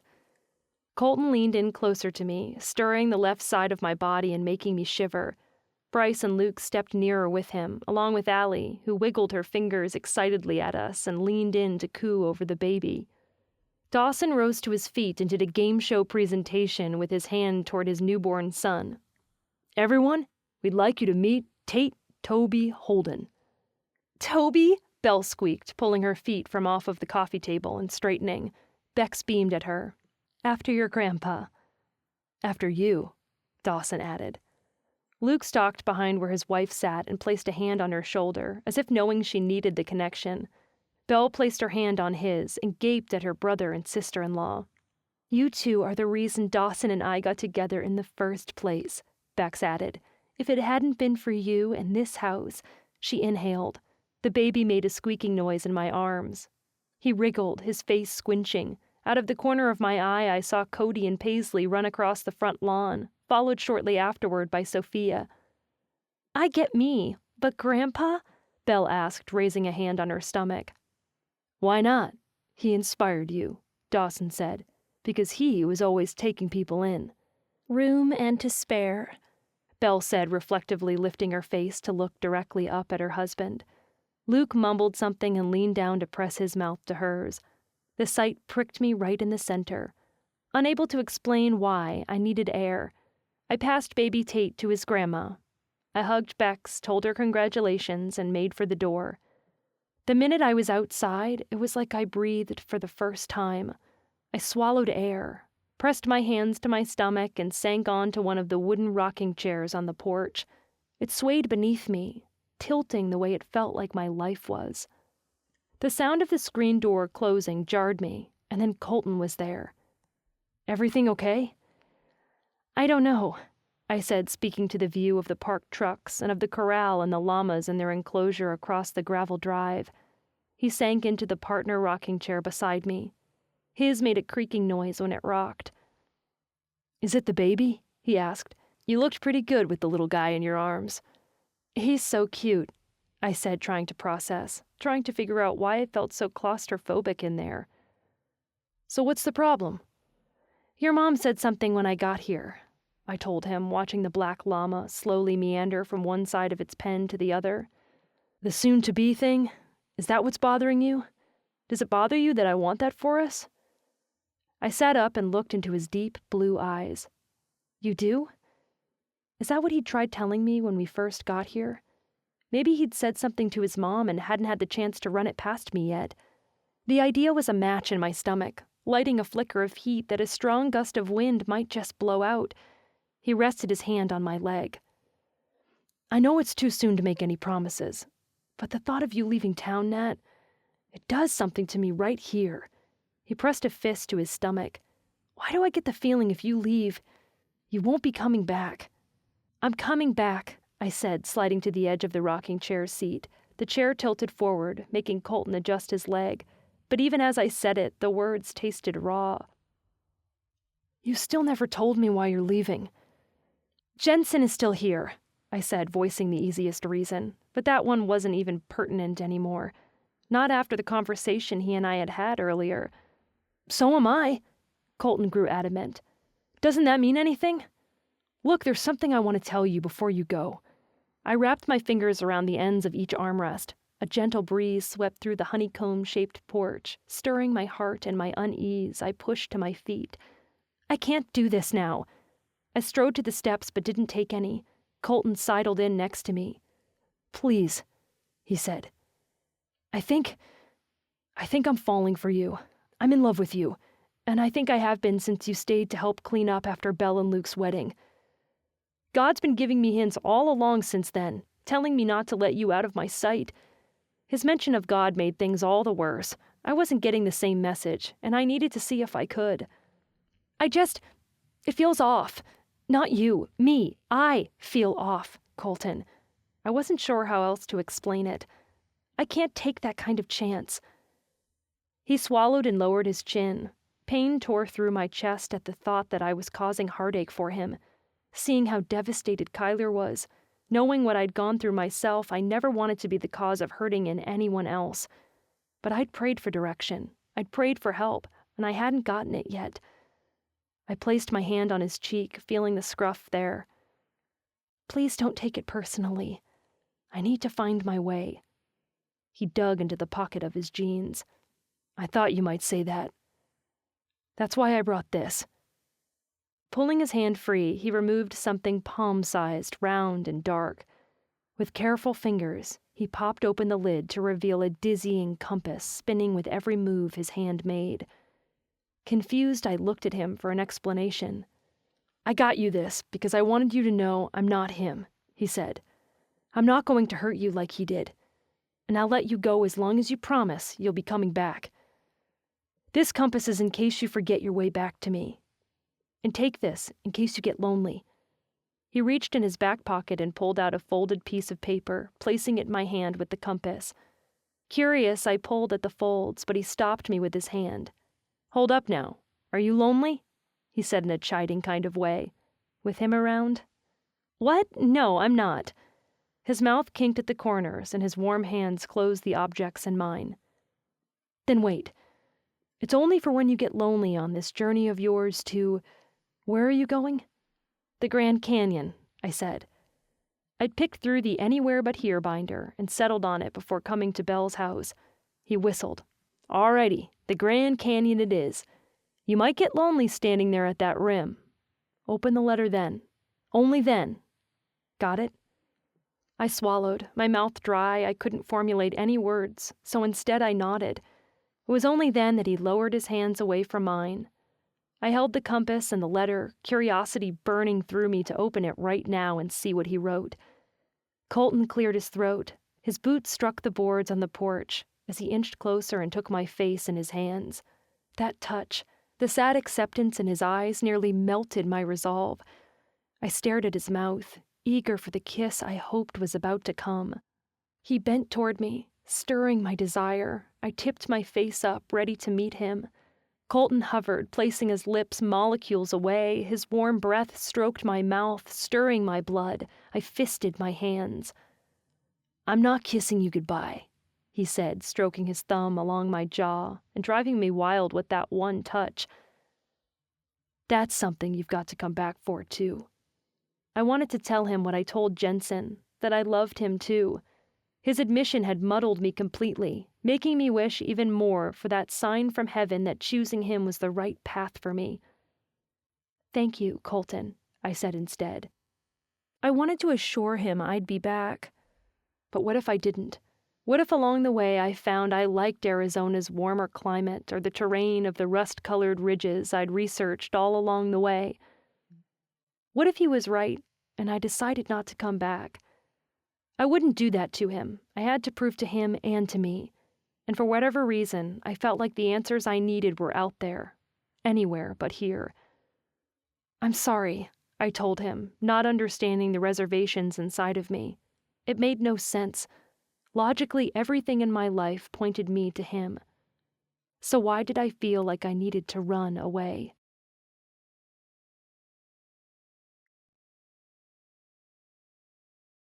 Chapter 28. After having my oil and tires checked, I drove like there was no destination. My car wasn't nearly as comfortable as Colton's pickup. There was a lot more road noise in my little Honda than there had been in his posh truck. I stopped at rest stops, I played audiobooks, but found I missed most of the story. So I tried a podcast or two, only to realize I'd made it to the end without really hearing much of it at all. It was only then that I settled on plain old music. But everything I listened to reminded me of Colton, singing with him in the cab of his truck, hearing his sonorous tenor or the way he struck the steering wheel with his fingers when a particularly catchy part of the song came on. So I shut the radio off altogether. Once I made it to Cedar City, Utah, I pulled in at the first hotel I could find, and fortunately, they had a room for me. Driving shouldn't be this tiring. All I did was sit in the seat and grip the wheel. But I suppose the mental strain of trying to concentrate on the road and on my phone's GPS, competing with constant thoughts of Colton, of conversations, touches, cuddles, and kisses, took a toll all on its own. I flopped onto the bed and stared at the ceiling, running my hands through my hair with a sigh. My gaze continuously strayed to the new pink suitcase I'd purchased for this trip. Colton's letter had a voice all on its own. I knew exactly where it was. It would take nothing at all to unzip the front pocket on my suitcase and pull it out. It would make an excellent distraction, since the sight of the bed and the downturned ice bucket on the dresser only made me think of him, of the way he'd pinned me to the bed, of the way he'd kissed me, of the way he made me feel. Safe, precious, loved, special, desired. I nestled into the bed, falling asleep faster than I thought I would. The next morning, I ate a hasty breakfast and again thought of Colton as I poured batter onto the waffle machine. I thought of him on the road, even though he and I never traveled in this direction. I thought of him as I crossed Lake Powell and the Hoover Dam. I thought of him at the site of every cactus and the red rock formations. He'd been right. By the time I made it to the Grand Canyon itself, I was both fulfilled and lonelier than I'd ever been. He would have loved this. He would have made snarky comments about just how far I'd wanted to go to find a direction for my life. He would have held me near the overlook and given my stomach an entirely different reason to swoop. But I didn't regret coming alone. Okay, Lord, I'm here. I stood on the overlook, staring into the massive canyon and its colossal slice into the earth. I gripped the compass Colton had given me and admired God's handiwork. Curiously, with my heart pounding, I tipped open the lid and let the compass swivel a few moments before settling, before it pointed north. North, toward Idaho, toward him. I'd tucked the letter he'd written to me in my back pocket before leaving my hotel that morning. Several people gathered on the overlook. Children exclaimed at how deep it was below. I stared down, and my stomach dove at the space. Maybe it made me a little twisted, but I got the horrifying sensation of wondering what it would be like to fall from this distance. The varying colors in the rocks made me wonder just how many eons of water passing over this to create something so vast. More than anything, standing at the brink of something so grand, this canyon was aptly named. It made me feel small. It gave me a perspective of just how feeble I was in the grand scheme of things, and God's plan. Yet I'd always believed no matter how small I was, how insignificant I felt sometimes, I mattered to him. I believed it, and in that moment, I felt it. It was a warm breeze, a heady reassurance that swept from somewhere in the clouds above and into my soul. Among all of his creations, out of all the people in the world, even the strangers who surrounded me now, God cared about me. He knew me. I was his creation, too. And just as this canyon was so deep and so intricate, with many levels and layers that had formed it into what it was now, I was just the same. The realization was so powerful that tears sprang to my eyes. I'd spent so long feeling lost. I'd sent so many seemingly unanswered prayers to heaven, looking for answers, and yet it took leaving home and blazing my own trail to realize I hadn't really been lost at all. A family finished posing for their pictures, and it was finally my turn to move to the farthest edge of this overlook. I stepped forward, feeling that swoop in my stomach one more time as I peered down from a new angle. A bunch of wildflowers swayed from their place on the canyon's rim. I couldn't imagine how hardy those flowers had to be to survive such a harsh climate, but they fanned in the breeze as if they were waving to me. Bloom where you're planted. If flowers cared, would these want to have been planted on the rim of something so vast and harsh? They probably wouldn't mind. These rock daisies and small sunflowers were made for places just like this. And just as I'd felt seen moments before, I felt the assurance settle deep into my bones once more. Bloom where you're planted. I stared up at the clouds, feeling a connection to nature, to heaven. I wasn't sure I'd ever felt. I'd been planted right where I belonged. I was in Bridgewater, Idaho, a tiny town of only about 300 people. My kindergarten class had been in someone's basement. Piano lessons had been a bike ride across town. Neighbors were nosy but helpful too. Everyone looked out for everyone else, the way Steve did when Harold had needed help. I'd only had to run across the street, knock on his door, and even though it'd been the middle of the night, he'd come running. Bridgewater was full of friends, full of people I loved. The post office had been a fantastic rearing ground. I'd mingled with everyone in town. I'd watched my parents get the latest news and help others. I'd made friends easily on the construction crew, Drake, Dan, Joe, and Jesse. Then there were the Holdens. No wonder I'd felt so at home the night the boys had given their mother a house. She'd acted unsure, so I stepped up to help. But really, Deborah Holden had helped me that night. She'd taken me under her wing like a mother hen. And Colton. My throat swelled the way it had been doing every time he crossed my mind. Even though I'd rejected him, he hadn't given up on me. When I'd poured my heart out to him, he'd dropped everything to help me. He'd been so considerate and sweet, and he'd kissed me like a hero from one of my novels. He'd lightened my heart. He was everything I didn't know I needed, and everything I did know, too. The feeling I'd been searching for, the one I'd been hoping to find, descended. That warmth filled my heart once more, and I recognized God's nudge. I heard the gentle thoughts. That was why I didn't go with Mom and Dad. I needed to find my life. I needed to find that whatever map I followed, my heart would always lead to him. I needed to run away to find out where I needed to stay. The letter remained in my pocket. "Goodbye, Grand Canyon," I said, gushing with emotion and overwhelm. I couldn't help the grin on my face as I dashed to the other overlook, as I gave the vast Grand Canyon a final glance. It was all I could do not to text him right that minute and tell him everything I'd discovered. I was done with this distance. It was time to go home and hope he'd take me back once I got there.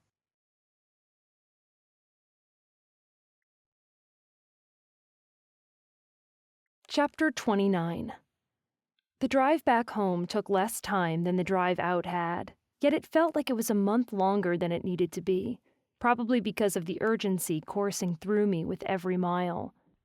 Wouldn't it be nice if we could just snap our fingers and get to a destination rather than having to cross every inch of the way? I stopped for the night at the same hotel in Cedar City once more, not because I wanted to, but because I didn't want to risk driving drowsy. The minute my eyes opened, it was too early for continental breakfast. I didn't care. I was rested enough. The road was barren at this early hour. The best part, though, was that I got to watch the sunrise. I stopped for some breakfast and headed back out, listening to audiobooks and chomping at the bit. Finally, I crossed the border back into Idaho. The minute I did, the dark clouds I'd seen looming on the horizon unleashed their fury. The rain picked up, pouring down and making me need to turn on my windshield wipers. I also begrudgingly slowed my speed as well, just to be on the safe side. It was still about an hour from here to Bridgewater, but I called Belle. I wanted to surprise Colton, but I didn't actually know where he lived. Might be a problem. She sent me the address along with a little heart emoji. Me. Thanks. Don't say anything. I want him to be surprised. Belle. You got it. Soon enough, the terrain grew more and more familiar. I wove on the roads, twisting through the South Hills. I crossed the bridge over the Snake River, and then there was the exit to Bridgewater. Gray clouds still shrouded the sky, and soft moisture drizzled against my windshield. With my heart slamming on the gas, I followed the GPS directions out to his house. For some reason, I thought of the drive I'd taken to Belle's. Maybe it was the mud, though his road wasn't nearly as bad as hers had been. The day Colton and I got stuck in the mud was uncanny. I couldn't help but wonder again how that package had ended up in my car that day. What if we were placed where we could do the most good? Dad never got packages wrong. The fact that he put Belle Holden's package in my car could have been a mistake, but as the postmaster, he was trained to catch those mistakes and had been doing so for years. What if it had been no coincidence? What if that had been God's hand, guiding me in subtle ways, unfolding his plan for my life after all? Being there for Dorothy and Harold, even bringing cookies to the guys on the crew, my road trip with Colton, where I learned that I didn't need to go any farther than my own backyard to find my purpose in life, those were no accident. How often did we mistake things as coincidence and not realize it was God putting answers to prayers in motion all along? Even as I had that thought, it didn't ease the worries in my mind where Colton was concerned. My palms grew clammy against the steering wheel. I wiped them against my jeans one at a time, and I talked myself through next steps. It'll be fine, I told myself. He'll be there. But what if he was out in the field? What if he was on the site with Bryce? I probably should have texted first. The truth was, the same old worries I'd had all along came flaring back up again. What if I'd blown my chances with him? What if he'd give my heart the old 1-2 by rejecting me like I'd done to him? I guess I hadn't really rejected him. I'd only rejected another road trip with him. That was forgivable, wasn't it? Please let it not be too late. I passed farmland and several tractors, and despite the gloomy cloud coverage overhead, it was beautiful and green. The windmills that were usually in the distance came a little closer, and I followed the GPS as it told me to turn left. On the edge of the corner pivot stood a little house with columns out front. Stucco slathered the house's upper half, while its lower half was covered in stone. Cute, I said to myself. Colton's house was quaint and sweet, not nearly as big as the house the guys had given Deborah. Situated beside it, the shop was larger than the house was. Its main door was wide open, granting me a view of the tractor inside. My stomach cinched just a little. Colton stepped out of the open doors, and then I was tight all over. Every part of me flared to life, and it was like my body couldn't handle so much awareness all at once because my temperature spiked and heat flooded my cheeks. He wore tank top, jeans, and cowboy boots. No wide-brimmed hat this time, but I didn't mind. That allowed his hair to sway in the breeze, giving him a roguish, farm boy batty look. He let a bicycle out of the shop, and I watched as he loaded one into the bed of his pickup. Then he stalked back inside the shop, past the tractor, either not seeing me drive up or wanting to hide, hopefully not the hiding option. Trying to get a grip on my raging pulse, I pulled up next to his pickup, shifted into park, and stepped out of the car. The afternoon was slightly cool, and my shoes sank into the softer ground. A slight breeze swept the smell of dirt and grease toward me from the direction of his shop. As he led a second bike outside, he stopped, and so did my heart. He finally saw me. I couldn't take the time to wonder what he was doing with a pair of bikes. As far as I knew, he wasn't a big bike rider. Was he going on a date with someone? Someone who wasn't me? No. I promise I'm back for good. A smidgen of panic set in, scattering my thoughts and sending my brain into a frenzy. He'd met someone else in the few days I'd been gone. If he wanted to move on with someone else, someone who wasn't so scatterbrained and unsettled, could I be as courteous as he'd been to me? Could I let him go? Hey, I said, giving him a little wave. His head shot up, leaving the bikes behind. Colton stalked toward me, and my heart couldn't take it anymore. It was about to crack right through my ribs to get to him first. I was Drew Barrymore at the end of Never Been Kissed.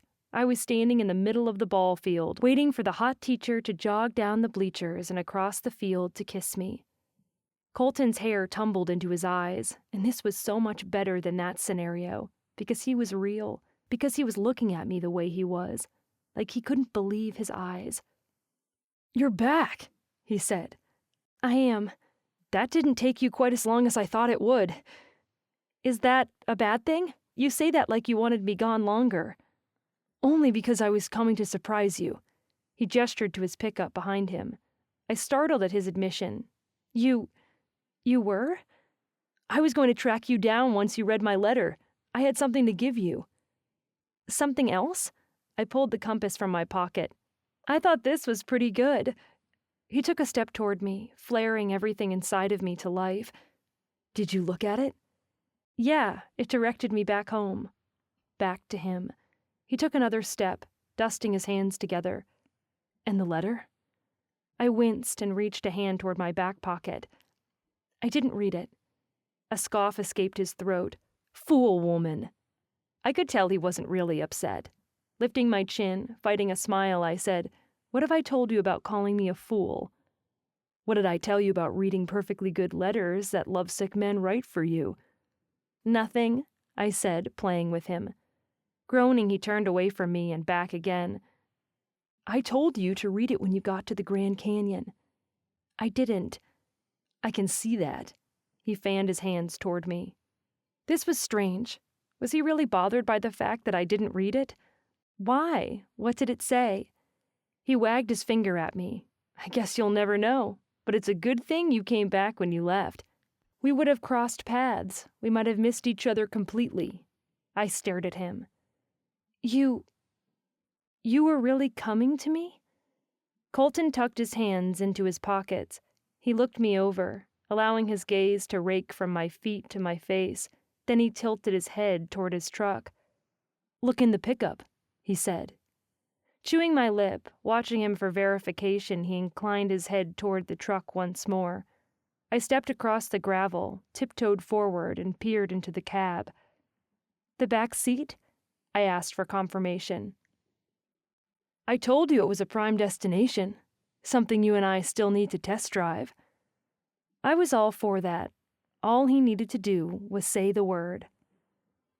Another glance showed that sure enough his suitcase was in the back seat. Did that mean he'd packed?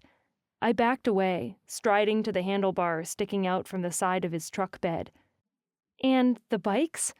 He strode closer to the truck bed and rested his hand on the handlebars of the bike he'd been in the process of laying in when I drove up. It was pink, my favorite color. "These are for you." You got me a bike?" "I got me one, too." He gestured to the blue model waiting between the truck and the tractor. "I was coming to you, Nat. I tried letting you go, but being away from you, not seeing you, was torture. You were too far away, and that just didn't seem right when thoughts of you were right with me the whole time. I figured we could roam all over the Arizona countryside, see some of the trails together at the Grand Canyon or wherever the road led us next, and you could feel that freedom you've been craving." "You gave me freedom," I said, feeling a thrill with the words that was made all the better because I had heaven's confirmation of that fact, too. The only thing freer than riding a bike is riding a horse, but those would have been too hard to handle, and I don't have a horse trailer. I could have borrowed one from Luke and Belle, but I was on a time crunch because I knew you'd be reading that letter soon. We can get horses later, though, once we get settled. He was over my head. "Settled?" "Sure, once you're done seeing the world." I opened my mouth to reply, but he stopped my lips with his fingers. "I got you something else," he said softly. I was shaken. He was a rocket blast, a wonder of nature, a math problem I couldn't compute. He opened the door to his truck and returned, offering a piece of folded paper to me. "Another note?" "I was going to give you these once I got there," he said. I took the paper, and this time he didn't stop me from looking at it. It's plane tickets, he explained as I perused the airline's logo across the top of the page. Pick any place you want in that book of yours, and we'll go, just as soon as harvest is over this fall. Oh my. I promise I won't hurt you. I won't hold you back or hold you down. I'm going because I want to be with you, Nat. Colton. The paper shook in my hands. If you don't want me there, I get it. Just be straight up, though. Just tell me and I'll take it all back. I can't believe you did this. I was struck, completely stunned. He took my face in his hands. Heat circulated from his body, pooling into me. I want you, Nat. I want to be where you are, wherever you are. I've got roots here, though, so it's got to be within reason. But I'm just saying I won't hold you back. I figure I'll just hold on for the ride while you get a little dust on your boots. I placed my hands on his, keeping him in place. I was wrong, I told him. I can't believe I thought I could leave you behind. His mouth lifted. You're saying you missed me. I did. You have no idea. Even for a few days, being away from you was just what you said. It was torture. I think God knew I had to learn that on my own. Colton blocked me in, stepping forward until my back was against his truck and his body was flush against mine.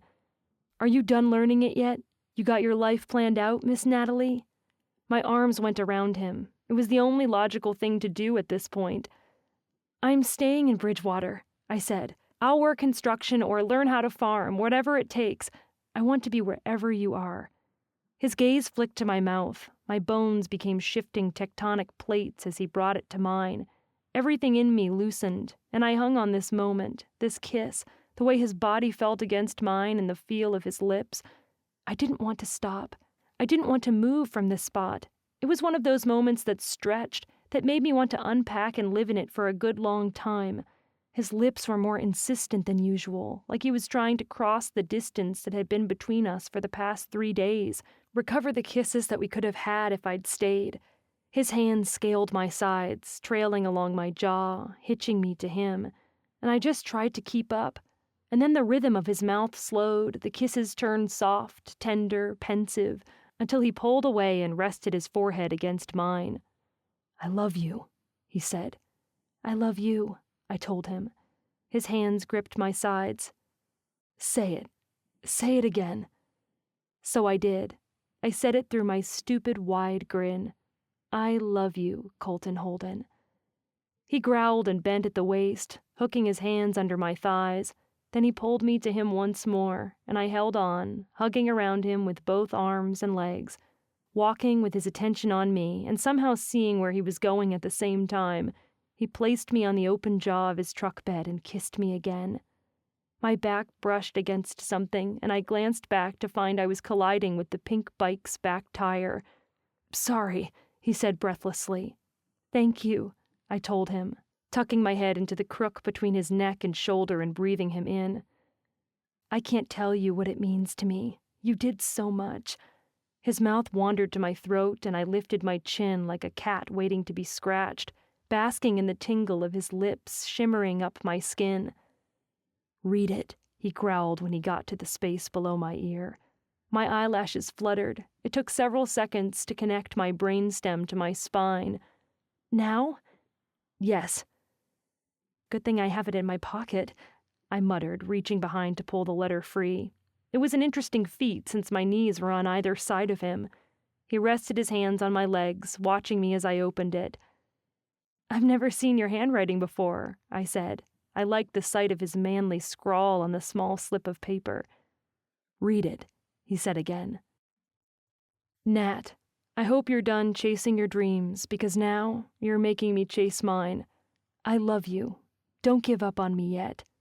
Colton. My nose crinkled. While the words were adorable, I wasn't sure what he was getting at.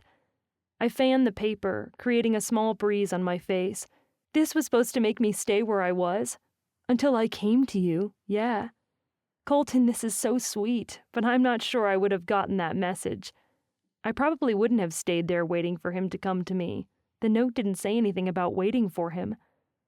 Look. With his finger he pointed and read aloud, summarizing his own words.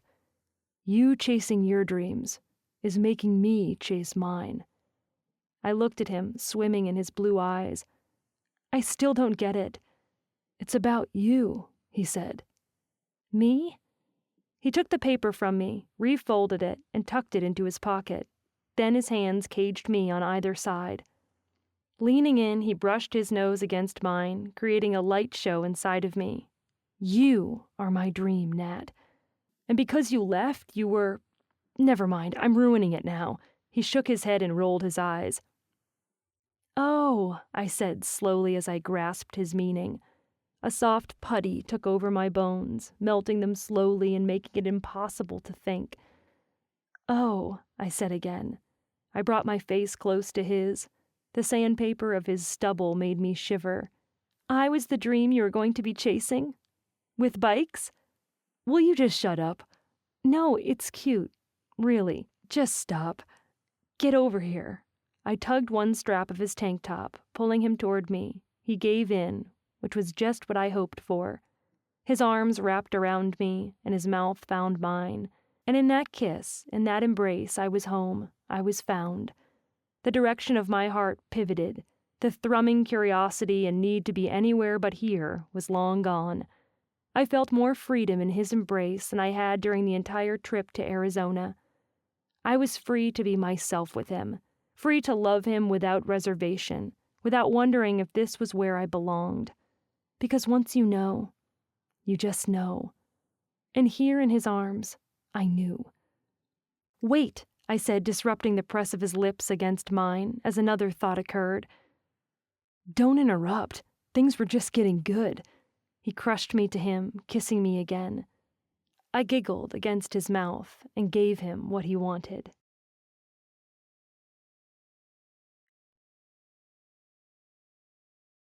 Chapter 30. Leaving Colton was out of the question. Eventually, at one point, I leaped down from the tailgate, only to have him side-rail me, sweeping me into his arms all over again, and lead me to his back seat. Making out in the back of his pickup was every bit as delicious as he promised. "I don't want to go home," I told him. "I don't want you to either. You want to test these out?" He gestured to the bikes. So we did. We rode our bikes on the back roads, then we returned to Colton's house when we got a text from his mom, asking him to help hang up portraits now that she'd gotten fully moved in. "Let's go," I said, slipping my hand into his.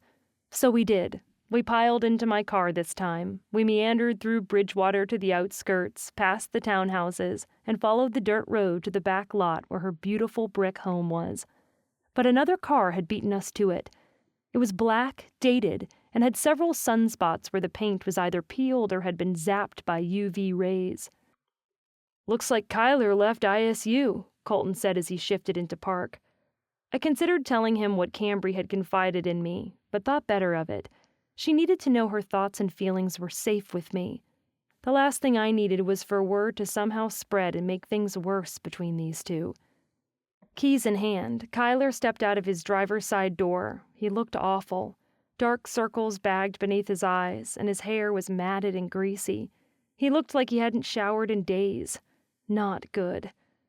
"I didn't know you'd be here," Colton said, pulling his brother into a hug. He made a face and shoved Kyler back again. "Dude, you need a shower." "I know," Kyler said. "I got tired of my apartment." "How long are you here for?" Colton peered at his youngest brother's car. From the look of things, he was planning on moving back in. Every seat but the driver's side was crammed with boxes and garbage bags, pillows and hangers with the clothes still on them. His guitar case was wedged in the back as well. Kyler scratched the back of his head. "Oh, you know," he said. The front door opened and Deborah dashed forward, resting her hands on her hips. "What are you doing here? And with your stuff? You know you can't leave that guitar in the heat for too long." Colton stayed by his brother's side as Kyler approached the front step and rested his foot on the first one. "I need a place to stay for a while," he said. Deborah's eyes narrowed. She lifted her face so she could more fully look down on her son. "What happened to school?" That whole third wheel notion became a very real concept in that moment. I wasn't sure if Kyler had told his mom the same things he'd told the two of us when we'd gone to visit him, but something told me he hadn't. "Come on, Kyler. Say it with me. communication. "I'm taking a break," he said. "I've got some things to figure out." I envisioned flames shooting out of Deborah's eyes based on the intensity of her glare. "All right," she said, pointing at her son. "But we're going to talk about you throwing your life away." Without another word, she turned on her heel and stormed inside. "I'm not throwing my life away," Kyler said, following after. "I'm not going in there," Colton muttered to me, slipping his arm around my waist. Then he raised his voice. "We'll come back, Mom." Either she didn't hear him or didn't feel the need to respond because the door closed a little harder than it normally might have under other circumstances. "That's not going well," I said, staring at the house. "She's just disappointed," Colton said. "You know how Kyler said he was the first one of us to go to college?" "Yeah, she's mad at him for that?" Her shrill voice could be heard through the door, and his resounding boom following in answer to her accusations. That must have been some argument. "She was so happy he was going to go," Colton said, backing up several steps. I joined him in his retreat. "She wanted every one of us to go, but Haas is the only one who did. And now it looks like he's giving up."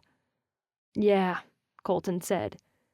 Turning so we could avoid a collision with the ground, we walked together down the hill, leaving the house behind and giving Deborah and Kyler time to battle it out. "It's so quiet after hours," I said, perusing the site in its lack of commotion. The saw, the boards, everything had been put away for the night. The usual bustle was gone, too. No workers, no screeching noises or loud chatter and laughter. "It is," he said. "Did you ever end up talking to Bryce?" I asked, pausing to sit on the steps of the first finished townhouse we came to. Even though I hadn't been gone that long, the crew had made progress. Much of the soffit was done, and the gutters had also been installed. "I should have told him I was leaving again," I added. "Oh, he won't hold that against you." Colton sank onto the step beside me. His shoulder brushed mine. By now you'd think I'd be used to these seemingly casual touches, but every time his body was in proximity to mine, my bloodstream went berserk. I loved every second of this. "He won't?" I asked, resting my head on his shoulder. "Why not?" "He's too happy. I'm buying him out." "He went for it?" I asked. "Yeah." Colton's grin was contagious. "It turns out I was worried over nothing. I didn't need any scheming gimmicks or anything like that. I just took your advice while you were gone and invited him out to dinner. We talked, man to man." "I'm so proud of you," I told him. "Thanks. It was all your idea." "Not quite," I said. "You helped." "I gave a suggestion," I said. "You can't give me that much credit." He faced me, nose to nose. I saw the specks of dark blue in his irises. "Oh, believe me, I'm giving you all the credit." His mouth nipped mine. I readied myself for more kissing when he stole my fingers instead. "Did you decide where we're going?" he said, flattening his palm against mine. It took a second for me to switch to this topic change. Was he talking about our trip? The plane tickets he'd already bought? "Don't you still have to harvest?" I asked. "I'll be done in October," he said. "Then I'm all yours." Suddenly, the idea of planning a trip, a full-on trip, with him dazzled me. Excitement cascaded over me like a waterfall. "Wait here." I dashed up to my car, removed something from the back seat, and came back. Luckily, he did what I asked. He was still sitting on the same porch. Wordlessly and mildly out of breath, I offered the binder to him. His face lit up and he took it. "Is this it?" "This is it," I said as he folded the front cover open. "Anywhere but here." He flipped through the gazillion pages and whistled. "Wow, you must have really hated your life." I laughed. "I've had a great life. It was just small up above the post office, that's all. But I thought maybe we could look through and pick our destination together." I sat beside him, resettling the binder so it splayed across both of our laps. Then I waited and watched him flip from page to page. He took more care than I expected he would, slowly examining the various places I'd mapped out to visit. "What about Greece?" he asked. "That water looks beautiful." "It does. I've always wanted to go there." "Or Ireland?" "I've always wanted to go there, too." He placed his hand on the page and looked at me. Is there anywhere that's more forefront than the others? Not really, I said. I want them all. That's why I want you to help me. Natalie, he closed the book and looked right at me. A twinge of something like uncertainty shimmered in his expression, and he swallowed, cupping his hand around the binder's front cover. He was nervous? Why? What's wrong? He peered down at the book. There are some really cool places here. You sound unsure all of a sudden. Oh, I'm freaking sure about traveling with you. It's that whole separate hotel rooms thing I have a problem with. My pulse kicked into high gear. It went full throttle, like my body knew what he was saying before my mind caught up. You don't want separate hotel rooms? Do you know how hard it will be to leave you every night? Besides, these aren't just random places you visit with your friends. And we're not friends. We're not? Not just friends, he amended. At least, this isn't a friendship with benefit situation for me. Is it for you? Please tell me I haven't been friend-zoned. How could I help him understand? You're not. You're more than that. But what are you saying? He readjusted the binder on his lap and placed both hands on the cover now. I'm saying some of these look a lot like honeymoon destinations. His gaze was a trap. It held me in its grasp. I couldn't move. Is it too soon to talk about that? He said. You want to get married? I was suddenly Macaulay Culkin in the scene in Home Alone where he runs through his house with his arms up, screaming like a frantic psycho. This was every dream I didn't know I'd had. I pictured Colton at Belle's as he'd held baby Tate. The feelings swelling there had been too much for me to handle, but I got them now, because I wanted this. I wanted it at that moment, I wanted it now, and I knew I'd want it for the rest of my life. I know it might just scare you enough to send you off on your own without me again, but it's worth talking about at least. Yes, I said. His brows jumped. I haven't even asked. Just so you're not worried about rejection, I said. My answer will be yes this time. Yes from the start. If that meant I could have this man for the rest of my life, I was all for it. I didn't want to take any more trips on my own. Colton patched his cheeks above his stubble. So those tickets, we're making this a honeymoon kind of thing, then? If you want to. I wouldn't have brought it up if I didn't. The feeling between us grew supercharged, as if with every new comment, with every fidget and every twitch, every movement, we fed off of one another's energy. We could elope, I said. We could live at my house, he said. We could get the horses you talked about, I said. What, bikes aren't enough for you? He quirked a brow. I smacked his shoulder. Shut up and ask me already. Colton's hands cradled my face. I love you, Natalie Brown. Every moment spent with you, and even those spent without you, only cemented that fact that much more. I love you. I've been so scared, I told him, trying to breathe through the bottle rocket that was my heart. Scared because I told Jensen I loved him too. You know, back when we'd been together. Did you? For a little while, I think I did love him. But I've never felt anything like this. I've never had anyone like you, and the more we're together, the more I'm sure I won't want anyone else. Ever. You're the gal for me. Isn't that a song? I grinned. I think so. Are you going to start singing now? Colton tipped his head and shook it, making his hair tumble into his eyes again. Not on your life. Kissing, though? Don't mind if I do. He tilted in, pulling me close, ready to seal the deal. But just before impact, he stopped. So, we're getting married? I laughed. Kiss me already. He pulled me to him, and I lost myself in dreams of flights, of a honeymoon, of marrying Colton Holden and being more firmly planted in a life I loved than I'd ever been.